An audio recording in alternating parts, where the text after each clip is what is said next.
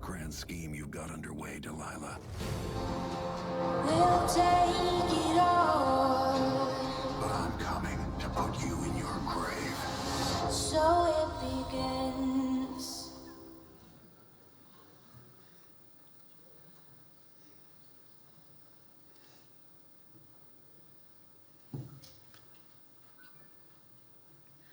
Welcome. Are you as excited for Dishonored as I am? The answer is no, because I am just sort of vibrating out of the room, but yeah. Okay, so welcome to the Gun Lobby Combat and Beyond. I'm just waiting for my slides to show up, and I'll just, thank you. Okay, so I'll just introduce ourselves. My name's Barbara Kerr. I'm a freelance writer. My most recently released game is Tin Man Games' The Warlock of Firetop Mountain, based on the Fighting Fantasy game book. I provided unique character dialogue and missions for that game.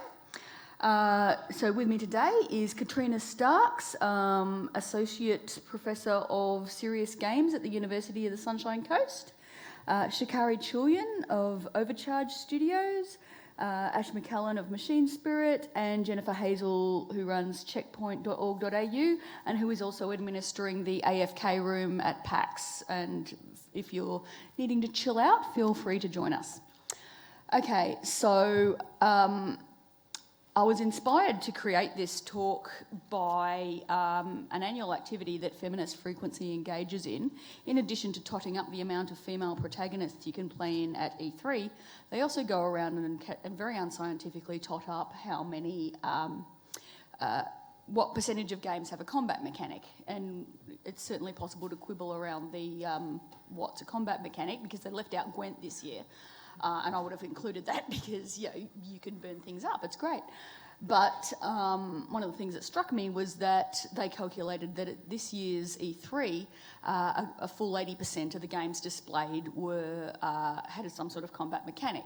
Now, obviously, E3 is not representative of all games. It's representative of big commercial games. But for me as a writer and creator, that's actually odd. Like, I wouldn't expect to go to the movies tonight and have 80% of the things on display be action movies, as much as I love those, and I've got my 420 hours of Borderlands 2, so I'm certainly not. So I want to make one thing absolutely clear. This is about creativity. It's not about violence is bad, okay?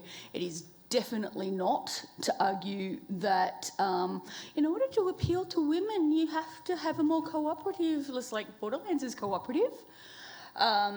So none of this stuff. So put your minds at ease. I'm not here to slag your favourite games, but what I am thinking about is, how does this affect me as a creator? If I want to make the next awesome game, how can I do that in a way that is more than take a thing and aim it at another thing?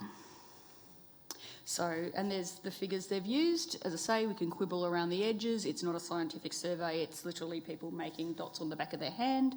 But it's an interesting thing to think about.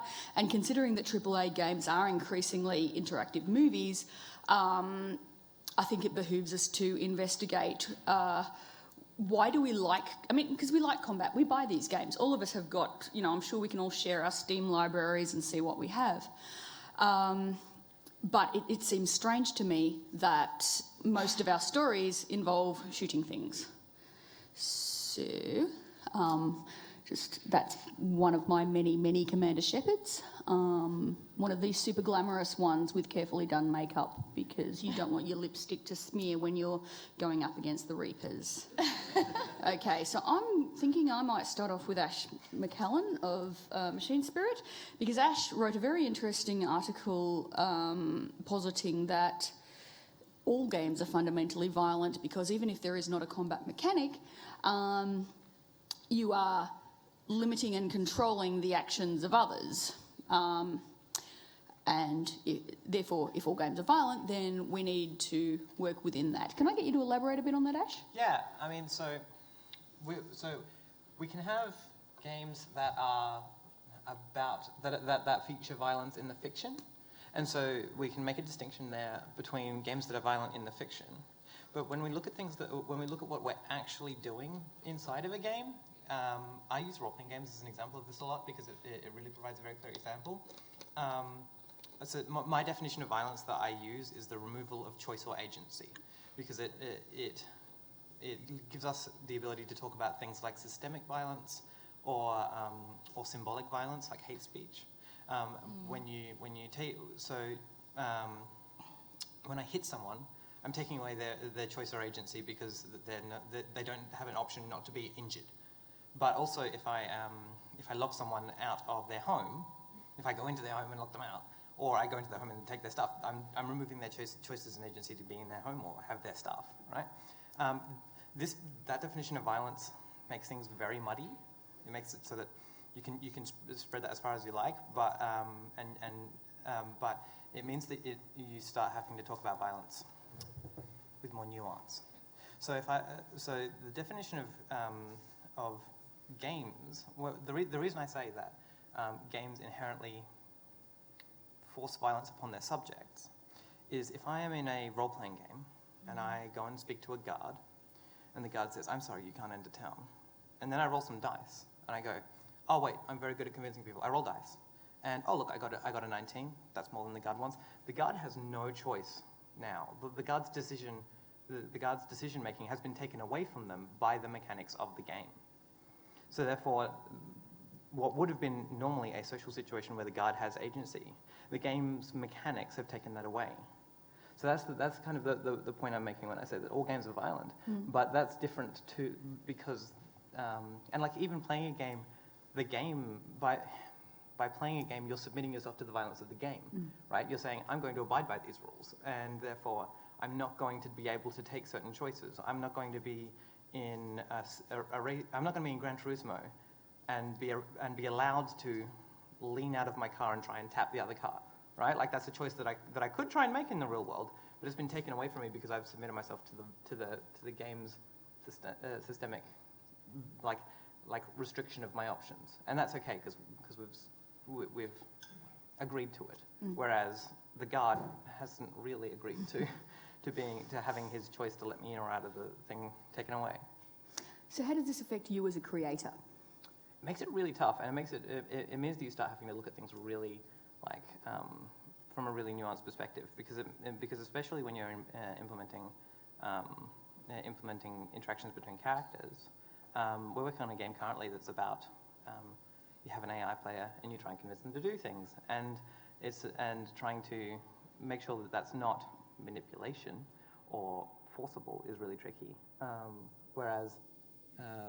And you want to make sure that they feel like it feels like even if they don't, it still feels like the AI has agency within the fiction, because that's the only place. Because if you're playing a game, the only place that artificial characters have agency is fictionally.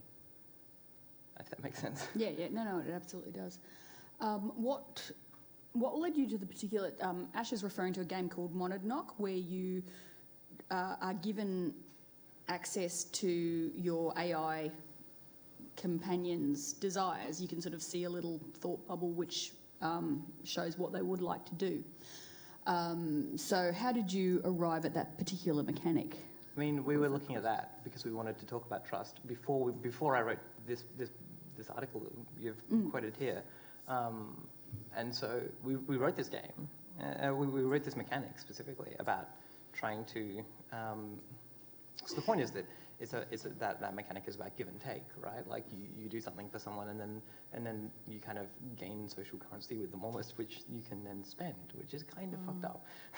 And I didn't realize this until after I was like, what really is a game, you know?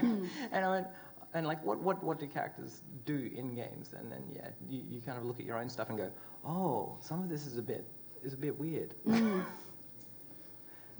All right, well, with that, I might then move on to Jennifer Hazel. What are we getting out of combat? Why do people like it? I think it depends on the motivation that you go into that combat with. So some players would prefer to, for example, load up GTA and just like tear shit up. And there's a cathartic aspect to that, right? Like if you feel, it's kick the cat syndrome. If you are having a really crappy time at work and you're feeling rough, or you've just got some pent up aggression, and you're just like, well, it's completely socially inappropriate for me to display, but even feel this in the real world. So I'm going to express it in an environment that's safe and that's actually socially acceptable, and other people are not being affected by it. Then of course you kind of those lines get blurred a bit when you start being able to communicate with the other people that are there, which opens a few more doors. But that's not the question that you asked. I think another interesting way to look at it is the way that studies have separated motivation for violence in games between pro-social violence and malicious violence. Okay. So malicious violence is just violence for the sake of violence because it's fun, you want to hurt people. Whereas pro-social violence is, for example, if you're doing like a cooperative FPS and you're on a mission and you're working as part of a team, even though you are, killing other people or behaving in a violent way towards the sense of corroboration and community between you and the other players gives a really positive sense of social relatedness to each member of that team. So that can be powerful in itself, regardless of the fact that it's violent or non-violent. Is there any research around the difference between people who might play what we might call a lawful good character versus people who just want to tear shit up? I think most of the research is focused on what the psychological and behavioural outcomes of that play is. So levels of aggression and reduced pro-social behaviour is with the kind of fuck shit up people, and the lawful good people actually come out of it with increased well-being and a greater drive to work with others and help other people and be like an altruistic person. So it's interesting. I don't know what it says about the motivations, or I don't know if there's been any studies about the type of person that goes into it, but more about like how it affects and molds that person's behaviour and perspective of the world. Can we abstract this even further? Because if you think about, the ultimate abstracted combat game is chess. And it's not like you get to tear shit up in chess. Or you do, but you do it very, very, very slowly. I don't know, Wizard's chess is pretty violent. Oh, okay. I am not a chess player, I'll have to take your word. But thinking even very abstractly. Sorry, I made a really inappropriate Harry Potter joke. So I'm trying to think in terms of what kind of intellectual satisfaction people are getting out of moving a thing to another thing and then removing, even abstracting that, yes, I love switching between my weapons in Borderlands to strategically remove shields and then armour, and then I'm down to hit points, and I've used 3 different weapons for that, and I feel clever for doing so. But even something like your, as I say, chess, Go, that sort of thing, they are still combat mechanics, but you couldn't really argue that you were either altruistic or, you know what I mean? I don't know whether one of the other members of the panel wants to take that one on. Ash? I'm not sure that chess or Go are combat. I know we talk about them as taking models of people killing each other, right? But realistically, we don't see anyone actually hit anyone with a sword. You could play chess and have them be trees or. Wizards chess. Yeah. Okay. Yeah. No. Okay. Sorry. We could have. Yeah. But you could play. You can play chess and have them, and it's abstract, right? Yeah. There is a violence in it because we're reducing the option, the other person's options, right? If I take their rook, their ability to the number of ways that they can win has been reduced. Yeah. But Go certainly is we talk about it as a combat thing, but if we picture Go as a combat, I'm aerially dropping in troops strategically to try and form flanking maneuvers. That's the most inventive form of combat I've ever heard of. People do it. Yeah, yes. But yeah, I feel like those sorts of games are violent certainly, but I wouldn't go so far as to call them combat because they're not people. There's no people in this. I wonder if you could use the same mechanic but have it in a way that it isn't a violent scenario, because at the end of the day it's all imagination, right? Yeah, I've built Go as a game about gardening. Okay, that's really awesome. right? Like, Yeah. like you're planting plants, and when the plants are strangled by 4 other plants, they have nowhere to grow, they die, right? It doesn't have to be about, those sorts of games are certainly violent. Those plants are being violent to each other. Goddamn I'll be thinking plants. of other games with the whole this violence and all. I'm trying to think, how's Nintendo's violence or Animal Crossing? So, okay, there are things that we call games. Okay, I use, so my definition of game is Chris Crawford. I use Chris Crawford's definition. So that includes some things like puzzles or competitions. So for something to be a game in the definition that I use for this, it has to involve competing players that can interact with each other. If they're competing and they can't interact with each other, it's a competition. If they're not competing, it's just a toy or a play space. So that's the definition that I go to, because it gives me a taxonomy, right? You can say this and that and the other. So something like Nintendogs certainly isn't violent. Malodrops isn't really violent because it's not. I mean, like even Malodrops lets you get squished in a variety of hideous ways. but you kind of do it to yourself. You know? What about like Portal, which uses guns but is No, not violent. non-violent? Like, how would that fit into? But towards the end, GLaDOS is specifically trying to get in your way, right? She's specifically fucking with you. I mean, she does try to kill you. Yeah. Right? She does try to burn you in a fire. Like the first half of Portal, Yeah. not violent, right? But then as soon as there's someone else fucking with you and being like, no, you can't do this. Yeah, fair dues. I like the idea of choice too. Like I was going to say, haven't had a chance to play the new one yet, but like I use Metal Gear Solid as like an example where you get to choose. You can actually get an achievement and play through the game without killing anyone. Yeah. You can do that with the first Mario game. Yeah. Like the only thing you ever need to actually kill in that game is the bosses, the guys with the hammers. But other than that, you could choose to not kill anything. Even though it like takes a lot longer and can get a bit frustrating. Yeah, You just want to absolutely. snipe the heads off, but so I like you that have the that choice is choice. there. Also in Animal Crossing, there is an opportunity to be violent. Like, I can't tell you how many times I've hit my villagers in the head with a shovel. When they're trying to get away in your perfect fishing spot, it's just trying to get away. Yeah, absolutely. All right, well, let's riff off that then. So my slide right now, now Katrina has specifically asked me to check out a couple of games, Beyond Eyes. Katrina, can I get you to talk me through this? How does this work? Yes, so I was thinking one of the non-combat mechanics is player versus environment, which I love, and it adds a lot of creativity. It forces, usually these are more puzzle-based or other ways of maneuvering through the world, and it forces a different way of being creative when you're making a game. Beyond Eyes is a game where you're playing the protagonist, who you see here. The thing is, she's blind, so the reason why you see sort of trees and grass, and then it just fades into white. The reason it fades into white is because she's blind, and you don't see the environment until she gets there. And you don't see walls until she touches them, because she doesn't know where the world is and what's there.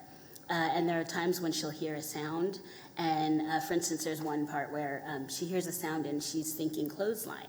So you see a clothesline, and then she gets closer and she realizes it's a scarecrow, and so it changes. And so her perception is based on what she's heard before and what she thinks is there, and then she gets closer and realizes that's not the case. And even the idea of it turning into things is for the player, who can see, obviously, because she obviously doesn't know she just knows that it's different than the last thing, and it's different than what she thought, but she doesn't actually know what it is, of course, because she can't see any of it. But the idea is that, and the storyline is very simple. There was a cat that used to come into her yard and play with her, and one day it's not there, and she decides to go look for the cat because it didn't come to her. So she's maneuvering around this whole world, and she has to walk through traffic and do all these things, and encounters dogs and crows and other scary things. But it's literally how to get from here to there. She's very vulnerable. Very. And she walks really slowly. There's no speed because, a blind person in an environment that they don't know is probably not going to run because they don't know what's around. So them in their, regular habitat, they probably run all over the place. But, it's slow, it's player versus environment. There's a lot. It's very beautiful. It's kind of watercolors with the things that you can see. But I thought it was an interesting way of having a game. And it's not that there's no conflict, because conflict is the essence of story and games, and you don't have anything with no conflict. But the conflicts don't have to be anything that you react violently to, or there's no killing in this game. She doesn't kill anything. And it's literally just figuring out where you are, mostly. But it's still fun and engaging. I think that, oh sorry, but I was just going to say, I really like the way that you use the word conflict as opposed to combat. I think that's a really key differentiation, to be like, well, the mechanic doesn't have to revolve around violence, but there does have to be a conflict that needs a resolution. Right. And you see a similar thing in The Unfinished Swan, if you guys have played that. So the entire environment is just completely white, because the kind of hypothetical situation is that you've walked into a blank canvas and you have paint. And the only way that you can tell what's around you is by using the paint. And basically, propagating your own environment is the mechanic. And again, there's no combat, but there's conflict, because there's a question that needs an answer, and it could just be as simple as that, as you're exploring in order to answer this specific one goal. Katrina, I was just going to ask, what is the protagonist's goal in Beyond Eyes? Finding the cat. Okay. So she has to traverse the world. And yeah, that's literally the entire game goal.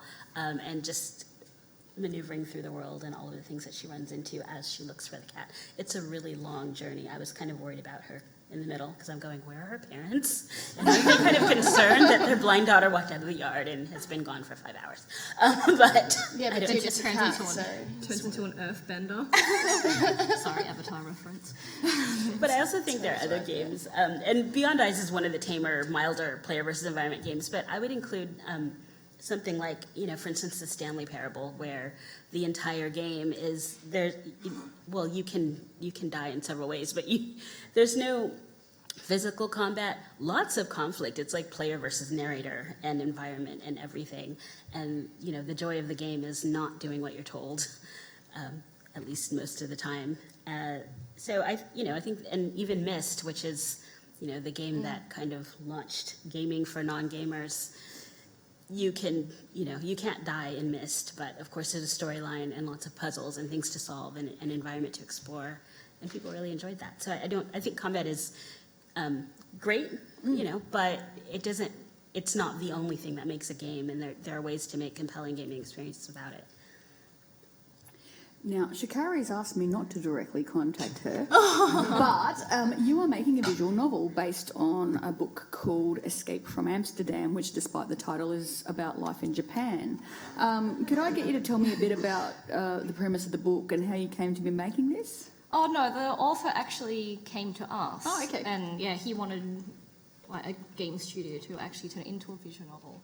The game isn't really, the novel isn't very violent in itself, but it's the whole, the player, the main character, his little sister goes missing, so it's the whole, but the story driven, just like Beyond Eyes as well. Like, it's a Dutch theme park. It's a little bit not as colourful and crazy as Japan, but it's a whole different world. It's story driven, guided by, it's the narrative as well. It's actually very similar to this one, except a different story, obviously. And it's dealing with the loss and the strategy and the puzzles to try and find her again. I wouldn't say it's really the Yakuza or the Mafia, but it's like these kind of casino crime bosses that have taken her away. It's just, I feel a bit guilty. I haven't actually read to the end of his story yet. We've got the artists and the programmers working, they're a bit more involved, but I think there may be a bit of combat in the end. I don't know how he gets her back, but yeah, it's really interesting. So, with that, I'm interested to see if, with a visual novel, you can have paths that, and especially interpretation of a book, you can have paths that aren't taken in the book. Yeah, And yeah, I- because the author's happy to not change the story, but give the player the options. So like even if in the book progress. it's resolved peacefully, Yeah. the really interesting thing here is that like as as people making games, the obvious option is to go in shooting all the mafia people, right? Yeah. Just blow them all up. That solves the problem like straight away, and it's the thing that comes to us first as game makers, because you don't have to tell someone the mechanic, like how it works, right? Like you just, if I'm playing this game and I say the mafia have taken these people, like you could teach me a complex system of like a complex social navigation system, but if you just put a gun in front of me, I already know how to, I already know the rules of the jungle. Just blow their heads off. We don't have to tutorialize this. And like it's really interesting when you're doing visual novels, because you're usually not taking that easy option. And I think that's really cool that that those sorts of things, and where we're having like more deep storytelling, we're not taking the easy option of. But there, on that note, there are also games where, well, one that I can think of, where there is a combat mechanic, you're not shooting and it's done completely differently. So there's a little game that I found called Epistory, and it's called Typing Chronicles, because the way that you break through barriers and the way that you fight enemies, and there are actual big, huge battle scenes, but you do everything by typing. So these little enemies have words over them, and each has like 3 words, and you have to type them in order. And then when you type the 3rd one, it banishes the enemy, and it literally shoots at them. But there are no guns, so it's still a different mechanic. And when I was playing it, I thought I have to get these things away from me because they'll kill me if they get to me, but it wasn't same mindset of shooting everyone, and it was and that's really cool, and that's the thing that I'm really excited about, because violence is like pick up gun shoot person is the easy option, right? And as soon as you start introducing as soon as you take that option away from yourself, because instead you say maybe we might have like go up to person, punch them in face until they fall down, right? As soon as you take that away from the designer, and as well, and necessarily the player, you start getting really cool things like that. And you go, even if it still involves disabling other players, it doesn't have to be about removing their life. Yeah, and there's also skill involved, because you have to type, and you have to, by the end I didn't even know what words I was typing, because they were just throwing things at me. It was 8 syllables, I typed all the letters, I don't know what it was. But, it's kind of, I felt like I was competing against myself and my typing speed and my ability to, figure out what's going on, more than I was competing with the characters as far as, combat. So, really interesting mechanic. So for those of you who are creators, what do you do to take that opportunity away from yourself? Do you sort of like set yourself a design document of like, just no combat, work from there? I thought my other 2D game that I'm working on was not violent, but when Ash brought up a point before, it made me think, because it's a 2D mobile game, and it's about a fish that falls out of her bowl and she loses all her babies. You've got to find her, and she's actually suffocating the whole time. You need to collect water droplets to stay alive. And even though you're not killing anything or attacking anything in the world, I'm just realizing, well, it's still actually kind of violent, because she's suffering the whole time, and you do die. And that point actually got me thinking. It was like, no, my game isn't violent. There's not violence. And I was like, oh, wait. So she's actually suffering that whole time. Yeah, in all of those games, the game is being violent to the player. Yeah. Right? Like the game, the designer is the other person, right? Like,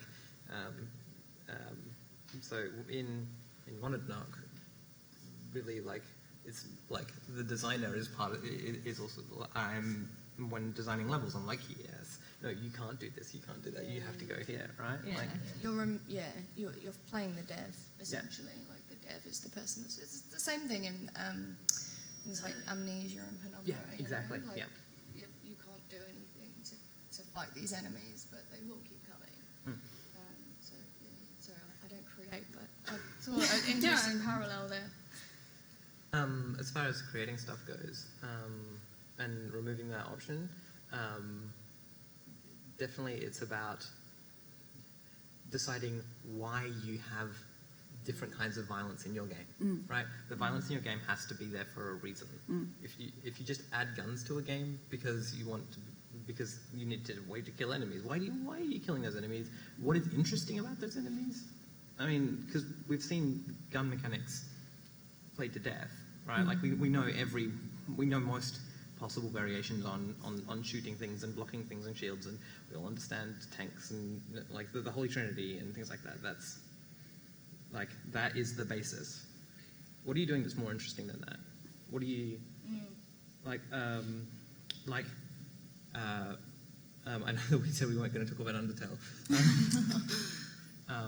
Undertale has two different forms of violence, right? It has the actual violence, the fictional violence. But it also has the friendly way, which is still, because we're playing a game, like a different kind of interaction, different kind of violence when you're not looking at the fiction, like mechanically. But it's a far more interesting form because we're not just playing the gun game or whatever. So it's about working out what violence is important to your game rather than just the easy option. He's over there. He has the thing I need. Easy. What do you think about recent attempts to make the player feel bad about their violence? Whether it's the nomads in Borderlands 2 going, leave us alone, which always makes me feel genuinely terrible.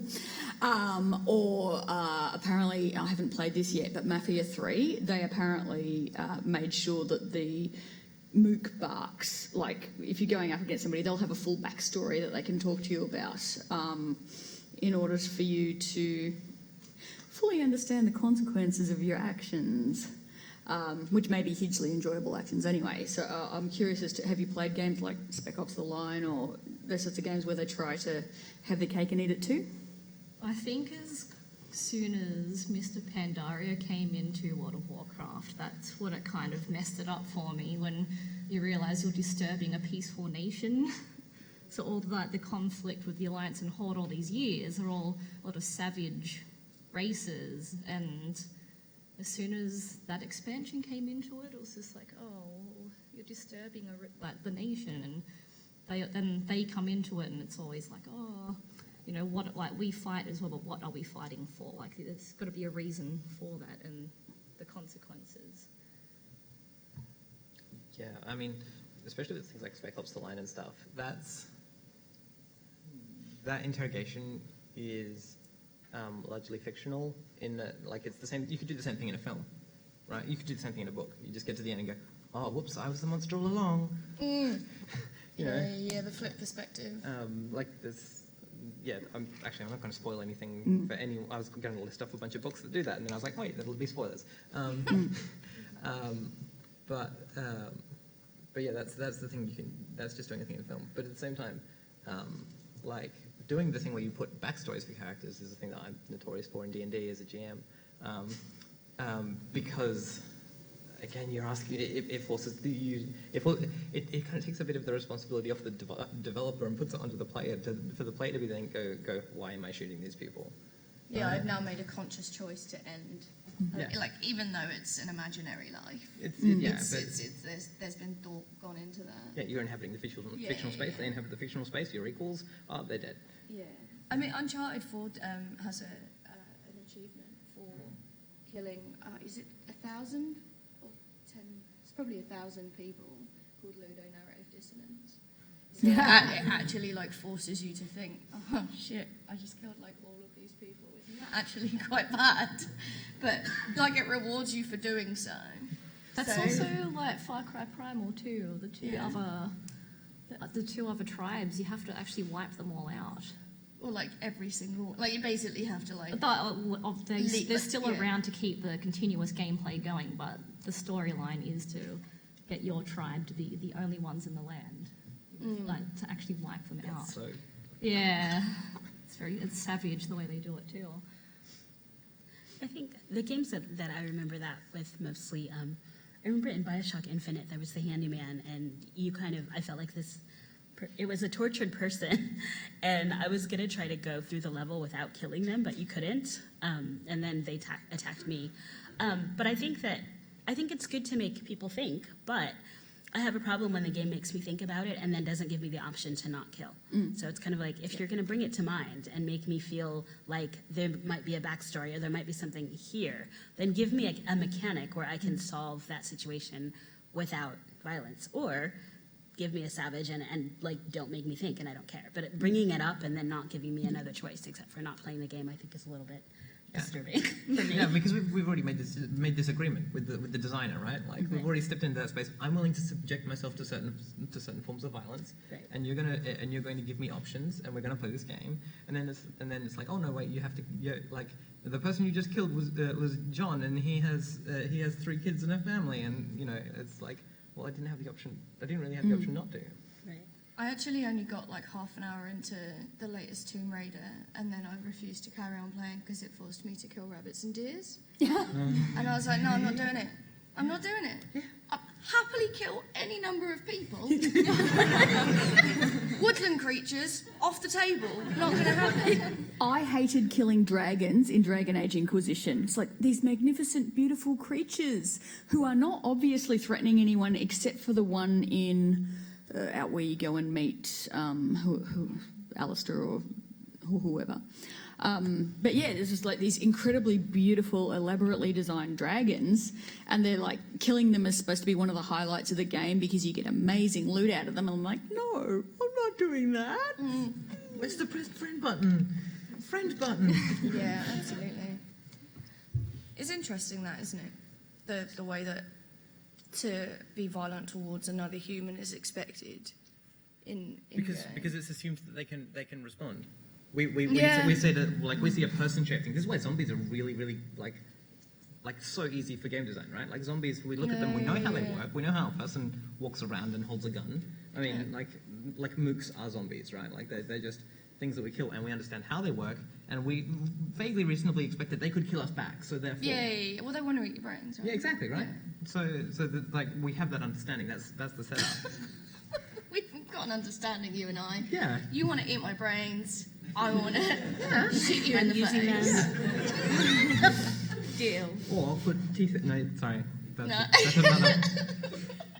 It's going wrong. I think an interesting game, I never actually got to play it because it came out and it was gone and I was a kid and I couldn't afford it. But there was a game called Black and White where it... Yes. That was a very interesting mechanic. So it was about, you could be violent or you could be nice, but the idea was you influenced a creature and that creature would take on whatever, it's kind of like raising a kid, that creature would be, it would grow up and act in whatever way that you treated it. So if you treated it badly, it would ransack your village and torture people, and if you treated it well, then it would, so basically in Black and White, you had a creature in a village, and you would raise the creature, and the creature would react in your village. So your village was full of little people.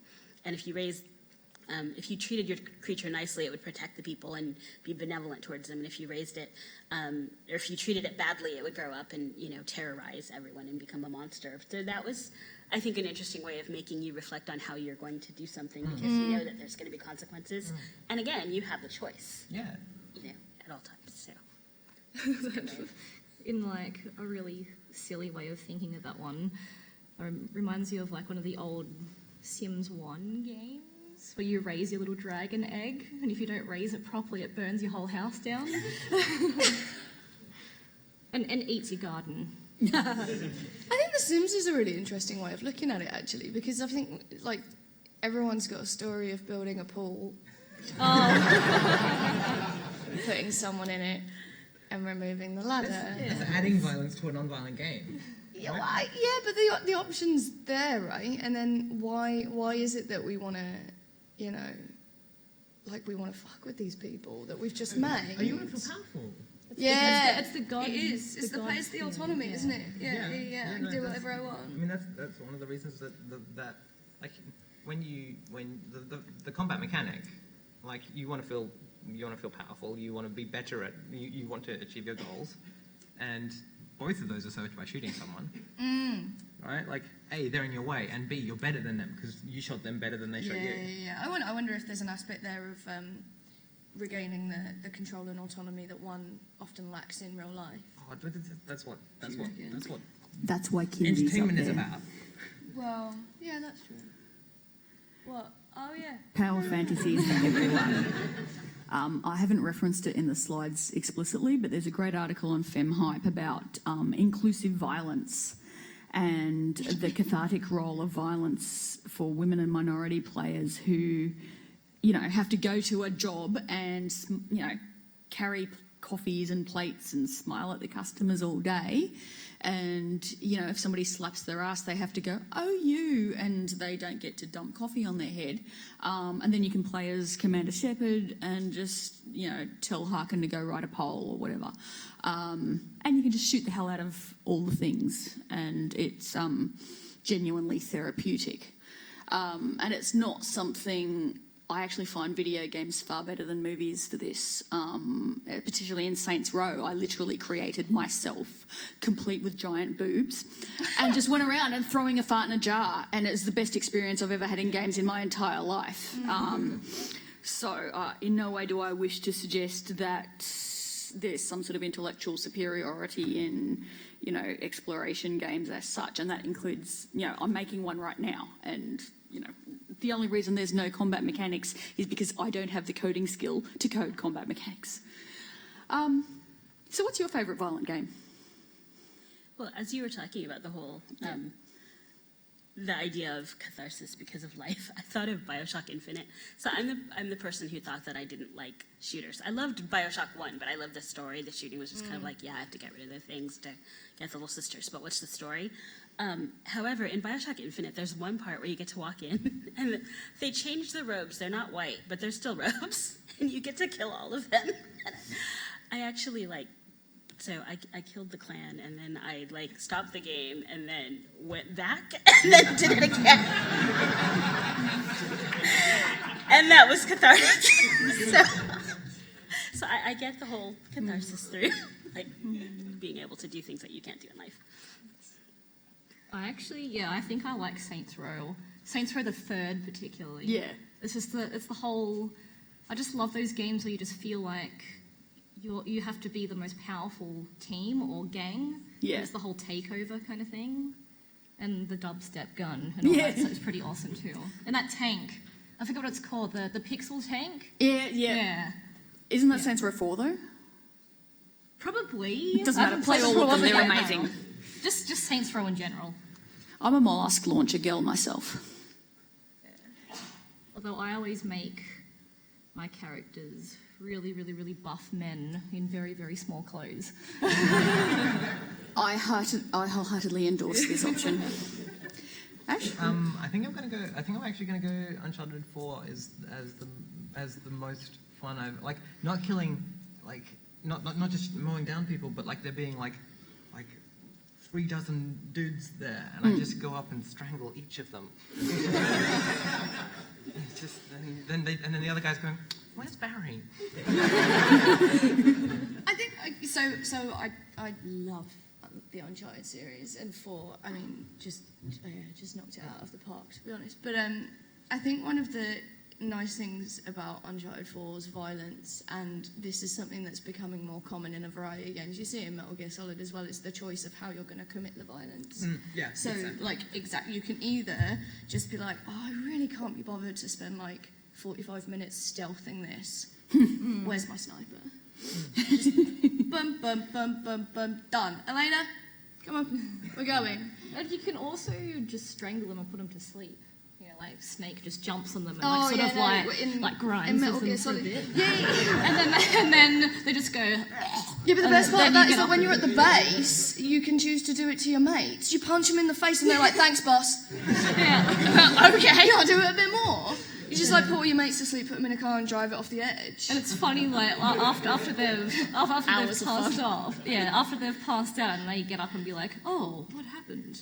Yeah, and then it's my boss beat the fuck out of me. That's what happens. It's kind of nice that they don't need to die. I'm also a fan of any game that lets me just throw the corpses around afterwards. Yes. Yeah, well, Uncharted 4, once you've completed it, you get the zero gravity mode, and then, like, you can make them all funny colours. So there's just, like, all these blue men flying around in the sky after you kill them, which is obviously way more fun than the actual game. All right. My addition to this is, up until next week, my favourite violent game is The Witcher 3. Until next week? Dishonored. Oh. Simply because, like, you can either shank the thing or shag the thing, but you can also question the thing. You can go off on a great long shaggy dog quest about the thing and, you know, follow your Witcher senses through the forest and have, you know, dogs attack you and shit, even though they've got nothing to do with the quest and, frankly, they're just annoying you.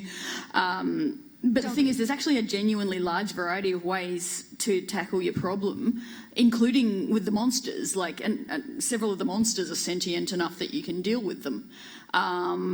Even the succubi can be dealt with, which it's Geralt, of course they can. But yeah, and to me that makes the violence in the game actually much more meaningful. I'm not just, you know, banging the shit out of mooks, although there are plenty of those. It means that when I decide to let a participant in a particular side quest kill another person in that side quest, I'm doing that because I intended to, not because the game sort of strong-armed me into it. I think that really with Witcher 3, one of the things is that often I find that I love the way that it twists a lot of that though. It's like, oh, take the peaceful option. It's fine. No one's going to die. And then bad things happen. 10 hours of gameplay later and you've got no save. Yeah, no. Yeah, no. Yes. Bad things always happen. I'm sorry. Yeah. That's the nature of the continent. Does anybody have any questions? Want to riff off your favourite game? Yes. There's a couple of blokes over there who want to say something, and there's a microphone right there if you want to walk up to it. I drew a doggy. Hello. Would you have a comment on the difference between games that contain games like Portal where the violence is occurring in spite of the player's actions, as opposed to games like Catharsis, violence is occurring because of the player's actions? What's the specific question? Be able to comment on the difference between those two kinds of violence, like the violence is happening to the player in spite of their actions, like they're trying to get away from the violence, as opposed to them causing violence. I mean, in something like Portal, yeah, I mean, those are just balance questions, right? Like that's just a question of who has the advantage in this situation, the designer or the player. The designer's things. They're the same. They're effectively the same thing, but just shifted on the thing. So you can have games where the player and the game are on equal footing.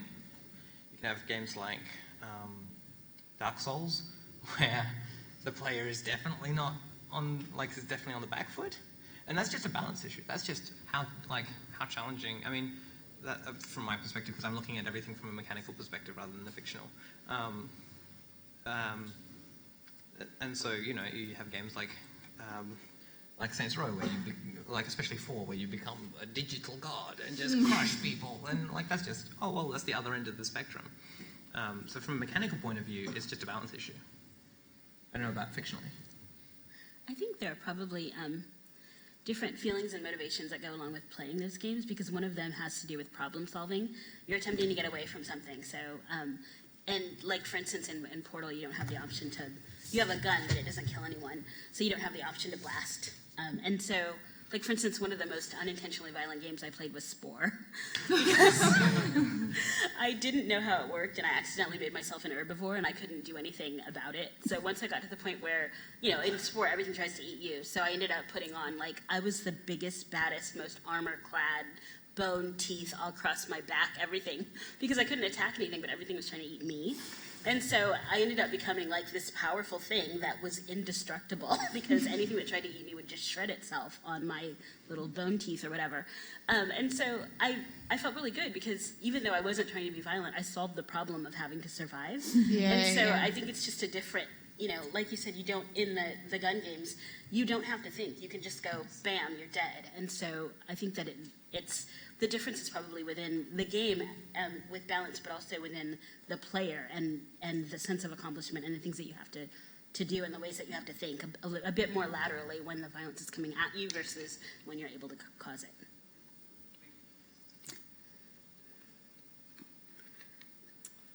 We've spoken a lot about sort of the relationship between violence and creativity, and how as creators violence in games can be limiting, in that if you give the player a gun they can go and shoot everyone and that limits what you can do. But I think oddly enough from a player perspective it's possibly the other way around, in that violence is creativity for the player.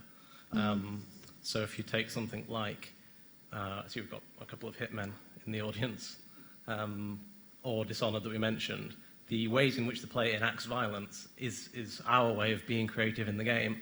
Whereas oddly enough, something like Fallout, where you can complete it non-violently, well, the only thing you're actually doing is picking a dialogue option or making a skill check, which is actually, from a player's perspective, not very creative. So just I wondered what your thoughts on that were. So my definition of violence that I use is from Idea Channel, which is a YouTube channel that talks about all these sorts of like quite deep ideas. And Mike makes his argument for that definition of violence, the removal of choice and agency, based on a couple of texts, and I can't remember the name of the woman that writes that. The act of the first brush stroke on a canvas is violent. And so by reducing options, you're actually creating things, right? So this is why this definition of violence lets us get real messy and like nuanced about things. Yeah, sure, like I'm taking away options from that person, but I've also created a dead person.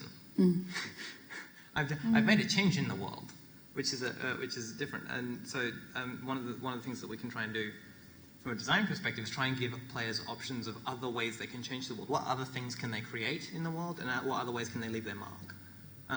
Because there's already lots of games where you create dead people. Yeah, it's a question of autonomy, right? So you're taking away someone's autonomy, their ability to make this decision, but exactly as Ash says, like, autonomy is not just whether to be violent or non-violent, or whether you kill or don't kill. It's about how you choose every intricate detail of how you interact with that game space. So, for example, in a game like,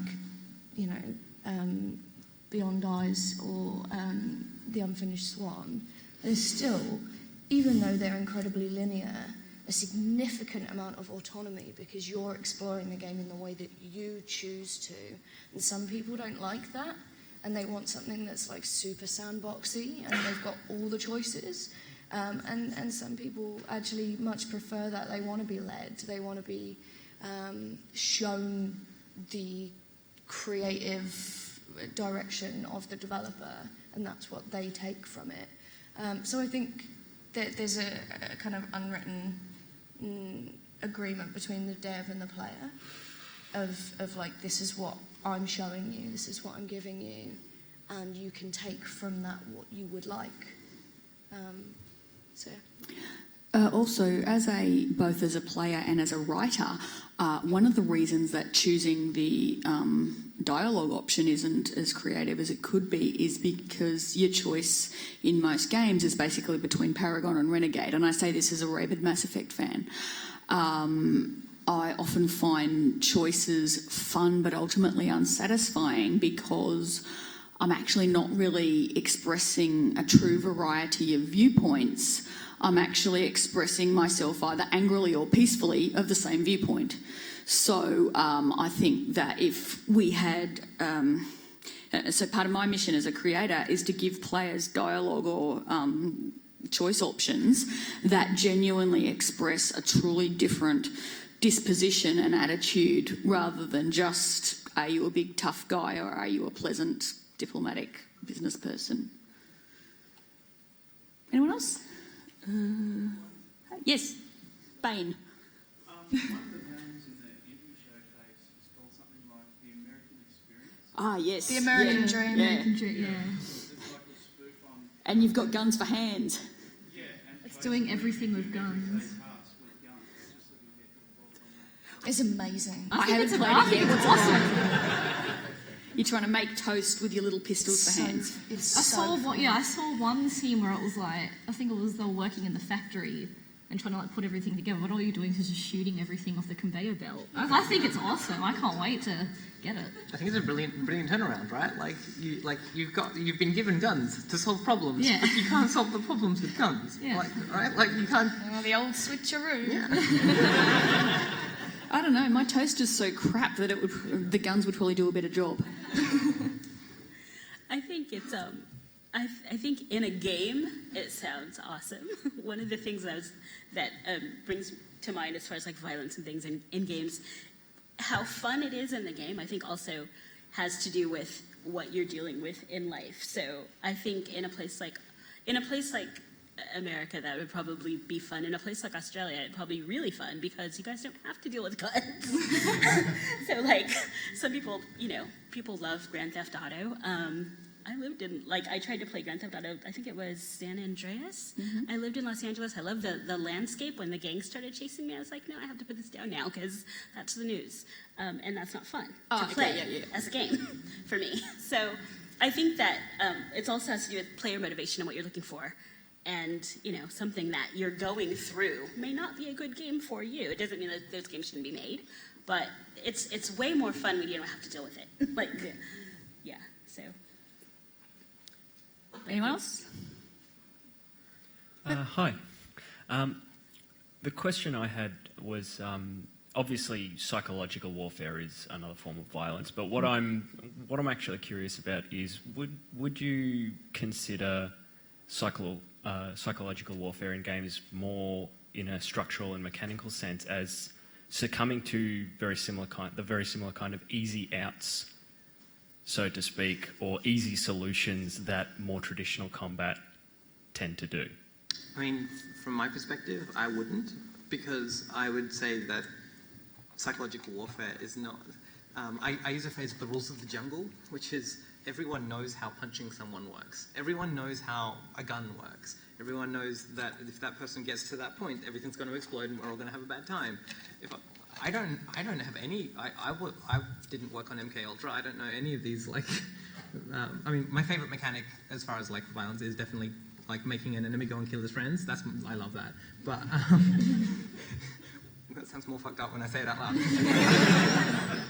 But I definitely feel like that's a different tack, and it takes more skill to implement, and I feel like usually it probably takes more skill to play. I suppose one angle of what I'm talking about there, and I apologise for maybe not being super clear with what I had been thinking, but I was also considering psychological warfare as it manifests in something like a strategy game, and the way that manifests, like stepping aside from the actual combat in that game, and more the mental battle that you're taking on with either the computer player or the meta game here, in poker. Yeah, no, that's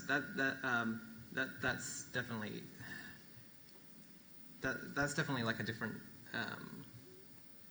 Implementing games where that works well is so hard, because you need to have players be able to predict what their other people's moves are, and I think that's still way more interesting than just general. It's way more interesting to have that strategy than just tacticals. I don't know. Does anyone else want to weigh in on this?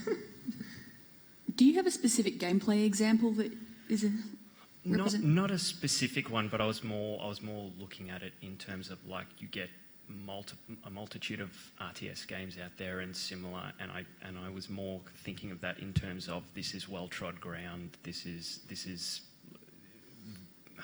not easy to implement. I agree.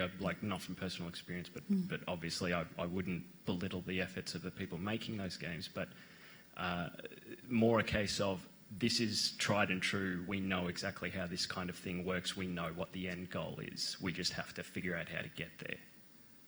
In the same way that somebody going, oh, I know, coming at it. I've seen games where you pick up a gun and shoot. I know what the end goal is, and I just need to figure out how to code that or how to structure the level in such a way that works. Yeah, I think psychological warfare has been a part of games forever. Poker is the default example. But because people are complicated, it's more complex than the mechanical thing. And I think you can like implement it.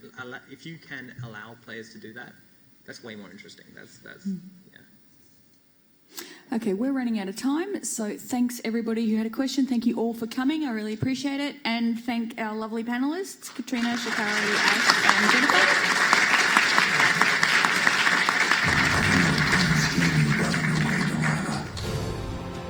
We'll take it all. But I'm coming to put you in your grave. So it begins.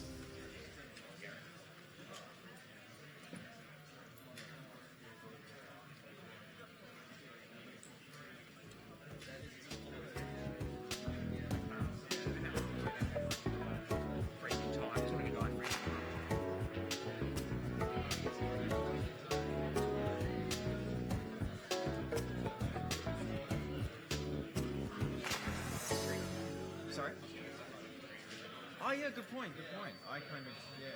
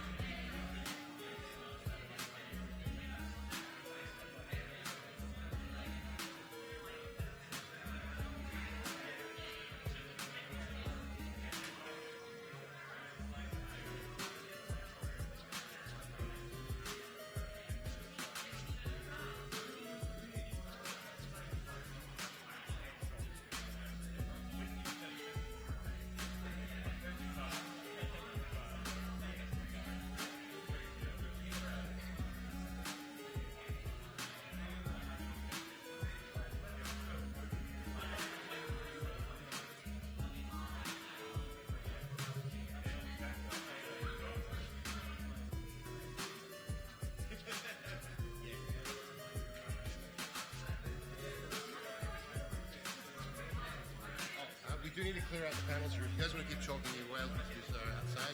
Just clear out the next panel. That's quite all right.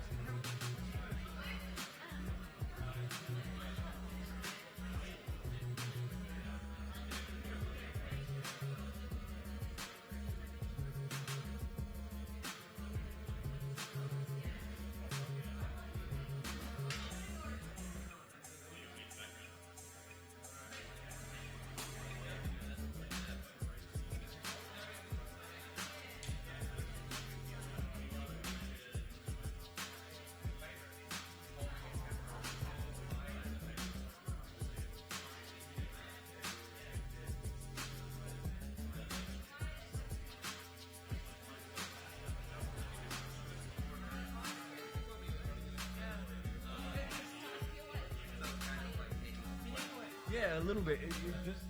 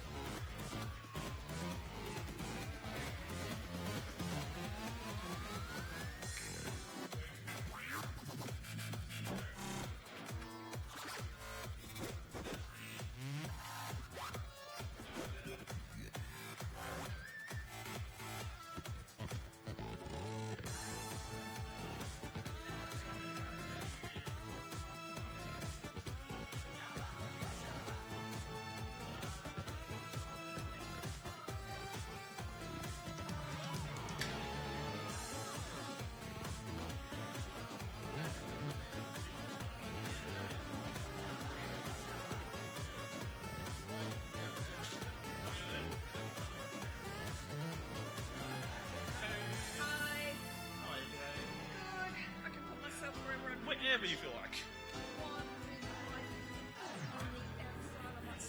Yeah, go for it. Any way you want. Yeah, sometimes it is. Hello! Almost right, yeah.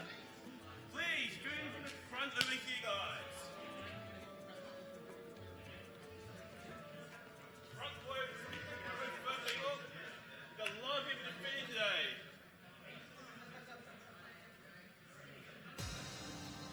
Please join from the front.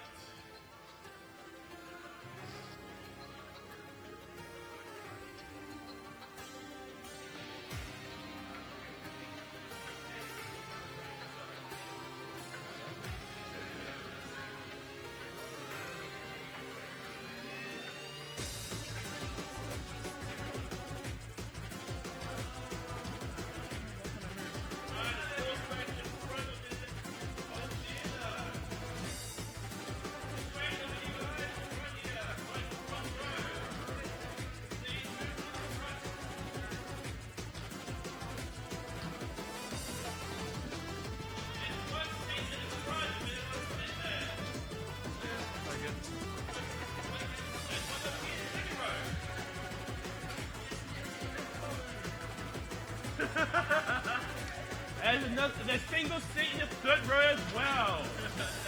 And the fourth. Excellent, excellent.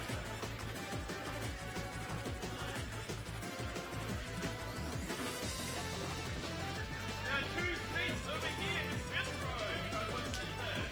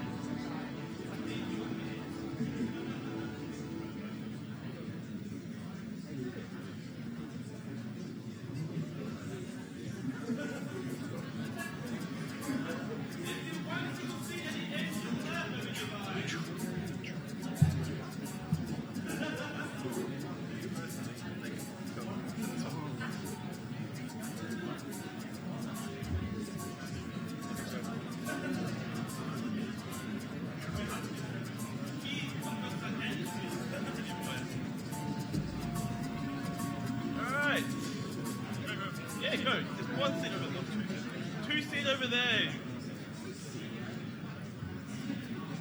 There's still one single seat in his second row to the left.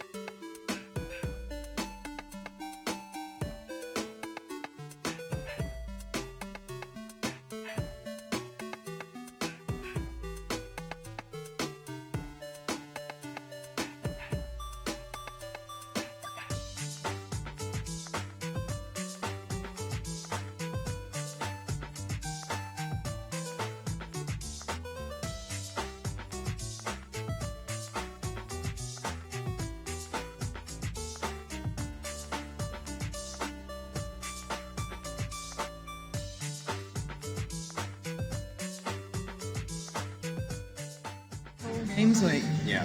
Wow. Yeah. Oh, are we on? Hello, everyone, and welcome. And thank you for coming to this panel, which is entitled, Why is 7 out of 10 a bad score? Hope you're having a good PAX. Are you all having good PAX? I don't know. Sounds like you are. All right. I am Edmund Tran, and I am the editor of GameSpot.com. And with me today, I have a bunch of journalists and writers and presenters who I greatly admire and respect as people and professionals. To my right, I have Lucy O'Brien, Lucy James is my colleague. Lucy O'Brien, the entertainment editor at IGN, and a writer of great reviews. Round of applause for Lucy, please. Hi, everyone. I also have Nish Richardson, who some of you may recognize from the TVs. He is a presenter on A Good Game, and a show that famously rates games with rubber chickens, I believe. Not anymore. Previously. Oh, What there that you kid go. said. So, the rubber chickens were not my idea. I take no responsibility for that. Round of applause for Nish, please. I appreciate you pronouncing the H at the end, but it's just Nick is fine. Nick. But Niche is acceptable because that's I what like half, niche half because the like people- niche, you know. Yeah, it's yeah, like, yeah, that's fine. You took a punt, man. I took a punt. Yep. Dave Milner, the editor of Game Informer Australia, one of the most widely read print mags, I'd say, probably in the world, right? Yeah, let's go with that. That Yeah, sounds round of good. applause for David Milner, please. Thanks for coming. And on the end, we have James O'Connor, a freelance journalist and critic who tells me he has written up to 1,000 reviews for a variety of publications, including Hyper, PC Power Play, Edge, Red Bull, whatever. Heaps of things, everything. Round of applause for James, please.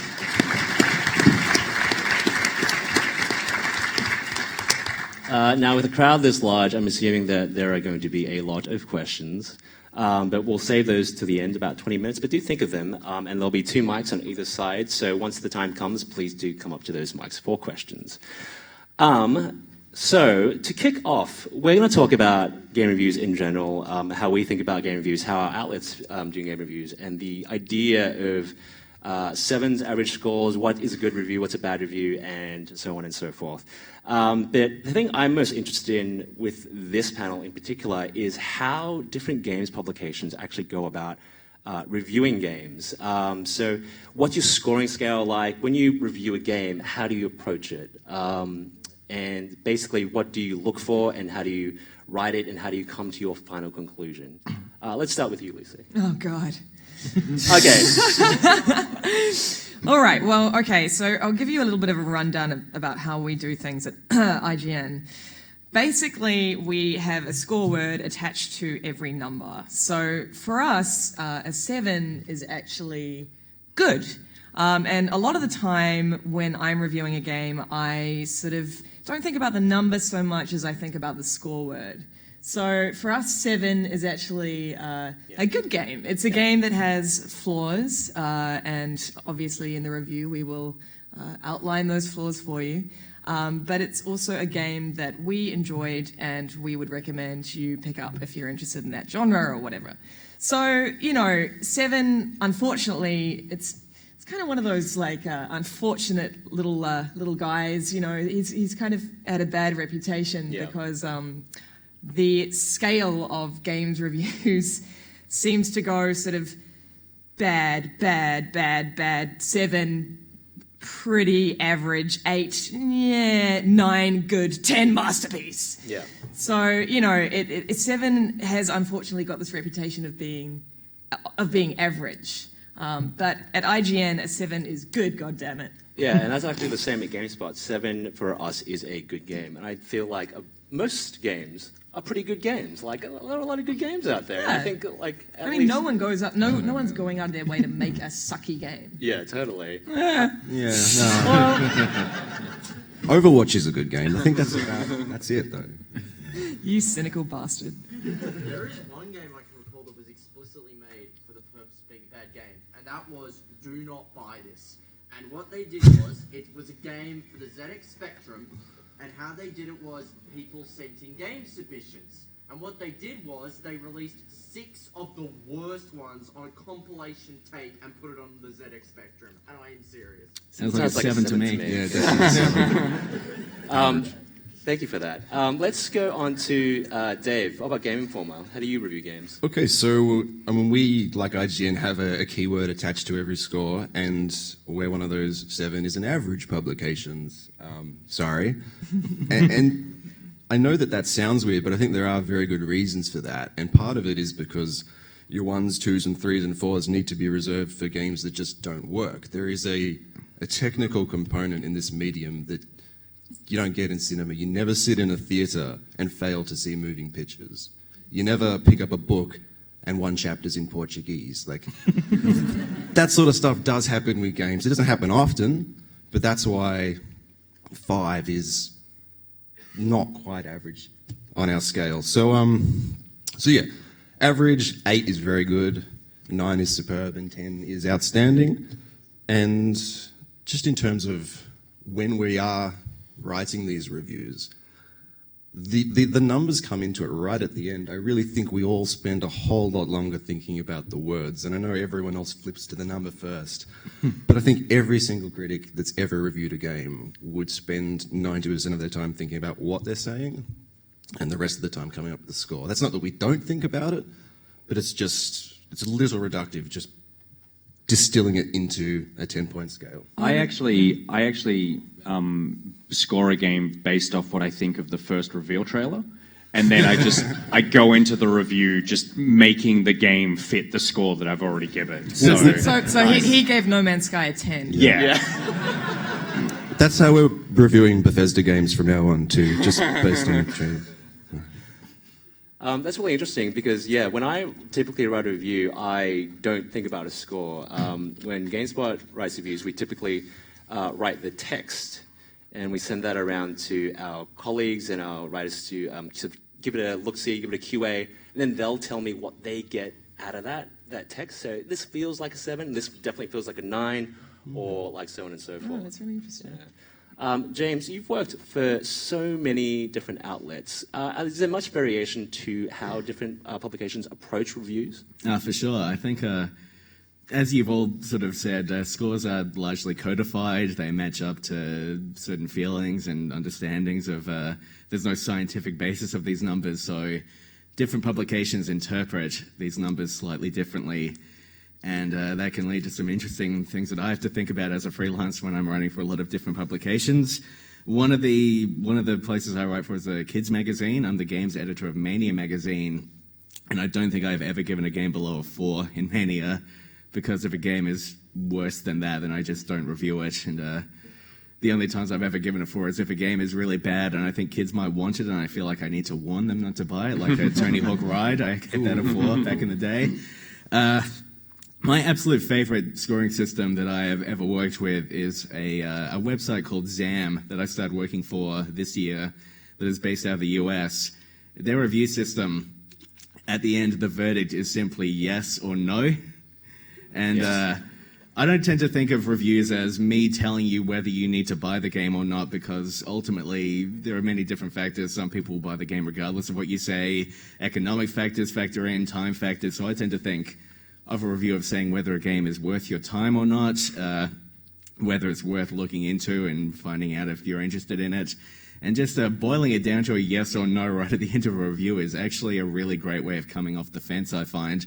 Like, I remember I gave Mirror's Edge Catalyst a no earlier this year, and it was really refreshing needing to make that decision, because otherwise I think I would have just given it like a 6 probably and sat on the fence. So yeah, there's a lot of variation in different scoring systems. Like a Game Informer, I write for them. I tend to score maybe a little higher in Game Informer than I might in another publication, just because they have a very clear outline of what each score means. Some others, like the Hyper magazine, back when they did reviews in the magazine, a much looser system. It was a little open to the interpretation of the writer, I always felt, in that one. So yes, for sure, there's big variations between publications, and as a freelancer I have to think about that all the time, every day. There's only a handful of reviews that I've ever given that I've later regretted the scores on. Do other people have that? Do you have numbers that you regret giving to games? Absolutely. Like there's a game called Resonance on the PC. It's like a point-and-click adventure game. I gave it an 8. I still wake up in the middle of the night sometimes thinking, God, I should have given that a 9. That game was really good. I gave Bastion a 7. That's an 8 out of 10 game. I gave Homefront an 8. Why? I don't know. I honestly, it's something I actually can't explain. I mean, I like to think of myself as a good critic. You know, obviously that's what I do for a living. Yeah. But for some reason, I temporarily lost my mind and gave Homefront an 8. Nick, tell me about how the ABC approaches reviews with Good Game, because most people might be under the impression that most of the presenters do all the reviewing. Is that the case? Yeah, it is. So, occasionally for giant games or multiplayer games, we'll get everyone involved. But we're in a bit of a different position where Good Game doesn't review everything because we just don't have the screen time. But also, people are reading people will read a Lucy review, and there'll be heaps of people out there who are like, this is Lucy and I know her opinion, and so I'm going to read this review with that context. But there's also a huge amount of people, probably more people, who are like, this is what IGN thinks, so you're under the banner of IGN.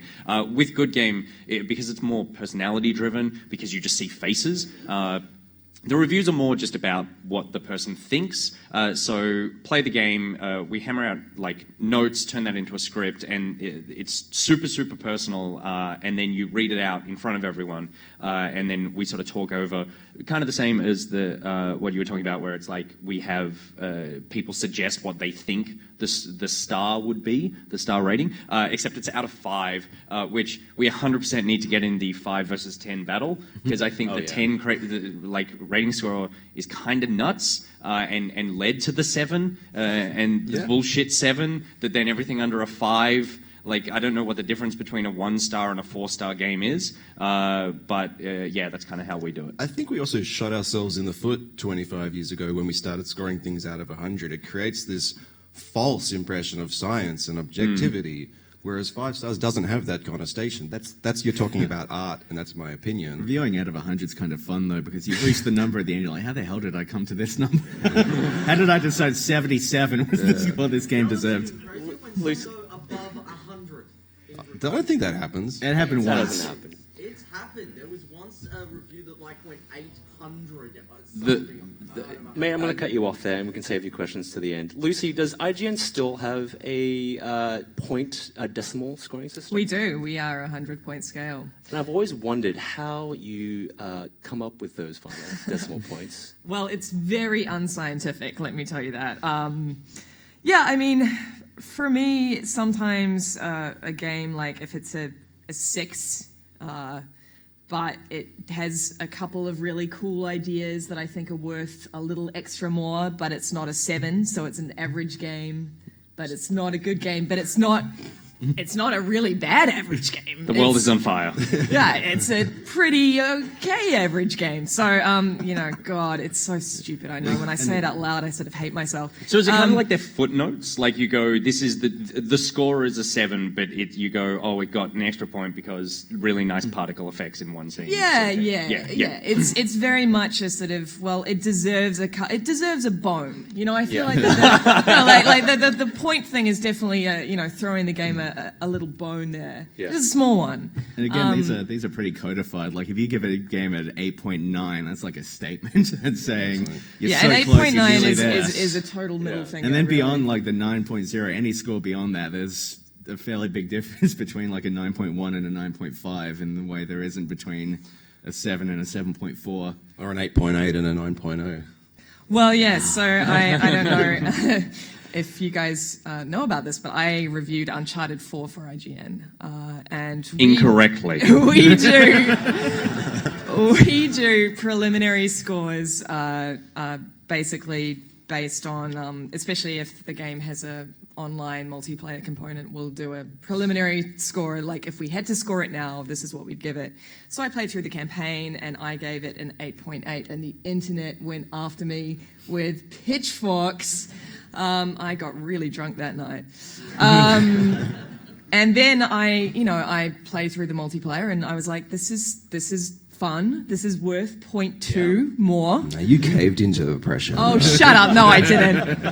And this was Homefront all over again. The final score was a 9, and people were perfectly happy with that. Right. So it's extraordinary how much 0.2 can make such a difference. Well, nobody was buying an 8.8 game.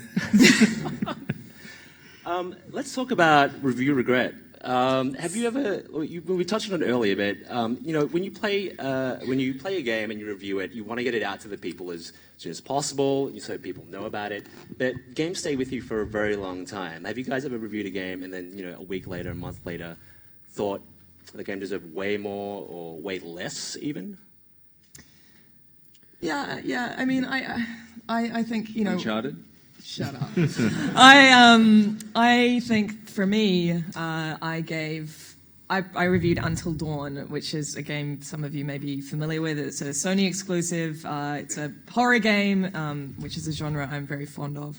And I think I gave it a 7 or maybe a 7.5. And upon reflection, I actually think that the game was great. It deserved higher than that. Like I think that, I'm not. It doesn't keep me awake at night, but it had such clever ideas, and it really gave you a sense of a real sense of choice and consequence that I think we're missing from a lot of absolutely. Those sort of quantum dream. But it was a successful game, and I think I underscored it just a little. Well, not even a sense of choice and consequence. Like actually, it didn't make you Yes. feel as though you're being funneled into this thing.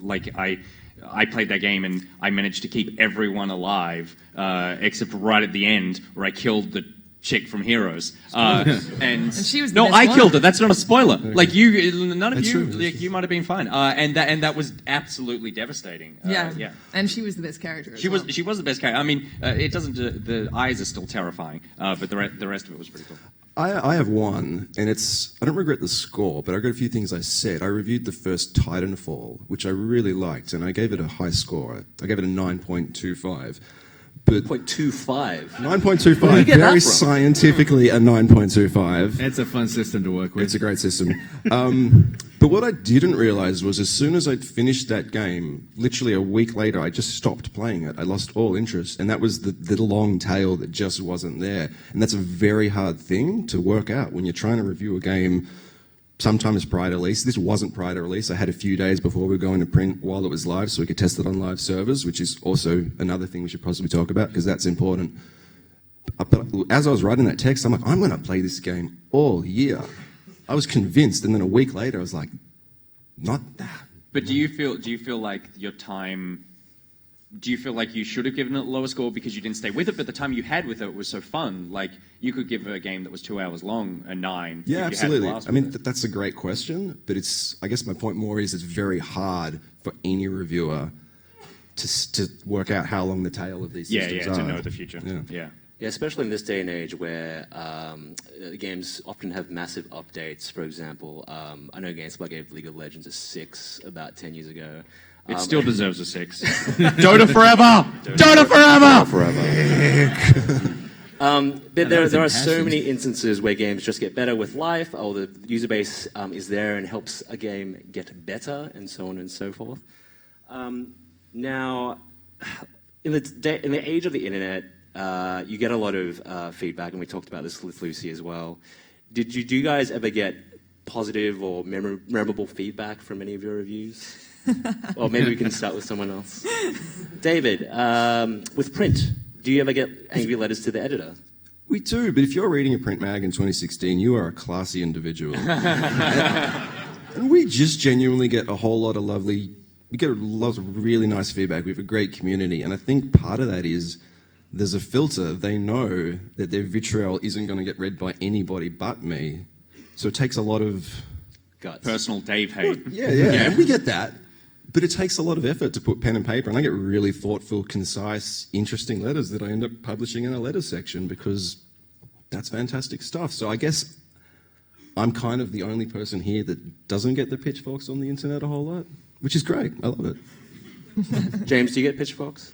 I've gotten some pitchforks. I feel like most of the positive feedback that I've gotten from people has been for the most negative reviews that I've written. Like, I wrote a review of Beyond Two Souls for OzGamers. I gave it a 2.5 out of 10. Did not like that game. People still come up to me today and tell me how much they enjoyed that review. Like, I remember I reviewed 007 Legends for Hyper Magazine, and the verdict at the end was a turgid, tragic piece of shit. People really liked that. They still quote that back to me occasionally. When I say I like a game, people don't care. I hate a game. People are into that. We don't get that much hate. I guess we get a different kind of hate. We get people who hate us as people, which kind of hurts way more. Like, I don't really give a shit what you think about what I think about a game, but when you tell me I'm a bad human being, then that actually hurts. But I think it's actually because it's so personality driven, people understand why I might not like a game, why Bajo doesn't like a game, why Steph does like a game. Like, you go in going, oh, okay, I already know you're not going to like this, so you're probably not going to review it. Or if you don't like it, I can understand it. If you do like it, I know exactly why that is. So they're much more forgiving because it's kind of like your friend doesn't like it as opposed to just the stranger on the internet. Like, you just need to whack your face up as the big picture on each article. Like maybe holding a puppy. And then, like, how could you hate someone with a puppy? A rescue. And that's a very strong thread, I think, that's going through what we're talking about here, is that reviews are definitely subjective opinions of a certain individual, and most of the vitriol that we get at GameSpot, and I assume IGN as well, is people thinking that we've reviewed the game incorrectly. We haven't gone through it scientifically or objectively enough. But that's certainly not the case, is it, folks? Well, one of my greatest examples of crazy commentator logic was the Uncharted 4 review, because I'd also reviewed Rise of the Tomb Raider, which is obviously a game in a similar genre, but the difference is one has... This is according to the comment section. The difference is that one had a female protagonist and one had a male protagonist. So I scored Rise of the Tomb Raider 9.3, and I scored Uncharted 4 a 9.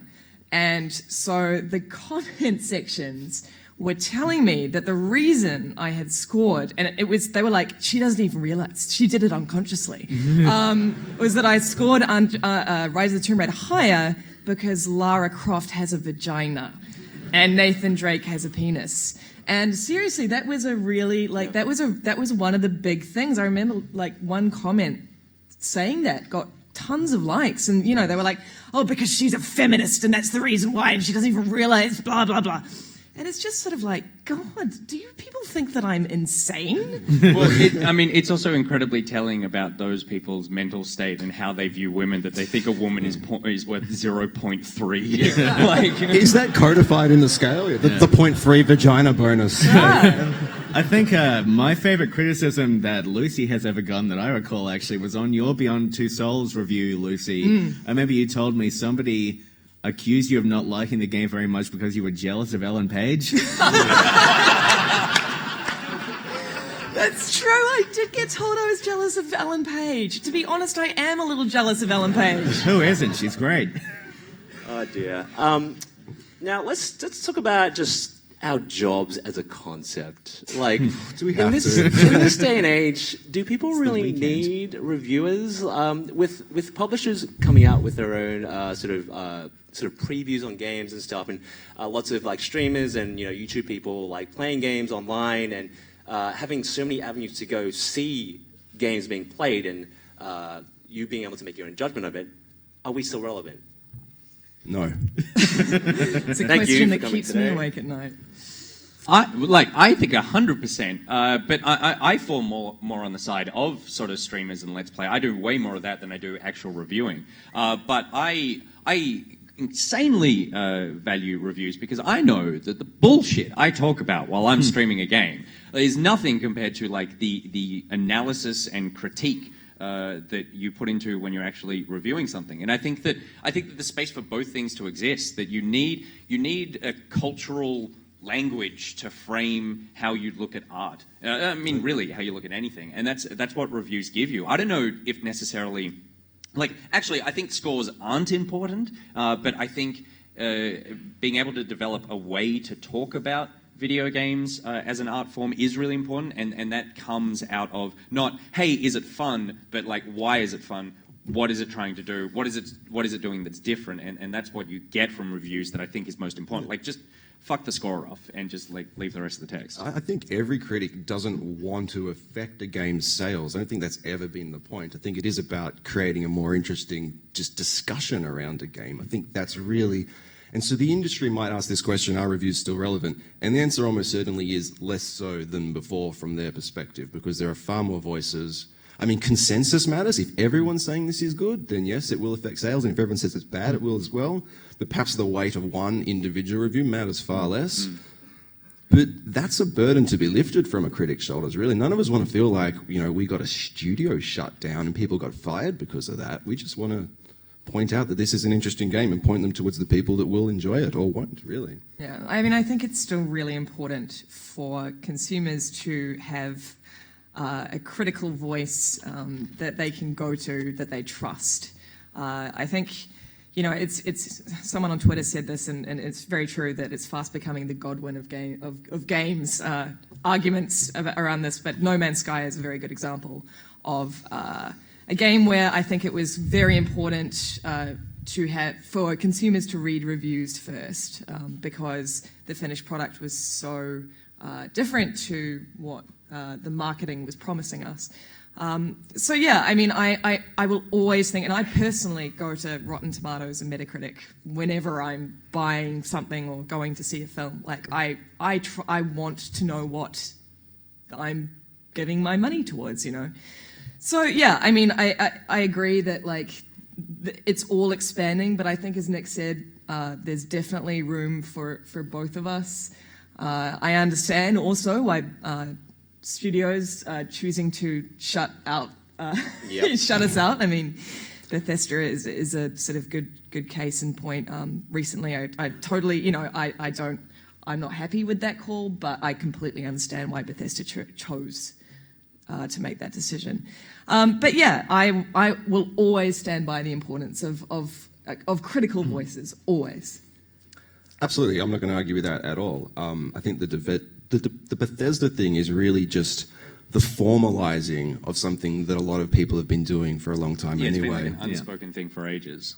And, when you're thinking about there's a whole lot of money involved in these games, from their point of view, why take the risk? Why invite someone to come who might not actually enjoy the game? You can see it from a business point of view, but I really would urge consumers to wait for those reviews. If they're late, I would, Yeah, don't, pre-ordering is a really flawed system. I don't know if you guys agree with me, but I don't think pre-ordering is, I think you should wait. Yeah, you gotta get those extra weapon skins. That's true. It's the only possible way to distribute them. And as with anything, it's important to get a variety of inputs, a variety of opinions, a variety of perspectives on anything in life, really. Do you think that with the Bethesda model, if more companies jump on the formalization of what they're doing, does it change the way in which you will cover the games? Because I feel like if you can't review it before it comes out, then the longer it goes on, then the less valuable necessarily the score is. But then I think almost the more valuable the writing about the product is, the critique and how it, you can write about it after it's come out, like the effect that it has, where it sits in the current state of what games are. Like, is that something that you could shift? You're moving away from necessarily reviews and more just like analysis of something. You talking to me? Well, I'm talking to anyone who doesn't make a TV show 2 weeks after the game has already come out. I'm in print. It does hurt big sites when we can't get a game review out day and date. That's obviously when you get a lot of traffic. People always want to know whether or not a game is good. That said, it's important for reviewers to obviously play the entirety of a game before giving an opinion. And I don't think any publication would skimp on that. Some of the best games writing usually does come out weeks after a game has been released. It's post-analysis. That's some of the greatest. I think to stew. Yeah, post-analysis is definitely something that we all do anyway. But reviews, yes, reviews are always, we want to get them out on time. So I'm actually reviewing Dishonored 2 next weekend. How is it so far? Oh, I haven't. But yeah, that's the first sort of instance, I think, in my career at IGN where I haven't had, time, really. So I'm going to be playing it from midnight right through the next day, and that's going to, it's changing the process for sure. Yeah, because it's just the freelancer lifestyle. Generally, you get the game the day it comes out, and then you can't sleep for a few days until the review's written. And it definitely it affects the quality of the review, because the whole point at Game Informer, and I'm sure everywhere else, is to play the game the way a consumer would play it, provided you have enough time. Because if you're playing a game for 12 hours, no game is fun after that long, really. You get annoyed at the game, and you can't hold it against the game, because it is not the game's fault. It's this ridiculous deadline you have. So managing that's tricky, and this new policy it'll be interesting to see how it plays out. We might get some people coming up to the microphones for some questions, so if you do have a question, please line up. But as they do that, let's talk about us as consumers. How do you guys find out about things you might are interested in consuming, like games and stuff? Personally, I just read written reviews. I love a good written review, and I love a good analysis. Yeah, I'm still very old school, and I wonder if that's because we grew up with games magazines and games writing. I absolutely appreciate a good streamer and a fun YouTube video and a good television show. Thank you. But yes, I'm still very much a written word person. Nick? I'm a combo of everything. Like, I just consume everything, and I don't care how I get it as long as it's good. So I highly value written stuff. I love long-form writing, but I watch heaps of streamers. I watch lots of YouTube videos. As long as what they're doing is it's a first look at a game, or it's like an analysis or something. I'm not just watching like sick headshots in Bullshit Shooter 4. So Call of Shooty, which came out on Friday. So I don't think I've ever watched a live stream, to be perfectly honest. Not even one of mine? Oh, no, all yours, but no one else's. Yeah, well, I only trust you guys, obviously. So it's, I don't know. I tend to look over Metacritic, and I don't know. Everyone has sort of critics that they look up to and tend to particularly respect the opinion of. I think I read a lot of Eurogamer. That's my favorite website, I think. Because their opinions just happen to line up with mine very often. They gave Titanfall 2 an essential. That is an amazing game. So I should have talked about Titanfall 2 more on this panel. It's so good. If you could go out and buy Titanfall 2 so I have someone to play with online, it would mean a lot to me.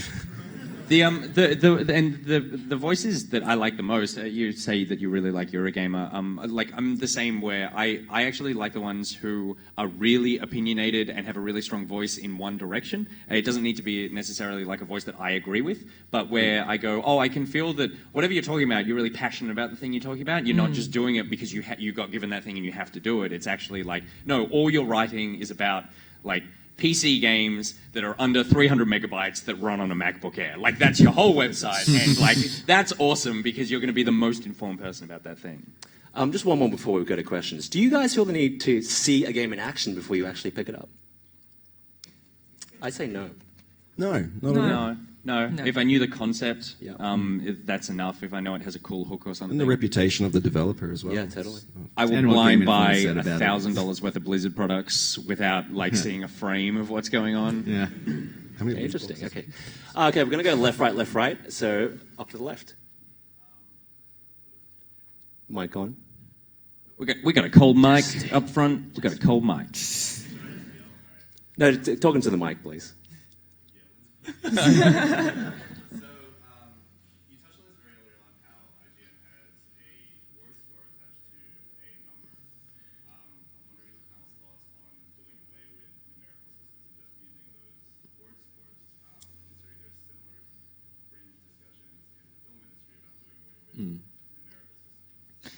In a dream world, in my personal dream world, which also features Ellen Page. But not David Cage. I would love to do away with numbers and just have the word. I think right now numbers are too important for us to do away with, but the nitpicking that happens and the grief we get over numbers is just so tiring, and I think that with a score word you can do exactly the same job, except you're not going to be under that kind of scrutiny of, the numerical point, and as I said, the 0.2, for example. I agree with all of that, but I think the one downside is consistency and archive. It's cool to be able to go and see what Game Informer said about the first game 20 years ago using the same scale. So if all of a sudden we change the scale, this long history of reviewing games becomes a little bit less relevant. And yeah, personally, I would love to not have numbers, but these are outlets that are all bigger than Lucy and bigger than me and bigger than Ed. Like, it's just a longer history. Do you guys like the idea of doing something where you add like a play this if you like? Like comparing it not in a better than kind of way, but going like this will appeal to like X, Y, and Z tendencies. We actually used to do that at IGN, but did away with it. Yeah. Do you know why that got I actually don't know. Yeah, it was it was kind of an annoying. Yeah, right. I kind of feel like definitely if people tried something where we used to do alternate takes, where you'd be like, I don't like shooters, but I tried Bioshock Infinite, and this is what I thought of it. But that became far too much work, and we got a lot of crap for it. Anyway, did that answer your question?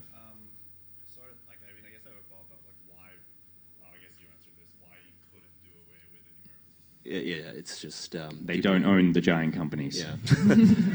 Thanks for your question. Yes. To the right. Yeah, kind of following on that, like you've got Eurogamer, which has the recommended, essential, and the void, and you've got Kotaku, who has no score. Like, what's your thoughts on that? And is there like a conscious decision you didn't have someone who didn't actually, like a site which doesn't actually give scores on the panel? What was the question? Like you've got Eurogamer with the recommended, essential, void, and Kotaku doesn't actually have any scores. And also, kind of follow up, was there a conscientious decision not to have someone on the panel whose site doesn't actually not include scores? Like, okay. You don't have Eurogamer who don't give scores. Yeah. Kotaku, sorry. Like, was it a conscious decision to not bring in someone like the enemy? No, why did we not bring in the enemy? Was the answer? Well, that's like, the question, why, right? Because why do you have not Cyril's someone, gonna like, someone who answer doesn't his do scores on the panel? Basically, we couldn't get in touch with any of them. that's all it should have I been. don't think it Yeah, we was a don't really conscious have many decision. people in Australia who don't use scores, I think. Like, I've done, like I said, when I write for ZAM, it's a yes or a no, which is not a scoring system, so that's enjoyable. I remember the one of the earliest sort of writing things I did was an e-zine called Pixel Hunt, and we worked at a system where we would attach a certain word to the end of every review instead of having a number, and I really enjoyed that. It was, I think it was bad, and then okay, and then different degrees of good.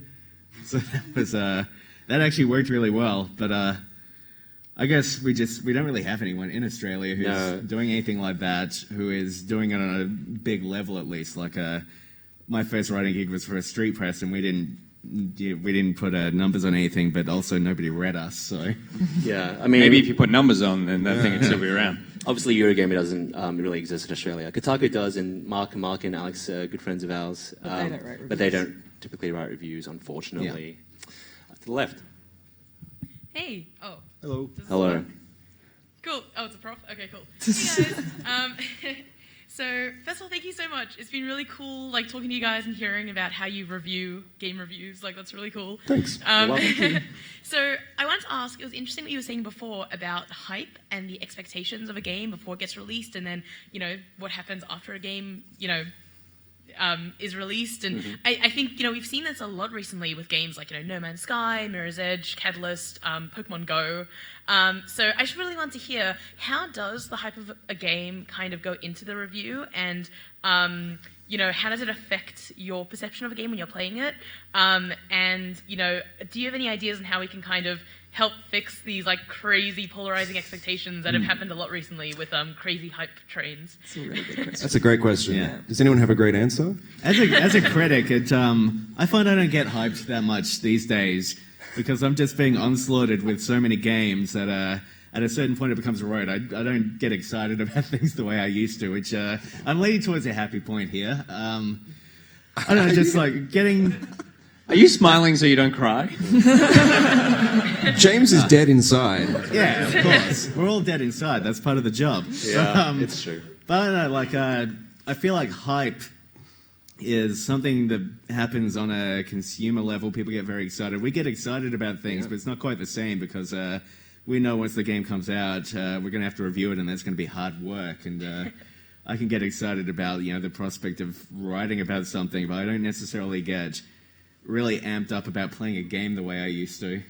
I think hype's like a self-fulfilling prophecy because you go, like it does happen at the consumer level, and so if people are excited about something, then outlets will write about it because it's like that's the thing that everyone is talking about, and then that makes the consumer go, everyone's talking about this, let's talk about it more. But I think, for me, I think the biggest thing with hype is people just need to realize that marketing is there to lie to you the whole time, and that's not a bad thing. Like that's just their job. The job is to make the thing that they're selling you look as cool as possible, and so they're going to show you the best possible versions of it. They're going to throw it in your face in the coolest possible way. And you need to just go, okay, you need to watch it and go, okay, cool, that's like a really beautiful lie. And if 30% of that is there, then this might be cool. But I think that it's really easy, and I do it as well, but it's super easy to just go, no, this is exactly what it's going to be. Because they made this thing, why would they possibly why would they possibly lie to me? And then that's where expectations just sort of blow out proportion. We had a panel on game trailers here yesterday, and the producers of trailers like that from Plastic Wax and some of the publishers who commissioned them all agreed that everyone should be viewing these trailers as advertisements for what they are. In terms of sort of cutting down hype, GameSpot until very recently used to have separate preview and review teams. So one team would go out and preview the games before release, and the review team would specifically early review the retail copy. That no longer exists, unfortunately, but when we do review a game, we make sure to have the package that goes out to the people. Yeah, I'd say that hype actually affects our preview coverage more than our review coverage. Like, very separate from a review, you just lock yourself in a room and you don't read anything. But when you're previewing, you do have two responsibilities, and one is to try to analyze this game as objectively and critically as possible, but also keep in mind that it's not finished yet, and it could really be broken. And you do have to occasionally give the developer the benefit of the doubt. I mean, I did a preview of Battlefield 4 6 months before it was about to get released, and it kept crashing, constantly kept crashing. But because it's DICE, you do give them the benefit of the doubt, and they have 6 months to finish this thing. But we all know Battlefield launched, and it didn't work for almost a year. So I think it's much more relevant when it comes to previews than reviews, to be honest. Yeah. And that's actually, and not to harp on it, but that's the interesting thing about the Bethesda move, is that they're stopping the possible, getting a 8.9 review coming out the day the game launches, but what they're still going to get is all the coverage in the preview, and that's actually the most important thing for them because it's the thing that gets everyone talking about it. So, obviously you guys can't stop previewing Bethesda stuff, or maybe you can, and that would be sick. But that's the sort of, I think that's the weird balance right now, and so it's about just not buying into the bullshit that they're trying to spin you. Everyone's lying to you. Run. Even PAX is a lie. None of us are here right now. Awesome. Thanks for your question. Over to the right. Hi. Hi.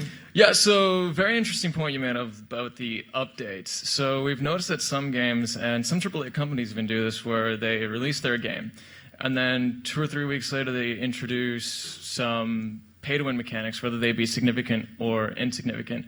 Have you ever thought about doing something where, when something like that happens, has it ever been tempting to kind of go back and be like, I'm updating my review? I know that hasn't happened yet, but have you ever considered that? Well, we revise reviews, but we do it much later on. We wouldn't do it if it was just a 3-week, something like a patch that came 3 weeks in. But we do, for example, look at Destiny. It's still terrible. What are you talking about, man? So why do you hate Destiny I hate so Destiny much? too. I'm with Nick. Oh, you guys are... That's okay. Destiny's great. 7 out of 10. I actually did give it a 7. Yeah. But yes, we do have a policy where we will go back if a game has dramatically changed. I mean, unfortunately, that doesn't affect what is sitting on Metacritic, and never will. And we do not change, we'll do another review, but we won't change that original score. I know Polygon very frequently edits their reviews post to account for those patch changes. In terms of GameSpot, we tend, if those things do happen, we try to extend a review in progress because that final score does matter. In the end. Yeah, that's right. I mean, if it is like a patch that comes in day one, obviously we will not post the final score until that patch is downloaded. We're kind of limited because when it's in print, and you just can't change that. That's the review forever. But we do talk about things afterwards. We have some weird things where we don't give scores to MMOs because of that. Like, Game Informer still has not given World of Warcraft a score 10 years later. Seven, yeah, clearly a 7. So yeah, it's just about being aware of the possibility. I remember reading a Nintendo 64 magazine back in the long past days of my youth, and every issue they would pick out 3 games that they had reviewed previously and just completely change the score. Wow. It was a weird thing. Like, I remember, like, if a sequel to a game came out, they might redo the original and say, nope, it's shit now. Take off 30%. That must have been very confusing for readers. Yeah, probably. Whole different field back then, though. All right, next question. Thanks for coming out, guys. It's been really entertaining. Thank you. Just a quick question. Do you guys think that critics need to be good at games? Oh, do critics need to be good gamers? They need to be competent. I don't know if it depends on the game to some extent. It absolutely depends on the game. I mean, I, for one, could not play. I can't even say the genre because I'm so like racing games, racing car games. Do you have a license in real life? I do, but I haven't driven for 6 years since I moved to Australia. I would be the last person on the planet to review a racing game because I have no interest in them, A, and B, I'm terrible at them. So yes, you need to be competent at what you're reviewing. Absolutely. Do you need to be like top ranking in the world gamer hardcore person? No. Because there is this funny conspiracy at the moment that Polygon isn't any good at games. Have you seen that? Yeah, definitely. It's because of that Doom video. Which is just such, like, because I'm fucking terrible at video games. And, like, I will beat all of you in Hearthstone. Like, I will take on every single person here and I'll knock you down. But I think it's about, but what I'm really good at is I'm really good at analysing things. I'm really good at providing critique. I'm good at finding... And throwing people against the wall, which you saw me like. Is that a specific game, though? Yeah, that was an Owlboy. And then that was also someone who just got too close. I think it was the kid who was sitting here. I don't think you necessarily need to be amazing. You just need to be like appropriately informed about the thing that you're reviewing. Can I also just quickly say, in Polygon's defense, I have nothing to do with Polygon. I don't actually really actively know anyone who works at Polygon. They're all based in the States. But that Doom video, that could have been made. The thing is with teams like IGN and GameSpot and Polygon and Kotaku, is we have huge teams. So the person that made that Doom video who was playing probably wasn't an editor. It was just probably some like video. Hey kid, get up at midnight to play. Yeah, Doom hey for kid, us. hey kid, you do this for us. I think it was actually Arthur Geese, but he denied it. Oh, he did? Yeah. Okay, cool. But also, like, there's all sorts of other things where you go, you could be someone who plays shooters only on PC, and then you get sent a PS4 version of a game. Yeah. And so then you Yeah, need that to all use a time. controller. And, like, I am way better with a mouse and keyboard than I am with a controller. And then you give me that, and it wrecks you. And then, but also, like, fuck you. Like, who gives a shit if he's not good at Doom? Like, you're not there to see the headshot. You're there to see the whole game and go, oh, I can do way better than that. It's far more important to me that you know how to use a semicolon than that you've got a really good kill-death ratio. They separate independent clauses, or they can be used to separate long, complicated items in a list. Those are the only 2 uses. That's Don't use why semicolons for anything else. That's why I work with this guy. But, with reviewing, it's obviously, we're not going to be so bad at a game that you can't finish it, because then there's no point in running the review, really, is there? Next question. Hi. You mentioned earlier about how people get really angry at review scores, particularly they focus on the number, ignore all the words. Have you ever considered that when writing a review and been tempted or even have adjusted them because you were afraid about the backlash you would get? Like, I would have thought that the IGN review for Doom, a 7, which is heresy, by the way. That It's a good I would score. have. Yeah, it's good. But that kind of score, there was a lot of backlash for that, obviously. But who wrote that one, by the way? That was So Job. that was Job. He's a freelancer. He's so dead now. Yes. Thanks, Bethesda. Thanks, Bethesda. No, he was a freelancer that we brought in to write that review. Okay, so I thought it might have been you. That's right. No, it was not me. Okay, good. I would have personally given it. I loved him. So good. You can't let that affect your score. You just can't. And if you do, you're just not doing your job properly. And why would you want it to as well? Like, why would you want someone to go, oh, I think the game's better than it is? Like, it's their opinion, so, like, their opinion either means something to you or it doesn't. Like, if you're just looking for validation of what you already think about something, then there's no point in reading reviews. And also the other thing is, I feel like I've really received pretty much the worst that the internet has to throw at me. You know what I mean? Like, I have copped a lot of shit since my debut at IGN in 2012, where I wrote a piece called 10 Movies That You Love and Why They're Not That Great. Not a fantastic debut. Probably not the smartest idea. What was number one? Do you remember? I think Star Wars. it wasn't numerical. It wasn't numerical, but I did put Forrest Gump in there, and I swear to God, I got so much shit. But yeah, I've copped a lot of crap. So now I'm just like, after the Uncharted thing, I was just like, I found it funny. I didn't even, and I suppose that comes from being somewhat seasoned. I can imagine that if you were just starting out, and it might be a different story. But yeah, for me personally, I imagine for all of you guys too, because we've been doing it for so long, you never think about the backlash. You don't take that into account. You just wouldn't do it as a job. Like, if you actually did that, you would go, you're just looking for approval the whole time. I don't think you'd particularly last in the industry. The important thing is follow your heart. Thank you. Next question. When it comes to games, especially now with multi-platforms, and Arkham Knight comes into mind, especially when you have such great reviews on 2 systems on consoles, then you come to a PC game where some reviewers were going, we're not going to review it till the patch comes out. Should they be reviewing at that point? Because at the time, that's the way the game's released. Other games always improve with patches. Shouldn't it be that point you review? Well, Arkham Knight was an interesting one because I actually pulled it from sale entirely until I got a patch. And I think most PC places do review the release version and say what it's like at that point, and then sort of update with like a news stories going forward about what happens from there, don't they? If you're being asked to hand over your money at a particular point, that's the point that we can put a score on it, I think. We do separate PC reviews if the PC version is dramatically different. If it's more or less the same, then we will include a paragraph later.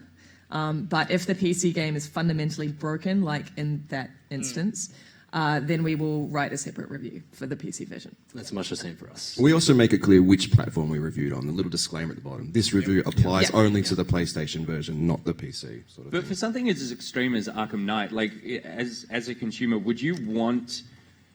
like, that game straight up didn't work for a huge amount of time, to the point, where they pulled it. Would you want a review of that game? Because what you're actually reviewing is, like, the game does not work full stop. It's a 0 because the game does not work. Like, you cannot launch it, you can't buy it, it's a 0. Is that valuable to you, since you already know that because you would have followed the news? Or is it more valuable to wait until the game does work and then you can look at it as the actual game was supposed to be? Like, you're not forgiving them for it, but you're going, okay, well, like, I can't review this until it starts working. It's one of those arguable points. I didn't pre-order it. I saw the bad reviews, so I didn't buy it from other customers. Yeah. But it was on sale for a week before they pulled it? Or Yeah, something like that. Yeah, it was a few days and then it's it was down. That's a long time for a game to be out there, really, especially how some of them get knocked down for being fakes nowadays. But it's a tough call. Ashes Cricket 13. Did any of you guys see or hear about that? That was remarkable. They pulled it off Steam a day afterwards and refunded everybody because it just didn't work. I think we made some comedy videos around that. You did. I don't think it ever came back, did it? Never came back. It doesn't exist anymore. We've probably got time for one more quick question, unfortunately. Hi, sorry, my name is Ewan. Lovely to meet you all. A few weeks ago, James, you wrote an article on the political significance of Forza Horizon 3. I sure did. Which unjustly, in my opinion, attracted a lot of negative feedback on Twitter, and I know Lucy got involved.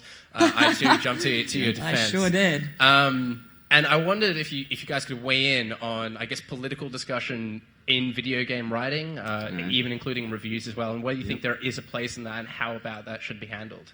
Just to be clear, that was not a review. I know you didn't say it was, it was but a separate analysis piece, because I feel like I need to say that every time I talk about this article now.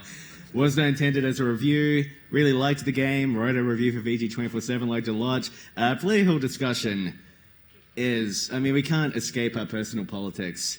Whether we all agree with each other, you know, everyone has these views, everyone has feelings, and we can't get away from them. They influence the way that we interpret art in all forms, art and media, I think. And when I wrote that article, that was my way of working through feelings that the game brought up for me because of my personal politics. Was not intended as a comment on the quality of the game or about how the game worked within my understanding of the world, which I think is a perfectly valid thing to do in writing.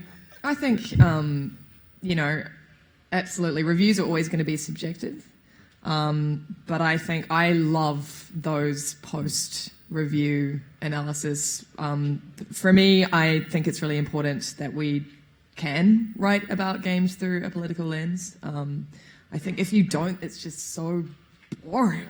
Yeah. I mean, and there are a lot of people out there who don't want us to write about games through a political lens, which is insane because games are political. I mean, God, look at Mafia 3 for God's sakes. You know, it's all about racism. Like, just tell me about the frame rate. Yeah, exactly. Imagine if we just didn't. Imagine if we just ignored that. You know, it would be... and they're an art as well, and we want them to be taken seriously. Absolutely. And video games, like movies, like music, like books, I feel like are all like inherently political discussions. Yeah, I think one of the if a game isn't explicitly political, politics influences who we are.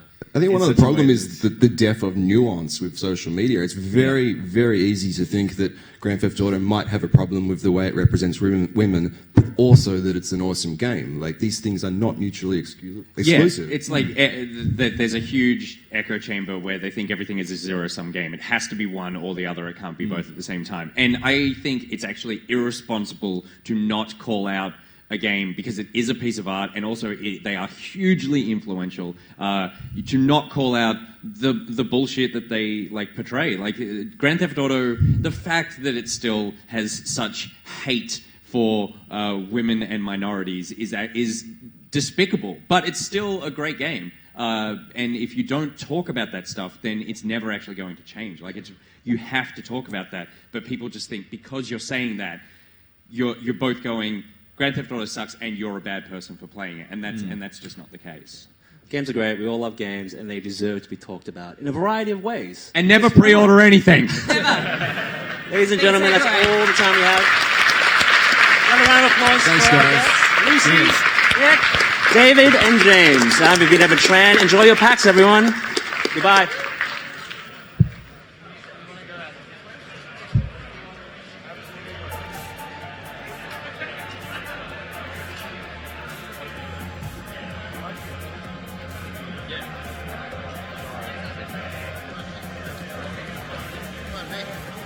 Can you squeeze through? Pardon me.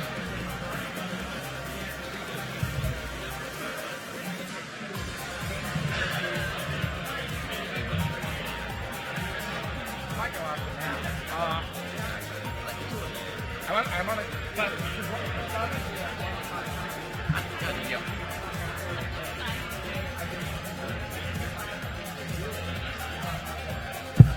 Yeah, it works now. Oh, I think it's pretty cool.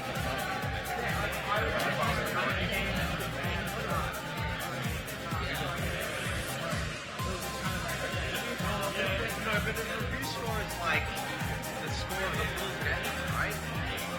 Like, say the first half is good, and the first half is average, and the second half is shit.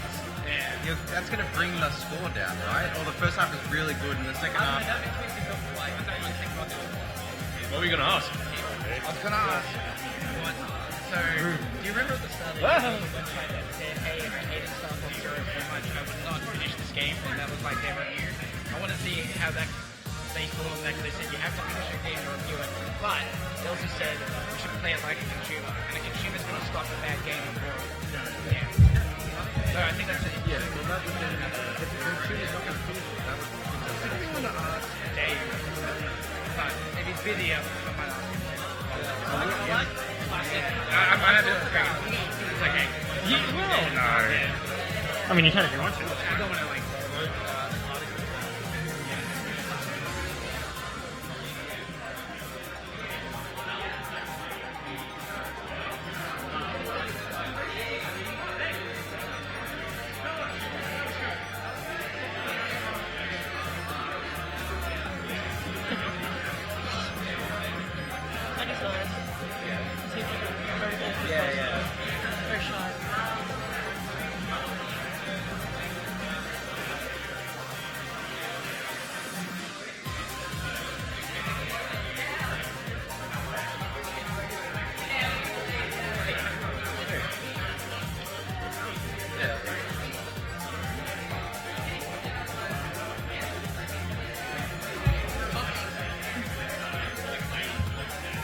Finally live.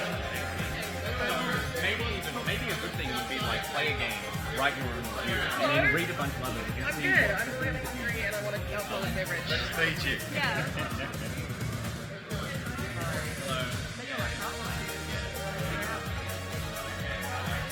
You also, I know that like GameSpot.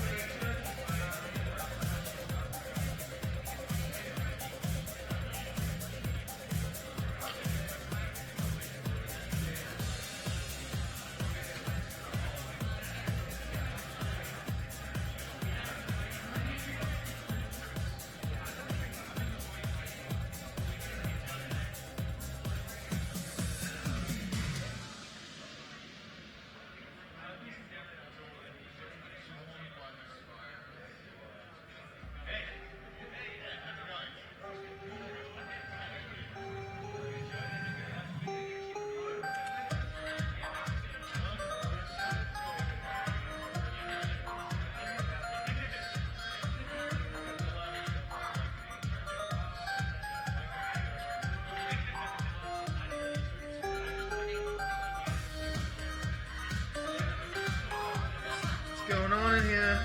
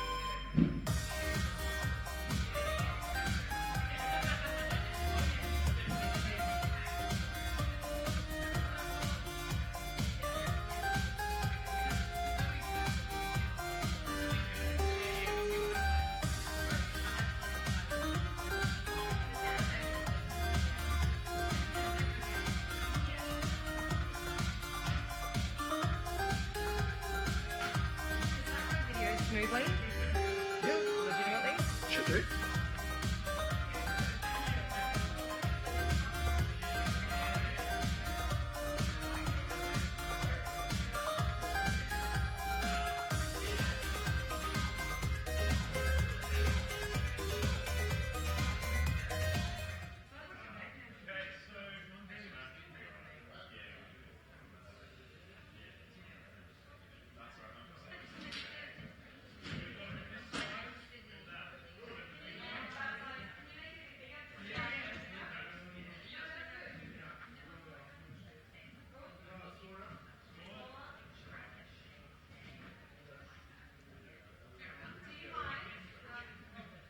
Have you like here against the PAX banner? Oh, what? We're filming an intro? No, just for like the opening shot. What? What we're gonna do? Reviewing like we're at PAX 2016 and this is the top 5 Australian developed Oh, video games shit. as voted by I PAX. didn't realize you wanted to do that. Yeah. And Are you going to whip round? And then I'll whip round. Boom.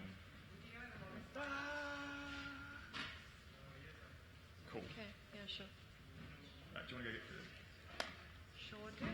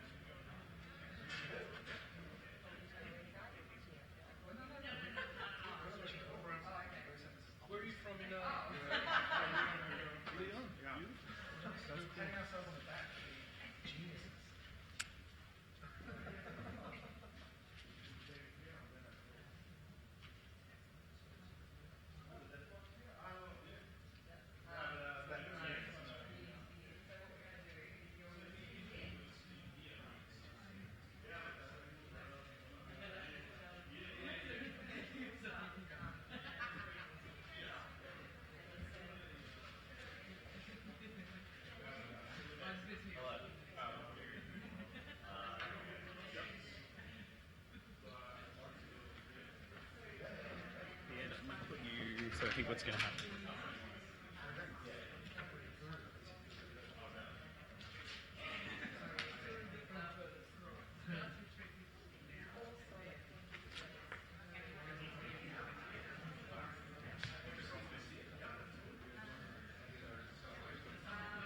No, just give us 5 minutes, bro.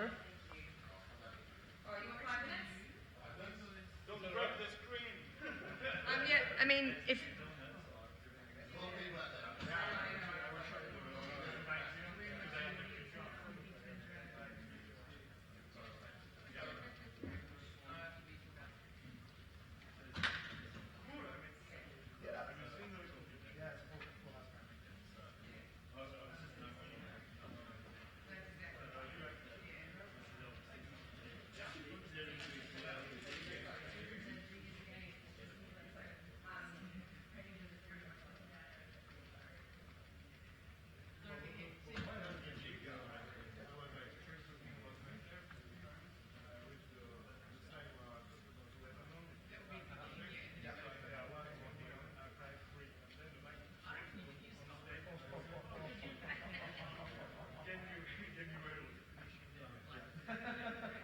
And I told them, oh, okay. I told them it was not, really sticky to my ear.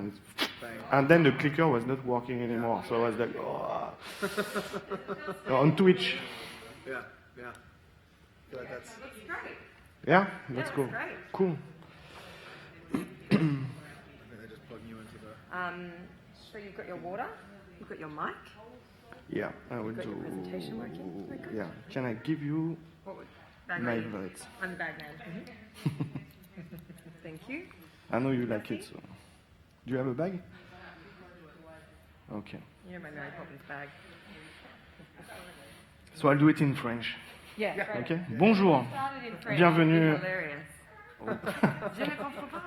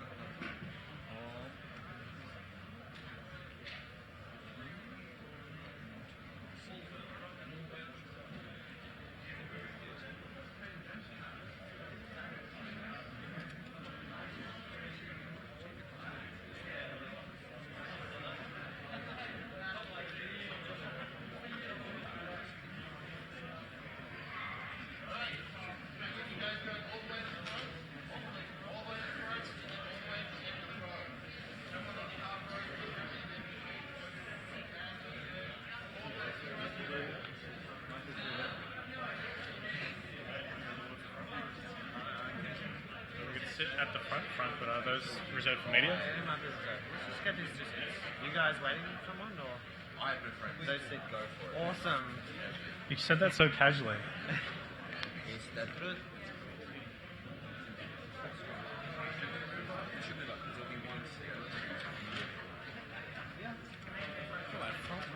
Oh my God.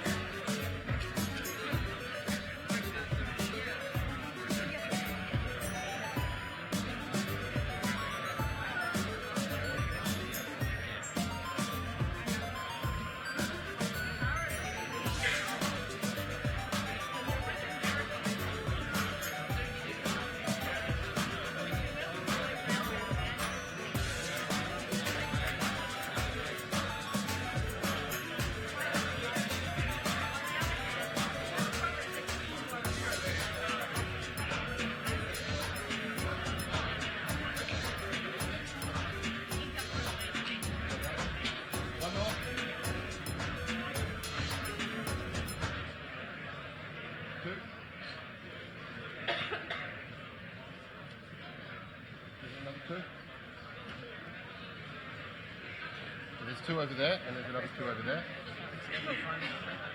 And there's a few in the front row as well. There are a few seats in the front row.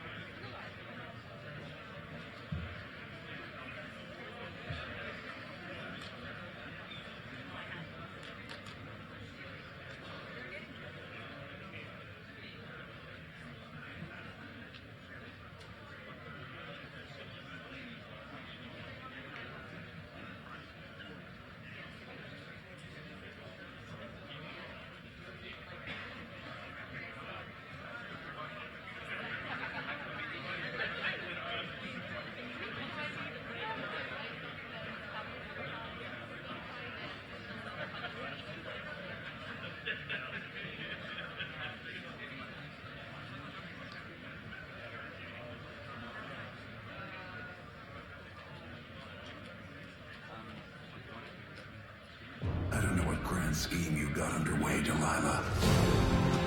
We'll take it all. But I'm coming to put you in your grave. So it begins. Hello. Welcome to the GameSpot Theater, everybody. Making games is a huge, complex process and something that scales exponentially once the bigger your game gets. And when you think of immersive sim games like System Shock and Thief and Deus Ex, which all have rich, interactive worlds with deep and interlocking systems, the thought of all the work that goes into their creation is just like headache-inducing.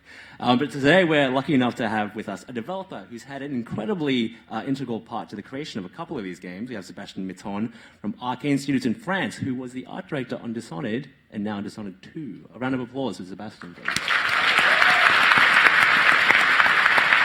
Thank you. I'm also joined by my friend Daniel Hines from Sneaky Bastards. Hey, everyone. Who I'd say is a pretty big Dishonored fan. Would you say that? I'm a small Dishonored. You're a small A Dishonored miniature, fan. yeah. I really enjoy this game. I've played it over and over again. We produced a 100-page magazine about the original game where I was lucky enough to interview key people from Arcane, people who worked on the DLC, and people who are inspired by the game in the community, people who speedrun the game, people who play it using trick tactics and all this really cool stuff. So I'm really looking forward to this sequel. Yeah, and I think it's fair to say that a lot of you are Dishonored fans, so Dishonored has, people like this game. Yeah. We'll be coming into play a bit more later, and we will be taking audience questions at the end of the panel, so please do think of them. But first, I thought we'd let Sebastian just take the reins and kind of give us an in-depth insight to his work, his method, and the art of Dishonored 2. Sebastian, I thought we might just start about you personally, like about who you are, where you got to where you are today, and just your whole deal. All right. Whoa. I'm a good guy. Yeah. So I've started at Arcane 12 years ago. My first job was on Virally 2 on Dreamcast. It was in '99. And that was my first job in the video game industry. But I was not quite satisfied about how they managed the art, the gameplay, the code, so I decided to go back to the communication industry. Was it difficult working on the Dreamcast? No, it was super cool. This console was amazing in terms of graphics and what you were able to do at this time. So it was quite surprising compared to the PS1 at that time. And then I've joined Arcane. I've knocked at the door. Rafael Cantoni opened the door, and he was a guy who focused a lot on immersive game, and they were preparing Dark Messiah, which was Arx Fatalis 2 at the moment. And I was really impressed by how they managed the first-person combat. This was the first time I got a sword in my hand and fighting guys, kicking guys in a great fantasy world. So I said, okay, deal, let's work together. And he allowed me to slowly, years after years, to explain myself.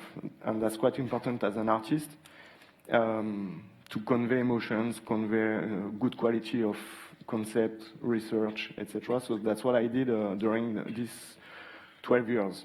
Yeah. And so I worked on Dark Messiah. Then the economy, the industry was like this. So we had some issue. We did our own games called The Crossing, which was a parallel world. It was a cross-player game. It was really interesting, but it was super hard to find a good deal because people were afraid about cross-playing, etc. So we then did some contracts with Valve. So I did Half-Life 3. No. No, we did an episode. It wasn't not quite an episode. It was a full game. Return to Ravenholm, right? Yeah, Return to Ravenholm. We've worked on Bioshock 2 in Tucumcari in San Francisco. That was best Bioshock. Yeah, the best. Yeah, to me, yes. When you look at the industry now, do you think The Crossing would be easier to sell? I think so. Yeah, it was cross-playing. You know, you play your story, and sometimes some AI are replaced by multiplayer guys. So it's surprising. Plus, it was cross-platform, PC, console. Oh, wow. It was working. We had the two studios already, Austin and Lyon, and we were playing together like this. So yes, and then I've worked on the Steven Spielberg LMNO project. LMNO, it's the code name. And during 1 year, I've started to do my own photo reference. I went on site, in US. It was super nice experience to do that. And then Bethesda, they detected us. They were really pleased by our approach of doing immersive games, great world, cool gameplay, a strong level design, which is really important to us. So they've detected this DNA, and they wanted to work on a project with us, and then they acquire us. So now we are part of this family with IdTech, the guy who do Wolfenstein, Tango with Shinji, Evil Within, and Fallout, etc. So that's cool. Now you're from a fine art background, is that correct? Yes. How does that's that correct. fit into games? You'll see later, but my philosophy is that you can do art for everything. And the way I think art at Arcane is that it could be for movie, comics, games. Then later you adapt to the core pillars of a game. So you can produce cool concept art, you can do your reference yourself, etc. It can go for different media. Cool. Now, I think without further ado, let's go into the art of Dishonored 2 and the behind-the-scenes look at this game we're all very excited about. Okay. Take it away.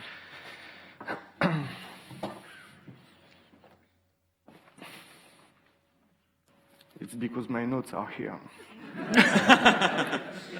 Oops, sorry, I have a phone call. Yes, Raph? Yeah, Raph is the boss of Arcane. Yeah, no, I cannot talk right now. I'm doing a panel at PAX. Yes, tell them that, okay. Yeah, it would be cool to open a studio in Australia, yes? I'm for it. Okay, see you later. Bye-bye. You heard it here, folks. Well, yeah, so I'm really excited to be with you, facing you. I did a long trip to come here. It's 25 hours of flight. But it's really cool to be close to the audience, to the fans, to the players. So I'm glad to be here. I like your country a lot, and I like how kind our house is. So we'll start with, I will bring you to the behind the scenes of the project. So you'll see some footage from the in-game, but you'll see a lot of artwork, concept art, etc. And I forgot my clicker. Okay, cool. Okay, let's start. So what is it to Dishonored 2, visually speaking? So you'll see 3 chapters. The first is the spirit. To me, it's really important to have a spirit on top of your art. This is a philosophy. And the result of all of this is the style of the game. People wonder how we achieve this style in the game, and you'll see at the end of the presentation. So it all starts with the recruitment. I do it à la Ocean 11. I drink a lot of coffee like George. And I try to hire the best talents in the world, regardless where they are and where they're from. That way my team is made of strong specialists. Here you'll see some examples from a few artists, which is just the tip of the iceberg, by the way. We are 70 artists at the peak of the production.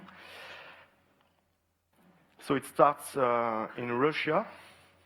This guy who did that, it's not in the game, it's his own project. He's called Sergei Kolesov. And to me, he's one of the best illustrators I've met in years. Look at this cover we did for Game Informer. We don't aim to simply produce visual for games. That's what I said earlier. We create art. So applying what we've learned in our respective fine art school, composition, colors, perspective, and also we try to convey message each time we do an illustration. It's not just a piece of art that shows a building or a character only, it's an illustration. To me, Sergei is a killer illustrator, but he's also really good at portraits. He's really talented on different topics, so I try to give him a lot of work to achieve during the production. Now, Poland. This is Piotr Jablonski. I clicked the day I saw his Tomcat Brother project, because to me, I had a Kanaka in mind, and when I saw this, I was like, yeah, there's something to do with this guy. So it's the same project, but a fan did an animation on top of his illustration. So what I like with these artists, it's that they are a bit crazy like me, with a strong personal identity, and this is key for the success of your art. So look how well his style fits in our dust district. So now this is our art that you can see. And what I like is the way they translate my brief into a piece of visual narration. It's not only, as I said, just buildings or characters. So here you can see the guards, some civilians that flew, that tags the walls, who tags the wall. And sometimes it has a high romantic note like this. It's just a dead body in a trash bin, but it's cool for people at Arcane to see what will come next. This is the first piece of the game, by the way. It's before we put our hands into the engine. Clay sculpture now, that's quite a new process in the industry. So my idea is that I wanted to give a try to this fine art approach. This is close to what I've learned at school, by the way. Here's the master at work, Lucie Min. She's a French sculptor. And this technique allows me to secure the look, the anatomy, the style, how the light reacts on the clay. And this is after the 2D concept, the portrait, and this is before 3D modelers start to work in their softwares. And that way, I can unify the lineup. So here, it's just one piece, but when you have like 10 of them, then we take picture of them, we send the photo to the different artists in the world, in New York, in Romania, and we have the artist in France, the core team is in France. It's unified, so they don't go into different directions in terms of style. We also had the chance to get our paintings and sculpture displayed into a museum in Paris during 6 months, so that's quite cool, because when you do art for games, in general, it's on the web. Here it was like 6 months displayed on a museum at Art Ludique in France, in Paris. And here you can see the clay sculpture on the left versus the digital 3D modeling on the right. So as I play to win, also excellent references are key to succeed. The first page of Google Image is not allowed in my open space. That means that we gather a lot of cool reference from our master painters that we put on our data center, or we also have shelves that are lined with unique books. And that way we can analyze costume, gestures, anatomy, ethnicity, how the light reacts. If you look at the hands, there's a lot of story on this table because they are all from different origin, and that's what we'll do after that in game. We analyze also the life of the citizens, the anthropology, because to me, this is the people from Karnaka who built this city. This is not us. So we try to think through the mind of the civilians. And other examples, the one on the left, it's Leyen Decker. I really love the style, and it's really minimalist. This painting, by the way, is really small. And it conveys a lot of information about how fabrics will react, the weight of the cloth, the anatomy, how you deform an anatomy. So that's quite interesting, and it gives this certain flavor to his illustration, and that's what we will achieve later in the game. Well, so it's from different pulp illustrators like this that we take inspiration from. We have also dedicated websites on top left, top right. This is Sharpie. Sharpie is a website that store a lot of gigantic photography from the past era. So here it's London, 18 something, I guess. And it shows London before the bombing. So you see what you cannot photography nowadays. And the bottom part is sculpture. We analyze sculpture because it's a static object, and when it's well done, it conveys a lot of emotion. So if it's in a static mode, it works.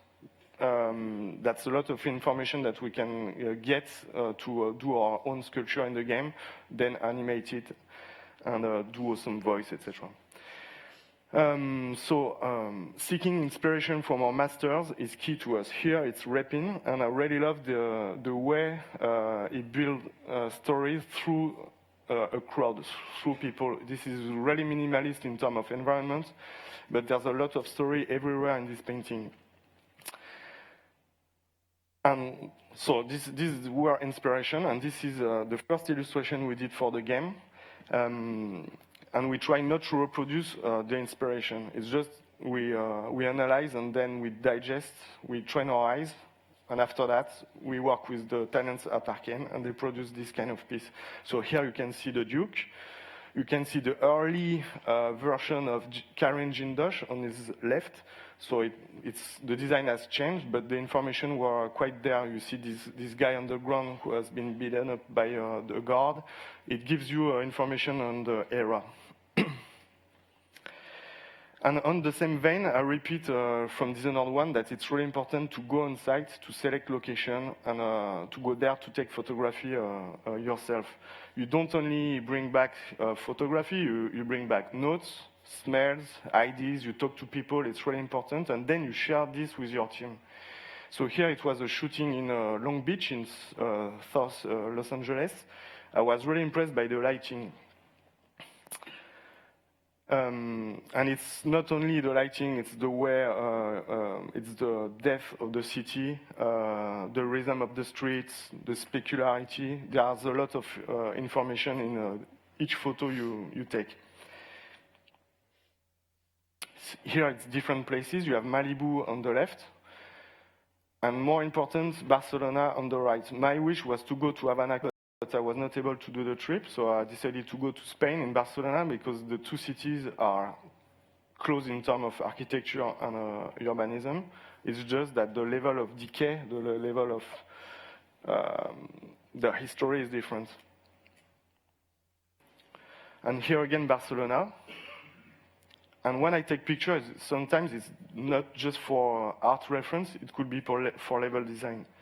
What we do at Arkane is that when we want to reach a rooftop, we don't just put 2 or 3 crates here. We try to use the environments. You know, it's not gameplay, you know, elements that we throw into the games. So here I can imagine I go, how do you call this, the white thing? Awning? Yeah, the awning. And then you can eventually reach a balcony and go to the rooftop. And as we have a no power mode, you should be able to do it with no power. So you cannot blink to the roof directly. You have to, so each playthrough can be done, you know, in different ways. It's a nightmare in terms of level design and art to justify everything. But in the end, the player feels that it's the freedom he has is really big, important. And we've also studied all colonies. So the idea for Karnaka was imagine, I told Harvey the first time, imagine Dunwall, but on a southern country, and we decided to go at the edge of the world. So it was important to analyze colonies like this, because this is the best way to understand how people from England adapt themselves to a warmer area. And here's the result. This is the final slide of this part. Good reference, notes and discussion. It ends up with this mood board and of the Bay of Karnaka. And here you can feel that it's not a location where you want to go for your holidays. It's still mysterious. It's not Kong Island, but it's a mix of a metropole embedded inside a gigantic forest. We'll see later on the satellite view. Okay, so the spirit, it's also my team. It's a bunch of mustache, so it was Movember. As I said, we were 70 artists working in or outside the studio at the peak. To me, it's essential to sit in my team, in the open space. When I say something, they all hear what I say, and we get all the feedbacks at the same time. And everyone is like growing up in terms of quality and in terms of art. And I'm really interested in each individual. This is the only way to get the best out of them, because when we start a project, we know that we'll work on it for 4 years, 3-4 years. So it includes crunch, it includes pressure, it includes excitement. So it's really important to be like energized by your own team, and they get also your energy as the leader of the art. We spend a lot of time training to different techniques.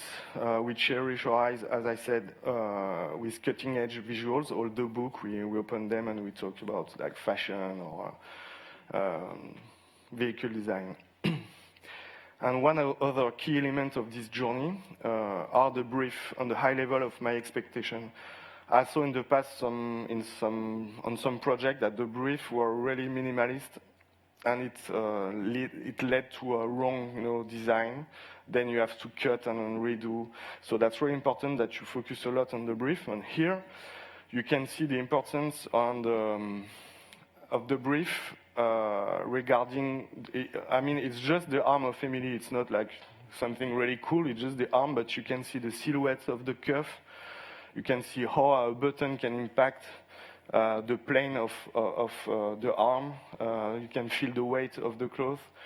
And if it's well done here, then in 3D, you'll have a good level for starting a 3D model. Being a first-person game, do you think the arms are actually super important? Because that's kind of what you see as the player, and that's kind of what's communicating character? Yeah. Plus, we have the doppelganger, so we can see Emily, when you launch the power. We now have body awareness, which is... It's a semi-body awareness. You cannot see her feet like this, but when she moves, you see the legs, and it feels more immersive. You can actually see Emily's collar when you turn, which is really nice touch. When you're in the car ride going up, we saw you could see her big collar. Yeah. Is it tough with a team so big of 70 artists to kind of negotiate all the different styles and signature? They sort of want to have a signature look in their work? No, it's not that hard, because when they get in the studio, then we brief them, we talk to them. I remember in the past we got 2 trainees that were at school, and we've detected that they were super. They were trying to do environments, but I've detected that they were super good at vehicle design, industrial design. And we signed a deal while they were at school to be sure they will come to the studio. And now they are leading some work 2 years after their contract. So that means it's good. Cool. Yeah. And this is the same with the accuracy of the feedback. So good brief, but good feedbacks also, because you iterate. Sometimes you get feedbacks from RV, from the narrative design, from the gameplay. You work in the middle of the whole team, every team. So it's important that it works. So accuracy of the feedback is key. And when I spot something wrong, they say, "Oh, you got me, guy," and they have to do it again. But it never, it doesn't happen so often. So because now they are really good at, they know that I'm perfectionist. So yeah, talking about the team, sometimes it's really hard. So that's why you see this picture. They suffer sometimes due to the quality at target. But once they see the result of their work, they really like it, and we all like it. It's important to share that, the way we work together, because sometimes, we have hard times, we have to modify stuff, we have to adapt to the gameplay, or we change a level. So they don't get, everything, and you have to explain them. So they suffer, but in the end, they are happy. So here it's a mashup of Kubrick's Clockwork Orange and Singing in the Rain, so that's what happened in the studio. What does it say? Perfectionism meets lightness. So while I already explained, I keep a lot of friendly pressure on them.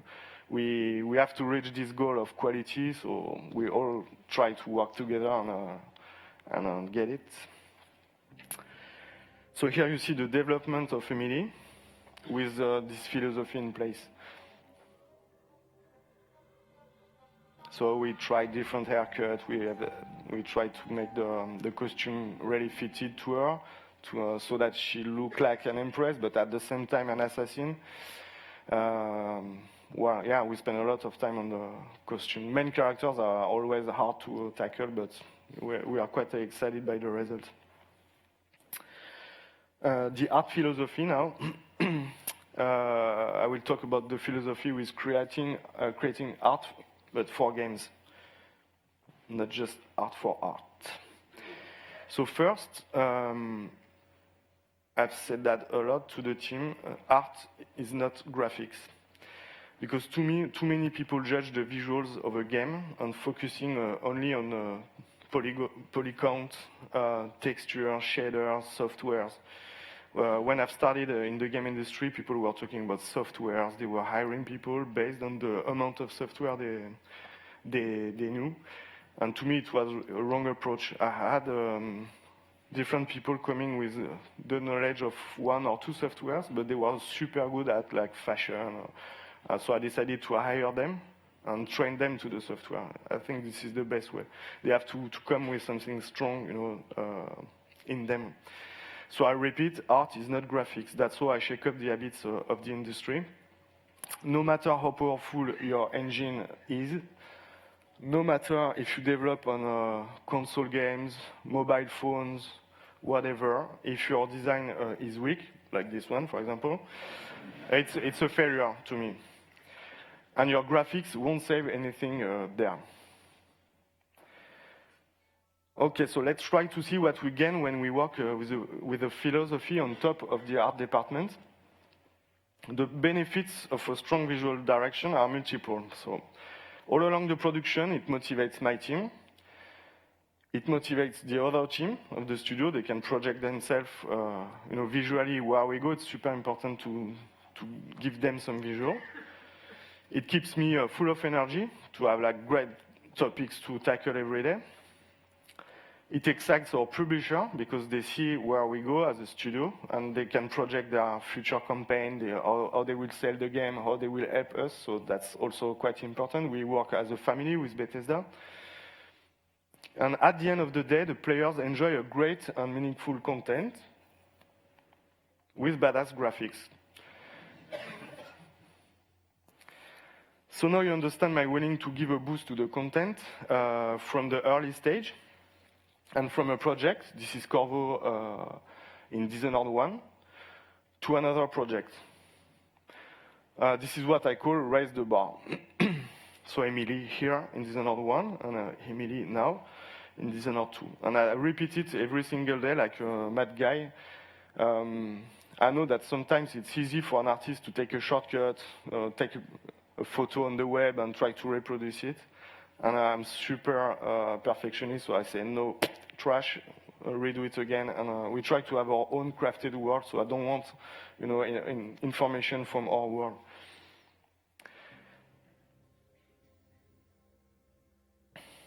So this is the evolution of Emily in portrait mode.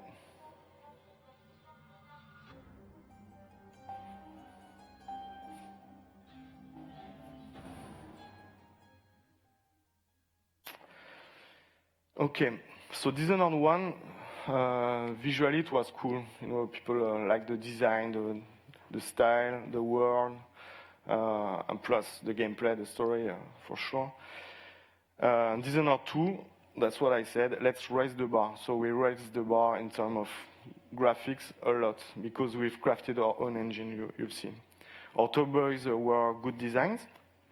All right, so now our Clockwork Soldiers raise the bar in terms of movement, details. You'll see if you play the game, it's really impressive. And this is thanks to our freshly homemade engine. It's based on the Tech 5.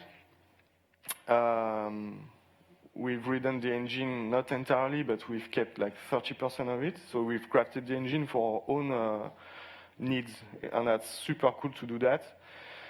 We got the opportunity to move from a generation of console to a new one, so it was the perfect opportunity to do that. And while back in time we had to call the support of Unreal or some engine we've worked on, here you have the guy inside your studio, so you just have to work and say, I want this shader, I want... Yeah.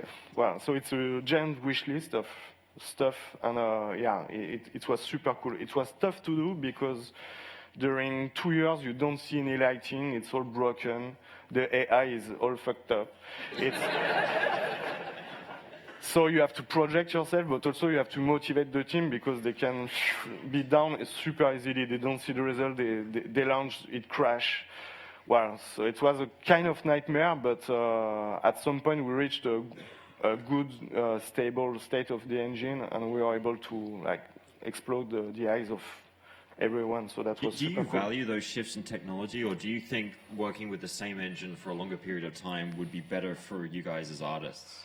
How important is stability in that respect? It's a discussion we have each time we do a project, and we try to have everyone as a voice. And in terms of level design, it's really important to have a voice on the tools. In terms of gameplay, story, also all the tools they use. So that's not just artists that say, we want this engine. That's true that in general, the engine, the first thing you see is the graphics. But then all the tools you need to perform, like animation, to craft your own AI. We script not that much. We have a lot of systems, so we have to be able to create the system, the emergent gameplay, etc. So that's a discussion we have all together, and at some point we say, okay, this engine is better, so let's take this one. I know that they had the same conversation on Prep in Austin, and they've selected the Cry engine because it was making sense for the station, etc. Is it tough to design certain objects like architectural clothing when you don't have something as important as lighting at the very early stages, not knowing what something's going to actually look like in the world? Yeah, it's hard, but we are used to that. This is the way we work. We don't create a Bible, game design Bible or art Bible. We have lots of materials for our eyes. But we create in an agile process. So we've put a lot of systems in a sandbox. We let them live, and slowly we refine. So it was hard, but it's close to our philosophy of designing games. We do every level at the same time, and then we balance. Then we say, oh, what about Emily? Because Emily was not planned at the beginning, so it's like a new character. And what about we say no to the outsider? Oh, we'll have to redo the level design in a way that it's functional, it's fun.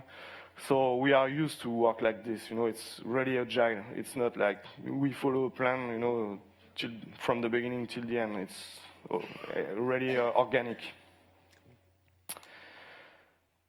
Okay, so the bar has been raised to a level where some people get confused whether they look at our CG trailer, this one. On forum, we got discussion about, is it in-game, is it not? And this is in-game. So they were confused whether they were looking at the CG or the game. So for us, it was like a good feedback. Like, okay, we really raised the bar. This is just to explain that, we did a good job on the graphic side of the project. So now, the serious stuff. All the previous points, this philosophy, the way we work, the way we gather reference, the photo trip, the teamwork, it results in giving the game a style. And it all starts at the edge of the known world, Karnaca. It's the main character to me. This is the city.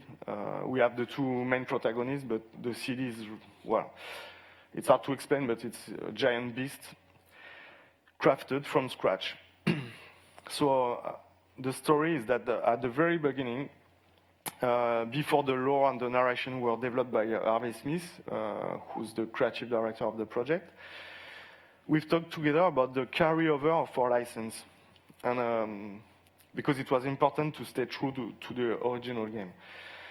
Harvey said some words. He said corruption, crime, oppression, disease, magic, decay. All right. And I said to him, sun, isolation, madness, El Dorado, frontier of the world. These were keywords that that became the visual pillars of the game. Let's move at the edge of the world and create something fresh for the players, so they feel they travel into the world. It's not like Dishonored 1.5, it's a real Dishonored 2. Well, so that was the starting point. And I think, yeah, we have a video there. We're really just excited about doing another culture, another city. And so that's why we wanted to move down to Karnaca. My wish was to go at the edge of this world, in a city where the sun is impacting a lot the mood. And it was allowing us to create some weird atmosphere, to twist things. And I proposed Karnaca because to me it was really, really different. It's closer to the equator, there's more vegetation, it's more of a blended culture. The atmosphere is way more dense. It's based on a photo trip I did in Long Beach, in Los Angeles. Well, at sunset, the sun makes the atmosphere coming really thick. The sun is super weird. As we talk about the dances, the foods, the songs, the different weather, how wealthy people would go take in the sun on the beach to sort of cure their maladies. One of the things we also talked about was the demographic of where the various people came from. It's really important to build the history of a city. So we started 2 centuries before the action takes place. In my imagination, there were natives on this island. And then I imagined a wave of settlers from Morley, which is an island that we never visited in Dishonored. These are these tall, blonde guys. They are bulky. They started a small village with the natives. We decided to bring some people from Bristol, from Dunwall. They split the island in 2, making a huge canal. It was making a direct link to Dunwall. That means people from different countries working together, fighting together. It was a nice setup for the story of the game. So we were done with the shape around the city. It was time to bring this industrial flavor that everyone was in love with in Dishonored 1. I was pushing to have something really unique. So that's why we have this giant peak. What if we have wind that goes through this giant peak and have shaped a wind corridor? My first idea was to set up silver quarries there. And what if we put a district there where people suffer? Imagine how they think and how they survive. In this district that brought a lot of different structures, like the windbreaker, the way the blocks in the district are shaped in diamond shape to funnel the wind, to break the wind. The giant mills, it ends up with something really, really cool, story-wise and visually. We've focused a lot more on verticality. When you travel to Karnaca in Dishonored 2, you'll see the contrast on the rooftops. There are far fewer of the A-frame roofs, and instead you have flatter rooftops. Obviously has gameplay ramifications. It adds so much freedom to the original experience. Now you can access the roof with Blink, with balconies, or you can take the stairs, or you can climb on the light poles. The fact that you have more space to play in, I think it's a good thing. One thing that I like to think about Dishonored 2 and Dishonored in general is that some people have labeled it as a stealth game, an action game, but I think it's even more than that. It has some element of an exploration game. It's not only about the fighting, it's not only about the sneaking, it's also about like discovering the space, slowly getting your bearings, orienting yourself in the city, understanding how it works, how the people there how they react, different factions. The fact that there are neutral factions also allows the player to explore without fearing to be attacked, which is a good thing because the artist has done such great objects, totally typical to design. At Arcane, we focus a lot on the really small details in the world. You can sneak, enter apartment, and review what's there. For example, the typewriter that everyone is loving. People really love when it's functional, and now if you press spacebar, you hear the sound, you see it moving. We design each object so they can be built in real life. I really think that returning fans and new players will be blown away by the richness of this new city and this world 15 years later.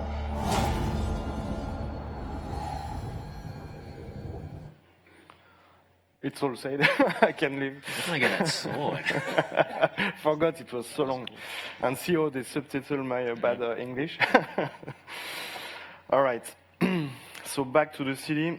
The video covered it a bit, but here we see how we focus on inventing this city. And this is a satellite view of Karnaca.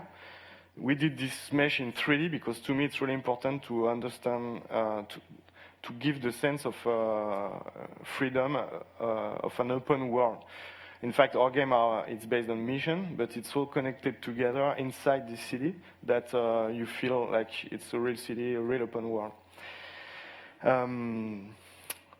So yeah, it's already said in the video, but we have this wind corridor that is super cool because it triggers some specificities to a district. We have the rich district to the north. We have industrial district to the left. We have this canal, and when you play the game from a mission to another, you can see maybe the next mission or the previous mission, and you really feel inside something. Each time you enter a district, you feel something different. It's all thematic missions in terms of narration, in terms of gameplay, and in terms of art. So this time in Dishonored 2, it's like this. Remember Lady Ball in Dishonored 1, it was special. Here it's every mission that are special like this. So that's really cool. And we always add some streets, so you'll see some more detail. I know in the creation of Dishonored 1, you guys actually built out a lot of the world beyond Dunwall as well. Like you had sort of a world map developed. Yeah, we still have it. Was there any aspects of that you sort of had to stick to because they were already done for Karnaca and Dishonored 2? No, we had nothing for Karnaca. Okay. It was just a name on the map. Right. And I've just selected the southern point. Spun the globe and went. Yeah, pointed, top. But that's really interesting to have the map of the Isle because it's different culture and it's a tool to create something crafted for your game or for this story or for DLCs. All right. So yeah, it's different point of view to give you a sense of the scale of the city. We don't do matte painting in game, so here it's in the software Maya. It's not in game, but we did this really early. This landmass, this city. And when I showed it to the level designer, the narrative designer, they were like, that would be interesting to go there or there. So we did it first, and then we've pointed district or interesting area in the city, and we've set up the missions.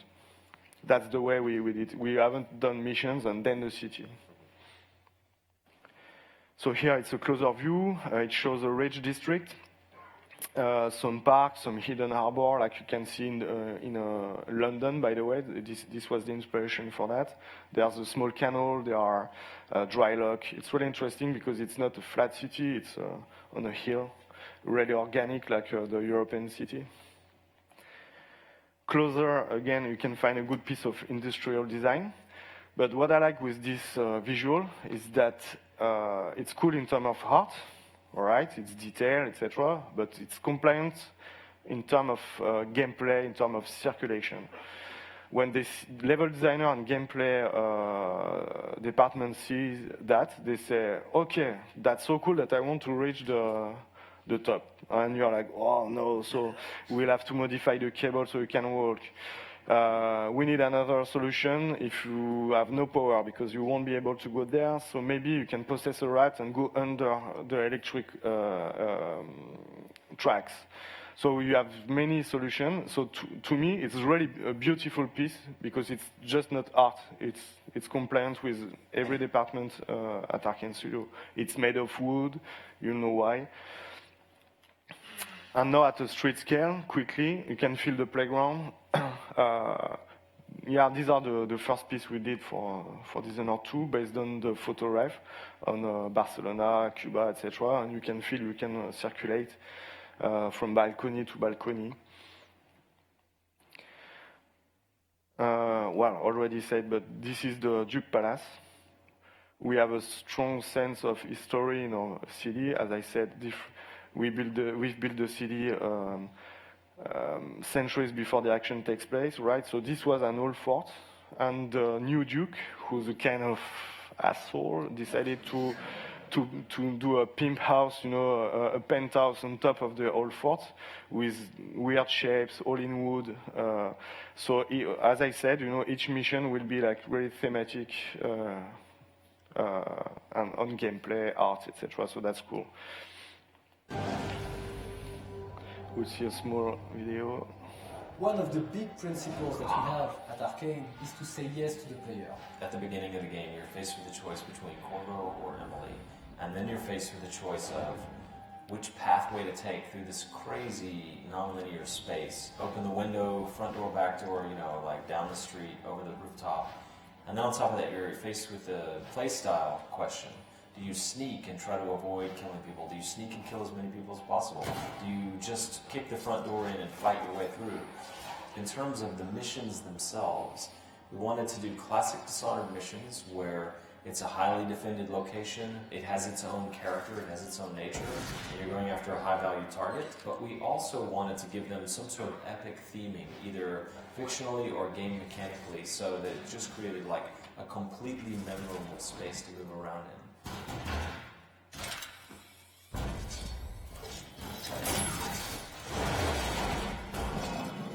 So for example, in Cracking the Slab, which is a level where you have the ability to go back and forth in time. You can literally move back and forth very dynamically between two time periods. The present, when the house is in ruins, or the past, 3 years ago, on the night of a special event, when the house is posh, candles are lit, music is playing, guards are walking around. It's a very different feel. The challenge for us was to create 2 and even 3 different levels that would be fun to play and where the player could go whenever he wants. In the Dust District, you have these raging storms that come about randomly. You have 2 targets there, 2 factions with very different ideas about what's better for the future. The other level that is very special in my heart is Clock of Mansion, where the player can change the configuration of each room.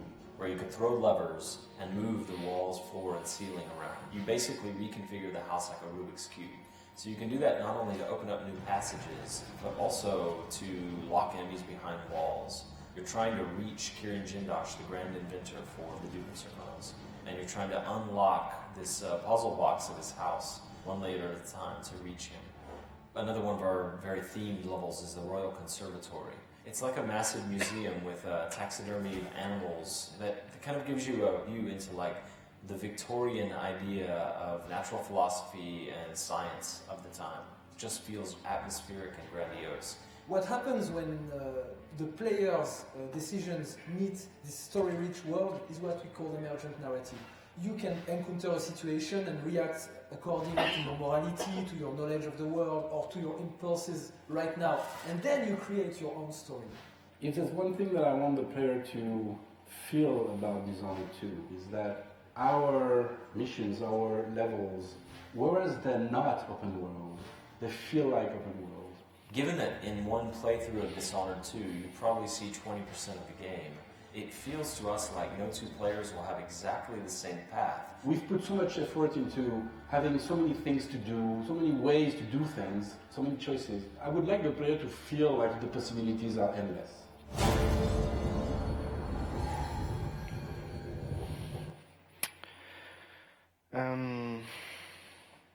All right, it says a lot. Now let's enter a park. So the following pieces display the city, as I said, the centuries before. It's all done by by hand. It's pencil drawing that are that big. It's done by Laurent Gapaya. To me, it's one of the best world builder, inventor. He always mix time period and create stunning piece drawing by hand. Now we enter a building and we feel the inspiration from the photo trip in Barcelona. Here the inspiration is from Havana. There's a sense of how they manage the air to circulate inside the building because it's really hot outside. And in general, what we do is that this drawing also are also displayed on the walls in the game because this is the past of the city. So here we can also feel the circulation. It's stunning piece. Really like some more stories here. It's an old hunter. You see the dogs on the walls. Here we see a different interior. They don't have all the same style. Here you can see a cabinet of curiosity. It's really Victorian, so from Dunwall, but it's now in the south, so you see lighter texture, lighter wooden floor, how we manage the air and the sun inside. And if you look on walls in the game, you'll see different stories like this. We call it the legends. There are nothing to do with the story, the arc. It's just that I thought it was fun to let the inhabitants express themselves. They talk about this giant forest, so you'll see many paintings, depicting rumors, legends of the world. So here it's funny because we call them these props generic props, but they have nothing generic. We use them in different places, so that's why it's called generic props, but you can see the amount of details. We really think our objects, our vehicle, or characters to be feasible, in real life, so that's why we pay attention to details like this. Here you clearly see how we try to manage this level of details because while doing Dishonored 2, we faced something not expected. It's the amount of details and how to manage them. You can easily lose the player if he's overwhelmed by objects and stuff. So it was time to play with the lighting and drive the eyes of the guy. It's not a movie where it's framed and static. You enter the movie and you have to play with the lights in a proper way to help the experience of the player. So yeah, Dishonored is way more dense. We pay attention to every details and make sure they fit the design, they fit the world. Here I really like it. We have inventors. Karen Jindosh is one of the main inventors. He crafted the Wall of Light, the Tesla, all the technology that is more weapon. And here are the counterpart of it. It's civilians. We call them the haulers. This is a gang in the game, and they produce their own bolts themselves, so they steal objects. So here you can see the brief is at the bottom right. The game designer wanted a sound, a trail, an explosion in the end, so we've mixed a flute with a light bulb, like a Tesla bulb, with an insect trapped inside. So when you throw the bolts, the insect is reacting to the air. It creates a light. The flute is doing the sound. So it's cool to work this way and have great ideas just with small objects. So it's what happens during the production of our games. At some point, the world feeds itself. You don't have to take any more reference from our real world. You just have to go into a mission or in the streets and you say, okay, I want this, and I can create something out of this. So that's why you have lots of wood. The clockwork are made of wood because of this giant forest with vivid woods. We have the silver mine, so we'll see the early photography in Karnaca. It's made of silver plates, like the old tin type. So that's quite interesting. And that's why I say we try to think through the mind of the inhabitants to create them, because these are their city, their objects, their clothes. This is the same with the mind of a cabinet maker who crafts lines of furniture. We don't copy furniture on the IKEA website. We do it all. So that way, every particular object blend really well in the world. So this is the typewriter people love. Don't forget all the weapons, multiple upgrades. It's kind of crazy because we can now upgrade in different way. We have the black market when we can get upgrades. We have a non-linear tree for the powers. So it's way more advanced than Dishonored 1. And all with their unique styles. So this is from the Void, so it's a twisted object. This is the timepiece device to see to the past. Style and love, so this is about the characters, I guess. Another side of our passion at Arkane is to bring powerful and charismatic characters to life, even if they die quickly, so please try to play the non-lethal way, just for my sake. So yeah, just some references. This time we have a way more a wide range of characters from different countries. We have mixed race. So as I imagine wave of settlers, first there were these natives, then people from Mali who are the kind of Afrikaners in our real world, then people from Dunwall, more British, and it created some mixed race. So you can see an Afrikaner mixed with a Mexican, the origin. So here it's Casasola, it's a great photographer from the 90s, 20s in Mexico, and it's super cool to see Mexican people like this, inside the city. To me, Mexican, it was like with a big hat, the cliche, and I was really surprised to see this. So it was great inspiration for the costume, the way it's fitted, the way they want to look cool, by that time. The skin, really important. So then, reference done. We do anatomy studies. So here it's aristocrat hands. It gives a lot of information. You see how we manage the body language. Here it's a worker.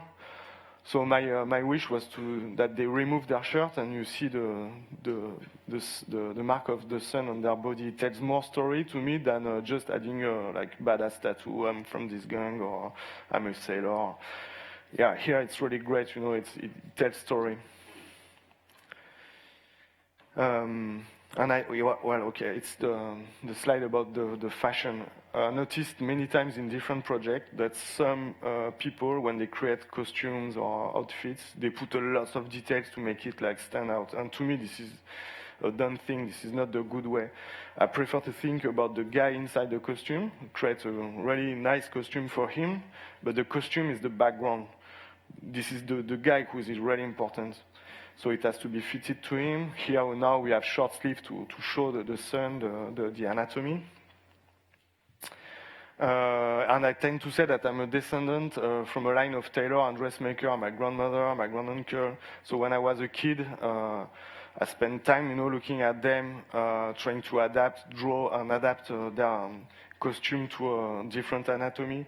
So this is what I bring, this is my own story. That's what I bring to the game, the way we uncraft things, because people in the game can spend a lot of time, looking at objects, people, etc. So that's why it's really important to me. I don't want to design costumes that are loose or for everyone. It's one costume per people. So the result is clothes that are well cut, adjusted, while hands, arms, legs, etc., and face are naughty, and I have a lot of stories to tell. And it's also important to focus on the silhouette. Our game, you have to plan tactics. It's a stealth game, it's an assassination game, so you have to understand in the distance if this guy is really a civilian or if he has a gun. So each silhouette of our factions are adapted to what they do, and you can clearly understand. I hate doing like a lineup where at the end, a level designer, game designer come to me saying, yeah, we should do this guy in red or in blue or in green because I don't understand. I cannot plan my tactic. Okay, so to summarize, we put a lot of effort and patience in the preliminary research. Then only we start concepting. So here it's the Duke and Emily. We have a strong connection with our character's background, which reflects in their anatomy. And thanks to our tech team and tools, we can develop our own shaders. We can push the limits of the graphics alongside our unique style, which is great. And it should have removed this slide. And all of this leads to a rich immersive experience. And when I say rich, but we've seen the video before, it's a level of richness that allows you to look to the past through a lens and eventually use this timepiece device to switch from present and join this guy into the past. Now we are going to show you a short video of this mission, cracking the slab. I think it's really short, so we can do it.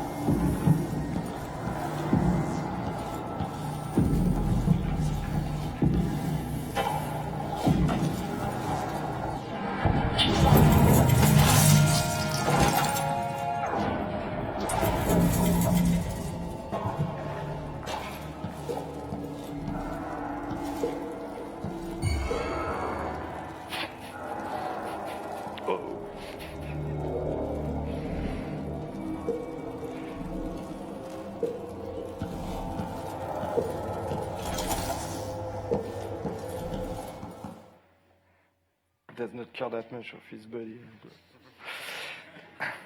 I think we're good. We've covered a lot. Yeah, cool. What do we do? I think now? we have time for maybe one audience question, if anyone's brave enough to run up and ask a quickie. Yep, got run to a mic.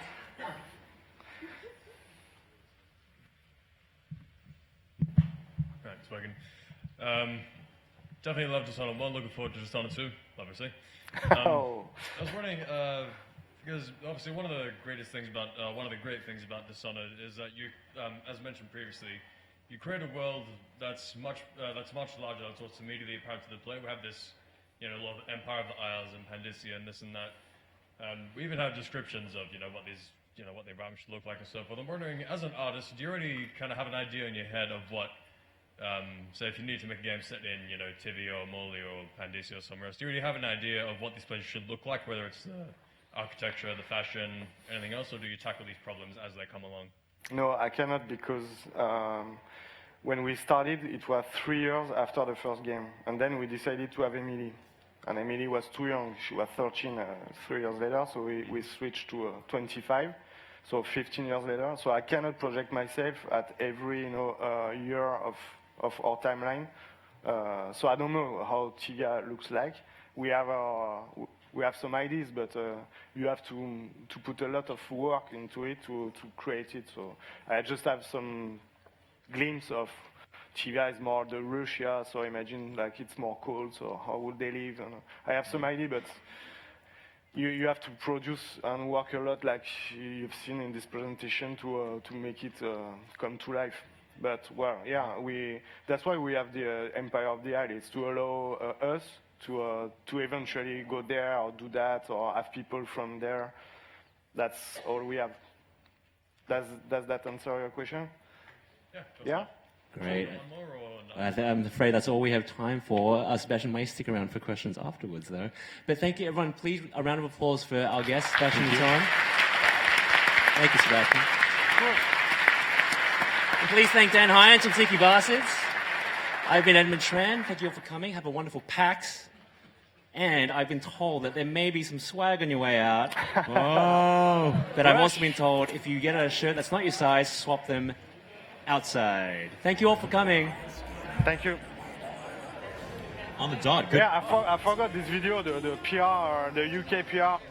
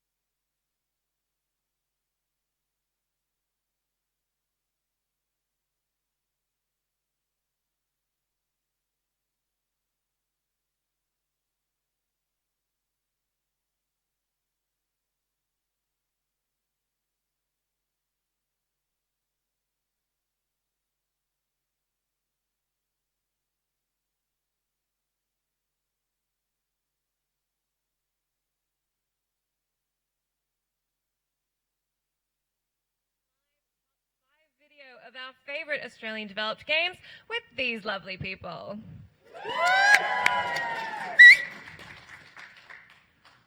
That was amazing! Wow, that was amazing. Okay, so what are the next steps to this, Jessica? The next step is, who's got some favourite Australian developed Let's games? make a list. So we can make a list. Yes. Bramble Ash? Bramble Ash. All right. What is Bramble Ash, out of curiosity? I'm not familiar with Go it. ahead. Oh, Excellent. a Lovely. new game. We love some newbies.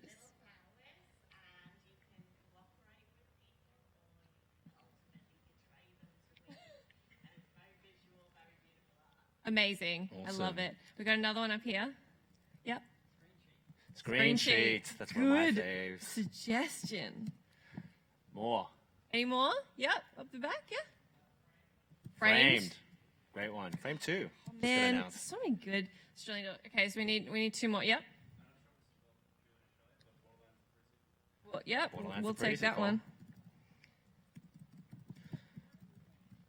Let's spit out the Australian games just to show ourselves how good we are, and maybe we can call them down as well. Yeah, Just another one one. Go Punks. more. Goat Punks. Not familiar with that one either. Yeah. LA Noir. Ah, that one's great. Underrated. Yeah. Dismantled. Any Great. more? Oh, great indie. Yep. D Blob. Oh, good game. Any more you wanna? Yep.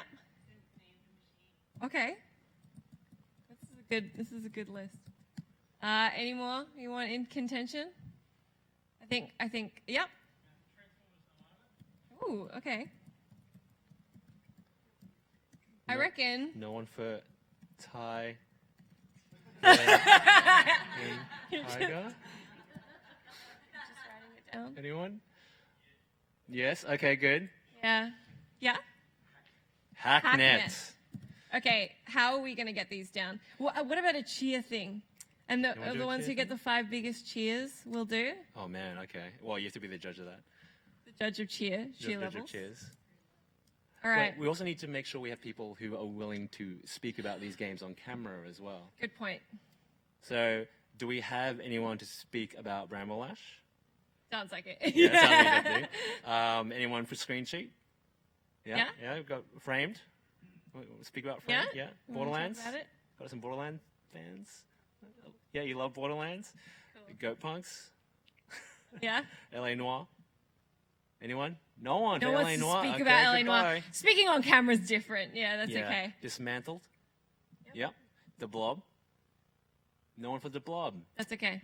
Yeah. Maybe. Yeah. Yeah. Yeah. Great game, though. Symphony of the Machine. Yep, we got someone for that, too. Transformers Armada. No one for that one. Okay. Tyler Tasmanian Tiger. Anyone? You yeah, gotta- he yeah. wants it. No, he wants it. And Hacknet. No? Okay. Okay. Love you, Matt. Okay, now let's do a cheer thing. Cheer thing. Okay. All right. Let's hear some cheers for Bramble Ash. Love it. Give it a 1.5 on the Richter scale. Screen cheat. I think that was a solid 2.5. I give it a 4. What? Out of 10. Out of 10. Oh. Framed. Woo. Light clap. Borderlands a pre-sequel. Oh, Jesus. Go Punks. Good too. Dismantled. 3. Symphony of the Machine. 1. And Ty the Tasmanian Tiger. Told you, mate. Okay. All right, so what have we ended up with, Ed? Process of elimination, we have Ty the Tasmanian Tiger. We have Borderlands the pre-sequel, for sure. And then we have Screen Sheet. Dismantled. And then either Goat Punks or Framed. So, I may make an executive decision and pick Framed. Because that was Hideo Kojima's favorite game of 2014. And he's putting us on the map. All right, so We have 5 games. where to from here? Where to from here is now we need special volunteers for each of these games to give us a quick 20-second spiel on what the game is and why it's awesome. So you'll just talk super quickly into 2 microphones, and then we'll record it. Dan will record you on camera, and then we'll give it to Ed, and he'll put it together, and it'll be super speedy and fun. Cool. Yeah. We're going to do countdowns too. Yeah, we're going to do countdowns. I think we should do. Dan, how do you feel about countdowns? Things got a little rowdy. All right, so I think what we need you guys to do to start with, hopefully this will get the mood up, is to scream 5, 4, 3, 2, 1. But what I'm going to get you to do is pause epically between each number. Do you guys want to do that? You might need You to give reckon you them can do that? a cue, Jessica. Okay, I'm going to say 5, and then you'll scream 5. Dan's going to move the camera, maybe. Yeah, so just look at Dan. All right. Dan, let me know when you're ready to go.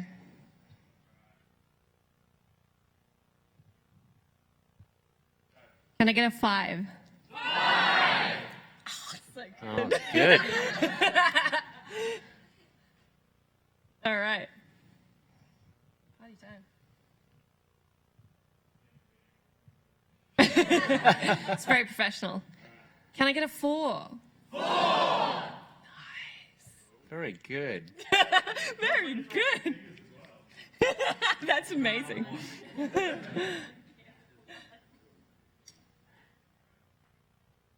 Okay, are you ready? I'm ready. Can I get a 3? 3! Yes. God, who thought people shouting out numbers would be this exciting? This is picking up my Saturday, I gotta tell you. And I'm proud of you. Ready, Daniel? I'm ready. Can I get a 2? 2! Yes. There's. Why? Oh, wow, second take. You guys all fucked it up. Good job. Jessica, please. All right. Can we get a 2? 2! Oh, come on. That one wasn't.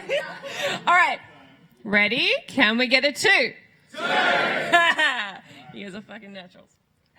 I've been told to stop swearing. It's not happening. The Americans don't like it as much as you guys. Sorry to anyone watching on Twitch. A nice long 1. How long can you say 1? Jeez. All right. Ready? Here we go. And 1. Amazing. We'll do that. I thought that was amazing. Cool. All right. Okay, now let's get some. Let's go. Who wants to talk about screen sheet? Do you have a screen? Yeah? Yeah. Give our opening shot. Okay, we're going to come to you. Dan and I are going to come to you. If you have any... Ed's going to get filming. Editing. Dan's going to get... Let's see what kind of garbage is on this SD card. God damn it. Oh, yeah, that's not great for me. Okay, I'm going to get you to stand up here.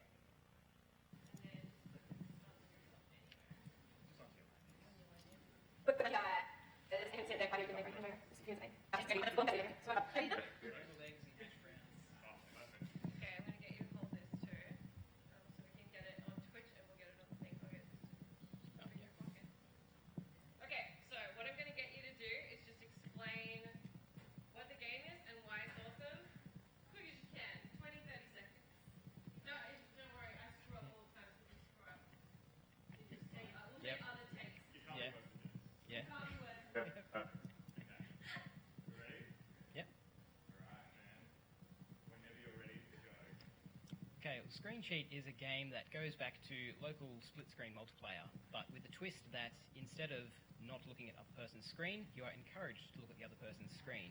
As it's necessary, everyone is invisible, and you have to be looking at their screen to know where they are, and get clues from the environment to be able to find where they are, and shoot them, and get points. That was perfect. Great. Congratulations. I never do that well. Hey guys, I am Jess McDonald. That's here so annoying. And today we're going to be making a live top 5 with these lovely people. I didn't factor in that was part of it. What's our second game, Ed? Let us talk about Framed. Framed. Who wants to do? Oh, yep. Fantastic. I'll get you to clip this onto your lanyard and pop this half in your pocket. And talk onto this so nice people can hear you as well.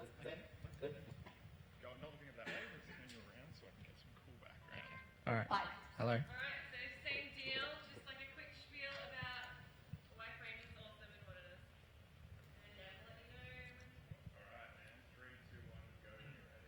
Hi there. Framed is an awesome game. It's got a unique concept where you have like panels, like a comic or a web comic, but you switch them around to determine the. Take two. Okay. Hi, Framed is an awesome mobile game where you have different panels like a comic, and you can switch them around to determine the. Yeah, no. Just take your time. You can don't worry. Okay. Hi, Framed is an awesome mobile game where you have different panels like a comic, but you can switch them around to change the order of the actions.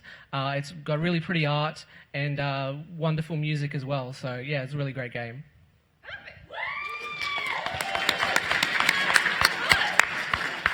That was fantastic. Thank you so much. Our second victim. 5! This is great. Okay, what's our third game, Ed? Our third game is Borderlands, the pre-sequel. Who wants to talk about Borderlands, the pre-sequel? Yeah, you did say you'd do it. That was too much excitement. That's cool. You, okay, so you can clip that one. That one clips. If you're able to. Oh, you can hold it? Okay. All right. Okay, I blanked. Sorry. No, you're fine. Take your time. Okay. Whenever you're ready. Borderlands, the pre-sequel, is set between Borderlands and Borderlands 2, and basically gives you the gist on how Handsome Jack became the big douche. So it's great graphics and hell of fun, so you should definitely try it out.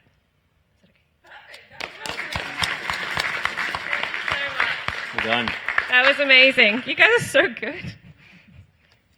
My job's really easy. Yeah, one take. Someone else is going to take it. It's Jesus. a mobile game where you have different panels like a comic, but you can switch them around to change the order of the actions.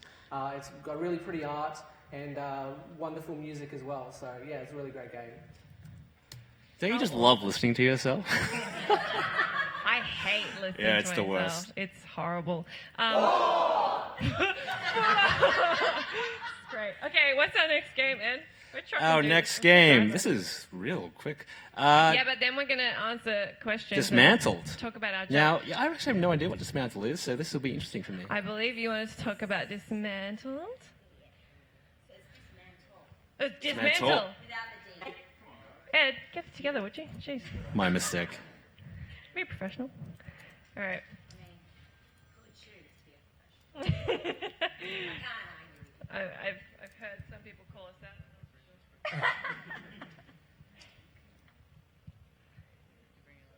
Yep. Microphone scary. Oh my god. Whenever you're ready, go for it. Dismantle is an upcoming indie game that has been created in Australia, and it's all about fighting your opponents who are robots. Actually robots. You can customize your characters, you get to self-detonate, and of course your head blows off and you can latch yourself onto another opponent and then explode. Fantastic game.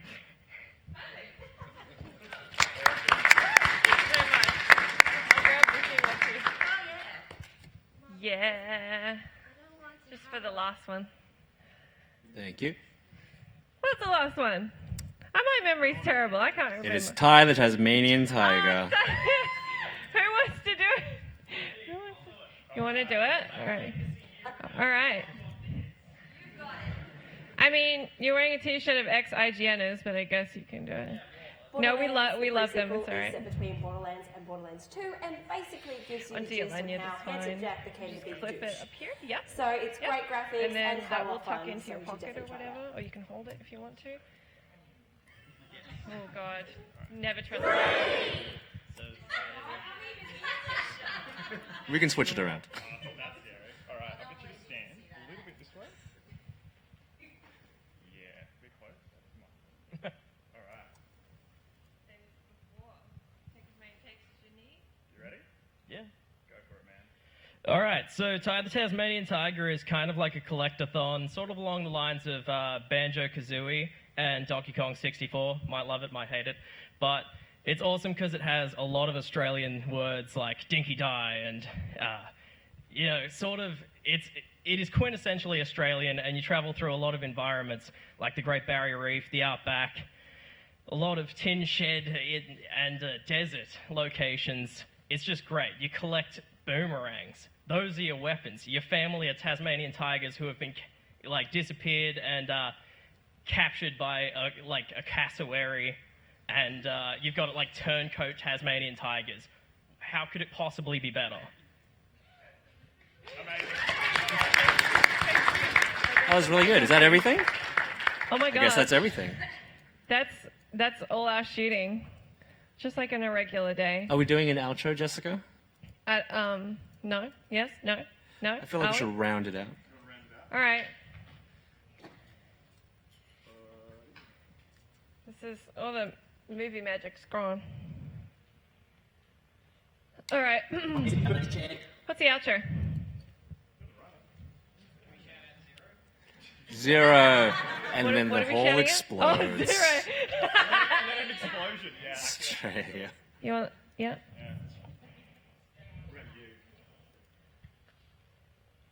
And then just pan over and they say 0 for no reason. This is the Australian humour that we bring to GameSpot that they fucking hate. Yeah, is that? We think it's really funny. It actually is a little bit hard sometimes, isn't it? Yeah. Australian humour doesn't transfer as well as you think. Sarcasm. Some People just don't get Americans have problems sarcasm with. these days, yeah. Hey? The Americans just do not get They sarcasm. don't. We've always had to be really explicit or they get super cross. Yeah, I don't know. This is our job. Hey? sometimes. Yeah. I mean, we try. And then they're just like, what do you mean? It's a joke, idiot. Anyway. I love you guys. I know you're watching on the stream. Okay.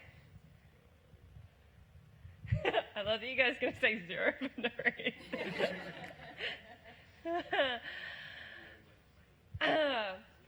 So those are some of the favorite Australian developed games by our... Just fucked up. What am I saying? We're done? Bye. So those are some of the awesome Australian developed games that have been made. There are even more at PAX Australia here. Thanks for joining us, and for more content, check out GameSpot. Wow, give yourselves a round of applause. That was great. Wow, that was much quicker than I anticipated that being. So yeah, if you do have any questions about us, our site, our content, or making video content in general for the internet, go through while I listen to these clips. Robots. Actually robots. Well, that's not the same. Dismantle is an upcoming indie game that has been created in Australia, and it's all about fighting your opponents who are robots. Actually robots. You can customize your characters, you get to self-detonate, and of course your head blows off and you can latch yourself onto another opponent and then explode. Fantastic game. Great. Yay! Anyway. Now, if you do have questions about anything, just run up and grab a mic or anything. We totally Yeah, can. Dan, go. Actually, I don't want to make you walk all the way to the mic, but then we get it on Twitch.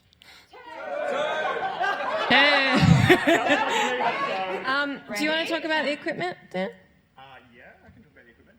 What specifically do you want to know, man? Like the way you're transferring the data from your camera. Oh, yeah, good question. We actually all work on different workflows. I use Premiere Pro. That's Love what I how edit you wanted in. to drop that. Yeah, I just wanted to let everyone know. And we shoot on the C100. It's a Mark II. It's just really fast. We shoot in H.264, MP4, and we just take the SD cards, put them in our Macs, take it off, edit it up. So they're hot swapping two different SD cards. That's what we're doing now. Ed's loading them up.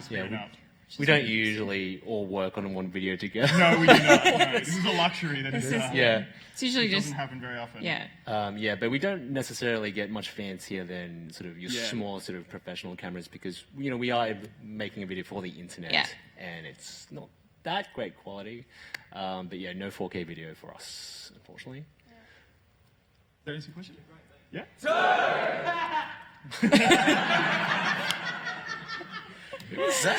That's staying in. So good. If anyone wants to ask anything about anything, we're literally just here to answer your questions. Okay, Screen Cheat is a game. Or we can all. Oh yeah, good one. Use the mic. Good idea. With a twist that. I mean, you can pull. Do you want to pull it down? Or we can all sit quietly and watch Ed edit. That's really boring. That's what we do in the office. Yeah. After he does it, or? At their screen to know where they are. Ed, you're interrupting question time. Oh, no. This isn't about you.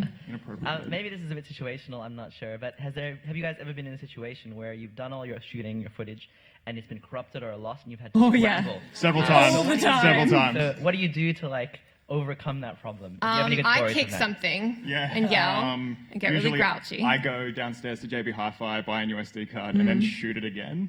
It actually happened. We do news every morning, and we were shooting a top 5 on a Friday afternoon, and it just wouldn't work. We lost all of our footage, and we had to reshoot the entire episode. It's just what you have to do. Sometimes things go wrong, and you just got to be quick to be able to fix it, and that's what we did. So We were filming something earlier today where something went wrong, and now we have to fix it in post, so to speak. Yeah. Oh, Ed hasn't heard this yet. Oh, I haven't heard this yet. What did we do? Jobbed you into your boss. What did I do? Oh, yeah. Oh, yeah. Did you forget to press record when you... No, I pressed record. Everything was fine. This is a strange format to be doing this You're in. revealing that. Sometimes gameplay doesn't record, as you expect. HDMI cables are complicated. Yeah. Oh, hey, more questions. Hey, what format do you keep your raw footage in, and what happens to all the raw footage after you produce the video? And do you keep it, or do you just Control A, delete? Traditionally, I've been around long enough, to have been using DV tapes back in the day when we were recording on tape. And we used to keep all that stuff in a huge storage locker because we thought archiving was probably quite important. And then we ended up with a room full of crap we never look at. So typically, no, I usually keep my raw footage around for maybe 3 months or so, just in case someone needs a re-edit or anything like that. But otherwise, the quality of our stuff is so good online now that we can typically just go back to it, and if we need to access the video again, we just re-download it in its original format. But our projects are typically very, very short tail. Yeah. We want to shoot it and get it done within a day or a week at most. So we don't look back very often. Yeah. Yep. I've heard you mention a few times how small the Australian team is. I was wondering just how small are you guys and how hard you have to work because you're so small. Hello. You're looking at This it. is it. This is it. Hello. So are you guys always flat out or? Yeah. Yeah. Ish. I mean, So, you have to remember we handle news and features and a couple of other shows. So between the three of us, we're making 10 or 11 videos a week. Yeah, and the US publishes a lot of our videos that are on site. We're the daily news, and then just usually the features. Yeah, each of us are working on that week. Yeah. I mean, back in the day, about 10 years ago, when GameSpot was more regionalized, we had a US team, obviously, a UK team, and an Australian team, and we used to be quite separate.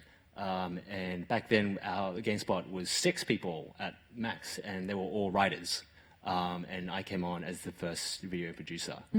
But since then, we would have to request that some Australian content be published on the American site and so forth. But ever since then, we've kind of merged this one big blob.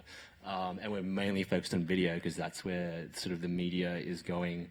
People like video, and video ads make a lot of money for us and keeps us in jobs. So we've kind of consolidated, and we are all focused on video more or less. And I only recently went over to the editorial side and started writing reviews and features and stuff.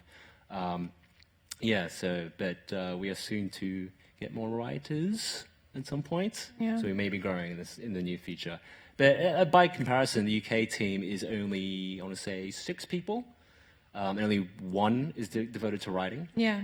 Whereas in the US, they have about, I want to say, 6 or 7 writers, and then how many producers? I'd say it's about probably 10, 6. it's 10 or 10 no, or yeah, it 12? must be more. 10 or 12. Yeah. And then we have Lots a of bigger movies. teams for social media, Yeah. and obviously we have a sales and accounts team, all that kind of stuff. We have a lot of support, especially being part of a larger parent company. Yeah. Yeah. But yeah, my content. Yeah. Yeah, don't worry about it. I am editing on Final Cut Pro X, which this just got a massive refresh like literally 2 days ago, so I'm not very familiar with all the changes. But I went to uni and they taught me Final Cut Pro 7, and I kind of just never left that ecosystem. Yeah. The older version was a much more flexible and more professional system, but I'm getting used to all these sort of nice streamlining options. And when you work in a field where speed is key, some of the things like this has a magnetic timeline, so everything will always collapse to a certain point. And so it's easy to get rid of the garbage very quickly, and I prefer it, but... Yeah, I will say, coming into this job and always working with Premiere, and then seeing Final Cut actually is stronger in some departments compared to Premiere, it is making me think, maybe I should just stop being such a snob and move over. Because I think it would be we much ain't making easier. movies, Dan. No, that's true. And I think the speed that Final Cut gives you Yeah. is something that's a massive bonus, especially in our jobs. I think. But it's all about the way you work, the way you may edit video, because it's all non-linear editing, and there are so many ways to approach it that, find whatever suits your style, really. Yeah, totally. Yeah. Got a question. Yeah, just when you were over in America making videos for the GameSpot News for E3, how's that different to when you make them in Australia? E3 is manic. E3 is crazy because it's just there's so much to get out so constantly. We tend to break up. So like Ed will be on more editorial stuff and I'll be working with the video team over there, which is nice because we do work collaboratively even when we're over here. So you get a bigger team to work with when you're over doing that. Yeah, it's great because obviously we're a part of 3 different regions, and because we're such a tiny team, it's nice to get really embedded into the global team. One of the major things we changed for E3 is that everything is just condensed. So I figured out over the last year or 2 of doing E3 that daily news just doesn't work because it takes too long to put out the content. Even though daily news goes out, we can make it in like 2 or 3 hours. But with E3 news, like you need those updates, like they need to be up immediately, and we can make updates in like 20 minutes. So that's pretty much like updates have taken over from news and stuff like that. Yeah.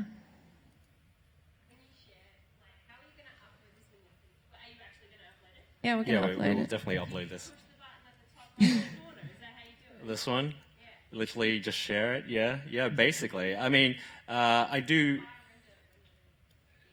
well, typically for short videos like this, my file size is only maybe about 200, 300 megs for web. Yeah. It's quick to upload. And our CMS is basically WordPress. So if you were interested in doing anything like this, it's really easy to set up your own web page and start publishing video content and all that kind of stuff. Or you could use YouTube, which is like also pretty good. Yeah. But yeah. Oh, we got another question? How does GameSpot as a company make you guys feel included with everyone else? What do they do to make sure you're not feeling... I mean, we always work collaboratively. Like, that's one of the really nice things about being a global site. Like, we used to be, like, kind of a division. Like, there was, like, an AU separation, which doesn't make any sense because video games are global. Like, I think even CNET still has an AU kind of division, which makes a little more sense because there can be, like, AU-specific tech. But video games, like video game reviews and news and stuff, it's like everybody wants to know that. There can be things that are division by division, but not really. They're regional. So, yeah, I mean, even news is a collaborative process because it needs to be out by 9 a.m. So Dan and I get in at 6 in the morning, and there have been a bunch of news stories put forward by one of our lead news editors in the US. He's like, this is the buzz. I'll take that, pick the things that are interesting, write a script, Dan sets up the shot, then we take a photo for the thumbnail. For some reason, we're still taking thumbnails with my face on it. We send that over. I hate it. We send that over to the US, and then we have a couple of guys in our team in the US who put the thumbnail together for us because we're on such a crunch that even something like that, it is so essential to be working with the global team. And we enjoy it. Yeah. They're great. Totally. Yeah. Yeah. The difference in time zones work for or against you? Definitely against, given I get up at 4:50 in the morning. Yeah, because so getting daily news out by 9 a.m. is basically it. That's 4 p.m.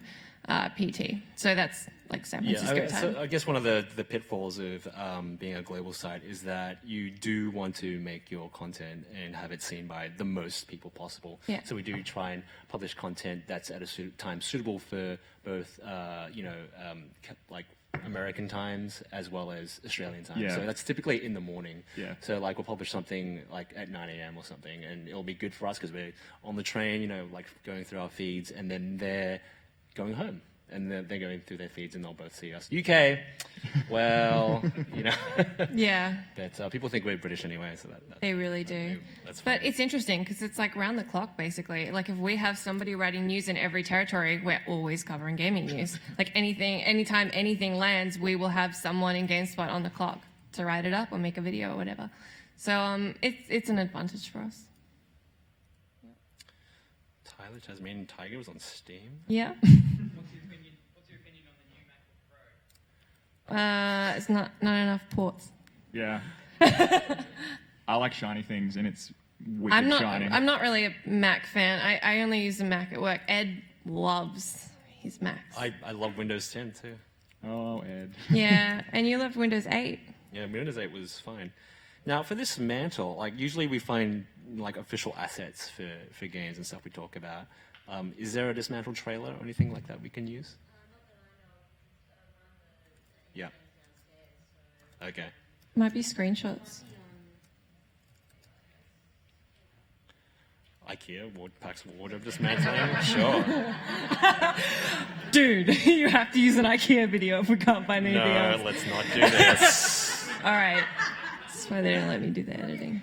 Oh, good. This is also might how be we useful. get assets. We get official assets. We never have these kind of advantages. Yeah. So, Dan, you're a recent... great helm. Dan, you're a recent acquisition. Yeah, I'm real recent. I'm real fresh. Just out How of the are you packet. finding being in the video game media? Yeah, look, for, it's like terrifying. Absolutely horrifying. I have a background in TV, so I used to work in broadcast. And the jump to such immediate feedback is really, really jarring. Because the internet can be both so kind, but it can also be intensely cruel. And that's the thing that I'm starting to realize. Your feedback is something that you want, but it's also something you don't want sometimes. So that's been the biggest thing I've found Can you please working in tell this the industry. T-shirt story? Oh, okay. One of my first features I made was about Ghostbusters, and whether or not I put it to the test that does Bustin' actually make you feel good by rating a bunch of Ghostbusters games according to how good they made me feel when I played them. Tongue in cheek, bit of silliness. I got a very, very mean YouTube comment, but it was so great that I was like, this dude's nailed me so well, I had to get it printed on a shirt. So now I walk around with my first mean YouTube comment just emblazoned across a t-shirt. So I'm going to try and find it as we talk more about this. But yeah, that's been the biggest thing. Everything else is the same. If you have a background in making movies or making videos or anything, it's basically the same. Oh no. You're finding the comment? I thought you were finding the shirt. No. So this is there it is, the checklist. Oh yes. Creepy mustache? Check. One side fade with longer top edge? Check. Down button shirt with roll-up sleeves? Check. Thick frame eyeglasses? Check. They're not Lame even jokes? thick though. I feel like that's incorrect. That's definitely right. Lame jokes is definitely right. Good stuff. Now, Jess, on the same vein, how do you like all the rad comments you get on news? Can't read the and all your comments. videos. You can't read the comments. It's interesting. Whenever I see anyone like starting this job, and when I started in this job, you really want to like participate and get in there, especially on YouTube. And you know what? I love talking to people. Like I don't really like social media, to be honest with you, but something I absolutely love about it is being able to. I hate the word fans and I refuse to use it, but to connect with people who engage with my work and like what I do and have a passion for the things I have a passion for. I like having these kinds of conversations and discussions with people. I find it really fulfilling. So in that way, I love the idea of getting able to talk to people back and forth in YouTube comments. Probably a better thing for Twitter or Facebook. Would not really recommend engaging with people because they're mostly superficial, you know? It's less so a conversation about what might be relevant in a feature or what Ghostbusters games are good, and more just at criticisms of you as a everything you person. look like. Just real piecing apart all of your insecurities on the internet with like 17 likes. Yeah. And you're like, damn. They on it though. What's wrong with my teeth? That's why you put it on a shirt. Yeah. Ed, how has like video changed in the years that you've been there? Has it changed much? Well, DV tapes. Well, yeah, obviously. Don't use those things anymore. But obviously, we used to really focus on having awesome sort of like long form content. Yeah. Like we used to love doing like variety shows. So we used to have like On the Spot. We used to have Crosshairs, which was the Australian show. And the UK used to have Start Select. But I guess we just, as we were able to get more data from sort of our website, and like we sort of learned what people were actually tuning into, how long they stayed for a video, we just learned that people just weren't interested in that stuff as a whole. You know, there's certainly people that still love that stuff. I still love watching long form video content, and I think like sort of stuff that's sort of well made is great. But unfortunately, I guess the reality is people have short attention spans, especially with everything else, all the other noise on the internet, and so we've kind of had to focus on sort of really short, concise features that hopefully ram a point across and it says something interesting about either a game or like a game's concept or something else like that. And you know, as you know, Jess kind of talked about in a previous panel, unfortunately, sometimes you also have to sort of make enticing headlines to get people to look at that. But that is something that I'm learning more and more, like, as coming from, you know, just reading games websites, like front-loading headlines with the name of games and stuff. It makes it really hard to think of a good title for a video when you have to put like Dark Souls at the front. Like, you're just like, how do I make that into a sentence? Search engine optimization. I mean, it is a bit of a shame, but at the end of the day, when you're putting your heart and soul into like making cool content, you want people to see it, but if they're not going to click on it, you know, that sucks. So yeah, that's I guess that's how videos change, and also I guess live streaming and YouTube and stuff, and obviously people on YouTube expect a different kind of content. They expect something more like intimate and personal, and same with streaming and stuff. So we've tried to do that. Definitely getting a lot of us like in front of the camera as opposed to behind it. Like there isn't really room for you to just be a video camera person or to just be an editor anymore. Unfortunately, you need to kind of be good in front of camera as well as behind it. Yeah. The analytics.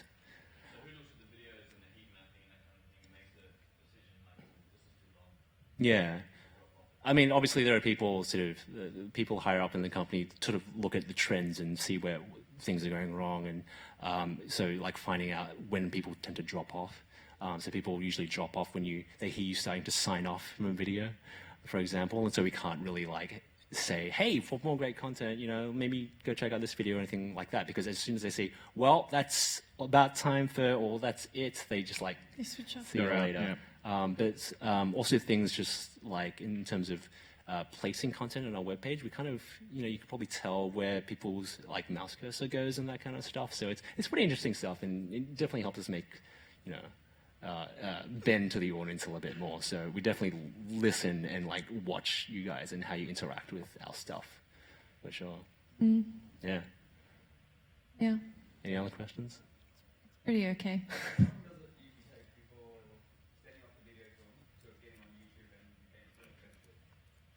Minutes. Literally minutes. GameSpot is almost instant. We check each other's work. Yeah. Actually, GameSpot definitely has a big QA process. Yeah. QA is very important, especially coming from my background from TV. Like, you have to get it right first time. Yeah. So I'm very used to making sure everything's right. Yeah. And, you know, nothing on our site, our reviews, our news, our videos goes up really without somebody else's eyeballs looking over it and, like, nitpicking and that kind of stuff. Yeah. And I guess, you know, most major outlets do that. Although, you know, Fairfax fired their entire sub-editor team, so some major publications don't do that, but we do. And I think that's what makes us pretty okay. Yeah. Definitely pretty okay. Definitely pretty okay. Definitely. Have you ever rejected someone's video? There are certainly times where we've... I got almost finished with a video and then found out GameSpot had made the same video a year ago.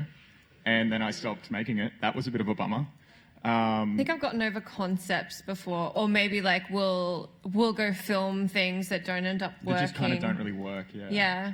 I think it's pretty rare that we get through an edit and then dump it, just because we're quite careful and meticulous about the things we choose to work on, because there's so few of us. We can't really like waste our time on something that might not work. But I think we'd rather drop something that's not working than put up something that might not be interesting or is a bit shitty. Yeah, definitely. But I guess that's all subjective, right? Yeah.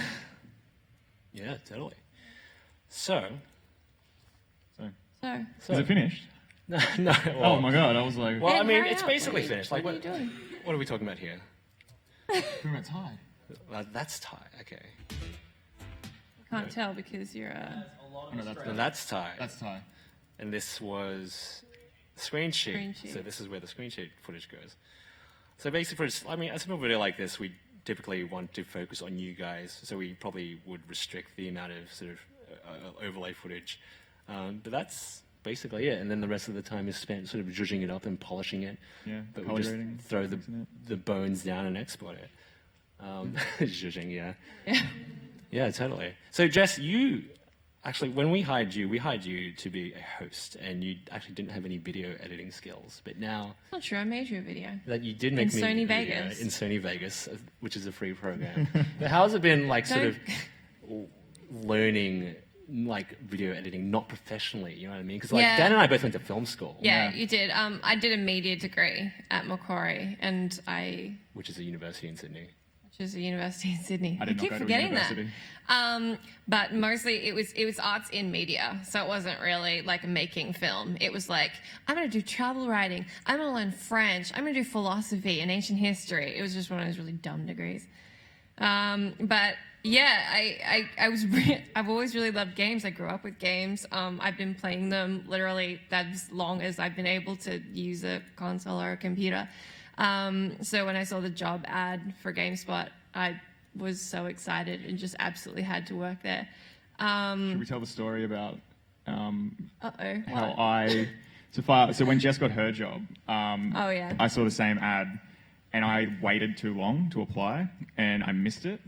And that's how I ended up getting this job. Is I was like, nah, not this time. Yeah. I'm not gonna miss my chance this time. Got my application in straight away. But that's crazy. Yeah. I mean, these jobs are so few and far between. But I don't know. Like, I feel like I got so lucky because I took on a casual position as it was called a video journalist at the time. Casual video journalist, which is a very strange title. And what they wanted me to do was present and edit, which I couldn't really do, and come up with show concepts and everything like that, which I could do. And yeah, honestly, everything I know about video I learned from Ed, which is why I'm on Final Cut and not Premiere. And it's been awesome. I mean, I think it's so important to build those skills. What I always think is really interesting is that, like, for the first 18 years of my life, I wanted to act. And then realized I could not act. But what that kind of bred into was doing a lot of experience with presenting and remembering lines and stuff and speaking to a crowd. I did debate, I did theater and stuff like that, which kind of turned me into somebody who could do bits and pieces of what turned out to be my career, which is quite cool. And I see that happening a lot and people talking about that a lot. Major Nelson was saying similar stuff in his Storytime speech the other day. And yeah, it's just really interesting. All just the bits and pieces of skills you have really can culminate into whatever you want to do. Yeah. So are there any like aspiring content creators or content creators in the audience at all? aspiring or actual content creators? It's both, Both? right? Yeah. Oh, that's good. Oh, nice. So I always sweet. like to ask this question of these guys, like if games media just ended, GameSpot closed, what would you be doing with your lives? I mean, I'm still at home, so I don't pay rent. I'll probably be fine. Would you be a YouTuber? Would you be a famous YouTuber? Because that's what all the kids are doing. I don't know. Maybe. I love content creation. I love that we have these platforms that enable anybody who's passionate and interested about something to go and make videos or write articles that other people can consume. Yeah.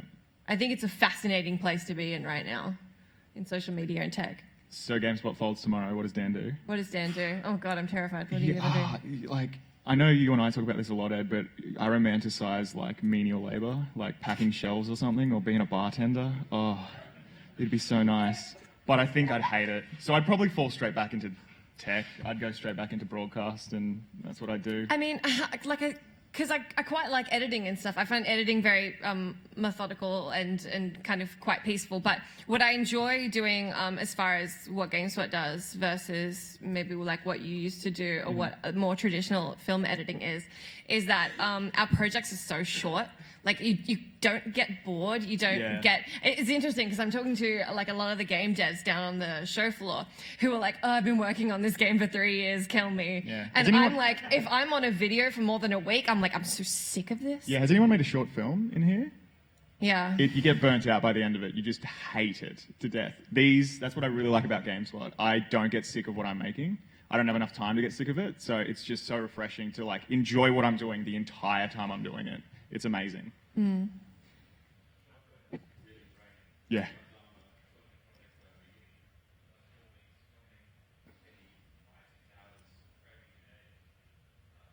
It's so hard to keep that like. Yeah, that's right. Energy going. It's nice to work on short-term projects and just punch it out. Yeah. Feel good about yourself at the end of the day. Yeah. Have something It's finished. And to be able to push it out online practically immediately Yeah. and start getting feedback on how ugly you are is just, 2016. That's why we do it. What a time to be alive. My goodness. Yeah. Yeah. So how do you deal with that, Jess? I don't. Yeah. Is it a very solo kind of activity, or are lots of people involved in each video? Well, Dan and I are the entire news team at the moment. It used to just be me and Ed, but Ed has more important things to do. Except for right now. We just do it together. Like I said, pick the stories, write the script, Dan QAs it, and make sure I haven't said anything really stupid by accident. Usually I miss something. And in my sleepy, addled we remember halfway through. brain. Yeah. Like what did we do the other day? We thought Bethesda made Mass Effect. That was a good one. And we shot it, and then we're like, Can you imagine if we said that on GameSpot? This is why QA is important. Yeah. We're just like, I don't think that's right. Oh, it got all the way to the shooting session. Yeah. And Dan and I were like, hold on. Bethesda doesn't make Mass Effect, right? Do they? We had don't to tell me this. But then, he'll be setting up while I'm putting my makeup on because I got ready in 10 minutes. And then we shoot, he edits it, and it gets published and pushed up on site within about 2 hours. But our features, I think, they're a bit more solo, the ones we work on our own. Yeah, so like, especially if it's a VO feature, I'll put the entire thing through like myself. So that's a feature where you just record voiceover. Yeah. And we just work with gameplay or found footage or official assets, that kind of stuff. Yeah. So do you guys ever feel that with the way we work, there isn't enough time to make quality content? Do you think we put enough time into Dude, our we work? always make quality That's content. true. Quality hashtag We're content. we're such sticklers for making sure our stuff is good. I think especially with our features, because we're making stuff because we're interested about it and we're passionate about the specific things that we decided to talk about. Yeah, I don't know. I don't think so. I think our quality is quite high. Yeah. I mean, it'd be great to do more longer form stuff. Yeah. But like you said, like people don't really want to tune into a 20-minute documentary. They kind of do. Some do. And I like that we've started doing more of that. Yeah. And I think that people would consume that kind of thing. It's just more like work. Yeah, and I wanted to ask you guys about what kind of media or games media or pop culture media you guys consume as individuals, because the stuff I tend to look for on the internet is stuff that isn't necessarily popular. Like I love like long form videos like on Polygon. Yeah, I love like Polygon listening to stuff is amazing. podcasts, but Yeah. podcasting hasn't really taken off in Australia like the way it has in the US, which was also discussed in Is the this previous where panel. I have to say that every single day I check all 4 of BuzzFeed's YouTube channels and just load up all the videos that I want to watch? I am a sucker for Tasty. Tasty is the most brilliant video idea, I think, in the last 10 years. It's amazing. Yeah. Do you guys know what Tasty is? It's those Facebook videos They, where like, they're shot cook above stuff. and they cook stuff. Oh my God. I watch that religiously before I go to sleep. I love it so much. It's amazing. I watch a lot of like day 9 Let's Plays and stuff. That's a big thing for me on YouTube. And man, BuzzFeed are doing some really interesting stuff. They're doing like 50-minute documentaries alongside their like, here's the cool things you can do with gloves or whatever. Yeah. Yeah. Yeah. And I think that's what a lot of sites are doing now. Like, obviously, you need to like kind of make your bread and butter stuff to sort of go to get pay for your rent and stuff. But that also, once you get that stuff out of the way, it also leads to time to make some more interesting stuff. Because BuzzFeed is doing like awesome things, especially in the politics. For specifically games, I used to frequent Game Trailers was a good one. They had a lot of good shows. But I still buy magazines. I still buy print. I mean, there's an example of like Game Trailers had really great shows. But, or again, longer form. Yeah, but I love print. I love holding a magazine in my hands. Ditto. The smell. Oh, that smell. Yeah. Is there any more questions?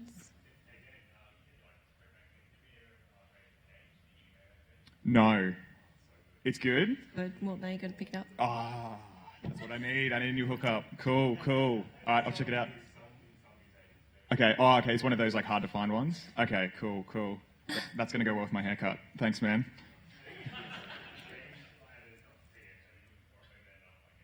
Cool. Sweet. Any more before? Yeah.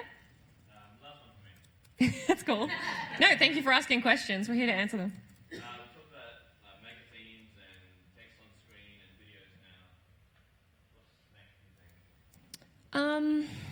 Man, I don't know. Oh man, I'd love to make long form features. I think that's something that we especially don't do as the Australian team because we have heaps on our plate between the 3 of us, particularly right now, because we're picking up the slack of not having a 4th. So I think that's something that we're all pretty keen to do when we get the opportunity. Maybe podcast. I don't know what's next. Is that what you meant, or did you mean maybe like live streams? Oh God. Yeah. I don't know what's coming. Please tell me the future. I mean, VR is really exciting, but I think it's going to take someone much cleverer than me to make VR work. Way cleverer than Dan. And to make it actually something that you'll pay attention to and be like, oh, I get it now. VR is a real thing. Yeah. It's just not there yet. But I don't know. I could not tell you. Holograms? They've got to be close, right? So I'm giving you a little bit of insight to our CMS here. So yeah, it's basically like WordPress. So we like to attribute everyone who contributed to a video, so the work is fairly recognized. So because everyone was involved, you all get a tag. We relate sort of like the games that we talked about. So when you search for a game on GameSpot, it's like Framed, and hopefully this will show up. It'll, okay, maybe not. Watch those hearts until the end of time. When you visit a game space, you can find this video on that game's page. Then we have like different shows and stuff just for categorization and stuff. And then basically you upload a thumbnail, which takes time. We do a lot of photoshopping. And then you just write a title, an enticing title, so people enjoy this content. Wicked, sick, cool. Oh my God! You'll never guess what's number 4. You'll never guess what's number 4. Well, you try and shy away from that, don't we, Jess? We never do that. You don't want to. Well, I mean, you need to entice, but you can't mislead. Yeah, so I was talking about this in an earlier panel, and we were talking about the direction of games media. And I was saying that because I write our GS News headlines, and it's a careful balancing act between making them sound interesting but never misleading. Like, I want to write something that makes you want to click on it, but not click on it and feel like I just tricked you into watching it. I would never write a title that way. And if it made someone feel that way, then I have not done my job correctly, as far as I'm concerned. And then we hit saving this bad boy, and then the video gets published. Do we have a video to watch, Edmund? Yeah. We can watch a rough cut if you Yeah, let's do it. Let's watch a rough. I didn't actually watch this through, so. Hey guys, I am Jess McDonald here at PAX Australia, and today we're going to be making a live top 5 video of our favourite Must fit with Australian music. games. Yeah, there would be These music. lovely Yeah. people.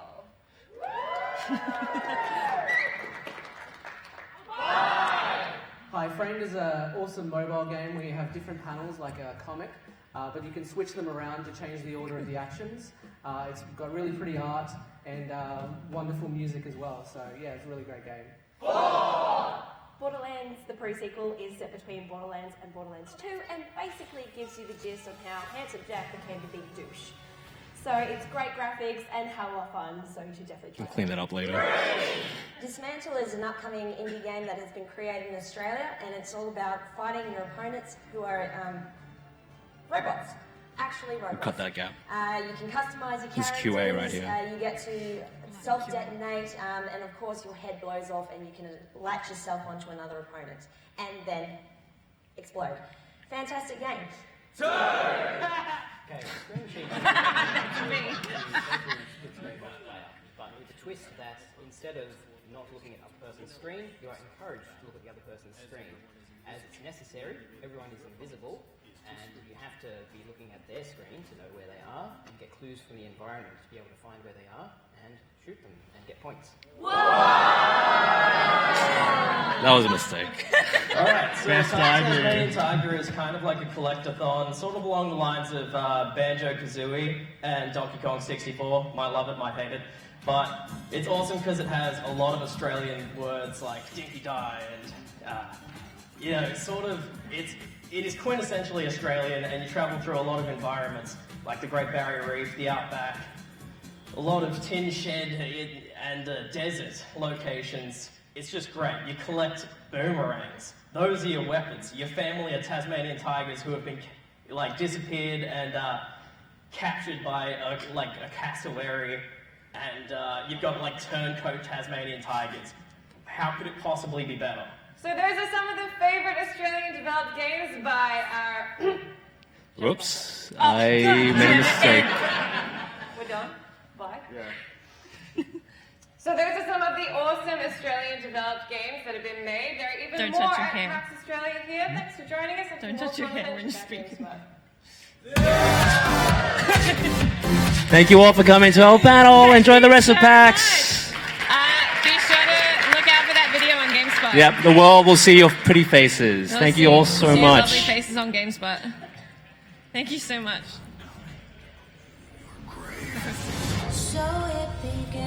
Gotta have some mistakes in there. Thank you so much. Thank you.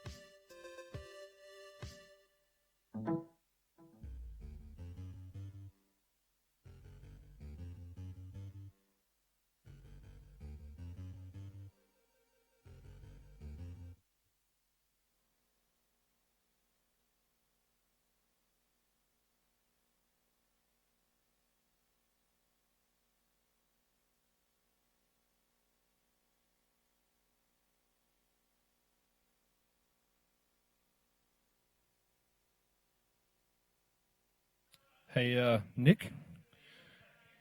Nick, do you want to test some audio off that laptop, bro?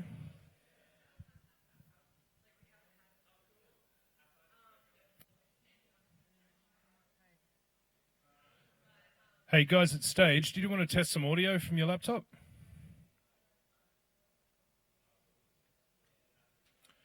Hey, you're on screen. We can see you. Like, you're on screen. I just need your audio. Hey, there's no vaping in here, bro. There's no vaping indoors, man. Can you play some audio, please, off your laptop?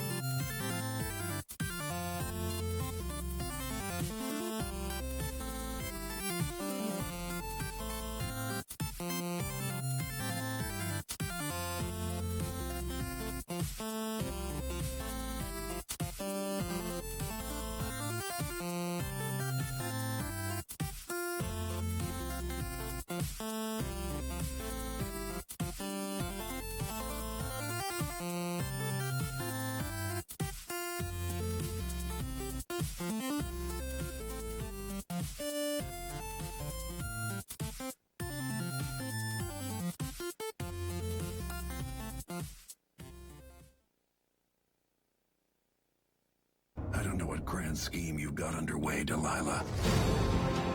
We'll take it all. But I'm coming to put you in your grave. So it begins.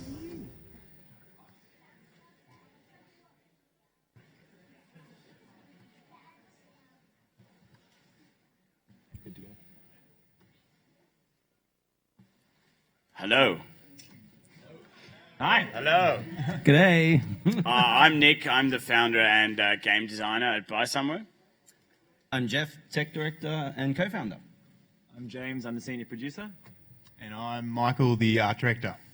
Hello, everyone. We would like to thank you guys first for a terrific first 2 days at PAX. I recognise a lot of the faces in the audience, and you guys coming up to us and telling us your own stories, and the amount of engagement that you've shown over the last couple of days is really awesome. We're an independent games development studio based out of Sydney, and it's Buy Somewhere is basically a game made by gamers for gamers. So to be able to meet so many of you over the last 48 hours has been awesome. So thanks. Thanks, guys.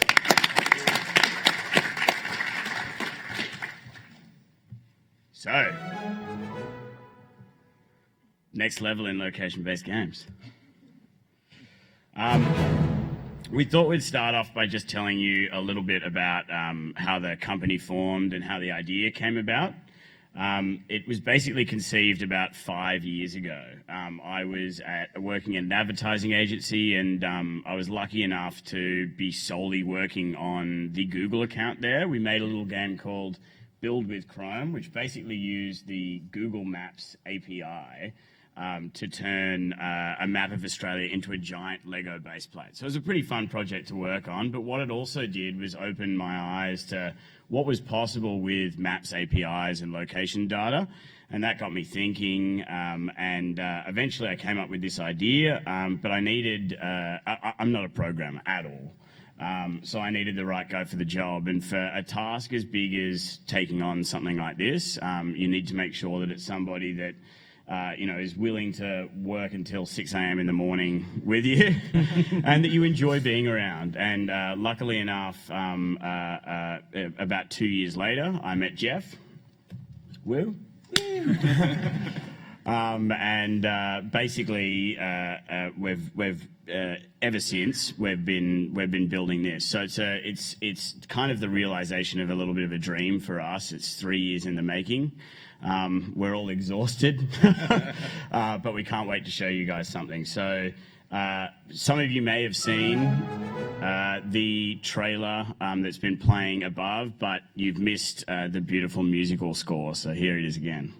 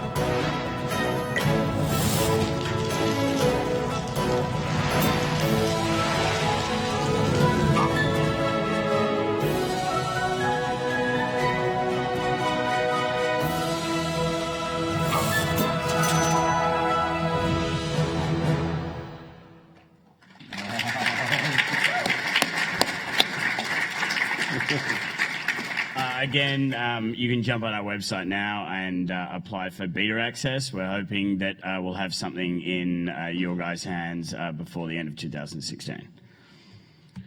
So, moving on.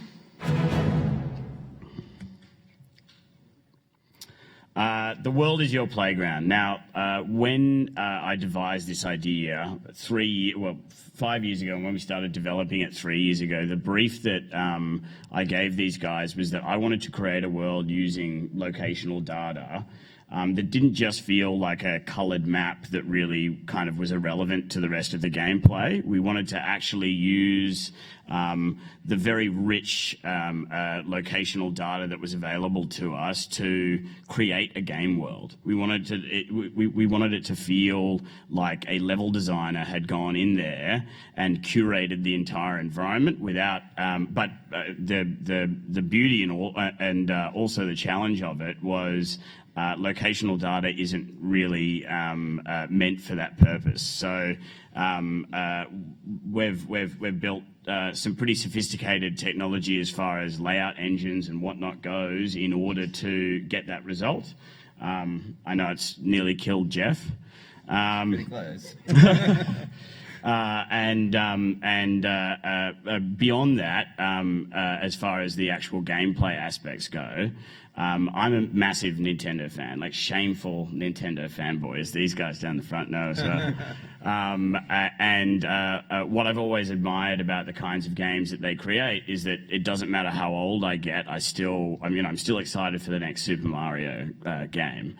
And that's because they're incredibly accessible, they're incredibly fun, they're always wrapped with some, really cool new idea, but there's deep and intricate gameplay underneath it. And we have tried to bring that to our world and to the gameplay that you guys will all get to experience when we get the beta in your hands.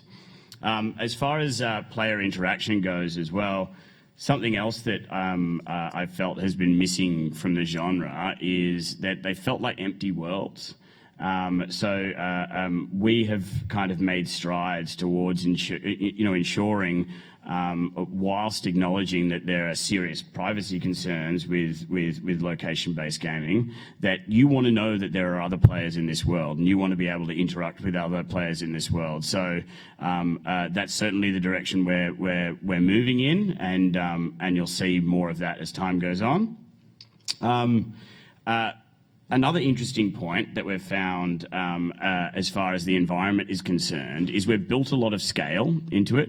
The guys will show you some screenshots in a little bit. But basically, we wanted it to feel as though as you were going from, like a area where there are a lot of houses and whatnot into a massive city, that the world actually felt like it was changing, like it does around you.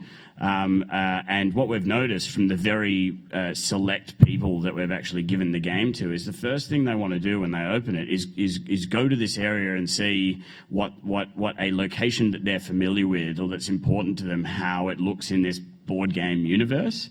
So we've put a lot of emphasis on ensuring that that environment is fun to rediscover. Jimbo. Hey guys. So yeah, I'm the senior producer. I've had the blessing of bringing this group of people together. I started with the company about 2 years ago when there was probably about 4 or 5 of us at the time, and we've grown out to 14 now. So this is us just on an average Tuesday. The things for me, if you just shoot to the next slide, the things that are really core for me about this group of people that's managed to bring this together is just working for each other. I hope you guys have really enjoyed what we've been doing on the floor. You've probably seen us running around like crazy, but the great thing is we're having fun doing it. We love hanging out with you guys, but we also love hanging out together. And we really wouldn't be able to have been building what we're doing without that. And I also, a really big thing is like just getting the right people. So I hope you guys get a chance to speak to more of the crew. Because really not many people are doing this, especially not in Australia or at least in Sydney. Sydney's a pretty small space. for when it comes to gaming. So it's been a really big challenge to find the right people for the job. And so if you guys are looking to get into the industry, if you want to come and have a chat to me or anything like that, I'd be happy to speak about it. But you can see that you will see this world, and you'll see that there's a lot of challenges you could imagine that would come with it. So, for example, we've recently brought on someone, Irene, down there to help with. Hi, Irene. Hi, Irene. She's the data girl. So yeah, the data is such a big thing. You can imagine it's the whole world of data. How do we even start envisaging this? So that's like a core piece, and the architecture is crazy. So we've brought on these amazing programmers to do it, and the art. Like, how do you actually visualize a game board into the world? It's just it's very tricky. So we've brought on this great team, and I'm really stoked to work with them every day. And the final thing up there is just getting shit done. Like, everybody, it's a small company, everybody has to pitch in. And again, if you're into game development, you'll work out very quickly that it's can be a very thankless task. And it's very, very hard. So, there's some rubbish there, you pick it up. Something's going on, you go and do it. And everyone just pitches in, and it's been a huge effort. So I really commend the guys. And this is what you got to do if you want to get in the industry, guys.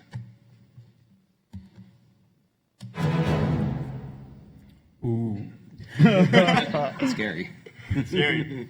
Yeah, I'm the art director. I suppose I'll talk a bit how I started out with the company. I knew James from like 3 years ago, and he called me up when I was backpacking in South America, and he's like, "Oh, I got this cool project." So they came in, met Nick, and then I found out about Nick's love for Nintendo, and I was kind of in love with Blizzard from when I was young, so there was a bit of a I'd be like Diablo, and he'd be like Mario, and it was like that. So that was interesting. But I've really got into Nintendo through that, and so first off, we started off working on the main characters with Mr. Somewhere and Mr. Nowhere, which you'll see on the big banner poster, like the good and evil guy. And they were kind of like a lot of iterations. We finally got something that actually looked good, and we were like, oh, we like them. He's good, he's evil, but he's not too evil, because you don't want him too evil. It's a nice game. Yeah, and then so once we kind of worked them out, we kind of got the board game kind of world happening. We got into the tokens. So there's two people in our art team other than me. There's Ethan and Tyler, those guys down there. And I actually just picked them up when I was teaching them. And I was teaching them, I'm like, oh, these guys are good students. Might get them on board. And so they came in, and they ended up working with us. And they've helped kind of build like all the properties and the tokens and stuff like that. So these are some of the tokens up here. A cactus, which is the first one, which was kind of random, but it turned out awesome. We all love the cactus. And you'll see its animation later, where it dances, which is really cool. So these are like your player tokens that you'll use throughout the world. And we just want them to be fun and kind of like cute, and something that you can eventually, customize down the lane, and you can kind of, you really fall in love with them, and they represent you in the world. So you'll kind of, when you buy a property, your little guy will be above it going, woo! And when you're like winning a property, he'll do like a dance and all this stuff to kind of make you into the game. So yeah, there's the dragon, which is the first guy we worked on. He's kind of become pretty famous. We all really like the dragon. And the elephants, which is the cutesy one.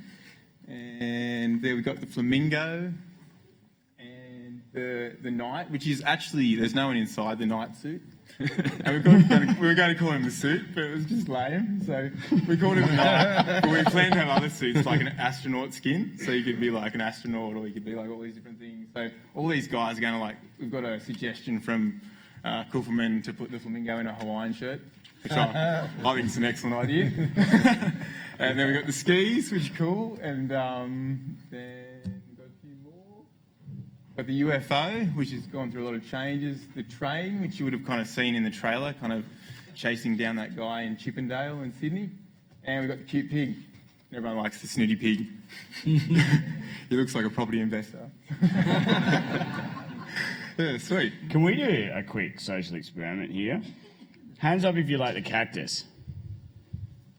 If it's your favourite. Favourite? Okay, Good cactus supporters over there. Okay. Hands up if you like the dragon. Oh, that's pretty good. Sorry. What about the elephant? Oh, I think I know who's going to win. Flamingo. Whoa. That's pretty good. The knight, aka the suit. Boom! I told you the knight would do well at PAX. The skis. Strong supporters of the skis. Yep. The UFO. It wasn't a banana. The train. And the pig. Oh. Yes. How is that possible? Okay, Thanks, guys. Cool. Shall I go, Jeff? Or you go? You go. You go? I'll go. Oh, I can go. I'll chat. So basically, these are some in-game screenshots, and kind of one of the challenges which you guys would imagine working with data is that data is messy. And I'm an artist, and I kind of want to like compose things and have things sitting nicely, and I want the rainbow to sit there, and the chest to sit there, you know, and the pig to sit there, and it's very hard because you've got all this data and the data's everywhere. But on the flip side of that, the data's like awesomely complex, and there's things down to trees and like park benches and like all different like elements that are like in the world have been kind of noted down by people. So it's it kind of gives me a lot of like opportunity to kind of create a world out of this data, and it's about like knowing where your best bang for your buck is, and like, you know, like what building is good to use, or like where am I going to put my time in my art, and what's going to be seen in the game. So so the first screenshot there with the pig that everyone loves is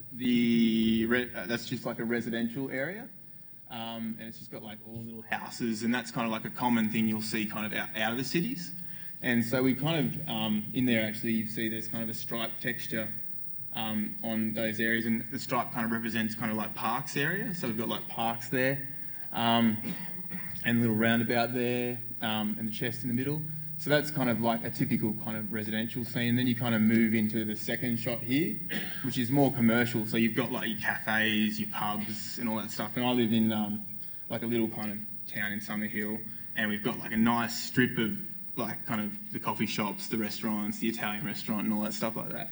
And it was quite cool when I first got the first build on my phone. I could pull it down, and I could like see these kind of line of like restaurants and cafes and everything. I could like buy my favourite cafe and like buy IGA. I bought IGA. On my IGA. That's pretty cool. Well, yeah, when you want a coffee, you can kind of have a look around and you just pull it up and see where's the yellow properties, and then you can kind of find your property. There's like a really cool additional element to this as well, and we internally talk about getting rid of the search bar. So on Google Maps, obviously you've got your little search bar up the top, and it kind of chooses based on zoom levels what iconography it presents you with. Now we have a design rule, and you'll notice there's that Slurpee on top of that property there, so it's clear it's like a 7-Eleven convenience store kind of place. On the top of cafes, you'll see these little coffee cups and whatnot. So in an instant, it's very, very easy to digest a massive amount of information about what's around you. When I was on set for the trailer, I used it to find the nearest bathroom. And it's going to be really interesting to see how people use it in that way, because I mean obviously we wanted to communicate on several levels, using colour to communicate categories. So green communicates residential, blue communicates businesses, pink communicates retail, yellow communicates social, etc., etc. And then there are various types of property within those categories, and they all have different attributes and different values and whatnot. So it was our goal, really, for the player, if they were looking for a particular kind of property, to just be able to identify it within the game world very, very quickly. The data that we're dealing with is very rich and very complex, as Tomo mentioned before. So visualizing that needs to be made somewhat simple for the player. You know, eventually they need to be able to develop some kind of sense of mastery over this world, where they look at a particular kind of property and they understand the attributes, and we don't want them to have to go through layers and layers and layers of information to be able to get there, which is why the world's represented the way the world's represented. But there's that whole additional level in terms of just how easy it makes the world to interpret. Oh, last one. Cool. And then finally there's like the city. So this is going to be like, so I think that was in Sydney. It's Wynyard.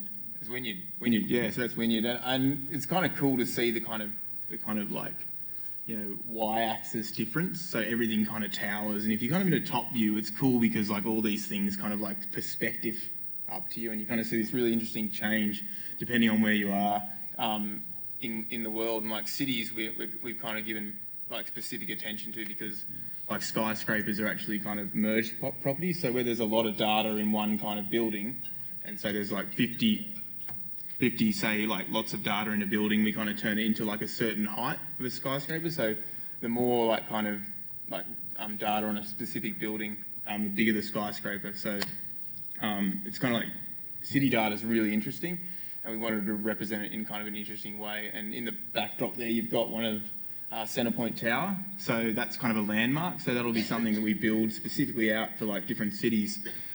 So you could potentially buy these landmarks, as they're kind of pretty much as you saw in the trailer, the Harbour Bridge and the Opera House. You know, that's owning them would be pretty cool in Sydney. Like you'd be the big character for sure if you own them. But yeah. But also cool in Melbourne. Yeah, oh yeah, that's true. Sorry. But just on that point, I mean, so those towers and whatnot that you see in the background, I made the point before that we were trying to create a world that changed based on where you were. So if you were in a highly residential area, you've got these beautiful little greenhouses all in a row. But as you move closer to the city, and as the houses turn into businesses and it becomes more commercial, you start seeing a lot more colour, right, and a lot more diversity. Then when you move towards the city, it kind of comes full circle, right? So our entire game world uses a curved world system. So you always think you're on top. You always feel as though you're on top of this giant globe.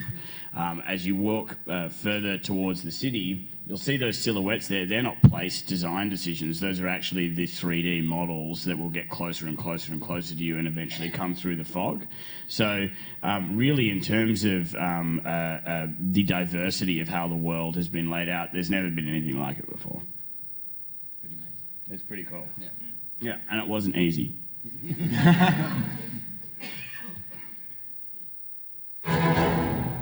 Sweet.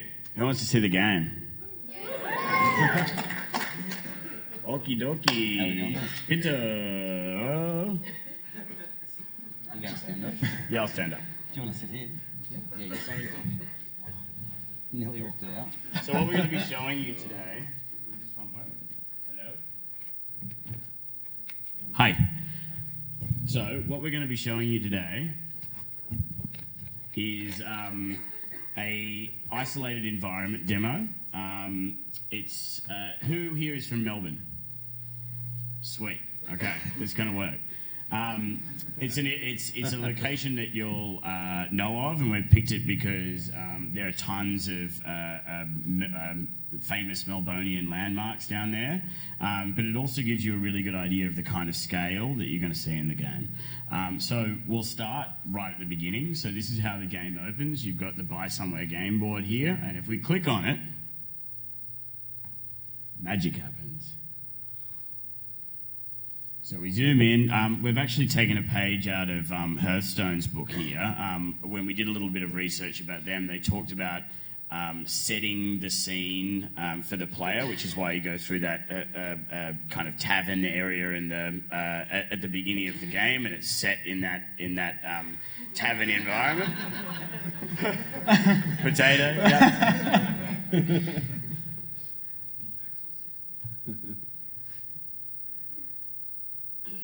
So this is the token select screen. So as Tomo was mentioning before, there's the cactus dancing. And there's everybody's favourite, the pig. Don't know what happened there. The dragon, who we'll select eventually, but we'll go back around to the other ones. He's my favourite. I'm at year 1988, Year of the Dragon. Elephant. Flamingo. UFO. A knight or suit. And a train. We go back to the dragon.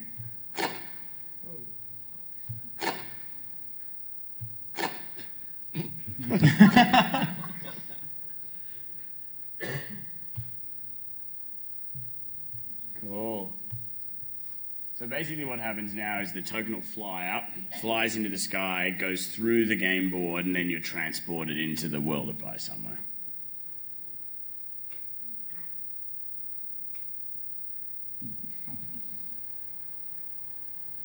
He's pretty chill about falling.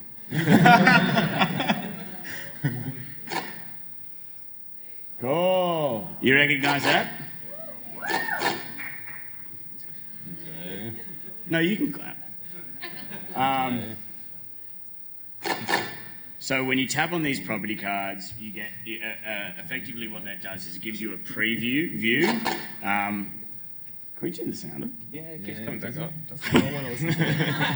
Now, the reason for that is we want players to, when you've got a whole long row of buildings that look somewhat identical, and you're looking for a specific restaurant or a specific cafe, being able to tap on multiple buildings really, really quickly and have those preview versions of the card change quickly is quite helpful. So do we want to tap on one of the little small guys at the front, Pinto?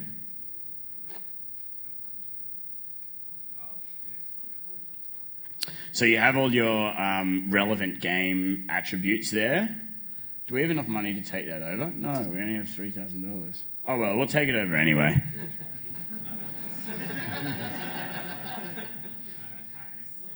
Cool. So you enter what is effectively like a takeover stadium, right?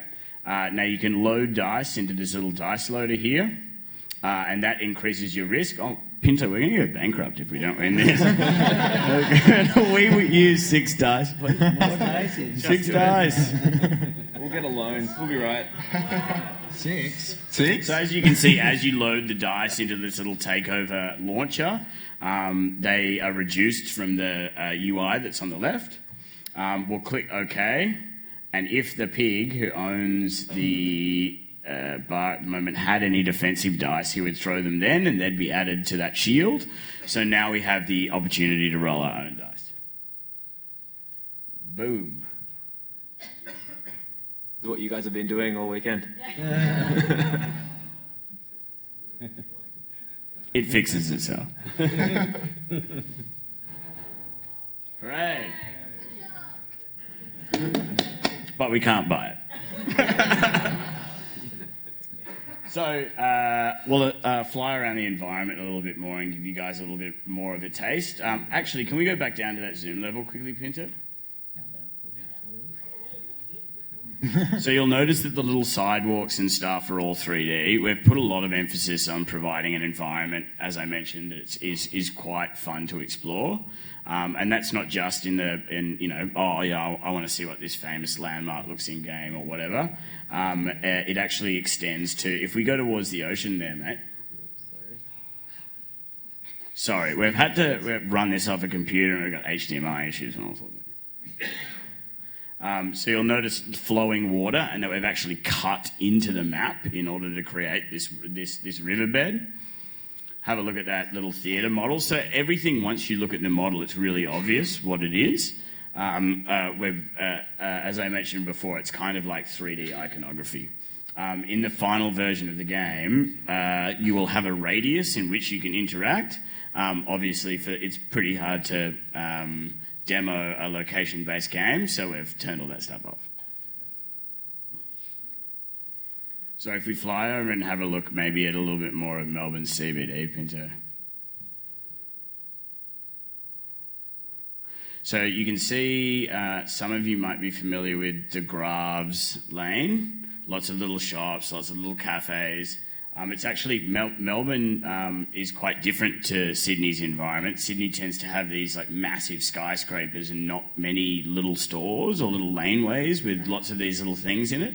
So it's actually quite delightful to look at because you've got these massive purple towers and these cute little droplets of colour everywhere. So if you click on a few of them, we might take another one over, Pinto.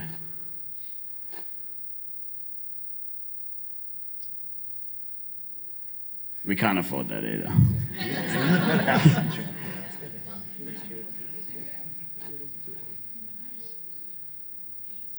Yes. We can afford him.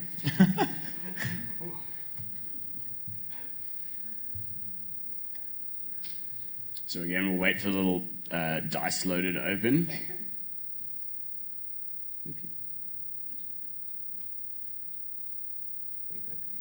Yeah, two's good. How many dice? Two? Two. All right, let's do it. Oh, we've got a 3 over here.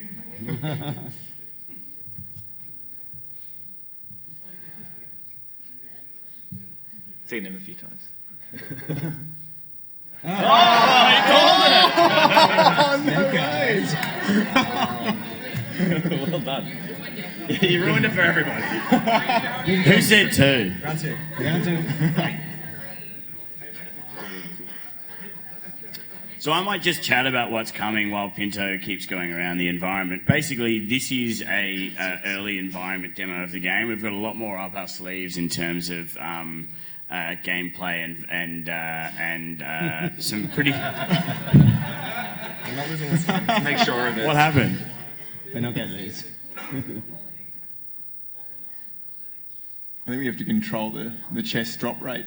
Giving out way too many dice. Haha. You'll notice that there are no chests on the map at the moment. In the playable version, chests contain all sorts of different items. So, although this mechanic here is a very simple kind of dice roll game. Oh, the dragon disappeared. What happened? Who changed those clipping things? The final version of the game has some pretty wacky items in it. I mentioned before that I was a massive Nintendo fan, so Lightning has certainly made it in. You'll be able to use that against tokens that already own or players that already own a property. We're also experimenting with ways to bring the defender in as well. So, examples of that might be that they can elect to alarm the properties that mean something to them. They're notified of that, and they can actually participate in that takeover challenge as well.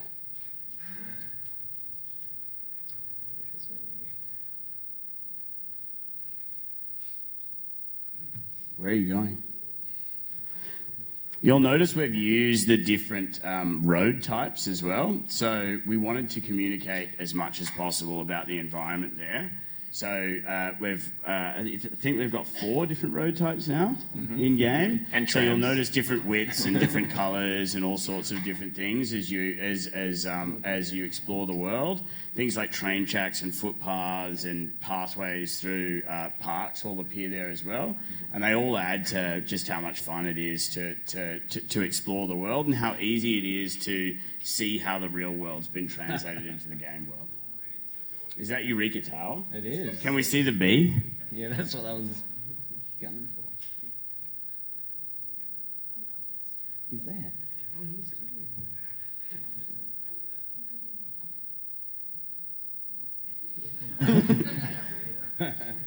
As you can see, we're having fun with scale at the moment.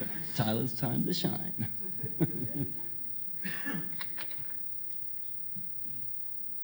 But that's pretty much it as... Oh, no, you want to get a crown? Let's get a crown.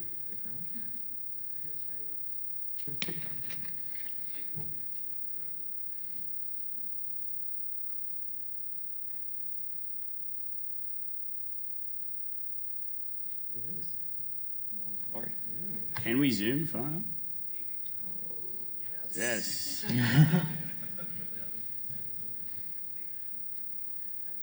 Cool. So on that, we'll leave it and take some questions.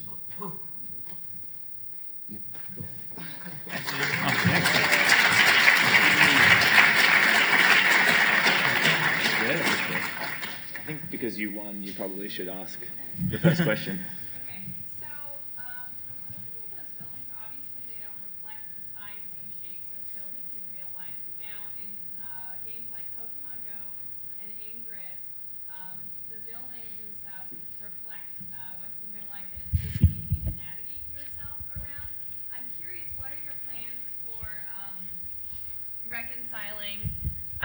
This weird sizes, shapes, and I guess, sitting mapping issues where you have like weird little triangular buildings in corners instead of square things. that makes sense on a Monopoly board in real life.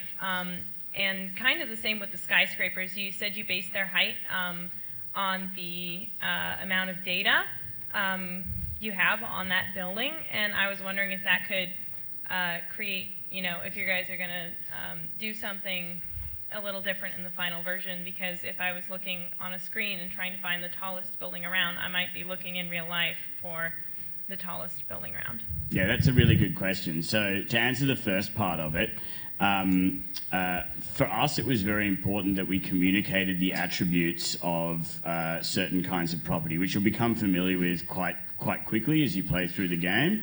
We wanted them to be communicated visually.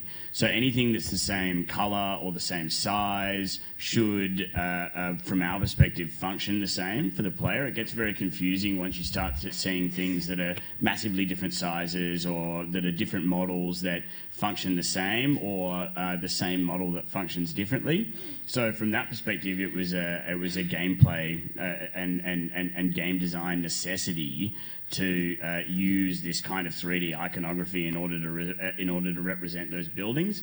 But we totally acknowledge that having those kind of base plates, those like squares, helps you understand where you are. Luckily, we're pulling in, and you didn't see it in this demo, but it's something that we've got in the build that we're working on at the moment.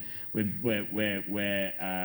pulling in a lot of data from a lot of different sources, and one of them is environmental. So things like trees that are placed in certain kinds of areas, we've found really help communicate the kinds of areas that you're in. Also street names as well, which don't appear in games like Ingress or Pokemon Go, we'll include in ours. The second part. So the second part of the question, in terms of us forming tower heights and whatnot based on the number of businesses that were attributed to it. So that's kind of stage one of how we curate the environment. We've built this really cool tool, which we're kind of tossing up, maybe letting power users have access to, that effectively allows you to go in there with no programming skills whatsoever and curate this environment. So 99.9% of everything you see in there is laid out automatically via our layout engine. But for urban landscapes where the skyline and whatnot is very important, we wanted to be able to really easily jump into these environments and scale and resize and change the model for certain kinds of buildings. So what we've done there is we've created currently seven different skyscraper models, which are modelled on the most common types of architecture that you see in Australia. And that allows us to jump in there and say, oh, that building looks a little bit like that. We'll change that. So it should be really easy to navigate in the final version. Hi. Just wondering about whether you've got any plans to accommodate colour blindness, specifically for the art director, I guess.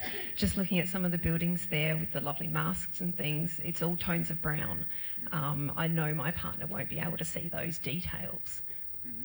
I suppose working tonally is pretty important in a game like this. So one thing we started doing was, initially we just had the buildings and we kind of did like an ambient occlusion, which is like just getting the dark areas to get the details out. So, and because mobile, we don't have like the kind of luxury of like really intense shadows and stuff like that. And then we added kind of gradients from the base of the building to the top, and that we found that kind of helped to stick things to the ground.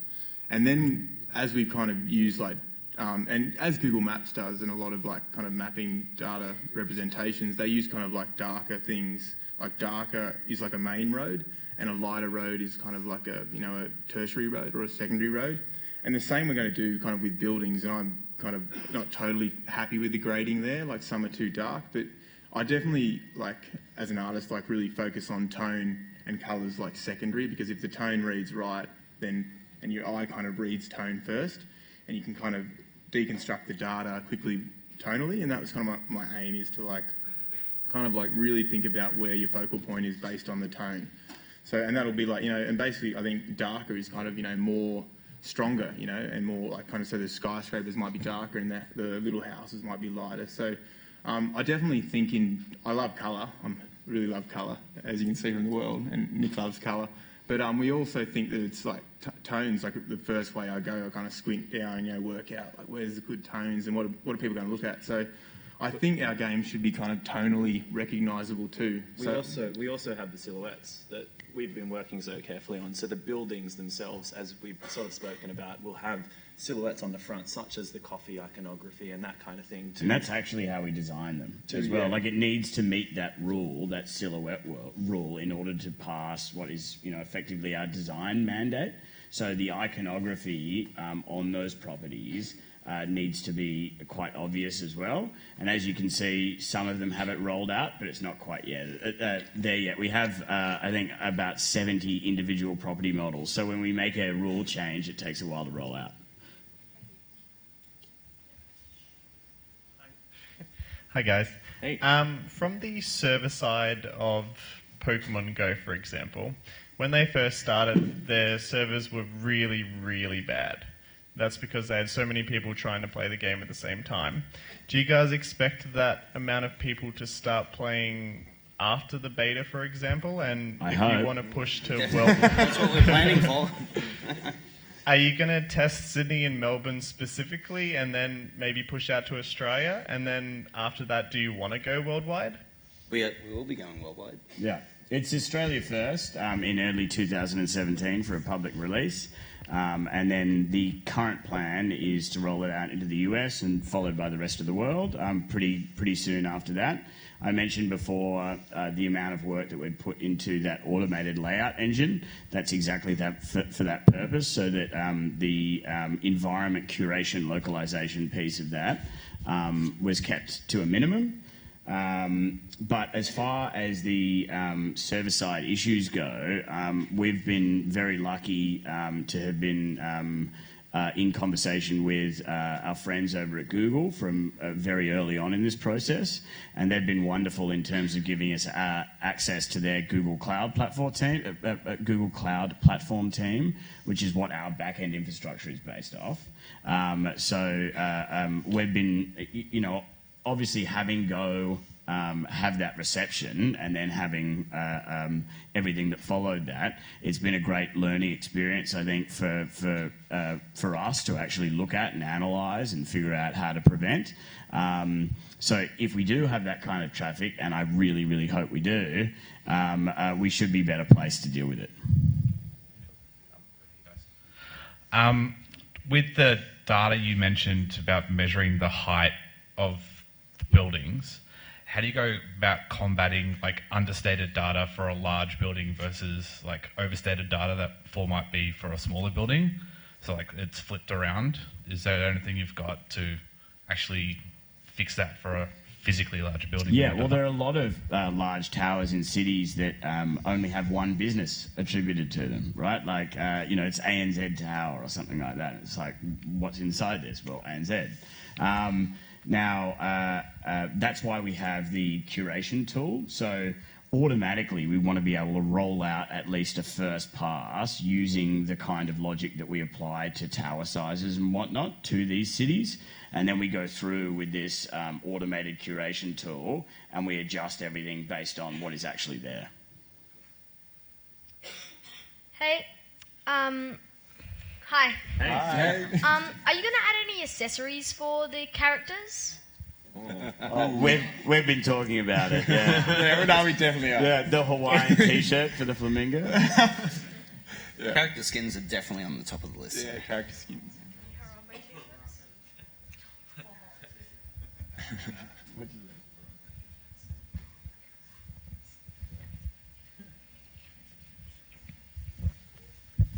So how do you generate income, and what happens to the money when you've purchased a property? So when you've purchased a property, it's transferred to the owner. It's not shown in this takeover process, but there's a new version of it that we're working on that effectively requires you to pump cash into the property that you're looking to take over, which is quite eloquent in the way that the value of the property now also acts a little bit as the property's hit points.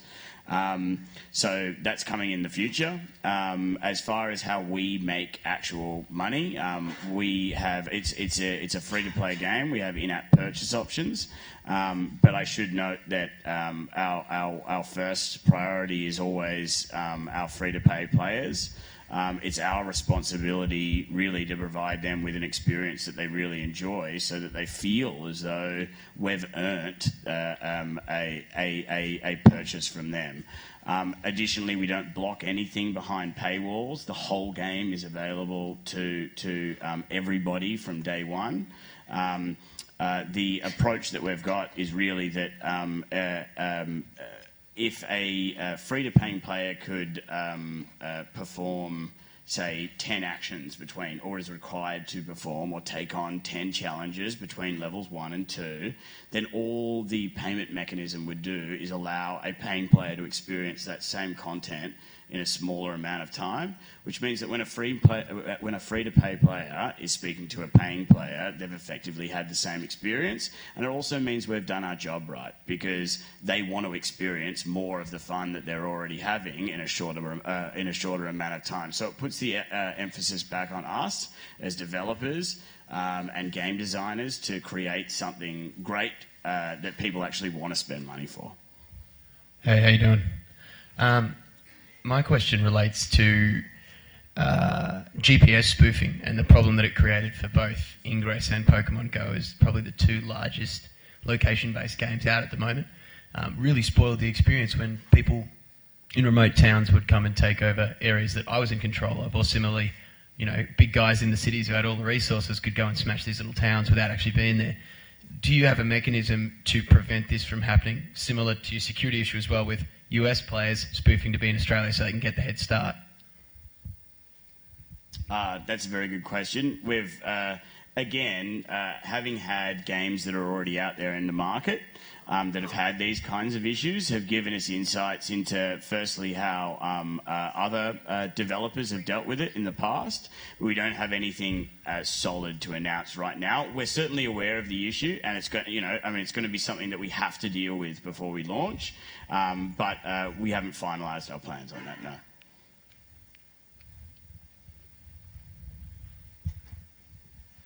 Hi.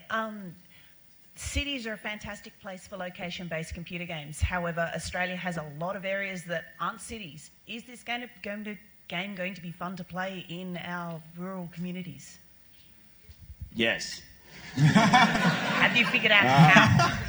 And I'll explain to you why. So this game's been designed based on your day-to-day kind of activity. So in a typical person's day, they get up, they go to work, they go to school, you might go into town to get groceries, you might do this, you might do that. Now, the gameplay is set up in a way that acknowledges the various venues that a player will be at any given time. A lot of the issues that we found players were complaining about is if they weren't near this or they weren't near that, that there was basically no gameplay for them. So the way that we've designed it is that there's quite a complex property management system and trading system as well. So once you've gone out and you've acquired your first few properties, you come back home, you kick your shoes off, you turn the telly on, and there's a whole other element to the game that you can start to play. And one more thing on that, just with environmental things. So like you've obviously got the properties and the roads, which is all kind of data driven. But kind of like I kind of ran into that situation when I kind of picked a few spots on the map and I'm like, I'm going to make like what this would visually look like and show the team and say, if you guys are going to make a game and you could do all the great stuff with data, this is what it would look like. And one technique I kind of came up with was like the environmental assets, which could, because we're in a board game, we could use like classic things like dominoes, and they could be kind of scattered around like towns, and every town could have like a set of dominoes, and you might have to collect all the dominoes that are like around the area. So there's ways where data's thinner, where we can actually design like game elements, which in the way of art, which you can kind of like make the world more rich, and that kind of comes down to like trees too. I'm hoping to use pine trees when you're kind of closer to the beaches, and different types of trees, and when you go to America, we'll have to research on trees that are good for different areas. So there's An a lot Australian more. blue sky. In comparison to other location-based games, though, we have a lot of content in the rural areas. We have a lot of residential data around there, so there's still gameplay away from the cities, which tended to be a problem in other games. Yeah, and I suppose also very much in the spirit of Nintendo, there's a lot of collectibles in game. So we want to make sure that, if you're on the move, there's stuff to do. Hello. Hello. You guys all deserve a lot of beers, that's clear. And I'm really keen to find out how excited about the Nintendo Switch you are later. It's heaps, I imagine. But how does something of this scale even get started from a kind of financial point of view? Yeah, I mean, that's a really interesting question, and it's a pretty cool story, actually. After I'd kind of gone through the process of finding someone who was a suitable partner to go on this like epic journey with, we went kind of searching for a way to get it off the ground and fund it. And we pretty much explored everything except the one option that ended up working. So we looked at grants, and we looked at this, and we looked at that, and every single one of them had some kind of roadblock in the way. And, to the point where you were probably on the cusp of just going, bugger it. I'm not going to bother a few times. Luckily enough, I quit my job out of the blue. I remember I went and had a beer with my old man. I said, "Dad, I quit my job today." He's, "Oh, why'd you do that for?" I said, "I want to make this game." I think that kind of shocked him into action. And he asked around. He said, "Look, does anyone know anyone who knows any venture capitalists?" Anyway, we eventually found one who would meet with us. And in the days and weeks prior, a lot of people had said, "You're trying to raise money in Australia for a game. Good luck." So we weren't kind of expecting anything, but I thought it was a pretty cool idea, and I had my little presentation with absolutely no art that you see today, and it was effectively just an idea. And I walked in, I opened up this thing, and I said, and it was just me in the presentation. Jeff wasn't there, and I started, and a couple of slides in, he said, "Mate, I'm just going to stop you there.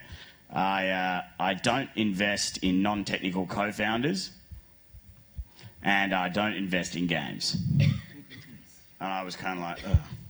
He was like, "But go on."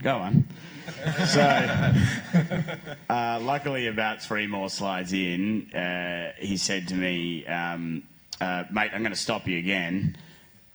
This is a cool idea." Right? And we walked out with the money, and from then, kind of everything just went from one to another. There have been times where it's been pretty trialing, and we've kind of got the nervous sweats, not knowing if something was going to work out or we were going to get to where we needed to go. But we all stuck together, and we're here now, and we're really happy to share it with you guys. Hi. So I'm just saying, what if you didn't know about this game and you're at your house and some guy's with his iPhone 7 checking out your property, just going, "Ooh, I might take this. It looks pretty good. Maybe I'll buy it." So that's kind of creepy.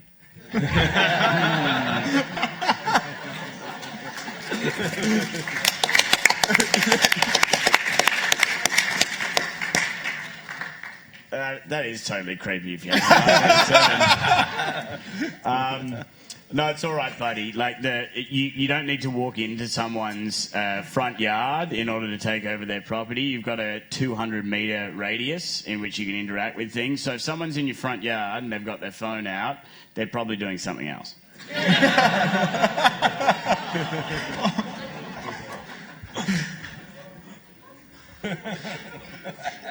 On that note. Thanks, guys. Thanks so much.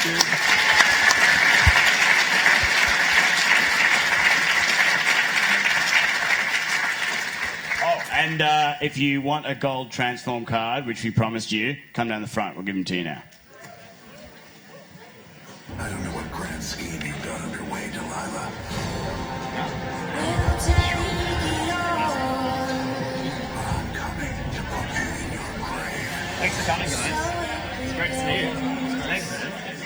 god, yeah. Oh my god.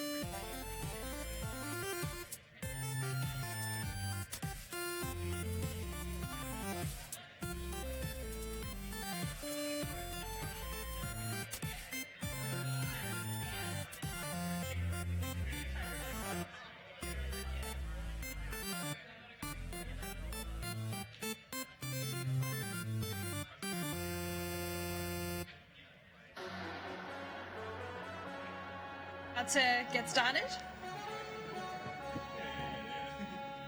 Just checking with the tech crew at the back. How we doing? We good? Yeah, day 2. We're alive, we're here. Happy to be here. And thanks so much for spending a bit of time with us. So for us to just get started, making sure, yep, beautiful. So we're talking about the psychology of Magic the Gathering. Subtitle, Playing Positively. So I just wanted to let you guys know that we're being streamed because we're part of the GameSpot Theatre. We're really excited about that. So in the hashtag PAX MTG that you'll see in a moment, we've got a link to the Twitch stream as well. So if any of your friends have missed out, or if you want to have a look at our beautiful faces again after, you can have a look at that. And of course, full permission for you to take photos of any of the slides today, share it at all. We'll probably put this up somewhere as well after so people can check it out. Yeah, for sure. So, to introduce ourselves today, jumping right in with myself. So I'm Lauren. I'm speaking from a games marketing perspective today. And for me, I'm a somewhat recent player, like a mid-term player, I'd say. What am I, Tom? What am I? You've been playing for a while. I've been playing for a while, since Lorwyn. Shards of Alara first pre-release. I love playing green and white decks, and yeah, I do just basically play pre-releases and Two-Headed Giant. I can see some people I've done pre-releases with here. Hi, everyone. And if I can also just invite my beautiful panelists to introduce themselves. We've got Jane, Adam, and Tom. So jump into it, Jane. Hi, everyone. I'm Jane Cox, and I am a PhD candidate in psychology and game design.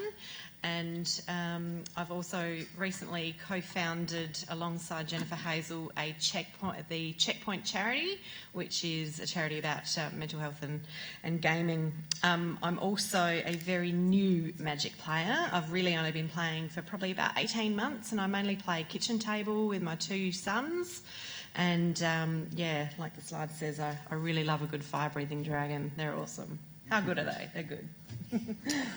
Hi, my name's Adam. I'm a psychologist. I am a family guy first, if I thought about what I would describe myself as. I'm a long-standing nerd, lots of D&D roots going on, and found Magic a couple of years ago when I wanted to fill a certain niche in my time and how I wanted to use those roots, how I wanted to play games. So it has been a perfect fit for me, and hopefully we can help people think about how they experience the game in the same way.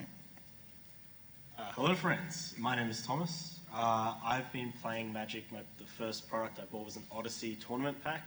I've been playing since Darksteel, so a little bit longer than these guys here. I've probably spent a good part of the last decade working in game stores, various game stores, and that has led me to become a Magic the Gathering judge. I'm a level 2 judge. And I also do some stuff on the internet with other card games with the Winning Agenda. And I'm a powerful brown mage. I do love me some artifacts, so that's what I'm about.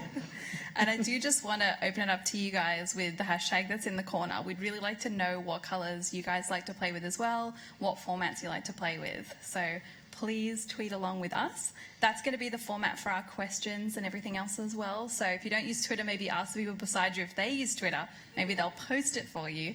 But that's the way that we're going to be running. So comments, questions, anything at all, and we're just going to be swapping in and out. So I wanted to just warm up by talking about exploring motivation for play.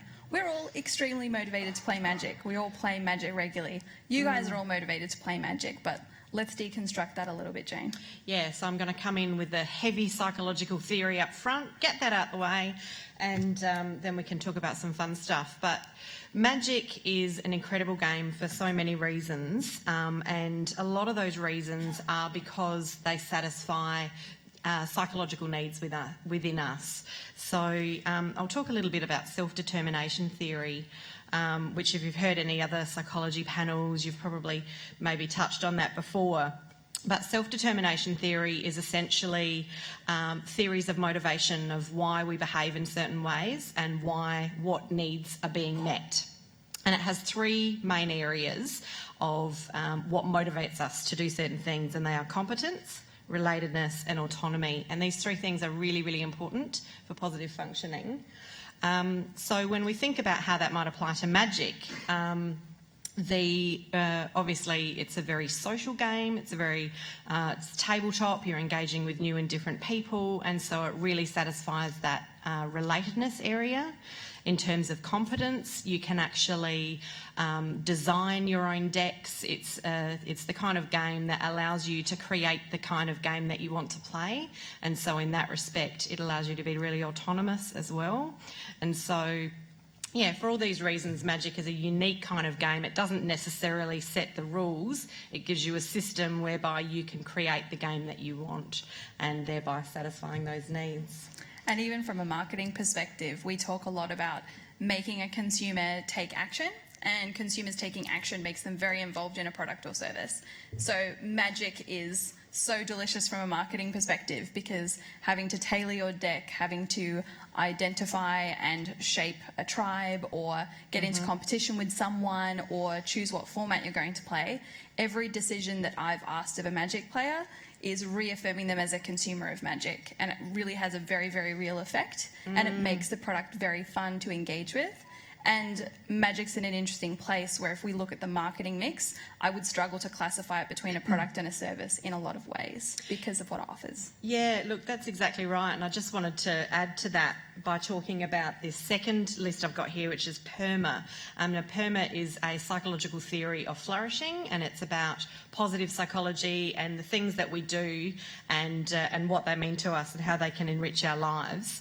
And PERMA is essentially focused on 5 domains of functioning, which is your positive emotion, which clearly when you're playing in games and engaging, being competent, being autonomous, you're going to experience positive emotion. Engagement in activity. So we're talking about games. Magic is a game that you can play where it's not just the play that's fun, it's actually creating the play, so building those decks. And yeah.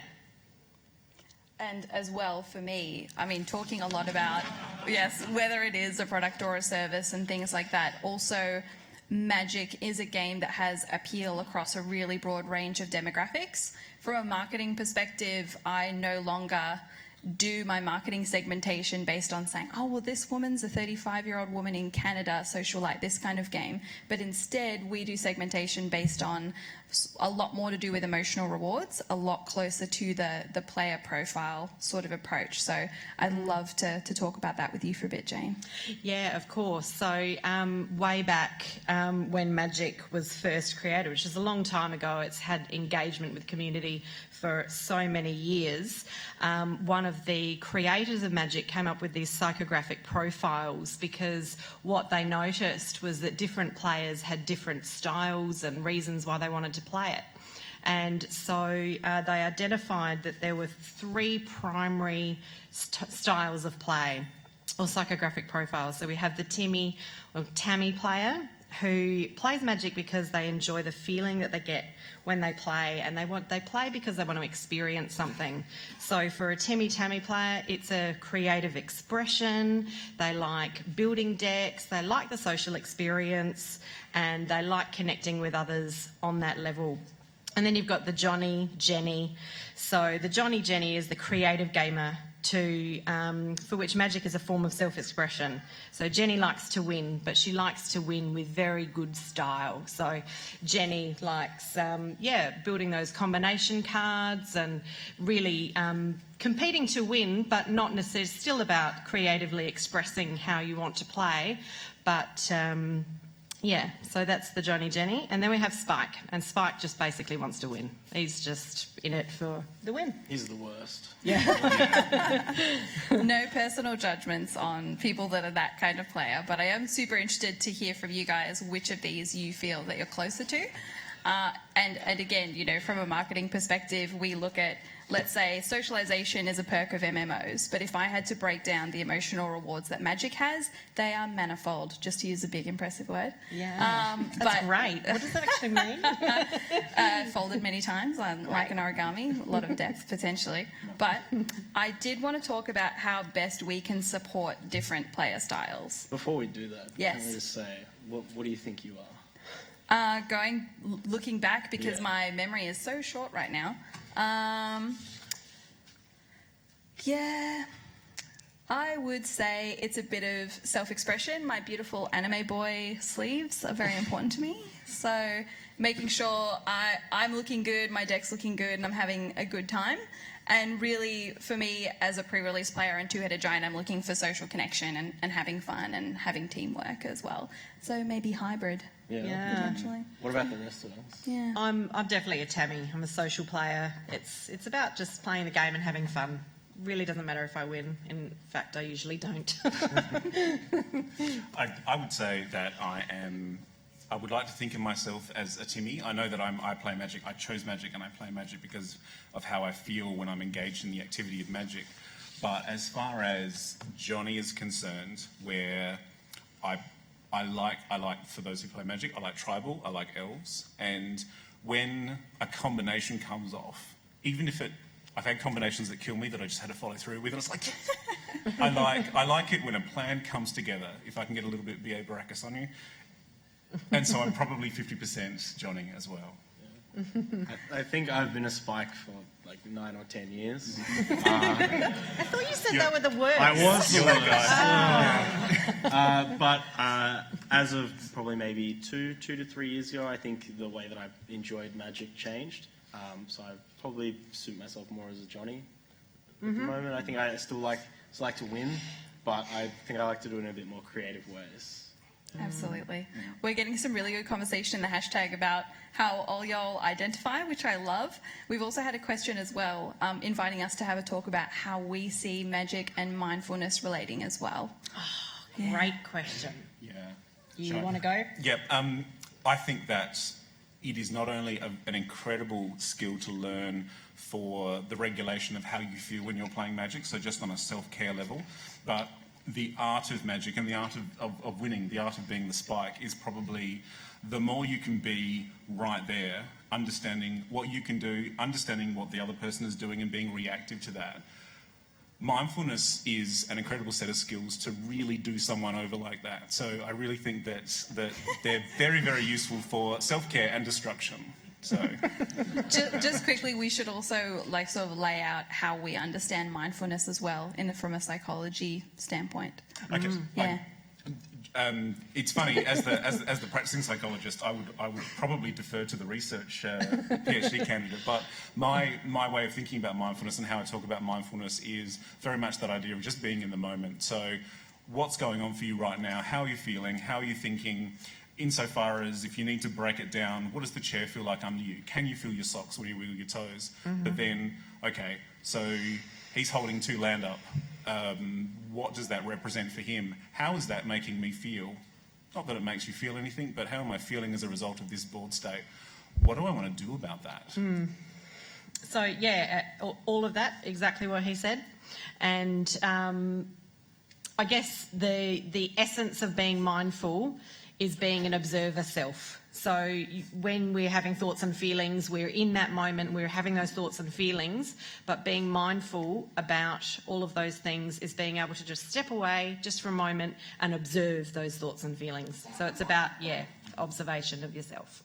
I definitely find that I have sorted Magic cards when I've been really stressed out or I've just had to think, because if I am going to sit down and I am just going to sort out cards, without having a mind to building a deck, I'm just sorting and I'm looking and I'm reading flavor text. I am actually really in the moment, and that's something that I definitely struggle to do, and I definitely feel calmer after having done it. So Magic definitely helps me be in the moment.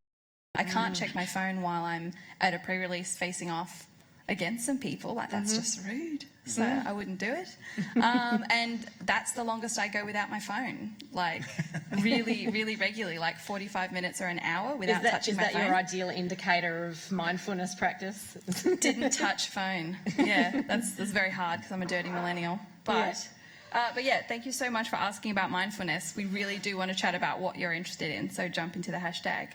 So, wanting to talk more about gameplay types and about player types as well. Bartles player profiles. So I did just want to invite Tom to talk a little bit about how stores and groups can best support player types. In the meantime, we're doing a Twitter poll, so you guys can all tell us which one of these four you identify with the most. But how can we support different types of players, Tom? Yeah, I mean, that's a great question. One of the great things with Magic is, and it's probably why there's so many of you here, is that all different types of player profiles are supported with a lot of the events that Wizards of the Coast wants to run. So there are less competitive events out there. You know, we just saw people start a game of Conspiracy. You know, and that's a very, like, for the killers out there, not really for you. It's more about socializing. It's more about getting your enjoyment out of those things. And then you go to, you know, the top level, Grand Prix, Pro Tours. These types of things support a lot more competitive people, the killers and the achievers of the world. And I think if your store, your local game store, doesn't offer something that appeals to you, that's definitely something that you can talk to them about. Whether that's more Commander games, whether that's more, you know, modern at FNM, or trying to do more Grand Prix trials and stuff like that. I mean, hands up, who attends FNM in this room? Like, not regularly, maybe once a month or even more than that. Yeah. And everyone else here is just maybe like a casual player or, you know, kitchen table, that type of stuff. Yeah. Yeah, so you can always approach a store and ask them to run, like, you know, whatever you want to do. Yeah. Beautiful. So, Jane, have you explored much about Bartle's player types? Yeah, so I'll just give a very tiny little quick explanation. So if you think about the two ways we can interact with games, we can be interacting with the world that the game gives us, or we can be interacting with the players that the game gives us, and we can be either acting on them in terms of doing something on them, or just interacting with them. And so those four scales give us the four different main player types. So these are a little bit different to the psychographic profiles that I was talking about before. But as you can see, if you're acting on players, so you're in the top left sphere, then you're a killer. So your objective is to win. You're probably a bit of a spike. But if you're acting, and your acting is on probably more deck building, you're exploring which cards work together really well, then you might be more of an achiever. So you're actually more competing against yourself rather than anyone else. With socialisers, you're a social player. So the game is about that social aspect, and you're interacting with the other players. Or maybe for the explorers, you might not even play. You might just really love the cards. You might really love the artwork, and you might be a bit more of a collector. So you're more interacting with the world that Magic gives you, and you might only play games, you know, not very often. So that's. It does actually look like we're in a room of killers. Based on the way the Twitter poll's going. But also from a marketing perspective, when we're talking about player types and we're segmenting people and the emotional rewards that my clients are folding into their games through mechanics and that we're carrying through with the marketing material, going back to the research and behaviour research is very, very relevant for us. When it comes to the video game context for Bartle's player types, they've found that MMOs are basically the only one that offers all dimensions. It's very hard to find genres or structures of games digitally that do that. But I would actually argue that we've discovered that Magic very strongly, from an analogue perspective, offers all those things. Absolutely. You can be any one of these types of players, and that's the beauty of why Magic is so popular and has been for, you know, decades. Absolutely. Or 2 decades. And so Magic does offer so many different things and has so many different types of emotional rewards. I've definitely seen in my however many years of playing Magic, I've seen diversity improve a lot in terms of who I'm playing at pre-releases and who I'm seeing getting involved, and the cosplay's getting strong, the writing's getting strong, the artwork's getting more accessible and diverse. I did want to invite Tom to have a talk about why Magic's for everyone. Yes, so one of the great things, as Lauren was saying, is that Magic has really changed over a long period of time, definitely since I've been playing. Everything has moved to being a much more diverse culture. I think a lot of that comes down to that even though Magic was designed, you know, we have R&D documents that say it was aimed at boys, that, you know, bunch of people. Everyone wants to cast dragons. Everyone wants to cast big monsters. That's not something that is gender-based.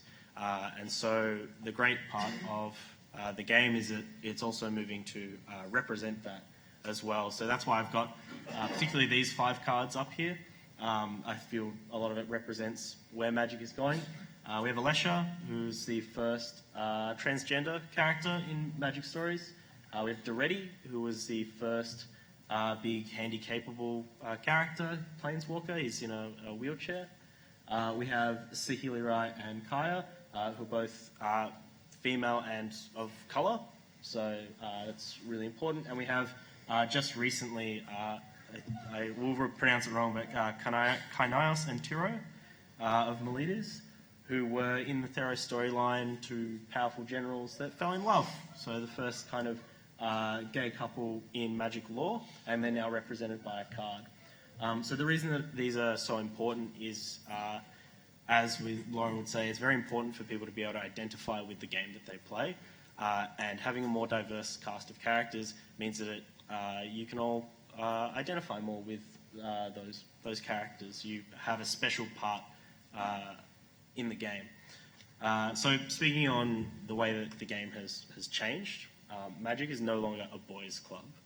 It's been a very long time since going to a store was about going to a man cave, a dungeon, and it was not very welcoming for anyone who was not a straight white male.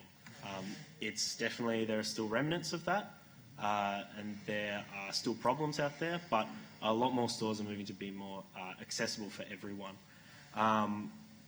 The next part, I guess, is that, as we were saying with the player types, anyone can play Magic and anyone can get an emotional reward out of it. And that's kind of why everyone's attracted to it. That's why it's very important that everyone be able to play Magic. And speaking from a judge's point of view, I guess it's actually from anyone's point of view, it's all important for everyone that more people play the game.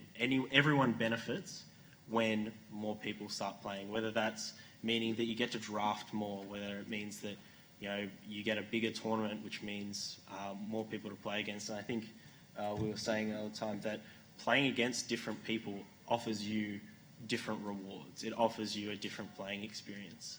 I mean, you were saying that playing against a female you actually find is more rewarding than playing against a male. Yeah, no, absolutely.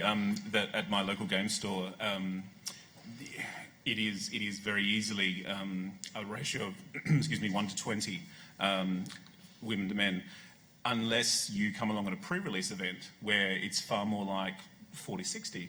And the spirit of the room changes, the attitudes of how you engage your opponent, and just the mood, everything about it changes what is really important to me about any game, but particularly Magic, which is how I'm engaging with my side of the table and how I'm engaging with the reason that I'm doing that instead of doing 100 other things that I probably should be doing instead. It's different. It's fundamentally more well-rounded. Yeah. So I guess for those of you who don't know, Magic judges, we're not always here to be rules lawyers. We're not here to just tell you how things interact. A big part of, and particularly for a lot of the level 2 judges that are out there and in this room, is making sure that places are safe. Making sure that everyone feels comfortable, and that if anyone at any point feels harassed or threatened or anything like that, that does not continue. I've definitely had experiences in the past where people have had to be talked to about these things. And if at any point you're playing an event and you don't feel comfortable, you always have someone that you can talk to. So you should feel safe knowing that there are people out there who will back you up. And that kind of flows into the next thing that I want to talk about, which is the types of things that we can do to make Magic better, make Magic great again. And just to make everything a bit more accessible. So we were talking about the man cave before the dungeon. If your local gaming store is like this, either don't go there or talk about it. Because if someone walks into a store, if one of their children or their new player walks into a store and it doesn't look good, it smells, it's dark, if they need wheelchair access and they just can't get there, that's not good. We want everyone to be able to get into the store. We want everyone to feel comfortable playing there, and we want everyone to be able to enjoy themselves. So, I mean, does anyone have a local store that they've been to or continue to go to that has any of these types of problems? Hands up. Yep. So smelly, smelly. Yeah, yeah. Yeah. It may not be feasible because of the rental spaces available and the building's age. Yeah, for sure. Honestly, there's some pretty expensive places to rent Yeah. in major cities. Absolutely. And I would say that if you're someone who's going to potentially look at making a store, moving a store space and stuff like that, it's just something that's very important to consider. You don't want to be blocking a certain subsection of the community out of enjoying Magic. Yeah. And even just knowing what your limitations are as well, and being able to say, unfortunately, this building is not wheelchair accessible, so that someone doesn't have to make that phone call that they've had to make so many times before, and prioritising it as well for the next move, for the next expansion, or consciously being like, let's have an out-of-store event that does have that. And make it really clear that that's important to us. Because every time we've flagged that we know that we haven't done something well or don't have the capacity to do something to the best of our ability, we are still acknowledging those groups that are not as supported. So. Sure. The next part here is, I think, I don't want to say most important because everything's important, but it's probably the most common thing that I have to deal with, both at working for stores and judging events, is changing the words that we use. And a lot of this comes into just general socializing, but particularly at events, as we're trying to say here, we want things to be accessible, we want people to feel comfortable. And one of the great articles that I've read on a very medium site called GasMTG is the 5 words that Magic players need to stop using. So I'm going to actually, it's written by Nick Watson, who's a fantastic, he's written some really great articles on this type of stuff. I'm just going to go through a couple of words, just a bit of a trigger warning if you aren't comfortable with certain, bad words, to put it lightly. Just a warning for you guys. And I'll go through kind of a little bit why these words really shouldn't be used. The first main one that we get is retarded. This is the most common one I get. Obviously, that's not something that you should really be making light of. I mean, anything like this where you're kind of saying, oh, this thing is bad, I will call it this, you have those connotations of, well, that thing, therefore, is bad. The same goes for words like bitch and pussy and AIDS/cancer. These are all words that I would say I have to talk to someone about probably 2 to 3 times a week. So, I mean, if that kind of tells you the state where these things are at, that's how we need to improve. The other 2 main ones are a bit more intense. That's rape and gay. I think the community's gotten a lot better with both of those words, but it's still 2 things that are, like I said, negative connotations, but also, making light of something that may be the most traumatic moment in someone's life that they may experience is really not on. If you would imagine that, you'd had something like that happen to you and someone just casually brings it up because they're referring to the way they beat their opponent's deck, that's not on. You're not going to feel comfortable. You're not going to want to go back to that store. You might not even want to play Magic anymore because of the community that you've been around. So it's not only about getting more people playing, it's about retaining those people. So thank you all for bearing with me for that. That was a bit intense. Well, calm down. The last part is up to all of you. So it's about calling it out. If you see anything like this happening, if your store is not up to snuff, if you think that something needs to change, talk to the store owner. If someone says something that you think that they shouldn't be saying, talk to them. I'm not saying get your pitchforks out. I'm saying to explain to them why they shouldn't be using those words, why that makes you feel uncomfortable, and the benefit to them that, you know, if more people play the game, they're going to benefit from it too. You know, they're going to have more people playing, more diverse people. They're going to enjoy those rewards. Yeah, I don't know, have any of you had experiences where you've had these types of things happen, or you've had to call someone out? So many. Yeah. How about you, Jane? Not in a Magic context, but look, absolutely, yeah. Yep, absolutely. just guys that want to talk about my, you know, my outfit through the whole game, and like, oh, why did you pick that, or oh, is that comfortable to wear, and things like that. And it's just like, man, I just want to play the game. But really knowing that I have allies in the space, and the people that I play pre-releases with regularly are really good. The judges and the store owners where I play are really good. And I know that the responsibility is not going to be up to me if someone does something really off. So I'm not responsible for pushing back all the time, because it can be so exhausting. It can be super exhausting to go there as a woman, or go there with my pretty boy anime sleeves and have to defend myself against everything all the time. Knowing that if there's a judge, that even if I've seen the judge call someone else out for using like sexually violent language, I am in love with the store because I know that they have my back, and I'm a lot more bonded with that space, and it really means a lot. So even if you feel a bit awkward calling out your friend saying something a bit stupid, it would mean so much to someone like me if you would do it. So that can be your homework. And I, because I play kitchen table with my sons, when they misbehave and they're terribly rude, I just don't know who to complain to. So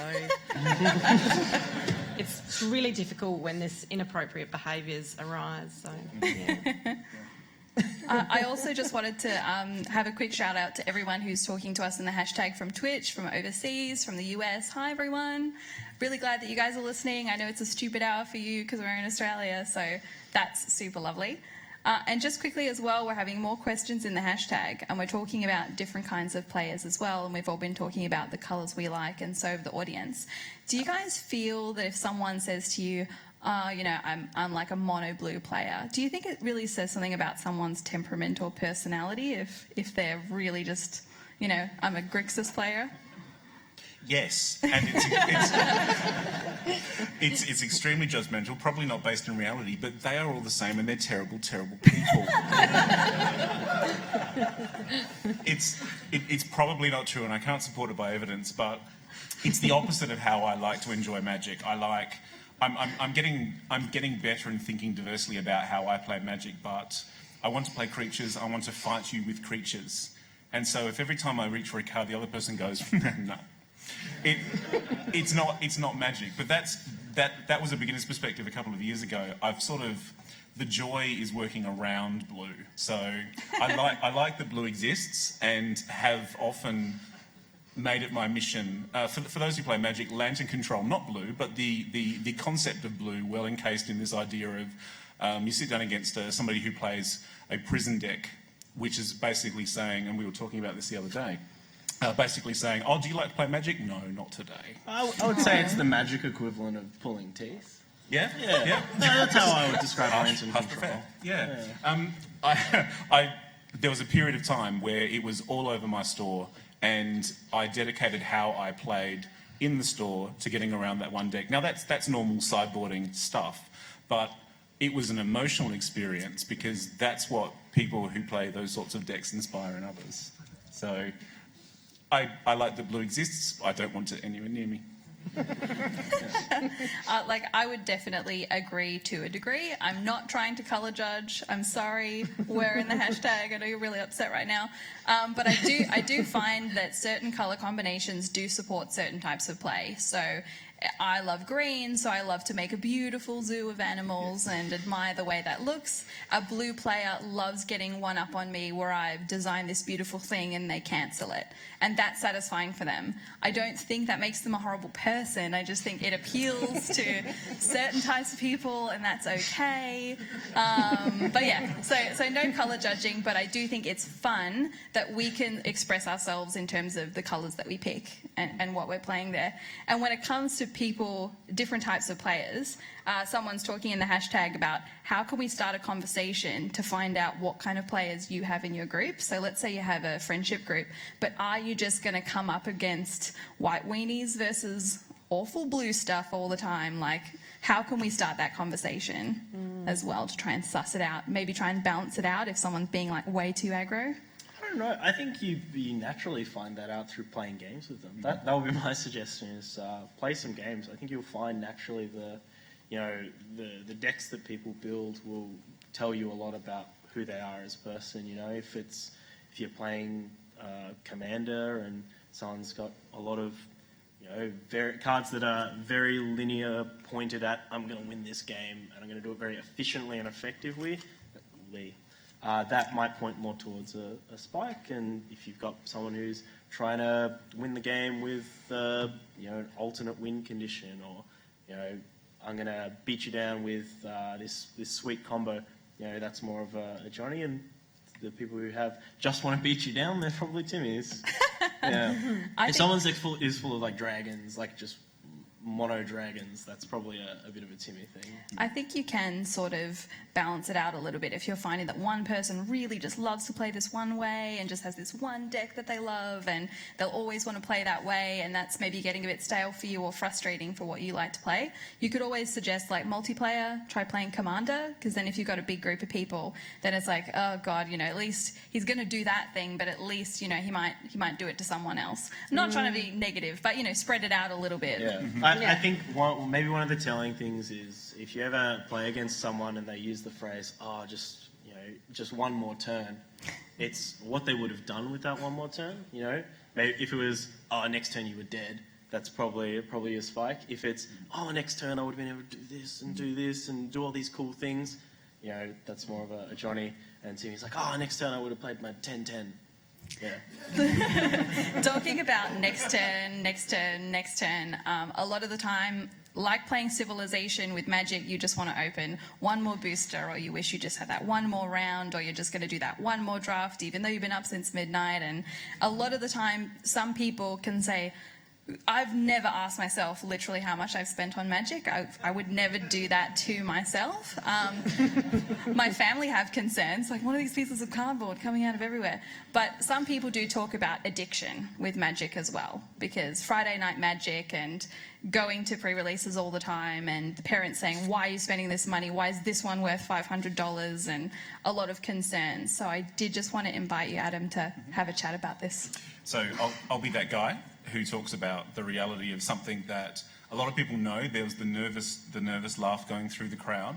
People don't necessarily like to address it. I'm just going to address it really, really simply. So I want to highlight this idea that pleasure is pleasure. So whether it's your classic ways of thinking about addiction, like drugs or alcohol, whether it's fat, salt, carbs. No, dude, we're with you. Sweet. Laughter with friends, rare Magic cards, whatever finds that is a common thing that tickles everyone's fancy in a very common way, even if it's within a subgroup. Pleasure is processed as pleasure as far as the brain is concerned. So, in addition to this, we've got a problem when it comes to a want and a need. They have different chemical processes in our brain. So, I need food to survive. The brain rewards that behaviour heavily. Didn't die today. Good work. It's really important for the obvious jokey reasons. When it comes to wants, I want to catch up with my friend today. That's a really positive experience, and you anticipate, you look forward to it, and you see them, and all sorts of great chemical things happen. That's a entirely different process. We don't need to see our friends, but we needed to eat food on that particular day. When we have a confusion in that process, what happens is that we have a want that triggers the chemical process of a need. So it's not, I want a booster box of Kaladesh, it's, I need a booster box of Kaladesh. And that can be set up as far as how the experience was leading into both coming from a Magic player, but also experiencing what Kaladesh actually means and all sorts of stuff like that. We've got this idea of chemicals equals feeling. So rewards conclude as chemicals. It's really important to understand that when we have a chemical reaction, doesn't matter how it got there, but we have it. We can think of this as just some people are afraid of one thing, other people aren't afraid of that thing. Whatever happens, when we have a chemical reaction, we have a feeling, and there isn't an intellectual conversation that goes along with that. We can then think about what happens next, so we can have a panic attack, and then we can choose to try and do something about that in a really positive way, or we can run screaming from the building. But intellect prior to the feeling doesn't happen. That's the speed of the chemical reaction. So when it comes to us thinking about ourselves as not being addicted or not susceptible to addiction, if you've got a brain, it's a chemical thing. It may happen in that regard. So when it comes to the next slide, if I can keep talking, or do you want to interrupt? No. Sweet. Okay. When it comes to ritualization as far as addiction is concerned, Magic is a highly ritualized process. By any of the beginner packs, whether it's a fat pack, which is a bundle now, excuse me, or a lot of the starting products like intro packs, which they're not even intro packs anymore, are they? Planeswalker packs. Planeswalker packs. There's this beautiful fold-out card that goes through the phases. So, you know, main phase, combat phase, all that sort of stuff. It's a religious thing that you have to stick to. If you don't, somebody calls a man like this who comes along and tells you why you're wrong. It's a highly ritualized process. It's like chess. You must accept the form of the game that's going on. What you do within that, with all the different variations and rules, that's what makes you a good chess player. That's what can make you a good Magic player. But you have to give over to the ritualization. Addictions are a highly ritualized process. So when it comes to how Magic shows you what Magic is, so now I'm talking, I guess, about the marketing process. So spoiler season, the hype, everything about what can be sold to you as this idea of this is where Magic is going and are you on board? I wasn't, for the Magic players, I wasn't around for original Innistrad, so I didn't get excited at all by a return to Innistrad, the whole werewolf and zombie and vampire thing. So I found it really bleak. And when Catharsis came around, it's like light and magic and dwarves and cars, and it's like, yes, I'm a 14-year-old D&D player again, and my dwarf is getting in a car, that car is getting in a skyship, and I'm attacking you with it. And that's awesome. And it took spoiler season and the presentation of content creators and all that sort of stuff to take me observing, oh, that's interesting, I wonder what cards are going to be a new standard, to, wow, I want to be a part of that, but not a part of that, I want to be a part of that as soon as possible. So what's interesting is to think about addiction in terms of behaviour change. If you look at spending through Magic, there's a lot of spending in the beginning of a 3-month season, tapers off in the middle, falls away completely at the end. If Magic was something that we were consistently engaging in, you wouldn't see that sort of behaviour change. There's some parallels that I want you to start to think about in terms of other areas where you have behaviour change, but the kind of tongue-in-cheek analogy I want to put to you is if your drug dealer came around to your house every 3 months, you would save money just before he came. So Magic spending falls off before the new set comes because everyone gets excited about the new set. That's where all the money goes. People have a consistent, I'm going to talk about it in an intellectual way, they have a consistent Magic budget, but it's not like that because sometimes we just freely spend. And they stop that, they change that behaviour because they want to defer as much as possible into the new thing. We've already emotionally engaged in it. Quickly, just a quick cigarette analogy. I hope nobody here has smoked. I don't want to encourage you to experiment with it if you do. When people are addicted to nicotine, there's a part of our brain that cries like an 18-month-old for the drug. And yeah, recognition, nice.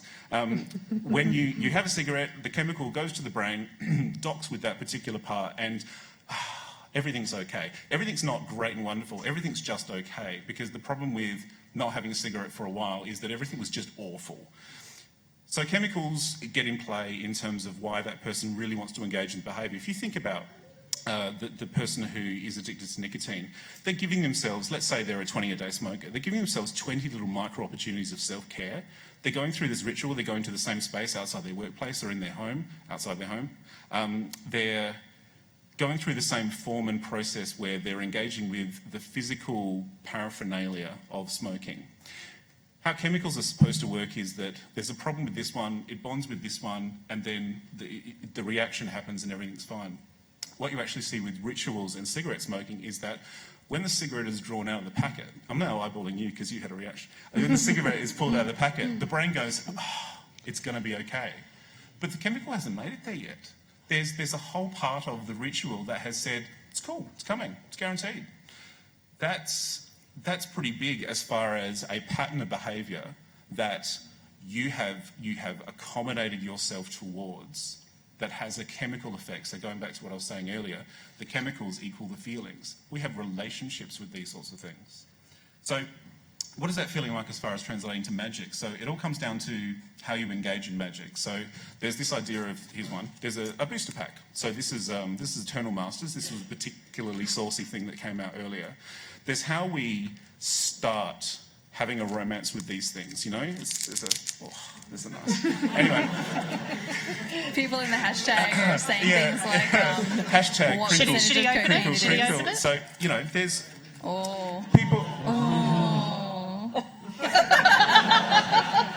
PAX for drafting. It's from PAX for drafting. When it comes to this idea of how of how the anticipation, how the ritual works, you'll find that what's interesting, if you ever have the misfortune of watching poker players on television, they're squeezing out their cards in terms of what they've dealt. This is the ritual. This is the ritual. I can go, I'm not engaging in the ritual in front of all of you. I can go straight to the end and I'm holding my foil and I'm holding my rare.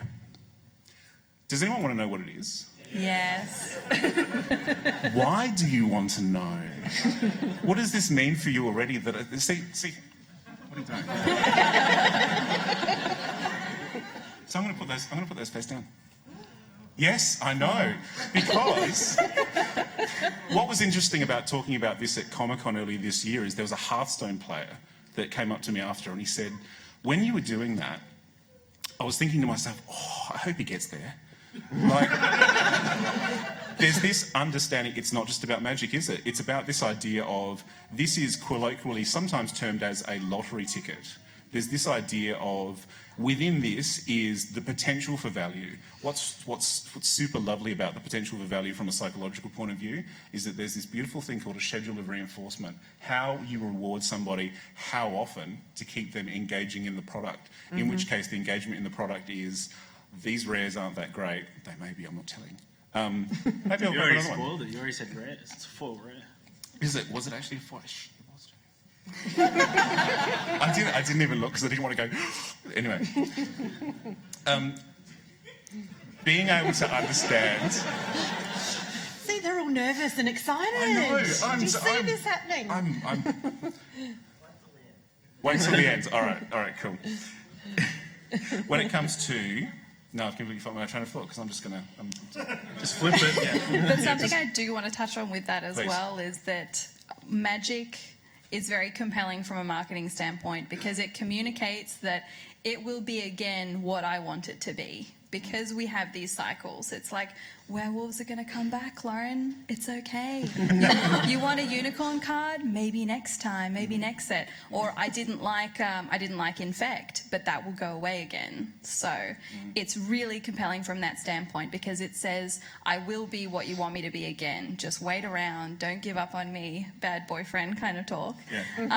And people in the hashtag are talking again about. Have you ever had to cut someone off from buying a whole lot of boosters? I know I've had to cut myself off because I've known when I wanted to buy a fat pack, I would have really liked opening up stuff and going through everything and sorting it, but I wouldn't have then gone on to build a deck and play, which I do at a pre-release. So it's empty. It's like this bad one-night stand with the cards. Like it's not satisfying. Could be good, but even then, like I wouldn't go on to use it or I wouldn't go on to show it to someone. I would just be by myself and it would be sad. But I am interested from the store perspective, Tom. Have you ever had to cut someone off? Well, I will say there's a very conflict of conscience there because there's a lot of commercial people interest. Who probably shouldn't be, but you keep selling them. What I can comment on is that we buy a lot of cards and we do get a lot of people who when they do hit harder financial times they do start selling a lot of their Magic cards. So and I think a lot of that maybe makes people think that might feed into why people buy more packs. It's like, I can, if things, I won't put it in the bank, I'll just buy Magic cards, and then if things go wrong, I'll just sell the cards, it's fun. Mm-hmm. Yeah. There's plenty of language. sorry, bring it back to addiction. There's plenty of language about statements like, you know, oh, well, I'm not spending my money on insert your negative drug of choice, like, you know... Snickers bars or cocaine or something like that. Because they're the same. This is personal reflective experience. As soon as you enter that sort of justification language, especially if you're putting it out there, there's a lot of anonymous internet... Internet anonymous, what I mean is that when people feel like they can't be identified, sometimes they can be quite honest when they're talking about these sorts of things. A very common answer when asked is either I don't know, as in they have not kept track, or, you know, I wouldn't want to go and find out. That there is always a part of the back of the mind that is the accountant. We all know how deep we have gone into something like Magic. Any justification is okay as long as you understand that it's a reflection of a justification. It's not something you started with. Nobody who spent $20,000 on Magic thought at the beginning of their Magic journey, this hobby, I'm going to spend 20 grand on this over time. Nobody started there. You know, behaviours, they change over time. Talking about spending, Jane, I did want to have an ask to you. I'm not going to ask numbers, it's fine. But you as a parent as well, that have kids that want to play Magic, and fairly young kids as well, how regularly do you guys make purchases, and, you know, would you have any concern that they might spend too much of their own money? Yeah, well, luckily I'm very good friends with this guy here, and so I actually get a lot of hand-me-down cards. We have bought into a couple of the releases, just in terms of buying a fat pack and then sorting out and making decks, but we really don't invest a lot of money. So when new things come out, we like to just pick up maybe a few boosters and just for something new, but really the investment financially is quite low. I think that's pretty healthy. Like, I've definitely started that way too. And with Magic, a reason that it is really good on a lot of levels, I find, is that even if I totally stopped making purchases, I could still keep playing. Like, I really like playing a pre-release because the cards are new for everyone and no one's just going to beat face with a $1,000 deck or anything like that. And it's an equal playing field, and I really like that. But even if I stopped, I've still got friends with Commander decks. I could still pick them up and play, and I think that's a really good thing. We've had someone talk about thoughts about starting or stopping playing Magic. I think there are lots of things you can do instead of stopping completely, I think. Yeah, would you agree? I think there's a very big difference between I'm not going to play Magic and I'm going to purge it from my life. Right. And I would say that probably just like a lot of drugs, it's pretty hard. A lot of people who do, even if they get rid of everything, they make sure there's not a Magic card in the house, they'll come back because it's like, oh, werewolves are coming back, and they start to get those thoughts like, oh, that would be pretty cool. There's dwarves in the next set. I can put them in cars. And so, you know, there's always new things to keep people coming back. If you're thinking of stopping playing, I think there's going to be a motivation behind that, whether you're not enjoying it anymore. If it's something that you're not enjoying, then yeah, maybe you should. Or if it's become a negative. If it's become negative, and you that should probably stop. Black and white thinking, there's a lot of grey area in between then, and perhaps what you need is maybe a different play style. If you're playing at home, go to a store. If you're playing at store all the time, maybe round up some new friends that don't know Magic and play that way for a while. Kitchen table. Yeah. Maybe now that you're armed with a bit more knowledge on, you know, what type of player you might be and what kind of rewards that you seek from Magic, you can think a bit more about how you can achieve those things better.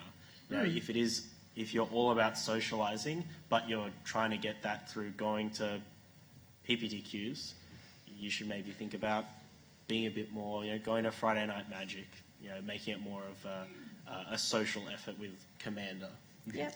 And when it comes to the other, you know, pieces of cardboard type entertainment that we all enjoy, like a lot of us would enjoy board games and things like that as well, something that we look at as marketers is whether a product or a service has what its K factor is. And K factor is basically the statistic measure of virality. So in the same way that I'm sick and I make you sick with a K factor of 1, I've infected one person, we look at it in the same way in terms of passing on magic disease or passing on game disease. So, Crossy Road is a game with a really high virality K factor because when you're in the game, when you die, you get a GIF, you can share the GIF, someone will see it, someone will download it. So the K factor is pretty high. With board games, the K factor is quite low because it's quite expensive. You and I will sit down and play a board game, but we're friends, and the virality might be like a 0.3 chance that you would then go and buy that same game. Yeah. Magic has a really high K factor because I'll get really into it and then, I start dating Jane, so I really want you to play with me, so I teach you. So how many people And then in I your want life to win, so I go and buy magic cards. and to get real good, I mean, I Yeah. know that I myself have taught 12 women to play. And I've just made a point of teaching women, and I've taught 12. How many people have you guys taught? Who have you infected? That's a great question. Yeah, I've very much infected my best friend, who is happy. We've got a contract to keep it at the dual deck level, so he's seeing whenever he comes over, rare times that it does, he's seeing the same cards every time because he's interested in. I want to learn this, but I don't want to enter into that. I've also been teaching my two kids. They're 8 and 6, so we've just got some really polite white and green little decks going together, and so they're digging it, and it's amazing how a young mind can process the form. That's all I've got the time to infect, if you know what I mean. So the rest of my times, I'm a store-based player for the most part, so the rest of my time is actually going playing on my own. Yeah. One day you'll cast a counter spell and you'll feel fantastic about it. I've taught far too many people how to play Magic. And you've been paid to do it. Yeah. Sweet.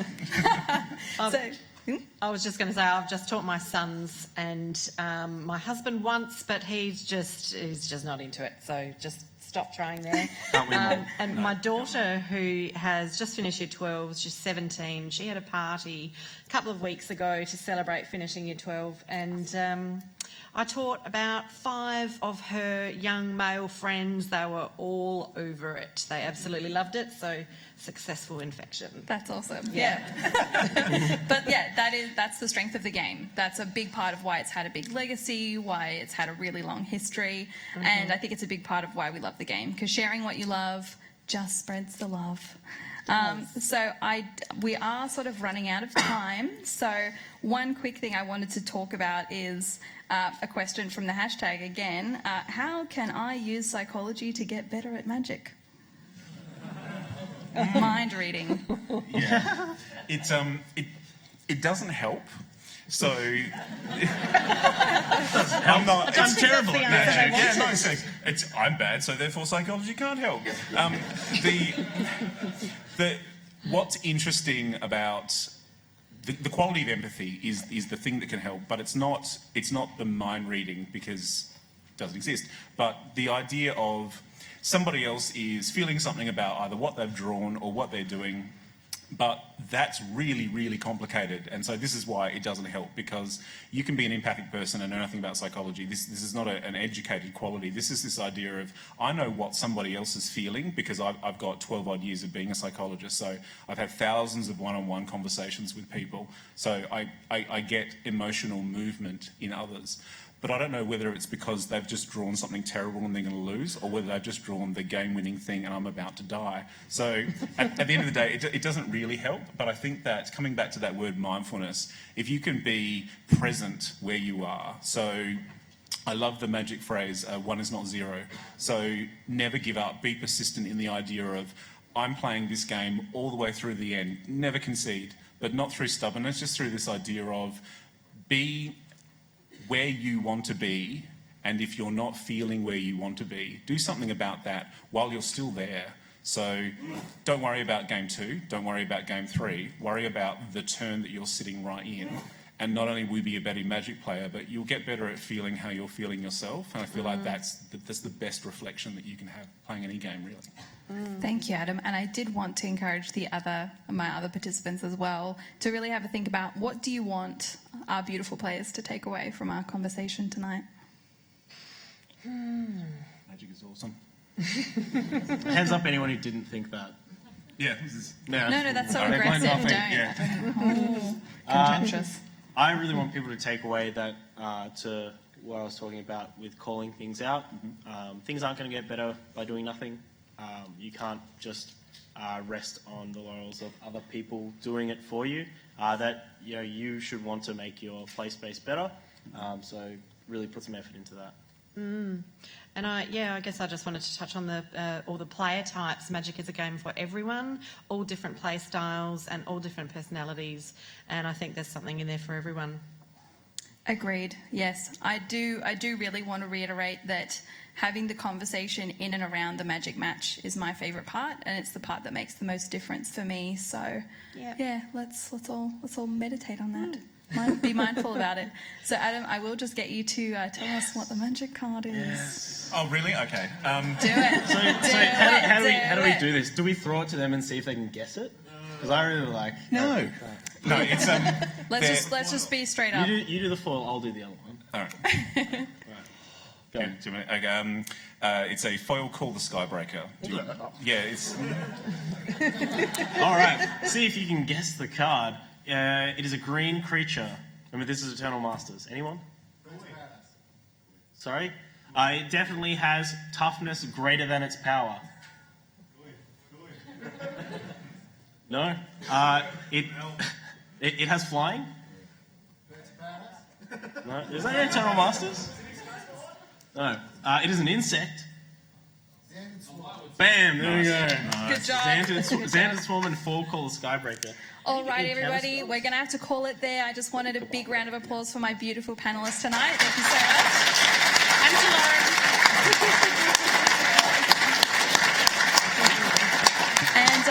And thank you so much to GameSpot Theatre for working really hard to stream this. Thank you to everyone else online. Please keep in touch with us on Twitter. We'll be hanging out in the hashtag and keep chatting to you. So have an awesome PAX, guys. Thank you. Thanks, guys. Sorry, I didn't realize you were going to do this. I don't know what You should have. that way, Delilah. We'll take it all. But I'm coming to put you in your grave. So it begins.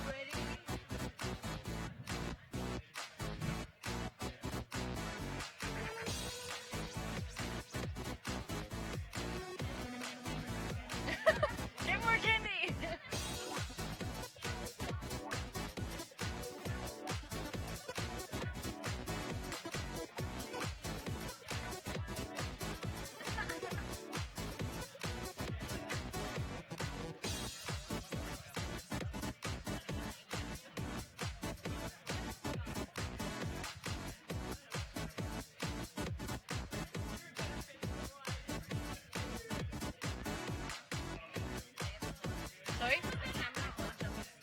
I think camera's a little bit further, so as soon as these guys are within the table, they are on camera.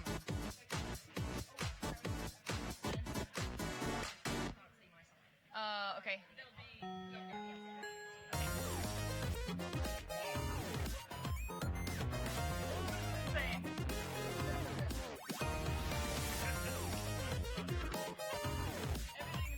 Trust me.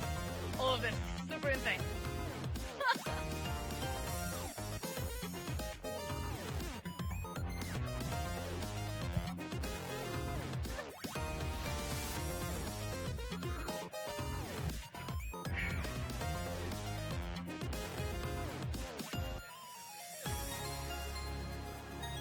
It's gonna be so insane. You have no idea how insane this is gonna be.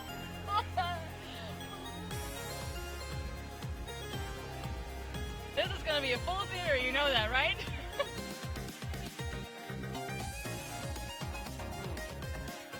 I hope you're ready because this is gonna be insane.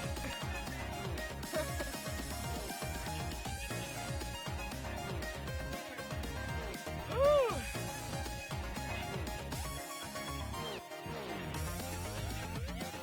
Everything. Got everything.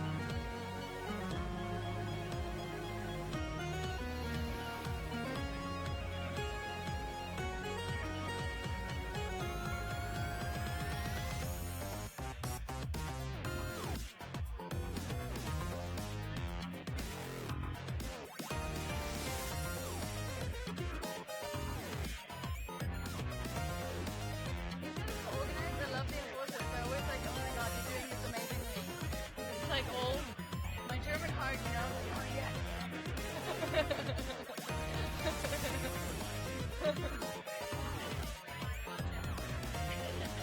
Whenever I see enforcers, it's like it's like sheep herding or something.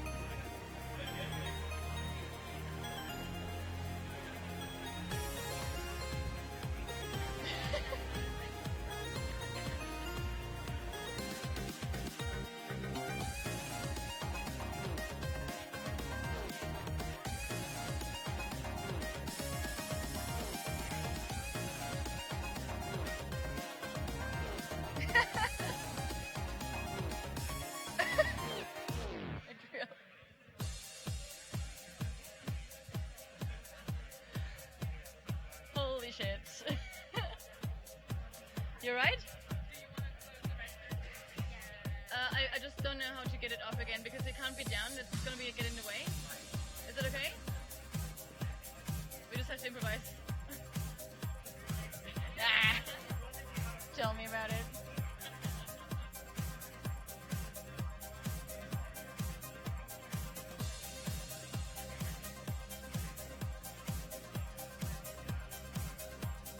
Great. I'm just pumped because this is gonna be. Oh my god. You have no idea what you're getting into.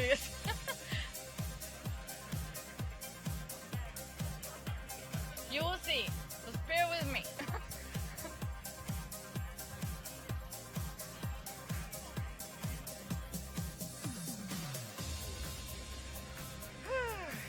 Jesus, it doesn't stop.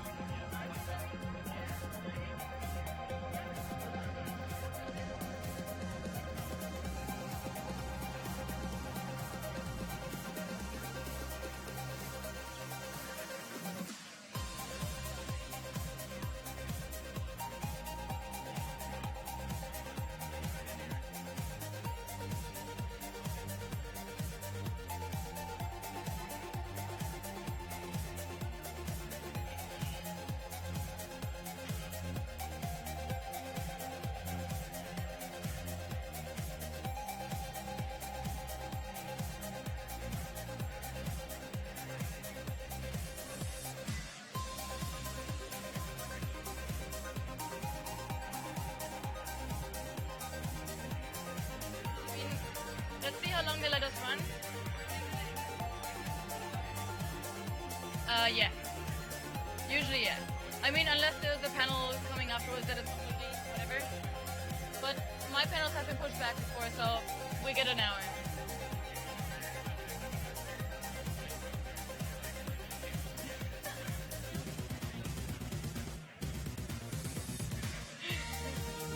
It does not.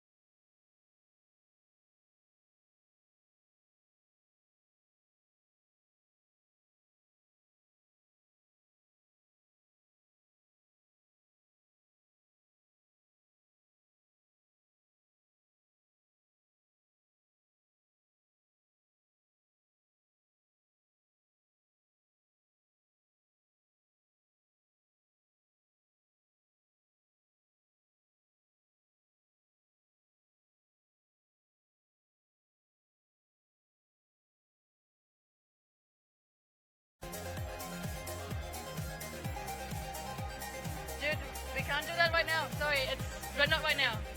I know you do that every time, but not right now. Just not right now. We have stock puppets on our hand, literally. He's doing it in every single panel.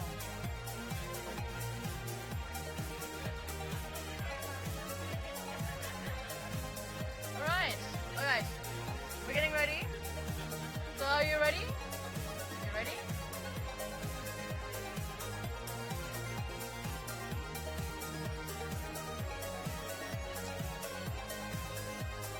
Alright.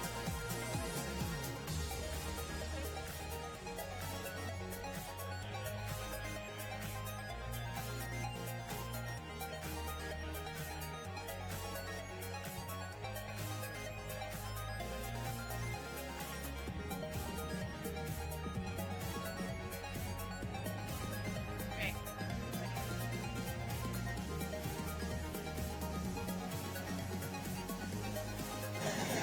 Alright. We're ready.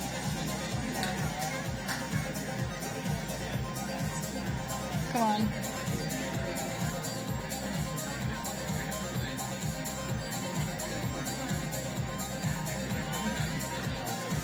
We're ready.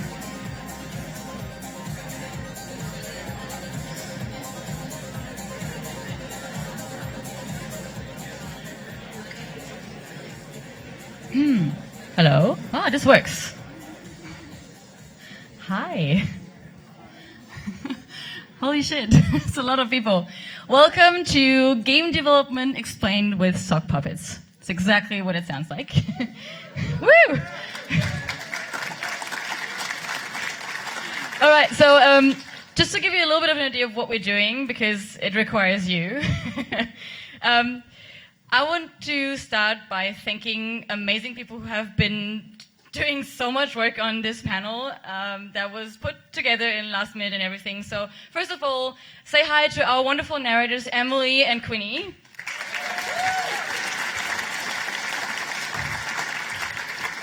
They have been writing the story and the dialogue and everything for this entire panel for the last couple of weeks, and they will be our narrators.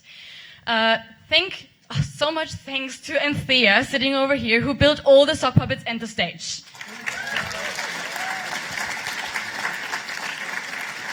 Amazing, okay? Absolutely amazing. I could not have pulled it off. I will not reveal the two puppeteers who are going to puppeteer with me just yet after the show. So the way this is going to work is two narrators. We're going to play. Please be aware that the puppeteers have no idea what the story is like. So we are improvising, and that's going to be a part of the entire show. Because game development involves the audience and the players, you, you'll be required to help us with our panel as well. There will be wonderful signs like dun dun dun that you just, yeah. That's right, okay. Dun dun dun, yes, you get it. Wonderful, so this is what's gonna happen. I hope you enjoy the show.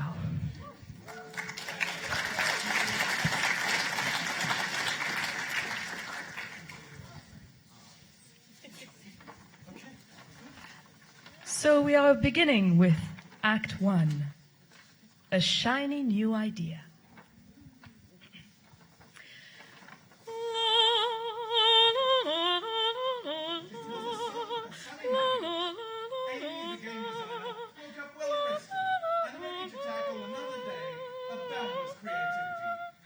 Hold on a sec. What? You don't wake up like that? Yeah, nah. Let me see those. What? Oh. No, I like that line. No. What? Okay, fine. Okay. My mistake. Right, fine. What would be a good song to wake up to for a game developer? I don't know. Come on. You know the song. You're going to have to sing it. I don't know. It's not the point. Is my mic on? No. I didn't think so. Ha-ha! Now is my mic on? Yes. Oh, I'll try and yell slightly less loudly now. Now I can hear me. Can you all hear me? Yes. Sweet. The screens aren't on. Yes! Yes!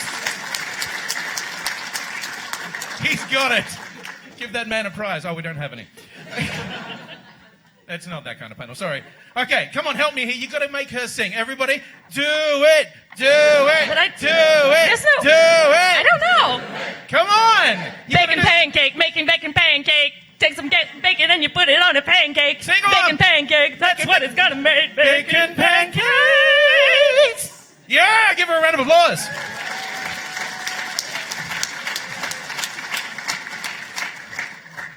But that wasn't my point. Why are we starting here? Like, waking up is just a desperate bid for coffee because we played for too long last night. Everyone here knows that, right?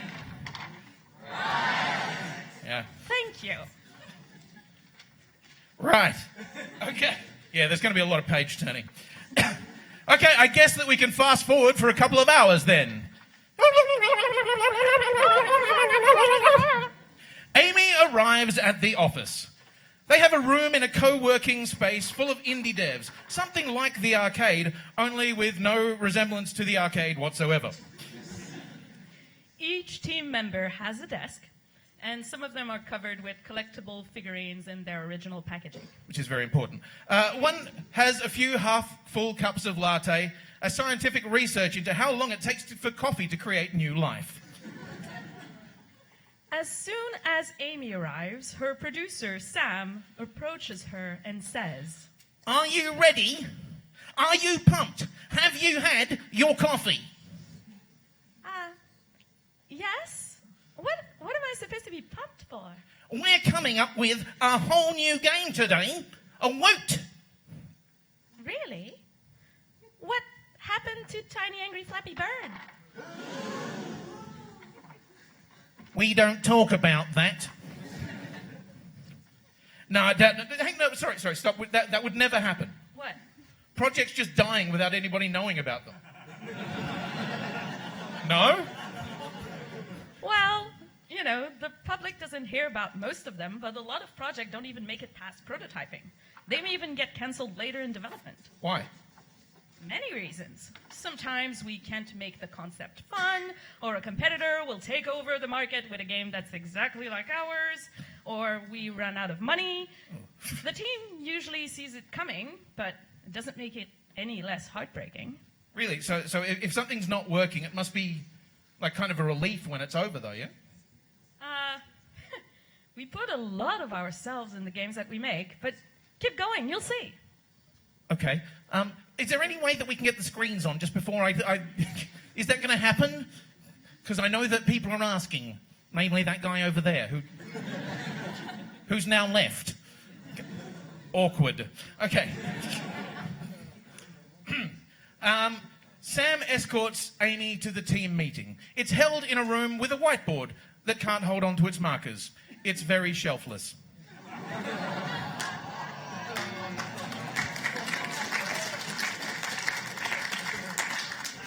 Corinne, the artist, is sitting in the corner doodling on her notepad. The coders are chatting in binary. No one can understand them or in fact tell them apart.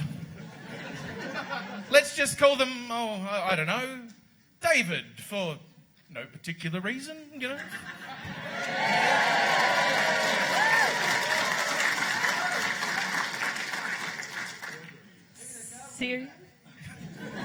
I doubt it somehow. Seriously? What? David's a good name. I like it. Yeah, the two people who know my first name is David think that that's funny. It's just, at my first job, my desk was surrounded by coders who were all named David. And they started calling me David so I'd fit the naming convention. It's very, very white male to claim things by renaming them. Oh. You should be thankful I didn't wee on them. Anywho, Jeff, the QA guy, is crashing someone else's game, and his hair is on fleek. That's Jeff. Yes. Okay, guys. Oh, hang on. No, that's your bit. Calm down. I'm sorry. As soon as Amy sits down, Sam says, Okay, guys and gals, time to come up with our next awesome game. Corinne says, What about Tiny Angry Flappy Bird? We don't talk about that. What do you think, Davids? Do you have any idea? And then the Davids say, Oh, yeah, mate. We'd like to code a shooter mechanic. We've never tried that. And then Sam says, that's an interesting idea. How would you see that play? Oh, yeah, it'd be all about accuracy, mate. Yeah, and bonuses when you get the headshots. Yeah, and then you have these combos and achievements and special guns. Yeah, we could have cover and maybe some armour. Yeah, skill trees. We have got to have skill trees for days. What? Amy's been trying to talk for 15 minutes. Oh, sorry, I got carried away. Skill trees. A little bit.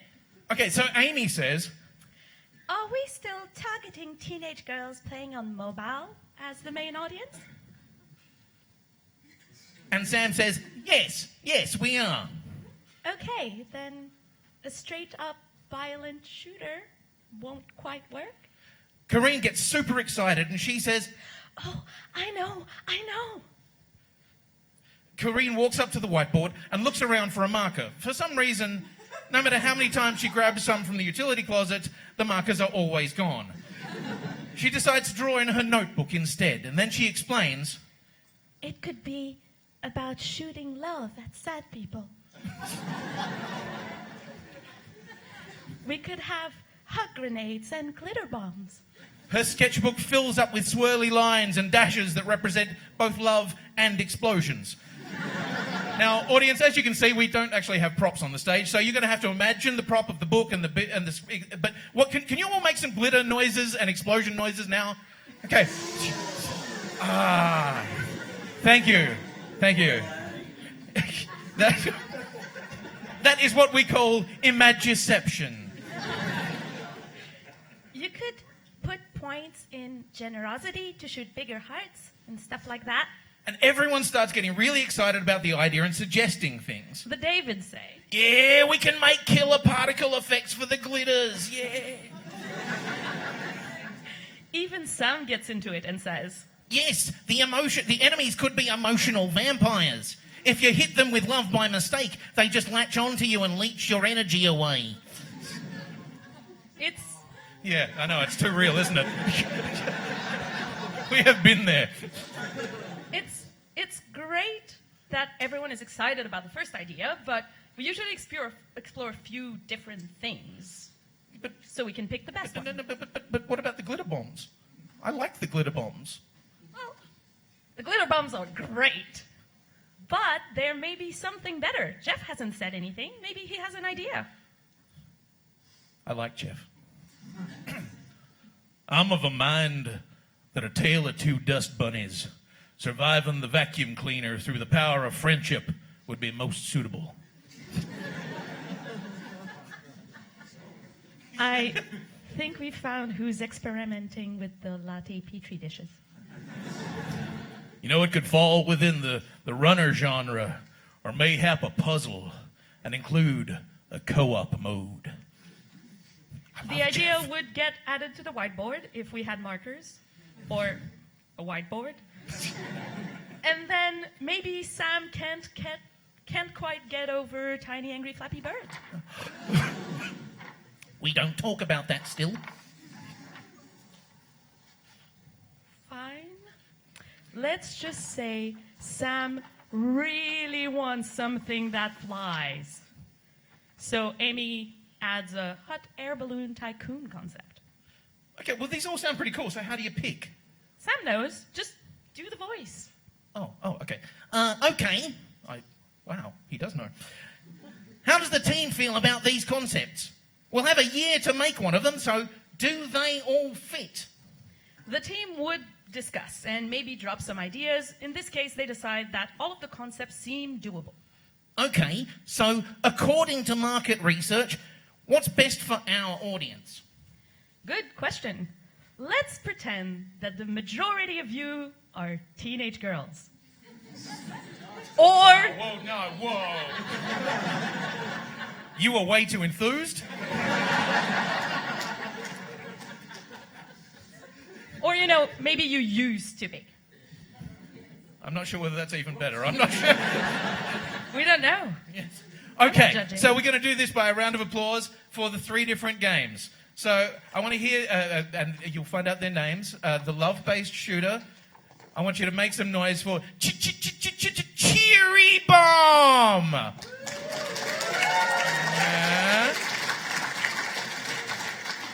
What about Tales of the Dust Bunnies?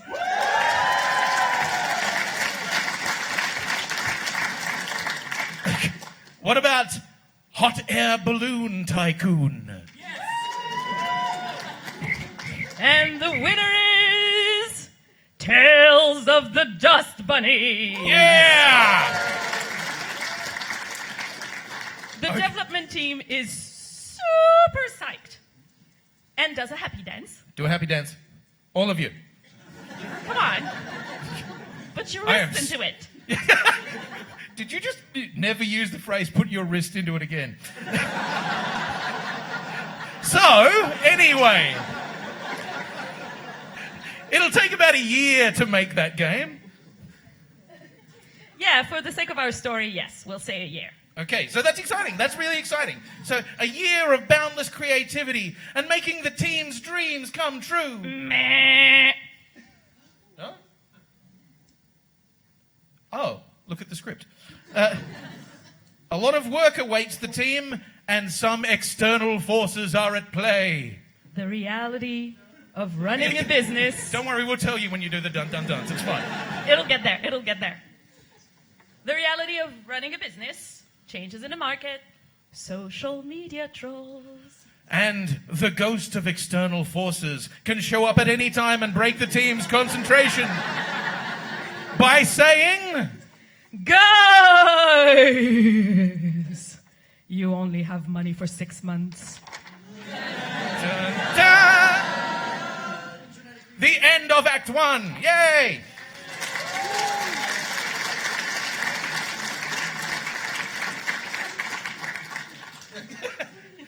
So we're changing actors or hands. We're not 100% sure.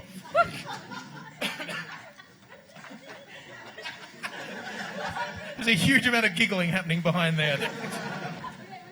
You good? Good. You're right. Okay. You're good. Okay.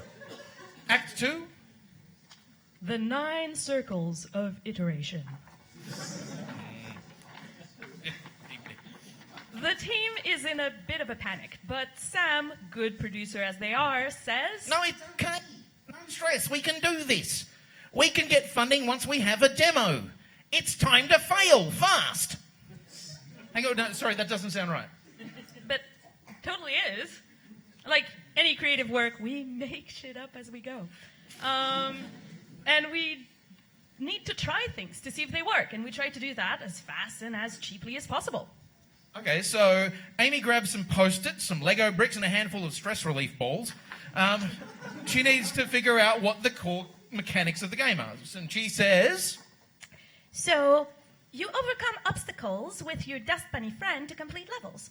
And completing levels unlocks new skills and obstacles as you progress closer to a world without vacuum cleaners. Let's figure out the details. And then Corrine pulls out her sketchbook and starts concepting characters. And she says... We probably want a side-scrolling view so we can make the player feel like they're escaping the pursuing vacuum cleaner, right? Yeah, that sounds good. Then Jeff loads up the studio's devices with games that might inspire the project. And everyone starts trying to figure out the bits and pieces and how they'll fit together. Fast forward a few hours. No. So Amy is gesticulating like a 3-year-old who's just discovered that red cordial is a thing. And she says... Yeah, if we have collectibles, we can do like in Mario when the coins all line up and you can just go bling, bling, bling, bling, bling, bling, bling, bling, bling, bling, bling. It's so satisfying. And Sam jumps up and down with excitement and says, I like it. It has a nice oomph. A thought bubbles under Jeff's magnificent hair. He says, I reckon that the level completion should be accompanied by most emphatic celebrations. I found the slow motion and orchestral music in Peggle to be most enjoyable. And then Sam says, yes! La, la, la, la, la, la, la. Yeah, fast we're not going to forward do a that few anymore. weeks. Fast forward? Yes. Amy has a prototype built out of Legos and Post-its that explain some of the game mechanics. She's playtesting it with Sam, who says, I'm not quite sure about the metagame. I wonder if it's a little too hard to understand. Amy answers, maybe. I think the user interface can solve that. You know, in Tiny Angry Flappy Bird... We still don't talk about that. Fast forward a few weeks. Whoa, sorry, hang on, a few weeks. The game doesn't sound like it's that complicated to need that long. Well, it's true, but just because a game sounds simple doesn't mean it's straightforward to make. Liz Anglin actually published an analogy that explains it brilliantly called the door problem. Say you want a door in the game. Yep, sure, doors are cool. I like doors. Okay. Can the player open them? Yeah. All of them? If not, how do they know which one can open and which one don't? Can they unlock them? Yeah. All of them? No. How do they know if some of them unlock and some will never open? Colours? Eventually. What? But are there a lot more of these questions? Because I think, for a start, these guys are getting bored. But anyway.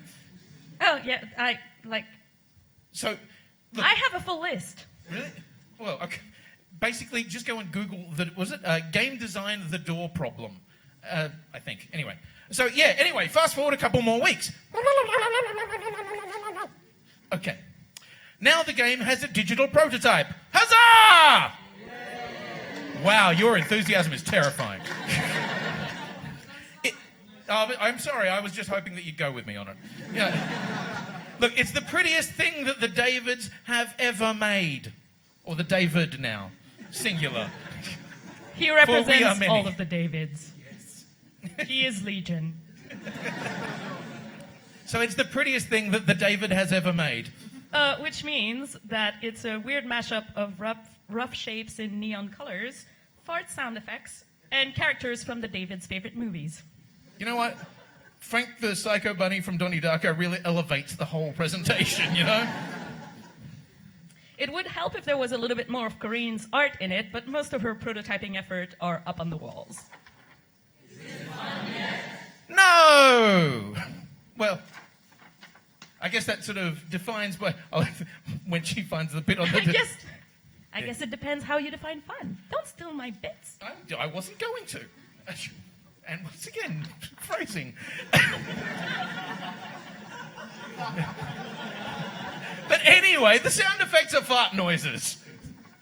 So your point is? Actually, good point, yeah. Every game needs a good fart noise sound effect. Yeah, okay. I think Sam explains it best. Okay, team. We know what works and what doesn't. Lots of questions have answers, and that's stellar. Team, give yourself a round of applause. No, come on. No. You don't give them a round of applause. I want to see these guys do it. They should. Okay. Not awkward at all. You know what that is? That's the world's smallest mosh pit.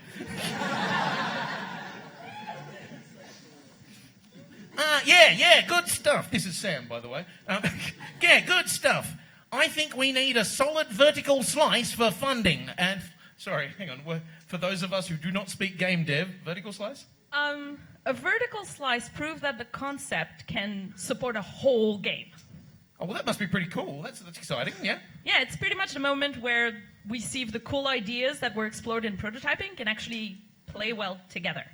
Cool. Okay, so Sam sits down with the team and he says, okay, team, what do we need?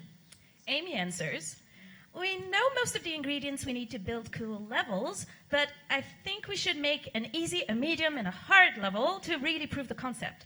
AI for the enemies would be pretty cool, too. Sam says. We'll need art for the levels as well, and the build should be stable enough so the funding platform can plant without crashing. I don't know what Sam is actually doing, but giving it a red-hot go. It's pretty obvious the team agrees on having a stable build that doesn't explode, and they start toiling away at the different tasks. I just need to ask, are there more doors at this point? Because Yeah. Oh. And sometimes the team's first answers to the door problem don't match well with their favorite answer for the window problem, so they have to figure out new answers. Right, damn. Okay, let's fast forward a month. Everybody make the noise.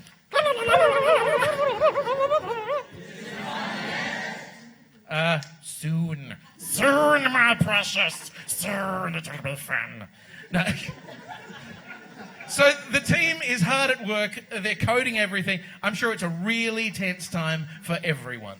Of course. Between two slurps of 2-minute noodles, the Davids are having a crucial conversation with Corrine.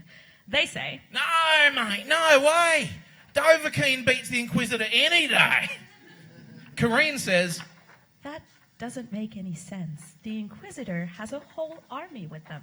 No, hey, you're changing the rules of engagement, mate. Like hell I am. You said height of power Dovahkiin versus height of power Inquisitor. You can't just pick and choose what makes someone powerful. Yeah, exactly. Someone, not someone and all their bloody friends. Leadership is the essence of the Inquisitor. You can't just take that away. Yeah, well, leadership ain't worth shit in one-on-one combat, is it? Overhearing the conversation, Sam decides to intervene. This sounds like a life or death discussion, but we are kind of on a timeline here, guys. To which the Davids answer, Yeah, the code's compiling, mate.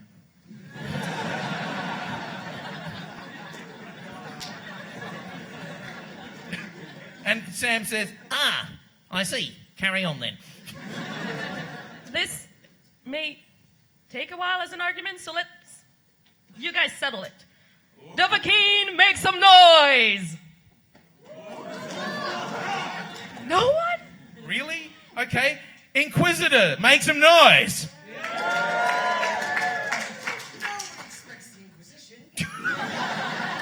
Or a heckler in the third row.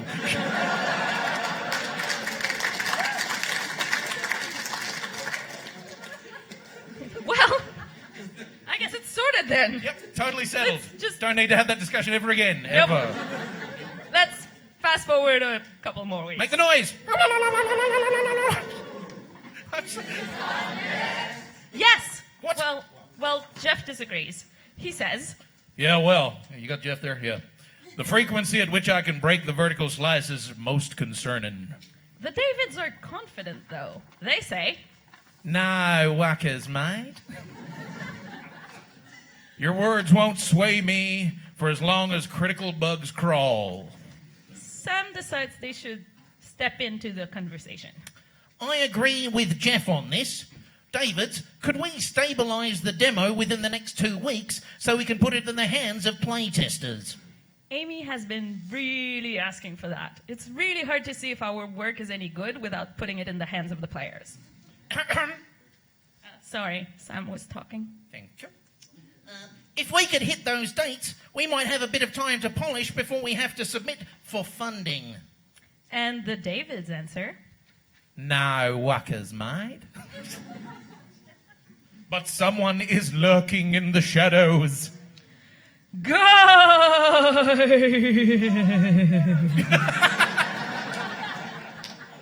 I'm glad you came back.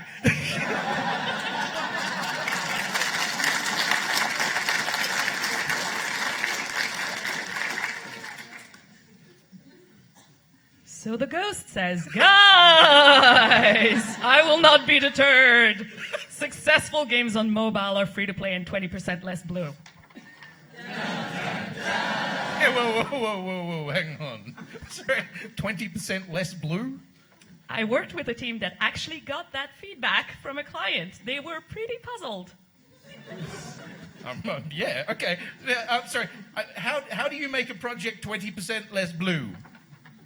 Fire me?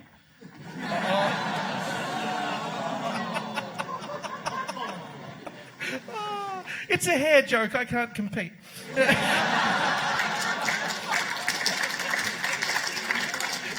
I guess maybe not all feedback is useful, huh?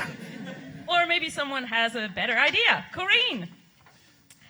We can revisit the color palette of the menus. That's a reasonable amount of work, but not nearly as much as tweaking several gameplay elements. Sam thinks that's a pretty good idea. And they're on a tight schedule now. And Amy says, We can throw in some microtransactions so player can, get hints for the levels they have problems with. It's not a very good implementation of free-to-play, though. We'll need to rework more things to make it work. And then Sam says, I think we need the final implementation for the funding application. Let's document the strategy and add whatever we can in-game. Sure thing. We can still do the playtesting with the current build. This way we have the feedback from the players and we can integrate them at the same time as we integrate those things. I love it when a plan comes together. Anyone? Seriously? Are there any fans of the A-Team here at all? 1, 2. Thank you. Right, okay. I knew that was going to play to 2 people. Right. Organizing playtesters takes a little bit of time, so let's fast forward a couple of weeks. Now, since the team has their office in a co-working space, they asked some other game developers to come on in. But game devs are a little bit like this wonderful audience. They're not teenage girls. You are not a teenage girl. Luckily, Sam has some contacts in education. Oh, yes! Is there a teenage girl? We have a teenage girl! Wow.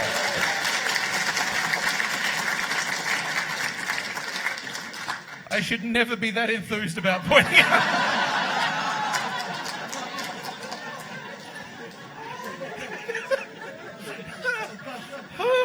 Okay. Luckily, yes. Did I say the bit where he got some contacts in education and requests from teenagers? Good, right. Your line. So the team sets up a space for test and lay out some snacks, anything to put the players at ease. And the players, here represented by the ghost, they arrive and sit down and start to play the game. Amy and Sam... Good luck with that. Amy and Sam watch the players and frantically take notes. The player tapped the wrong button, has crashed the entire game. Amy wants to say something, but Sam glares at her. The player restarts the game and then gets stuck in a menu. Amy is finding it really hard to keep her mouth shut. She says, if you just Sam bumps into Amy to remind him that they're not supposed to interfere or the results won't accurately represent the problems in the game. But we can just... Sam bumps into Amy again. Meanwhile, the player struggles with the controls. No, just... Why? Sam resorts to holding Amy's mouth shut.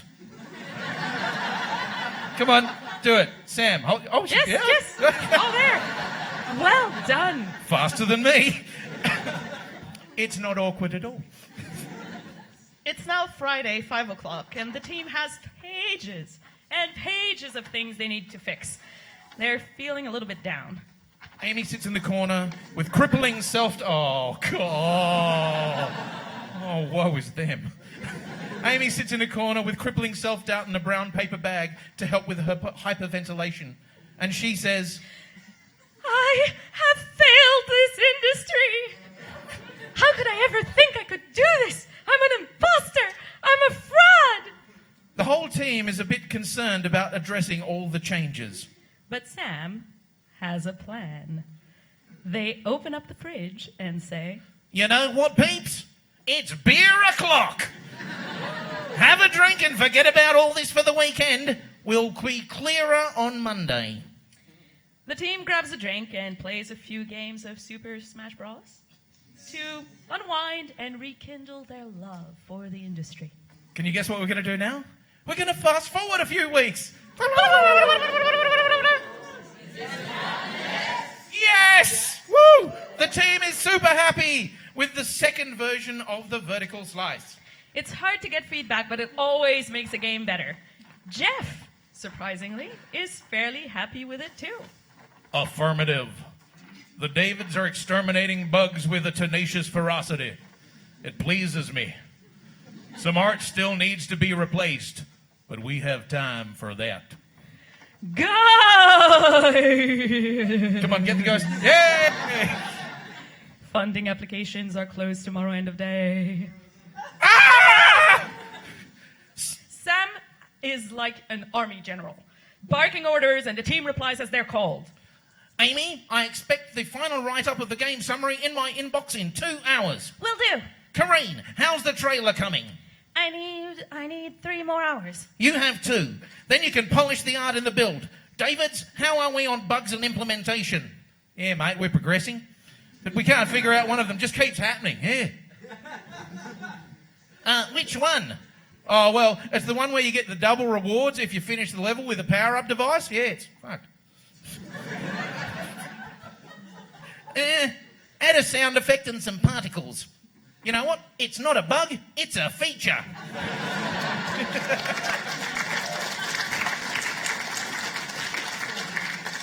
Jeff, please revise the bug priorities. We can't get them to all in time. You know what?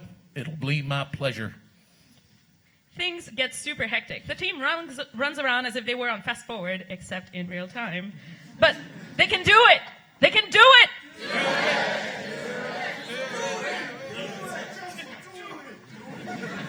Don't let your dreams be dreams. And it's 5 minutes before the final deadline. Sam, sorry, dies. Come back! Come back!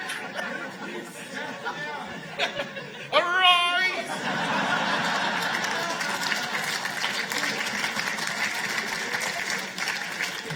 Finally, Sam hits send and the team collapses, exhausted. There is calm and silence. Then Kareen props her head up and says, Davids, did you get around to integrating the final art to replace the Psycho Bunny from Donnie Darko? The Davids gasp in horror. The team works on creating more levels for the game while they wait for an answer for funding. Sam bites their nails while no one else is looking. They're worried that the Psycho Bunny will cost them the grant. Fast forward a month. The project gets the grant! Yay! And for a few minutes, everyone in the office does a happy dance.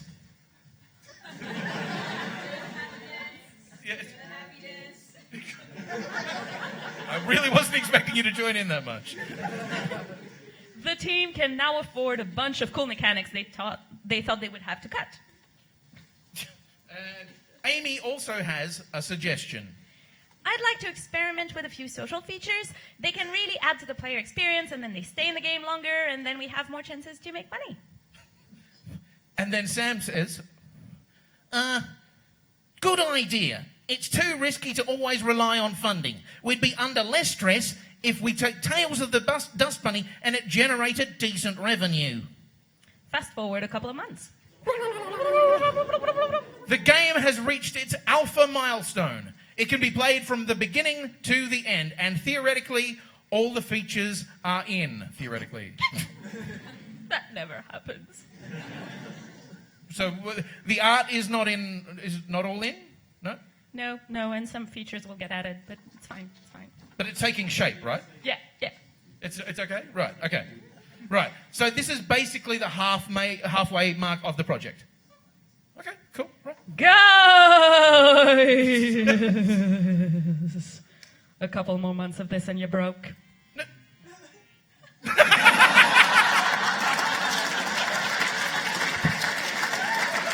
Perfect timing! Oh, amazing.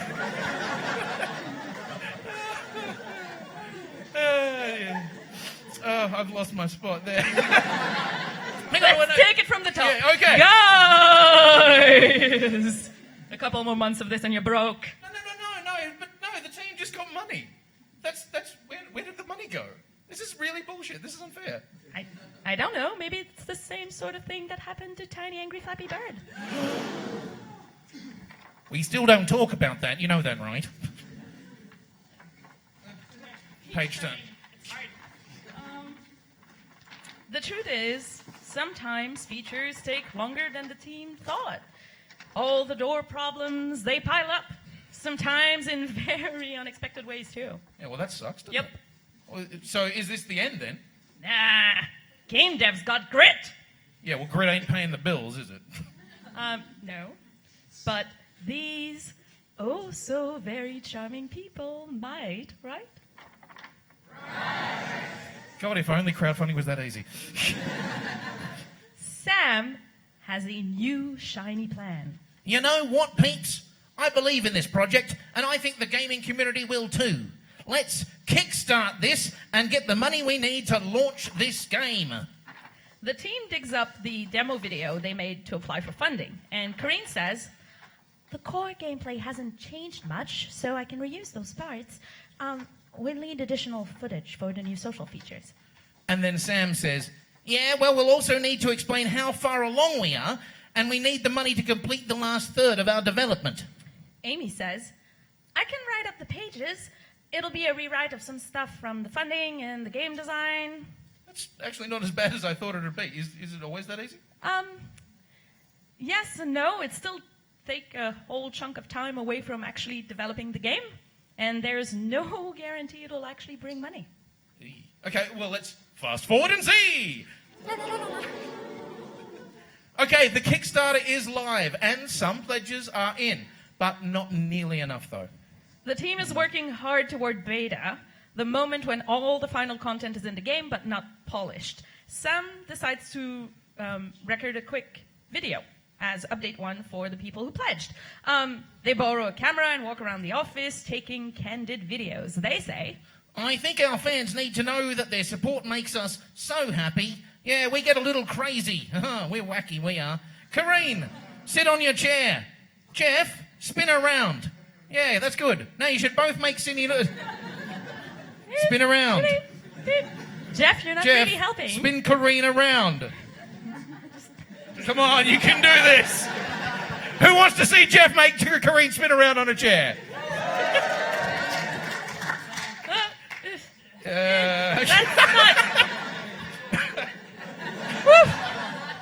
Yes, that's right. The noises are good, but the spinning isn't quite good enough. Spin Karine harder. Spin her faster. No, you're not doing it right, Jeff. Finally, Jeff runs a hand through his lustrous hair and says, You know what? Some laws of physics prevent us from doing as instructed, ma'am. You know what? That's okay, says Sam. It'll do. Let's fast forward a couple of weeks. You guys are getting good at this. It's either that or we've turned them into a bunch of turkeys. The Kickstarter isn't gaining any momentum. And worse, it's actually attracting some trolls. Guys! Greedy free-to-play, you suck at a real job, your game's shit. Laugh it up. The internet is a mean place. It is a mean goddamn place. You might anger the live stream. Okay. Sam calls the whole team to a meeting, and they say, You know what, peeps? We don't have enough money to finish the game without the Kickstarter. We won't get the Kickstarter money without a big splash of visibility. And if this game doesn't come out, we either have to get another day job to try and finish it in our free time, or close our indie studio. the team is feeling pretty depressed. But Sam is not done. We need to use the money we have left to make sure the Kickstarter is a success. Team, we are going to a games convention.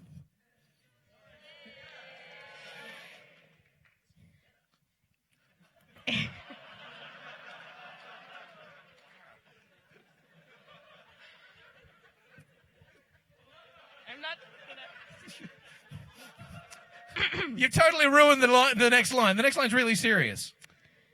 Amy is the first one to snap out of the surprise.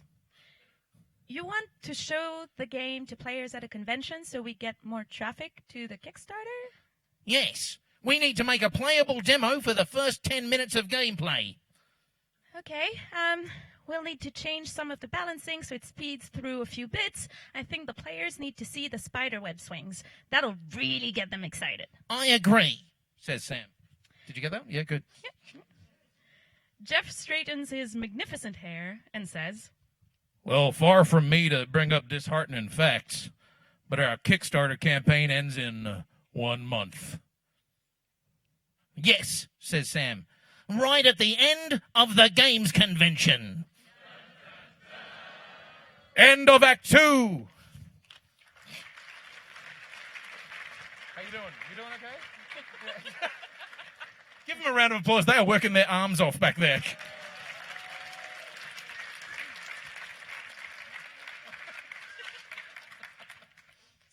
Right. Act 3. Pride and product placement. Okay, dear audience, strap onto your chairs because this ride is about to get wild. The launch of a game and survival of studio hangs in the balance. We're on the clock. Are you with us? Are you with us? Then here we go! Fast forward a couple of days. Okay, the Davids are slurping 2-minute noodles off at their desk. Clarine approaches and says... Davids? And the Davids... Oh, sorry. And the Davids cut her off. Oh, there you are. Yeah, right. Now, code's compiling. So, anyway, Yanni versus Sackboy. Who's the cutest? Sackboy, but that's not why I'm here. No. That was too quick an answer. Why are you so sure? Because his cuteness can be customized to the user's satisfaction, but that's not why I'm No. here. That's not enough a reason. I'm talking about the character as primarily portrayed. You can't pick and choose. Ah! That's not why I'm here. I'm hungry, and you ate all of the 2-minute noodles again! Fast forward again a couple of days. Jeff calmly plays the latest build, but something is not quite right. His hair has lost some of its je ne sais quoi. The game crashes, and he says, That keeps happening. David, you must test your work before declaring you have fixed the bugs. I think there are some coders in that corner.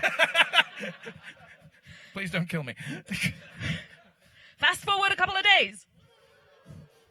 Amy is walking around with the metaphorical axe, cutting features left and right because they can't be debugged before the convention. Tears streaming down her face. She says, I'm sorry, my darlings. I swear I loved you all equally. Reality is giving me no choice. Bed bugs are just not as important as spiderweb swings. Fast forward a couple of days. No! Life is horrible. Only coffee stands between the team and zombieism. Fast forward a couple of more days. Sam is in a toilet stall when the team can see them bite their nails, and they say, This was a terrible idea. We don't have enough money for a booth. How are we going to attract people's attention? How are we going to make them play our game? Fast forward a couple more days. Kareen comes into the office in the early hours of the morning to get some stuff done. She works tirelessly for a few hours, and then the game engine crashes. Yeah, I know, right? But this happens all the time, right? Yeah. I mean, it's annoying, but she takes a deep breath, and then she reopens her file, yeah? The file is corrupted. Oh, no, that's okay, it's fine. Calm down. She can just use, like, version control, yeah, and go to her previous save. We all use backups, don't we? Except she was tired. What do you mean she was tired? Well, she got sucked into her work. What do you mean? She hasn't saved all morning. What do you mean? She just lost all the work she came in early for. What? It's all gone! Oh my god. And okay, I'm guessing something like this. Why are you doing this to me? I put my heart and soul in this, and for what? For what? For stupid computer shortcomings! it's always the quiet ones, isn't it? Curse you, flying spaghetti monster! I ate your guts! The team arrives in the office and are a little bit scared as Kareen is just flipping herself around the entire thing. Like she is going apeshit. She is everywhere. She is bouncing off the walls. Why? And then Sam calmly steps up and says, Eta kurum nachmet. And she falls asleep. The three people who watch Serenity really like that gag. Oh, well, says Sam. At least she only broke the keyboard. Fast forward a couple more days. I wouldn't be mentioning Jeff's hair anymore, but I feel we need to grieve. The bug count is way too high, despite everyone's dedicated efforts to fixing the build. Yet Jeff keeps finding crashes. He says, To test or not to test? That is the question. Whether it is no... Fast forward a couple more days. I was just going to ad-lib. Sam resorts to interpretive dancing to keep the team morale up.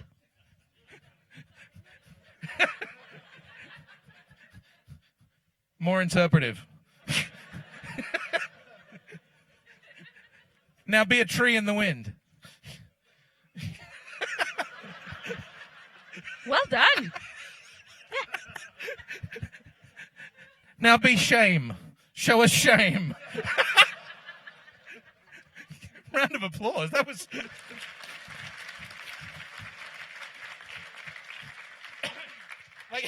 that was a really good show, but I got to say, these things are getting kind of weird, Em. Did you actually, like, just generate random events on a table and then roll the dice? I'm offended. Right. Okay. And then again, we fast forward. In a moment of divine inspiration, Amy yells out, 42! And then we fast forward a couple more days. The team lies around the office, all out of energy and motivation. The convention is a week away, and nothing seems to be working. The office used to be like a madhouse. Now it's kind of just dead, except someone is sobbing. Aww. Amy's not having it, though. She stands in the middle of the office, and she says, People of games, of technology, my kindred, I see in your eyes the same fear that would take the heart of me. A day may come when the courage of the game devs fail. When we forsake our friends and break all bonds of fellowship. But it is not this day. An hour of boredom and shattered dreams when the age of games comes crashing down. But it is not this day. This day we create. By all that you hold dear on this good earth, I bid you stand, makers of the game! The team breathes a new life. They have a few discussions and plans start to form.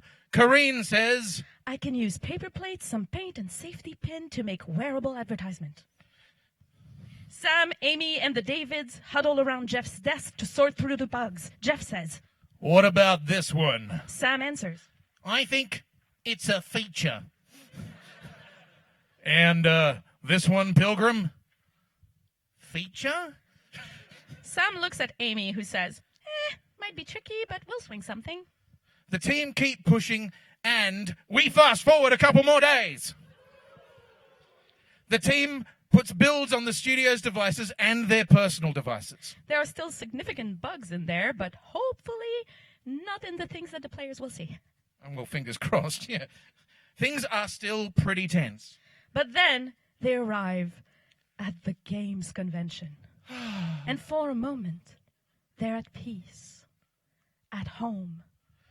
From the giant sculptures that celebrate dorkiness, like a giant D20, to the cosplayers in your magnificent outfits. Everything is perfect. We do quite like it here. The team, do you all like it? Yes! Good. Right. The team finds a quiet corner to put out their paper plates. Corrine is helping. Jeff is working on the sign on his back. When he pokes his finger... Oh, hang on. Let's just do that entire thing again, shall we? Whee! Yes. Can we rewind? Can you do rewind? Thank you. Okay. Yes. The team finds a quiet corner to put on their paper plates. Corrine is helping Jeff with his sign on his back, and she pokes her finger with a safety pin. Blood pearls. Guys! Biohazard, biohazard, biohazard. Follow me to the infirmary. Fast forward a few hours. Corine's finger is disinfected and bandaged. The Davids, Jeff, Corrine, and Amy spread out onto the show floor, diving into the crowd to get people to play their game. Come on. Go on. Get a move on. No, just stand up and go into the crowd. Go into the crowd. You're like, go. No, You can. It's like the lamest version of Hungry Hungry Hippos I've ever seen.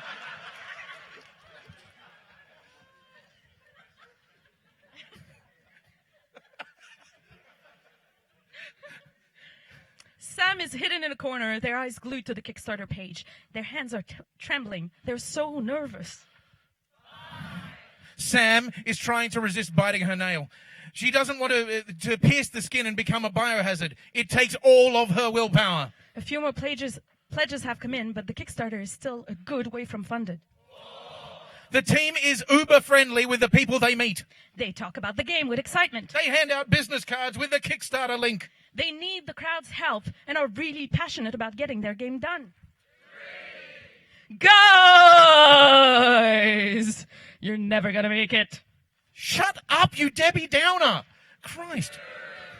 The Kickstarter is gaining velocity. More pledges are coming in. But there's still more needed. Sam watches the screen intently, but their nerves can't take it anymore. They faint from the stress. It's the last day of the conference. The team has done all they can. They hurry back to Sam's corner, cross all of their crossable bits, and wait. Funded! Yay! The team erupts into cheers of victory. Oh, that's your line. I guess we're switching up. Whatever, you can do it. Whatever. Their games convention adventure was stressful. No, you can have the next line. It's a lot longer. Lazy. They now have the money to polish the game, get rid of the bugs, and launch it in a few months. They're not nearly done with this game, but tonight, it doesn't matter. To celebrate, they go out to a mega development party. Yes. Yes. They're I see very you've been to one. tired, and speaking English is becoming a challenge. And The drinks, of course, make that slightly worse. But that's okay. Everyone needs to unwind. They meet awesome people, they drink and dance all night, and then they head back to home and they fall into a blissful sleep. Aww. Bacon pancakes, making bacon pancakes. Take some bacon and I put it on a pancake. Bacon pancakes, that's what it's gonna make. Bacon pancakes! Because they're not done yet. Ladies and gentlemen, the end!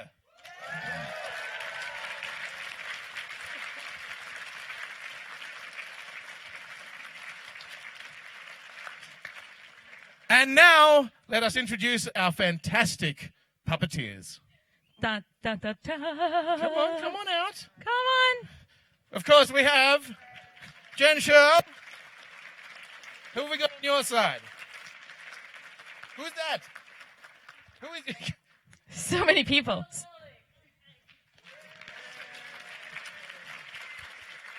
Yay! Jimmy Riley.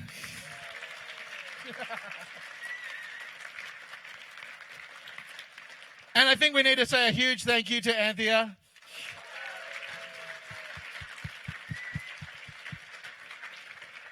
And something that wasn't said before, that I mean, it was said, but I don't think it was made entirely clear. I didn't write a damn thing of that. That was all Emily, so please give her a huge round of applause.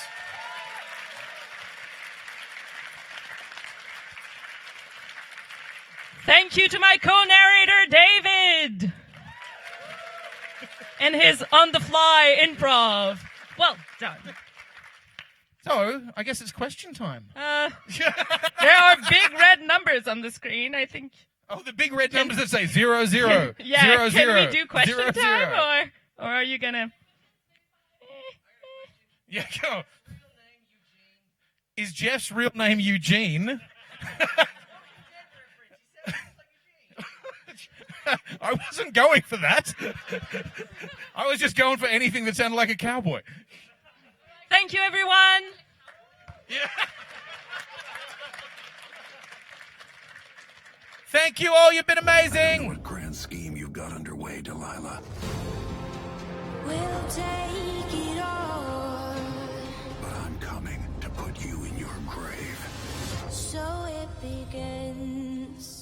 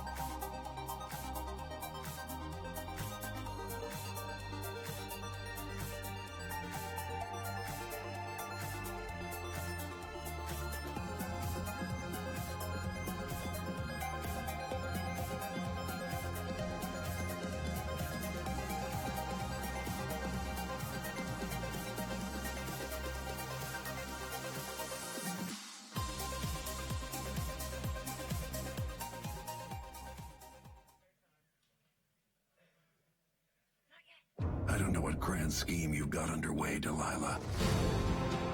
We'll take it all. But I'm coming to put you in your grave. So it begins.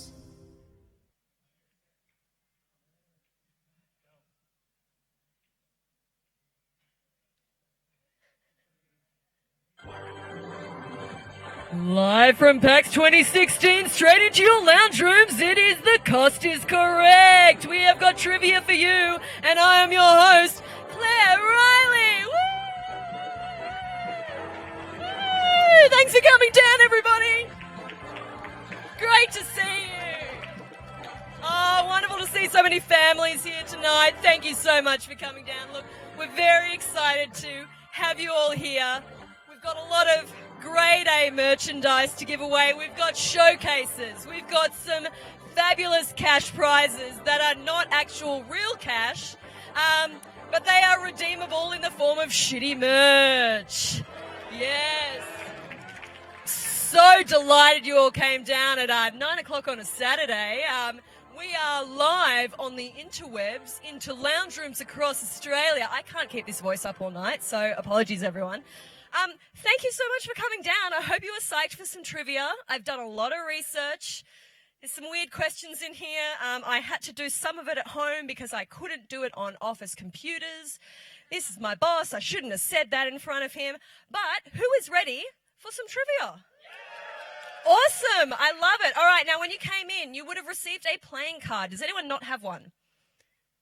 Oh, okay. Can we get a playing card? No. That's all right. We'll sort you out. We are going to start with a rapid fire. So playing cards will come into the game and the equation later on. But I want you to start off, get the brains flowing. I want you to just throw your hand in the air. When I call on you, like you got to have an answer to a question, not just like throw your hands in the air. But that is great practice. So thanks to this gentleman down the front who is practicing and he is eager. Throw your hand in the air. I'll call on you. Don't yell it out early because you're just giving away the answer to the guy next to you unless you want to be like that, in which case you're a giver, and that's what PAX is about.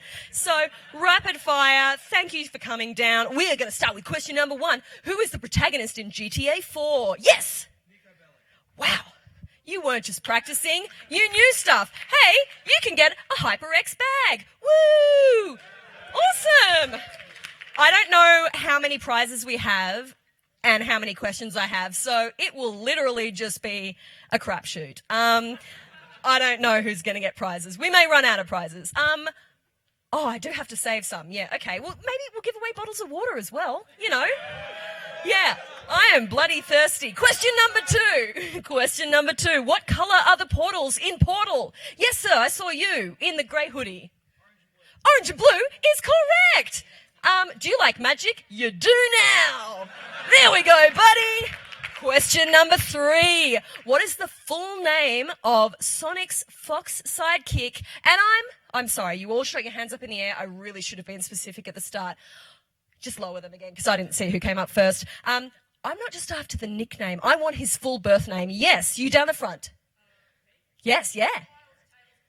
Miles Tails per hour is correct. Oh, it's a bit of play on words. Hey, you can have a map of Chicago from Watch Dogs. Sorry.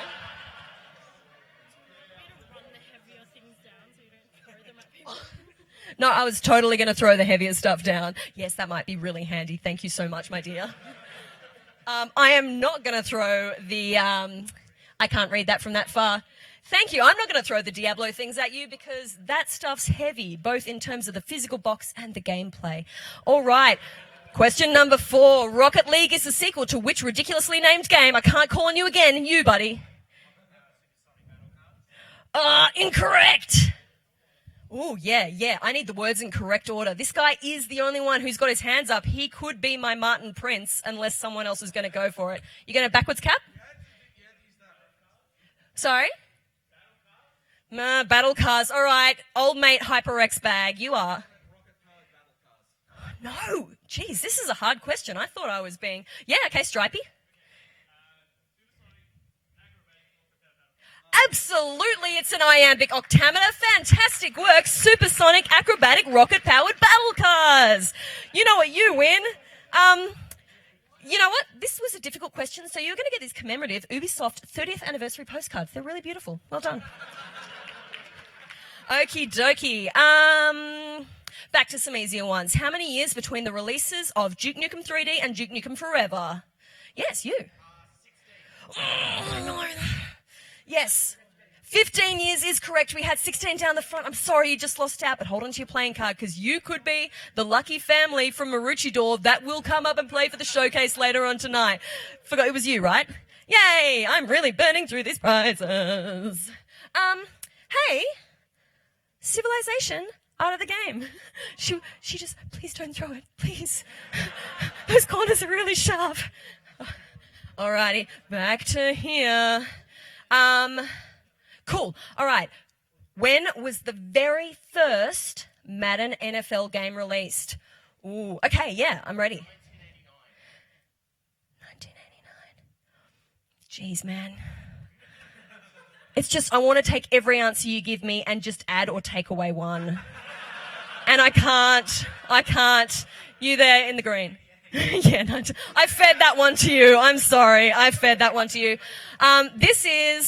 What is this? Oh, it's beautiful. It is a Destiny canvas tote. It's got the dual drawstring action, so you'll be stylish on the go, buddy. There you go. No corners on that. No corners on that. All right. The main character, question 7. The main character in Commander Keen, Billy Blaze, wears a helmet from which NFL team? Oh, yes, you. Green Bay Packers is correct. He is a cheesehead. Fantastic work, my friend. Do you like HyperX? Because I literally do not remember what's in this box. Oh, it is a beautiful stainless steel water bottle. Or you can put your gin in there if you've got some troubles going on. So, there we are. I got really excited about the prizes, and now I'm just giving them away. But that's what the whole thing tonight was. It was just giving you guys fun merchandise. All right. Which game franchise started through a chance encounter between a Japanese developer and a US entertainment executive when they met in an elevator when they worked in the same building? Yes, green shirt. Kingdom Hearts is correct. Fantastic. All right, I can't throw anything that far. Well done. Hey, what's this? Oh, Defiance promotional copy not for resale. You lucky fella. Don't spend it all at once. That doesn't mean anything. Question number 9 in the rapid fire round. What colour is a lemming's hair? Oh, have I asked? Yeah, you. Green is correct.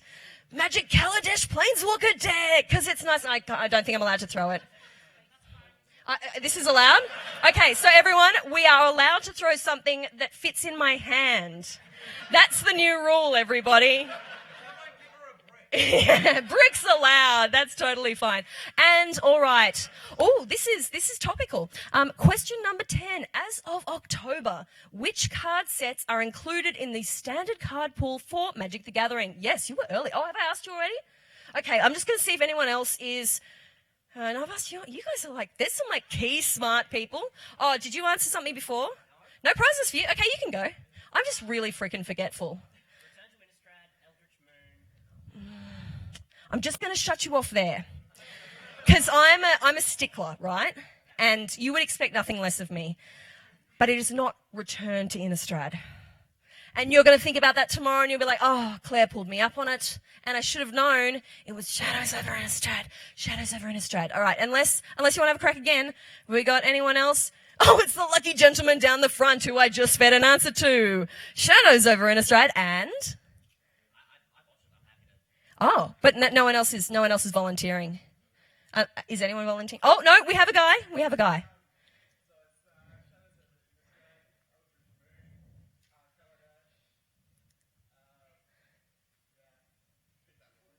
Yeah. See, the really key part of this was it was a 5-part answer, and you gave me 3, which is awesome. You know, because you've just helped out your friend down the front, and it's a collaborative effort tonight. So that's really good. I'm going to loop back to old mate here.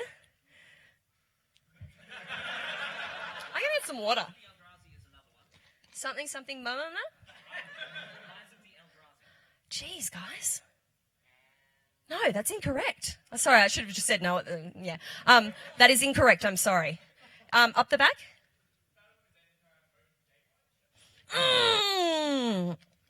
I should have not been drinking my water then, but you are correct. So you, sir, can also have a Planeswalker kit because I'm pretty sure you like Magic. Not saying that you don't or that you don't. You guys like it, but you just don't care enough to research. It's fine.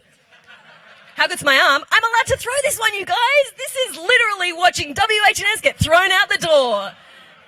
Not that good. Oh, jeez. That is the last throwing that we're going to do, everybody. And he wanted to give me a brick. Okay, now we are up to the Who Am I round. So I'm going to pull my Emder and I'm going to call a card. And we have 5 of Hearts. Come on down. Seriously. Do you get to stand up front? Oh, there's 2 of them. Oh, that's a good point. There's maybe like 3 of them. All right, so actually that's good. Who else has a 5 of Hearts? Yep, you come down as well. Sorry, come over here because it is similar to yet legally distinct from CBS-owned property. Price is Right. Oh, 9 of Diamonds, 5 of Hearts. It's a common mistake to make. It's fine. Any more 5 of Hearts? All right, I will roll again.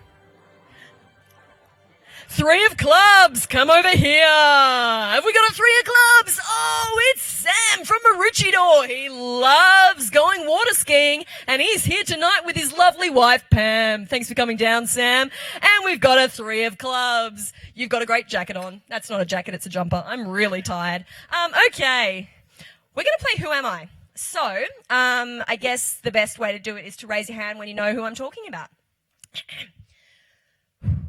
I'm like overstimulated and I haven't actually breathed for the last 10 minutes, so that's fine. I am one of the most famous games in one of the most... I'm going to start that again. I'm one of the most famous characters in one of the most loved games of all time. Now, I should probably set up a rule that if you guess, you're out. Yeah, it's pretty serious, and I don't mean just out of here. I don't mean out of the room. I mean you are ejected from PAX for the rest of the weekend. So... think carefully. JK, not really. Most famous characters in one of the most loved games of all time. I was originally going to be called Dyson Poincaré as a tribute to French mathematician Henri Poincaré. Empire magazine voted me #1 greatest video game character of all time. And despite going on to become a hero and destroyer of enemies in my franchise, I hadn't actually really handled weapons by the first time you see me on screen. In early development, a model of my character was also known as Ivan the Space Biker. I hope you guys feel terrible because there's so many people in the room that know it right now. Not really, I've seen like 3 hands. All right, born in Seattle. I graduated from MIT and wrote my thesis on... Gordon Freeman is correct. Well done. Thank you, sir. You're going to stay up here and then we're going to call some more cards because stuff's going to go down. Thank you so much for playing. Sam from Maroochydore, say hi to your wife Pam for me. It's been a great night. Okay, roll again. Yeah, stay there. You're here forever now. You guys actually ran through all my cards. I was going to have a spare deck, but now I'm using random.org for Queen of Clubs. Queen of Clubs. Who's got a Queen of Clubs? You, sir, Stripey. This is like, I'm calling on the same... I really didn't rig this. Yeah, so if you want to just, this gentleman here, if you just want to move to the side of stage, either way, it's fine. No more Queen of Clubs? Cool, and let's bring up another. And this time we have the Ace of Spades. You win, sir. There's got to be at least another Ace of Spades in here. Yes, well done. Come on down. Come over here. Okay, we are going to do another Who Am I? This time, I like this one. I'm going to do this one. This is a game, Who Am I? Released in 1997, this game was a classic hero versus bad guy romp with chemical weapons and explosions thrown in for good measure. Originally pitched as a side-scrolling platformer, the game later switched to FPS. It was a success considering the team's pedigree. 8 of the 10-strong development team had never worked on a game before this title came out. The devs initially planned to follow the format of Sega's on-rail shooter hit, Virtua Cop. But unlike Virtua Cop, players just use a standard controller rather than a light gun. Oh. It's not Jet Force Gemini, I'm so sorry. But that's all right, yeah. Did you yell, get out! You're done! We're sick of you, Stripey! I'm sorry, that has eliminated you from the round, and from Melbourne, and from PAX. And your passport's been cancelled. So that was Jet Force Gemini. You shouldn't have said that because you no longer exist on the grid. Okay. Director-producer also took inspiration from Mario 64, giving players various objectives within each mission. It had a single-player mode but was better known for team play. The game opens in 1986 in Russia, pitting our protagonist against the Soviet Union. Flash forward 10 years and you're rescuing hostages, facing capture and escaping enemy bunkers to avoid death from satellite-directed weaponry. Wink, wink. Yeah, this guy's like, why did I go Jet Force Gemini? My life's over. George Brandes knows where I live now. But it's not all shoot 'em up. Thank you for the one privacy person who knows the Attorney General in the audience. Stealth and early takedowns of your enemies help you win the day. I really thought this was a gimme. No, you have to leave because you're just getting too many of them right. The game got a lukewarm reception at E3 in 1997, but went on to become a critical and popular hit, much like the movie of the same name. No yelling out from the audience. I see you waving your hands.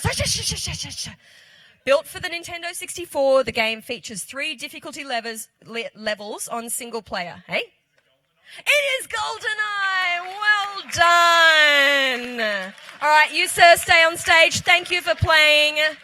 Enjoyed it. All right. So now, yeah, you guys come up front. And now we are going to play a special round that I call Showcase of Shitty Merch. All right. Showcase of Shitty Merch is brought to you by our sponsors. We don't have any. I don't know, Dishonored too? Sure. Okay, so you guys are going to come up front, and I'm going to give you 5 Shitty Merch prizes. Prizes. No, that's not this round. Actually, no, it is. So, thank you, sir. I have here some True Blood coasters. What?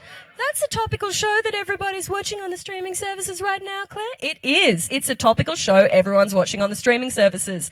This prize is valued between 1,200 cents and 1,300 cents. Now, I'm going to start with our first winner. You get to put in a bid, and I will say higher or lower, okay? 1,200, 1,300. What's your bid? 4 coasters. 1,275, it is higher. 1,299, it is lower. 1,295, it is lower. 1,280, it is higher. 1,285, it is higher. The stakes could literally not be lower, people. These coasters, I'm pretty sure they have been used. It is higher than 1,285. 1,287, it is higher than 1,287. 1,289, it is higher. Yeah. 95. 89, 95. That's how people always lost out. There was always somebody who was like 2,444,300 cents and 24 cents. Thank you, Larry. That's not a number. So 89, 95. 90. 1,290 cents. It is higher. I'm really glad that you guys are excited by this because I was like, man, this is going to tank this segment. Nobody wants these. 1,293. It is higher. Oh, no. Don't be Meryl. Don't be Meryl on that one episode that still exists on YouTube.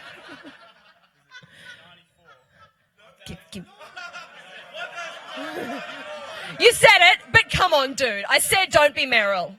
1,294 is correct. Woo! Well done.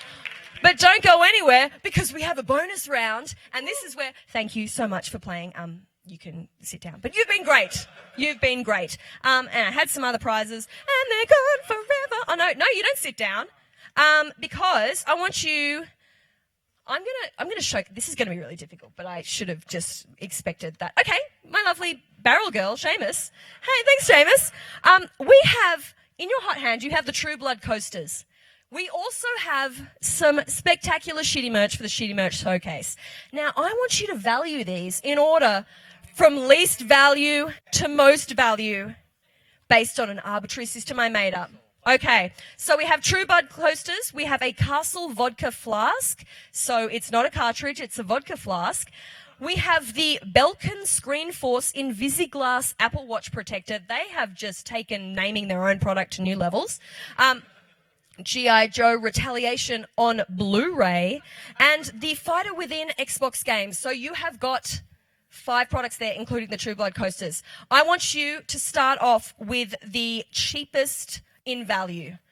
And you guys absolutely have to yell out and scream at stuff at him like Bogans do, okay? Cheapest.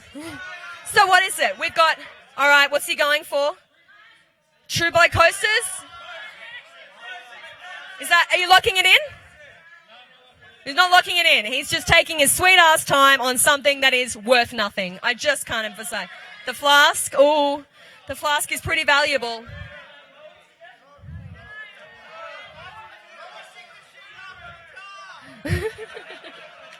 What was that? Just risk it all on the car! All right.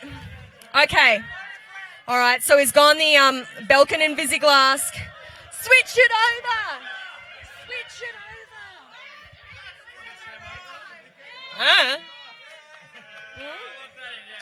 over. Lock it in. All right.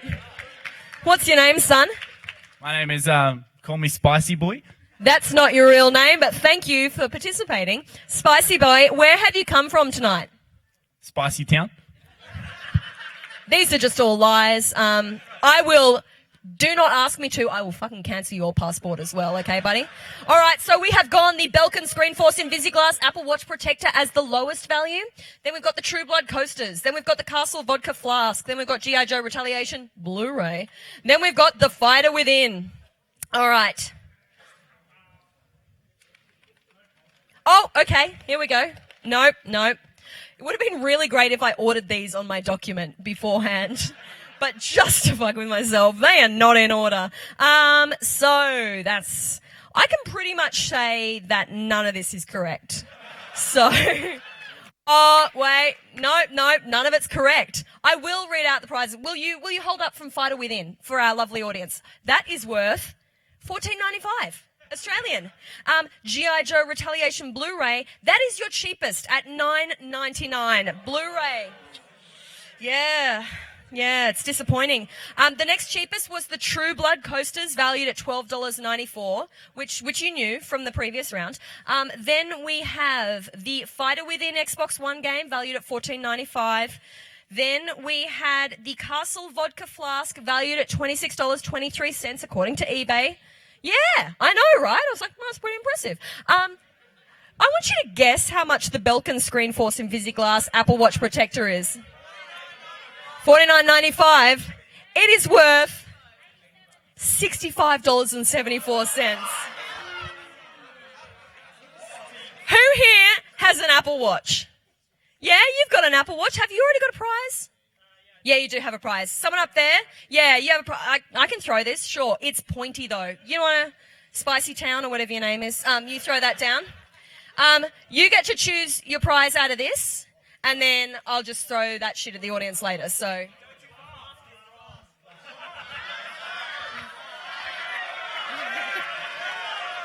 The flask! He chooses the flask. Thank you so much, Spicy Boy, if that is your real name. All right, everyone on your feet. It is time for a bonus round. And I know that I use the bonus round term very loosely because every round has been a bonus round so far. There is zero order to this. I'm on a lot of cold and flu medication. All right, this is a game that I call Heads or Tails, or more accurately, video game or 90s action movie. Now, I should have said at the very start, you know, there are the 6 rules of PAX. None of y'all are jerks, so no one's cheating on phones, right? That's a pretty standard thing at pub trivia. There are a couple of jerks out there. If you see one, just dob them in. Bring them up front. I'll yell at them. We'll clap them out of the room. That's all right. This is from now on, It's going to be embarrassing for you. I will make it awkward if I see you around at the show. I won't be nice to you. I'll be weird. So just no cheating. All right, so it is video game or 90s action movie, head or tails. You can play at home too. I don't even know where the camera is, but play at home on Twitch. Fantastic. All right, so heads is video game, hands on your butt for movie. All right? What if they're both? Boom, boom, boom. We'll see what happens. Okay, Awesome Possum kicks Dr. Machino's butt. Heads for video game, tails for terrible action movie. $29.95 is not an answer in this round, but thank you for being up to date with 10 minutes ago. All right, we got everyone chosen. It is a video game. Hands on tails, sit down. All right, Ballistic. Ballistic X versus Sever. Video game, Ballistic X versus Sever. I should tell you that I chose terrible, terrible video games and terrible action movies. 90s, 80s, just a whole, you know, that awful era where Seagal was in a lot of them, that kind of stuff. So Ballistic X versus Sever, video game or movie? All right, it is a movie. Head sit down. There's always one guy. There is always one guy. He has won 2 prizes tonight, and there is nothing more I can give him. Okay. Oh, well. You got the joy of being up the front and heckling me. What a joy it is, good sir. Twin Eagle, Revenge Joe's Brother. Heads for video game, tails for movie. We all decided it is a video game, hands on heads, tails sit down. Time Cop, The Berlin Decision. Heads or tails? Heads for video game, tails for movie. Time Cop, The Berlin Decision. It is a movie. Oh, late switch. Caught out with a late switch every time. I did have Doom in here, but now that you ruined that joke, thanks. That was going to be really funny. I was going to be like, oh, it's Ruth, and you'd be like, oh, we knew. If it moves, shoot it. Video game or movie? It is a video game. Thank you. Just up the front, giving everybody the answers and ruining my jokes. He's here all night. Okay. Cool as ice. Video game or movie? Now you're going to look around the room and start to diversify because you're going to, you know, what is everyone else doing? Could I be the one person that wins this? Video game or movie? We all decided it is, I said cool as ice, right? It is a movie. 1991. It's a romance starring Vanilla Ice. Yeah. Tag team match Muscle. Video game or movie? Yeah, it's a terrible video game. Muscle has periods between each letter, all caps. Yeah, I know my grammar as well as my video games. Iron Eagle 2, video game or movie? Are there 4 people left? 1, 2, 3, 4. And there's only one. Oh, I thought so too. Seamus. What would you? Okay, well, it's all right. Well, 5. Benefit of the doubt. But I'm watching you. Iron Eagle 2 is video game or movie? It is a movie. Hands on tails. Frankenstein Island, video game or movie? What are you? Oh, 2 for... I've read each of one of these out and I still can't remember what heads means or what tails means, and I'm looking at my screen each time. Video game, thank you. Video game or movie? Iron Eagle 2 is a... No, I did that one. Thank you, team. Frankenstein Island is a movie.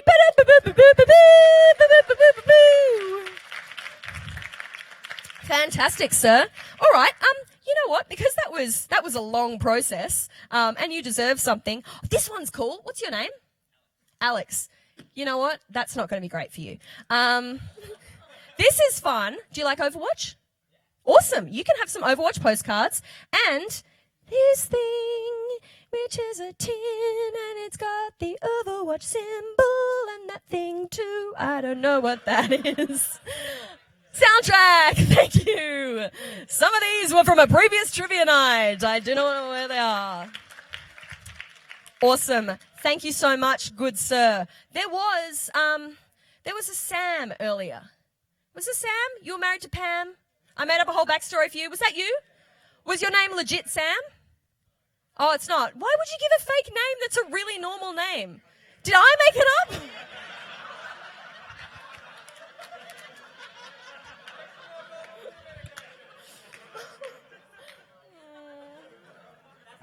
Is anybody called Sam in here? You?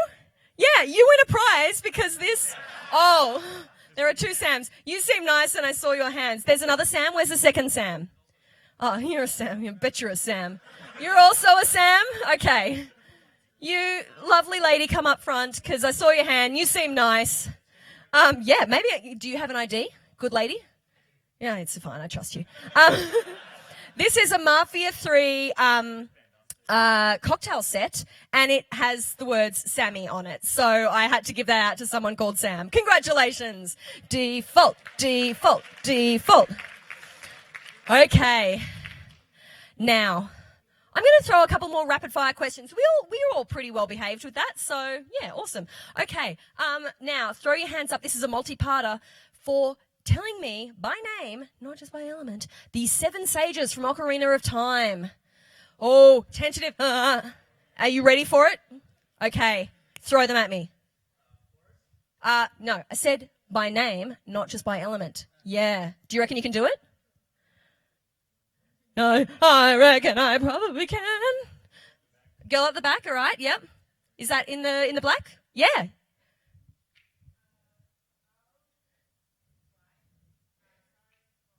Okay, I'm going to read these out to the people at home who are watching on Channel 9. Raru is light, Saria is forest, that's 2, yep.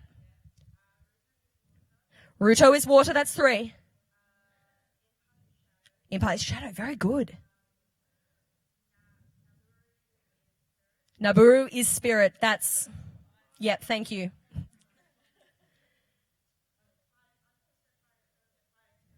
Fire is Darunia, that's 6. Give me the 7th, you got this.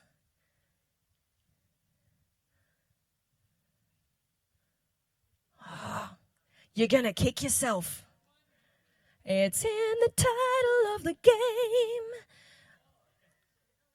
Yeah, Zelda, leader of the sages. Fantastic. All right, you can have this jaunty Razer notebook that looks like a laptop, but it's actually a notebook. Psych, I'm working with pen and paper. And you can also have this HyperX headset hanger, you know, for the lady who likes to game on the go.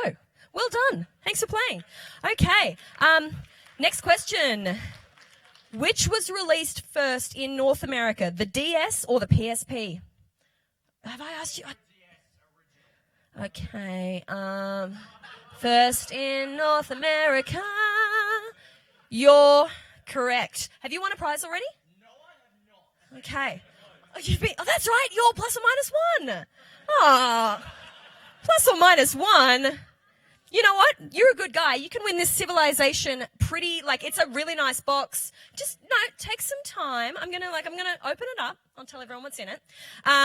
There's some coins. These aren't great. I won't lie to you. This is cool. That's a map. And there's some other stuff. Okay. Yay. Good question. Is that a notebook by chance?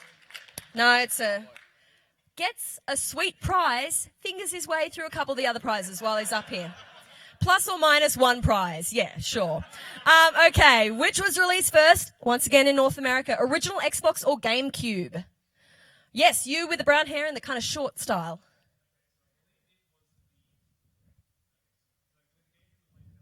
I don't need like a whole story about it. It is a binary answer. It is the Xbox November 15, 2001 versus the GameCube's November 18, 2001. Well done, sir.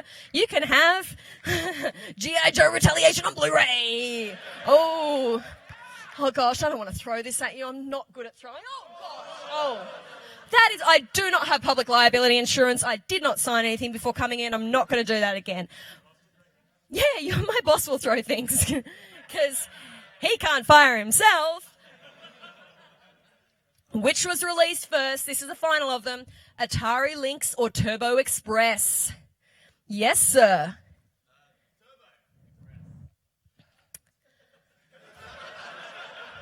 That guy in the middle at the back of the grey jacket was the next one. Yeah. What was it, sir?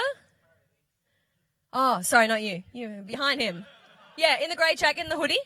Atari Lynx, you had to choose the one that he didn't say. And unlike our dear friend over here who gave me his life story, you just gave me the answer because it's a binary. Well done. Atari Lynx, October 89, came before the portable version of the TurboGrafx in 1990. You can have Mystery Box. Oh, wait, no, I need that. Less mysterious box. That is really good. Yeah. And because, you know what? It could be a good prize for an easy question, or it could be a shit prize for a hard question. Or it could be I am just choosing stuff wildly like a small animal in a carnival show. All right, what are the given names of the ghosts in Pac-Man? Yes, sir.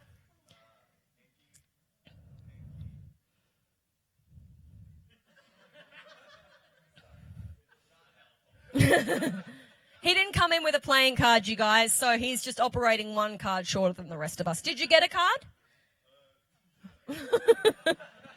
You're really special. That's great. Inky, Pinky. I'm going to throw it somewhere else. Did you see who was next, Seamus? Because I'm going to have to pass it over. I'm sorry. No, okay. Purple shirt. You seem nice. Clyde, that is correct. Inky, Pinky, Blinky, and Clyde. Very good. Why don't you choose a prize that's not this one, because we need that for later. Should have done that. No, that's the wrong. Oh, yeah, no, that's cool. That's cool. I thought that was something else. Yes, you get the Last of Us soundtrack on cassette. Right? Awesome. Jen Taylor, voice of Halo's Cortana, is a prolific voice actor, but which game has she not appeared on? Multiple choice. Dota, Left 4 Dead, Final Fantasy, or Mario? Yes, in the grey jacket. No, played Princess Peach in Mario. Who was next? Were you next? But you've answered things before? Oh, red shirt. How many prizes have you got? One. Oh, okay. This is your last one, though, so...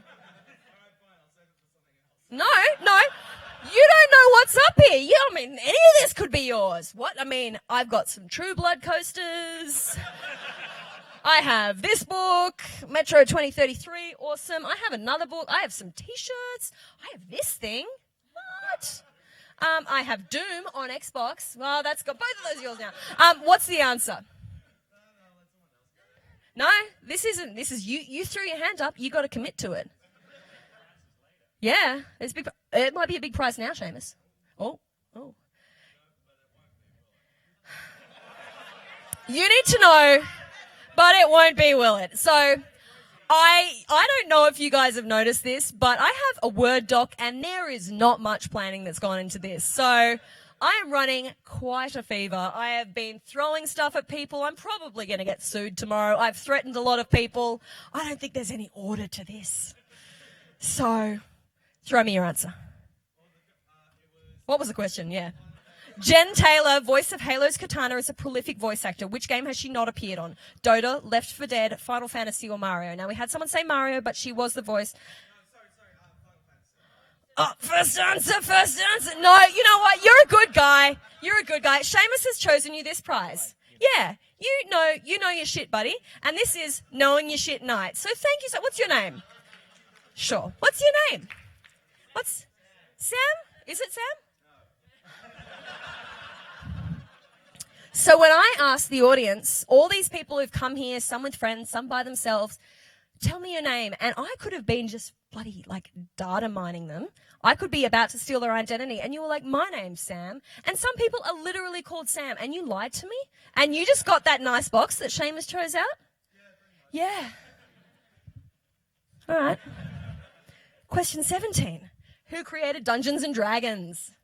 Yes, you were next. And? Okay, yes. Very well done, and in a double header. Thank you, sir. You can have this Watch Dogs art book. Beautiful. Oh, I wish I had something Dungeons and Dragons related. Actually, stay up here. Can you, for a bonus point, tell me how tall is a Demogorgon? 50 feet, lower. 40 feet, lower. Does anyone know the actual real-time answer? 28 feet exactly. It's lower than that. Yeah? 26. Do you actually know the answer, or are you just like, oh, I got to guess. I know numbers. No, that was mean. I'm sorry. It's not 26. 22. I saw a hand over here. Yes? 15. It is higher than 15 feet. Come on, buddy. You can walk into this. It's lower. 18 feet is correct. You can have a boiled sweet. Because I can throw that without getting into trouble. Yeah. Question 19. In Simlish, what does the phrase deg mean? Yes. She's expired with excitement. Oh, goodness, my corset is too tight. That was amazing. The sound was like, yes, I know. Oh, gosh. Now she's laughing too much to give me the answer. I wrote these questions, and this was one of the ones that I didn't research, so... Oh, you've forgotten! Maybe it's the opposite. Goodbye is correct! What's something fun you can have? You are not going to fit a lot of these jumpers. So this is a box. Oh, what's this? We can't give you a cocktail set. I don't think you're over 18. Are you over 18? I'm sorry I've been swearing so much.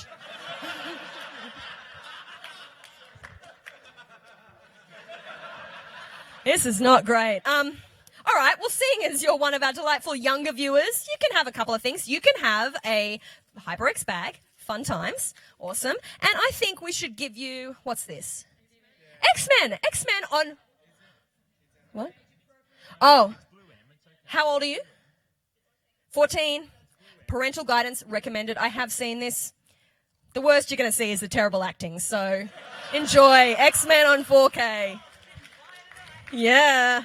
That's right, I'm not holding anything back. Number 20, what Monopoly token was retired in 2013 after being included in the set since, I've asked you a question, are we doing some sort of prize exchange system? Because I haven't set up an exchange rate and that's just confusing. Green shirt.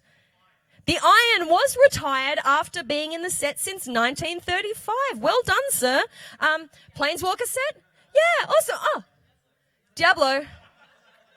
You got a good prize as well, and now you're just yelling stuff out, being like, he gets this. You can play this with your friend, but I would say don't be friends with him anymore because he's not very nice. Planeswalker set.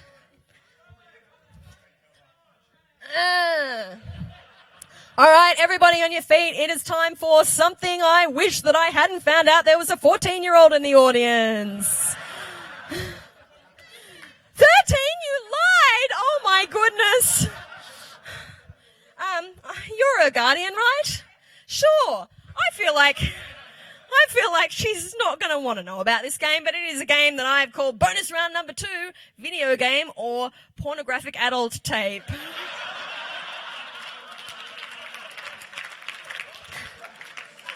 Oh my goodness. You know what? It is a sex positive safe space in here, young lady. Thank you for coming. Gosh, no, that's horrible. Just everything's awkward. Let's just get through this. Nobody think about anything weird. Heads for video game. Tails for pornographic adult videotape that people in a loving relationship are watching together because they're just good people and they want to enjoy each other's company, okay? This is only going to get worse. Video game or porn movie. Number 1, Drill Bill. Video game, porn movie. Now, I joked about getting sued, but I really don't know where the line is here. So, yeah, well done. Sit down early. Yes, it is a porn movie. Head, sit down. Oh, gosh. Video game or porn movie. Passionate Patty in pursuit of the pulsating pectorals. Game, Passionate Patty in pursuit of the pulsating pectorals. Lots of plosives. This is a good microphone. That's how you test it. Video game porno. It is a video game. Heads. All right, video game or porno. Why things burn. Why things burn. Why things burn. Video game porno. Hands on tails for a porno. That's a porno. Do not watch it. Do not hire it. Video game or porno? Spanky's Quest. All right, it is a video game. Topless brain surgeons. Game or porno? Game or porno? Topless brain surgeons. Video game, porno. That is a pornographic film. I don't know what you guys are playing, but Space Nuts. Game or porno? Game or porno? All right. I have so many more good ones. It's a porno. There's only 2 left. You guys get to play higher, lower. Can I just read out the rest of them? Because my metadata is totally cooked now. Nuts and Milk, game. Wild Woody, game. Fry Sticks, porno. Touch Dick, Nintendo DS game. Snow White and the Three Dwarves. You guys can walk up here in the meantime. Snow White and the Three Dwarves is a porno. Ventures of Cookie and Cream is a game. Booby Kids is a game. Tongue of the Fat Man is a game. Wargasm is a game. The Splendor of Hell, pornographic. Now, Seamus, would you like to assist me? You guys are going to bid higher, lower for a Mafia 3 prize pack. Now, I have priced this based on if you were to go to one of those merchandise companies and say, I want 20,000 t-shirts printed with my logo, how much per unit? So inside we have, do you want to pull it out for me, Seamus? We have 2 t-shirts, Mafia 3 t-shirt. Hope there's another one in there, but let's just pretend it is because I don't have the maths abilities to just, yay, 2 t-shirts. There is also a cap, a Mafia 3 bag. That cap is kind of cool. And it was like, I priced it based on the retro kind of worn denim look. There is a Mafia 3 wallet, pleather, probably not leather. Mafia 3 mug, which is in the white box, why I couldn't give it away earlier. Mafia 3 pins, keyring, stickers, and patches. All right. You were doing a stand-up job, Seamus, and I'm really sorry that I made you do this tonight. I was like, I can totally handle it. Seamus was like, I think I'll come down and help you because you don't look like you're going to be able to handle this. This prize pack is valued between 5,900 cents and 6,000 cents. Now, you're wearing a pretty snazzy dress. I'm going to start the bidding with you. What's your name, young lady? Katie. Welcome to the show, Katie. Thanks for coming along tonight. What's your name, sir? Kyle. Oh, if we were doing it alphabetically, Katie would still win. So, nice. Chose the right answer based on the fab dress. All right, Katie, 5,900 and 6,000 cents. What's your answer? 5,950 cents. It is lower. 5,925 cents. It is higher, Kyle. Yeah, it is intense. I'm really glad that I'm building up suspense based on nothing. 5,932 cents. It is higher. 5,939 cents. It is higher. 5,944 cents. I'm really loving a game show voice. It is lower than that. Lower than 5,944 cents. What are you bidding, Kyle, on the Mafia 3 prize pack? 5,941 cents. Where'd you come from tonight, Kyle? Brisbane. I didn't say he's one, but just eking it out a little longer. Brisbane, that's a long way to fly. That's good. Did you have a good flight down? Yeah, awesome. Because you've won the showcase, Mafia 3! Well done. Well done, Katie. You played a good game. True Blood Coasters. No! Not the blood! You know what? There's someone tonight who's going to be like, True Blood was my favourite show. Anna Paquin, star of The Piano. I loved her. Yeah. Do you want it? Because actually, that could match your set of now 12 True Blood coasters. So if anyone's going to get this, now you can have a party of 12. Well done, Katie. Thank you for playing. Thanks for coming down. All right. Yeah, we are in the final 10 minutes of the show, guys. I wasn't sure if we had enough content or if I was going to black out before now, but we have enough content and I haven't blacked out and nobody has sued me yet and this girl hasn't left. And kudos to you, young lady. Round of applause. All right, we're going to do a rapid fire and then we're going to end on some like crazy fun stuff. I don't remember what the crazy fun stuff is, but it's going to be awesome. All right. Oh, we're up to question 21. This is a throw your hand in the air. Now, I will say if you've already won a prize, whether it be True Blood coasters or shitty merch, let's throw it out to some of the newbies who haven't won anything yet, and then we'll go to the, the guys who seem to have researched everything and hacked my cloud to get the answers. Question number 21. The school in Silent Hill 1 is based on which Arnie movie? Yes. Kindergarten Cop is correct.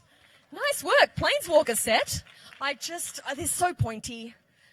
And I haven't run out of prizes. This is going great. Question 22. Crossy Road was created by which Aussie developer? Hipster Whale, well done. This is yours. And I don't know what it is. Have fun with that. Question 23. What tabletop game won Game of the Year on the 2016 Spiel des Jahres? Yes. Codenames is correct. Well done, sir. Do you want an Assassin's Creed hoodie? It's a great game. And Seamus was just like, oh. He doesn't realize that I can't see what any of this stuff is, so I'm just picking stuff up and throwing it. It's yours! Woo! No. We all know we didn't come here to play sports, people. We came here for video games. All right. I'm going to go for a bonus question because this is easy. How many buttons are there on the guitar in Guitar Hero, and what order are they in? Red t-shirt. Oh, you're both wearing red, but his behind you was up first. Yep, no. You're not wearing a red t-shirt. You're wearing a red t-shirt, remember? Yeah, the coloured ones. Yep, sorry. Yep. Fantastic work. Seamus, do you want to choose a prize? Yeah.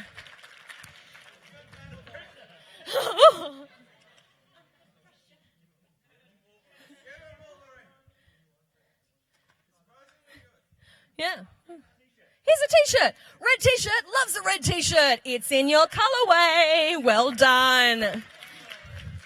Way back in the day, it's their 25th anniversary this year. What was Blizzard's original company name? Yes, up the back.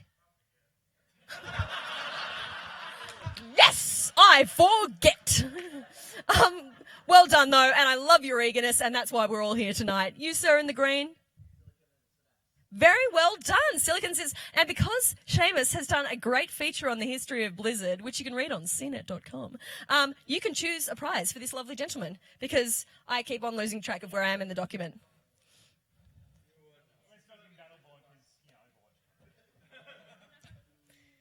Oh, we had a number of Sammys here tonight, didn't we? Did I already give that away? There's another one up on the table. Oh, cool. All right. Just going a little bit crazy. Quick game, long game. Was there anyone else that knew the answer? Yeah, I think that's good. Like, you were pretty solo on knowing that, so well done. Oh, right. Full disclosure, because it's shitty merch night, not, hey, here's stuff that we bought that's really valuable, it may or may not have a game inside. So it's got all the extra, there's some codes in there, I think. There's some good stuff. I made sure, and I put it all neatly back in. Souls game. Who knows what you're getting in these boxes, everyone? There may be stuff inside, there may not be. Professors in Pokemon are named after what? Yes, purple shirt. Trees, very well done. Fighter within game. Awesome. The actor who played Marcus Phoenix in Gears of War also voices which? Yes. Ben. Yes, well, it was in Matt Groening character. So well done. You anticipated every possible question. And Seamus has a prize for you. Oh, geez, this is why you're the thrower and not me, not Claire Lawsuit Riley. In the Warhammer universe, Lustria is home of which race? Yes. Oh, have you already answered something? Okay. Does anyone else know? It is the Lizardman. Very kind of you to throw it open to the team. Thank you so much. That's what we're here for tonight. You are going to win that book. Okay.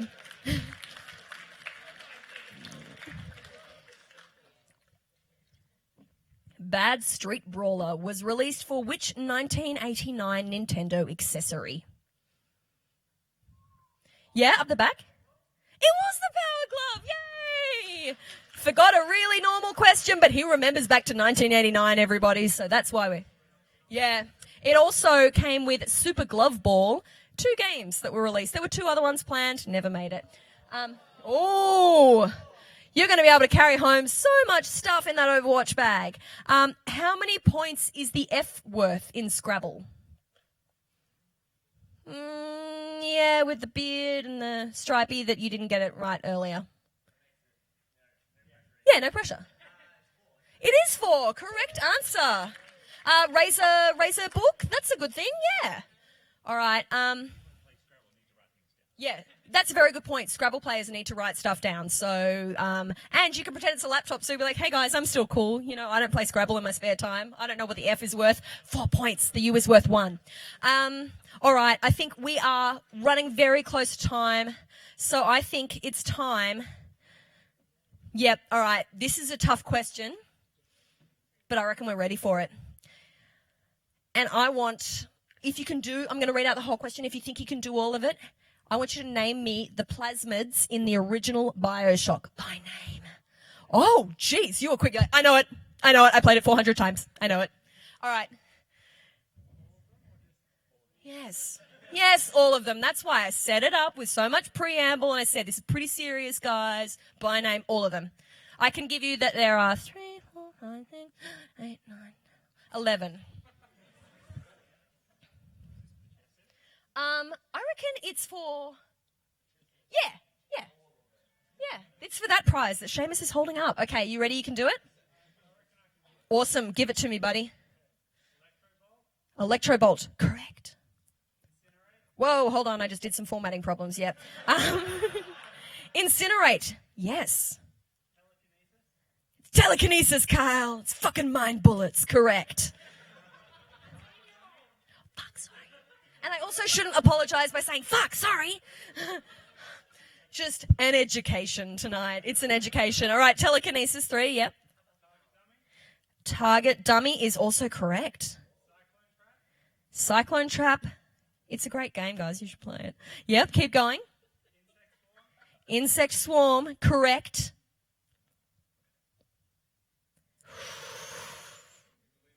Oh, no. Security Bullseye, yeah, I'll give that to you because you're going pretty well, quite frankly.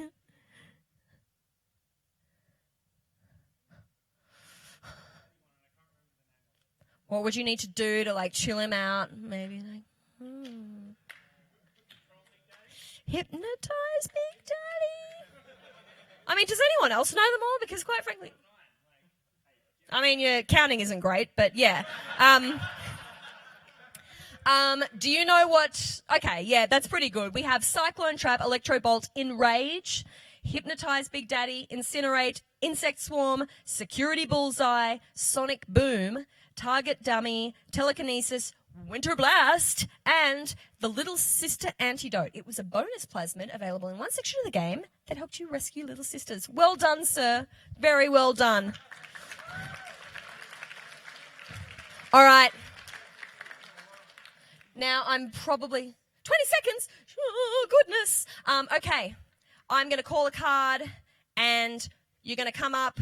4 of diamonds. Who's got a 4 of diamonds? Oh. Yep, you. Okay. Awesome. I'm probably just going to have to throw stuff into the audience. Let's just do that. Okay. Watch Dogs is set in a fictional version of which city? Chicago, correct. You get a hat. I'll have you guys in a moment. We've done that. 5 sports in Wii Sports. Yes. Baseball, correct. Yes. Including triggers and counting the D-pad as 1 button. How many buttons on a wireless Xbox One controller? Lots is correct. You in the blue and yellow. A lot? Do you want to just guess a number? 11, it's higher than that. You? 14 higher? 16 higher? 17 is correct. Prize for you. Awesome. How many different Pokemon can Eevee evolve into? Yes, in the yellow lining on your hoodie. Yep. Oh, Quick Game's a good game. I do have no time left. 7 is incorrect. Yes. Awesome. Fantastic. Okay. And final question. How many domino tiles in a set have a blank on them? Oh, you've done one. Yes. No, incorrect. Yes, Richard. No. In the black and white? No. 5 incorrect? No. No. No. No. No. 18? No. Yep. No, lower than 11. Mushroom hat. 9, lower than 9. Lower than 8. 7 is correct. A boiled sweet and something I'll throw to you at the end. Okay. Now we have 3. All right, so who out of you guys can answer me this question? Which film adaptation of a game has Uwe Boll not directed? Blood Rain, Far Cry, House of Dead, or Street Fighter? Wrong. But that's okay. So your name's not Sam, is it? Okay. Some things. What's in this? That seems cool. Yeah. Yeah. Awesome. All right. We're going to play higher or lower. Yeah. No, you're done. I'm sorry. Yeah. No. All right. And this is the final question tonight because we are out of time. I'm sure there's people coming in. What was the prize pool for the 2016 Dota 2 International? Between $20 million and $21 million. And this is for the grand prize, which we can't show them. Right. Yeah. Oh, and some other stuff. Yeah, some other stuff. Yeah, and some other things. All right, so, you, sir. 20.5 million. It is higher.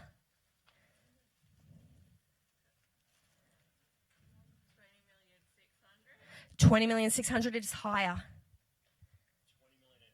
Lower. Higher than 20,700,000. Lower, higher than 20,750,000. I'm going to round this because we'll be here all night.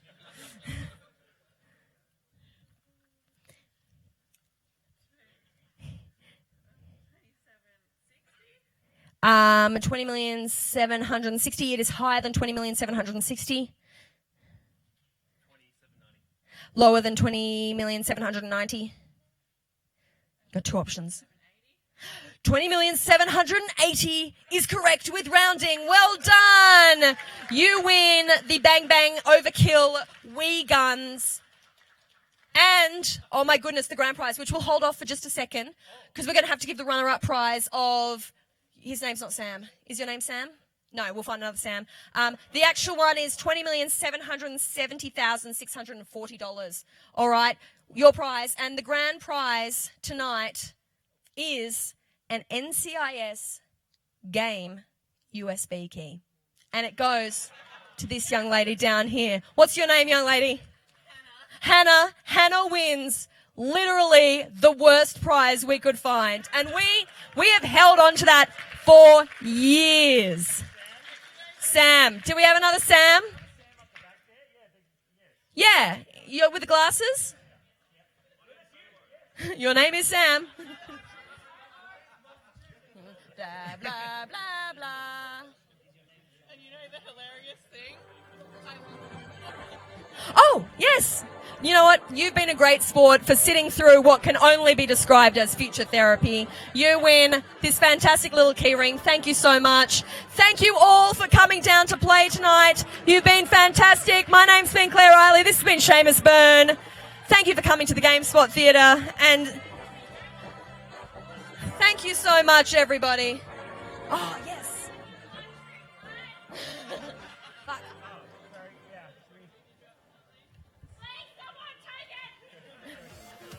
Yes.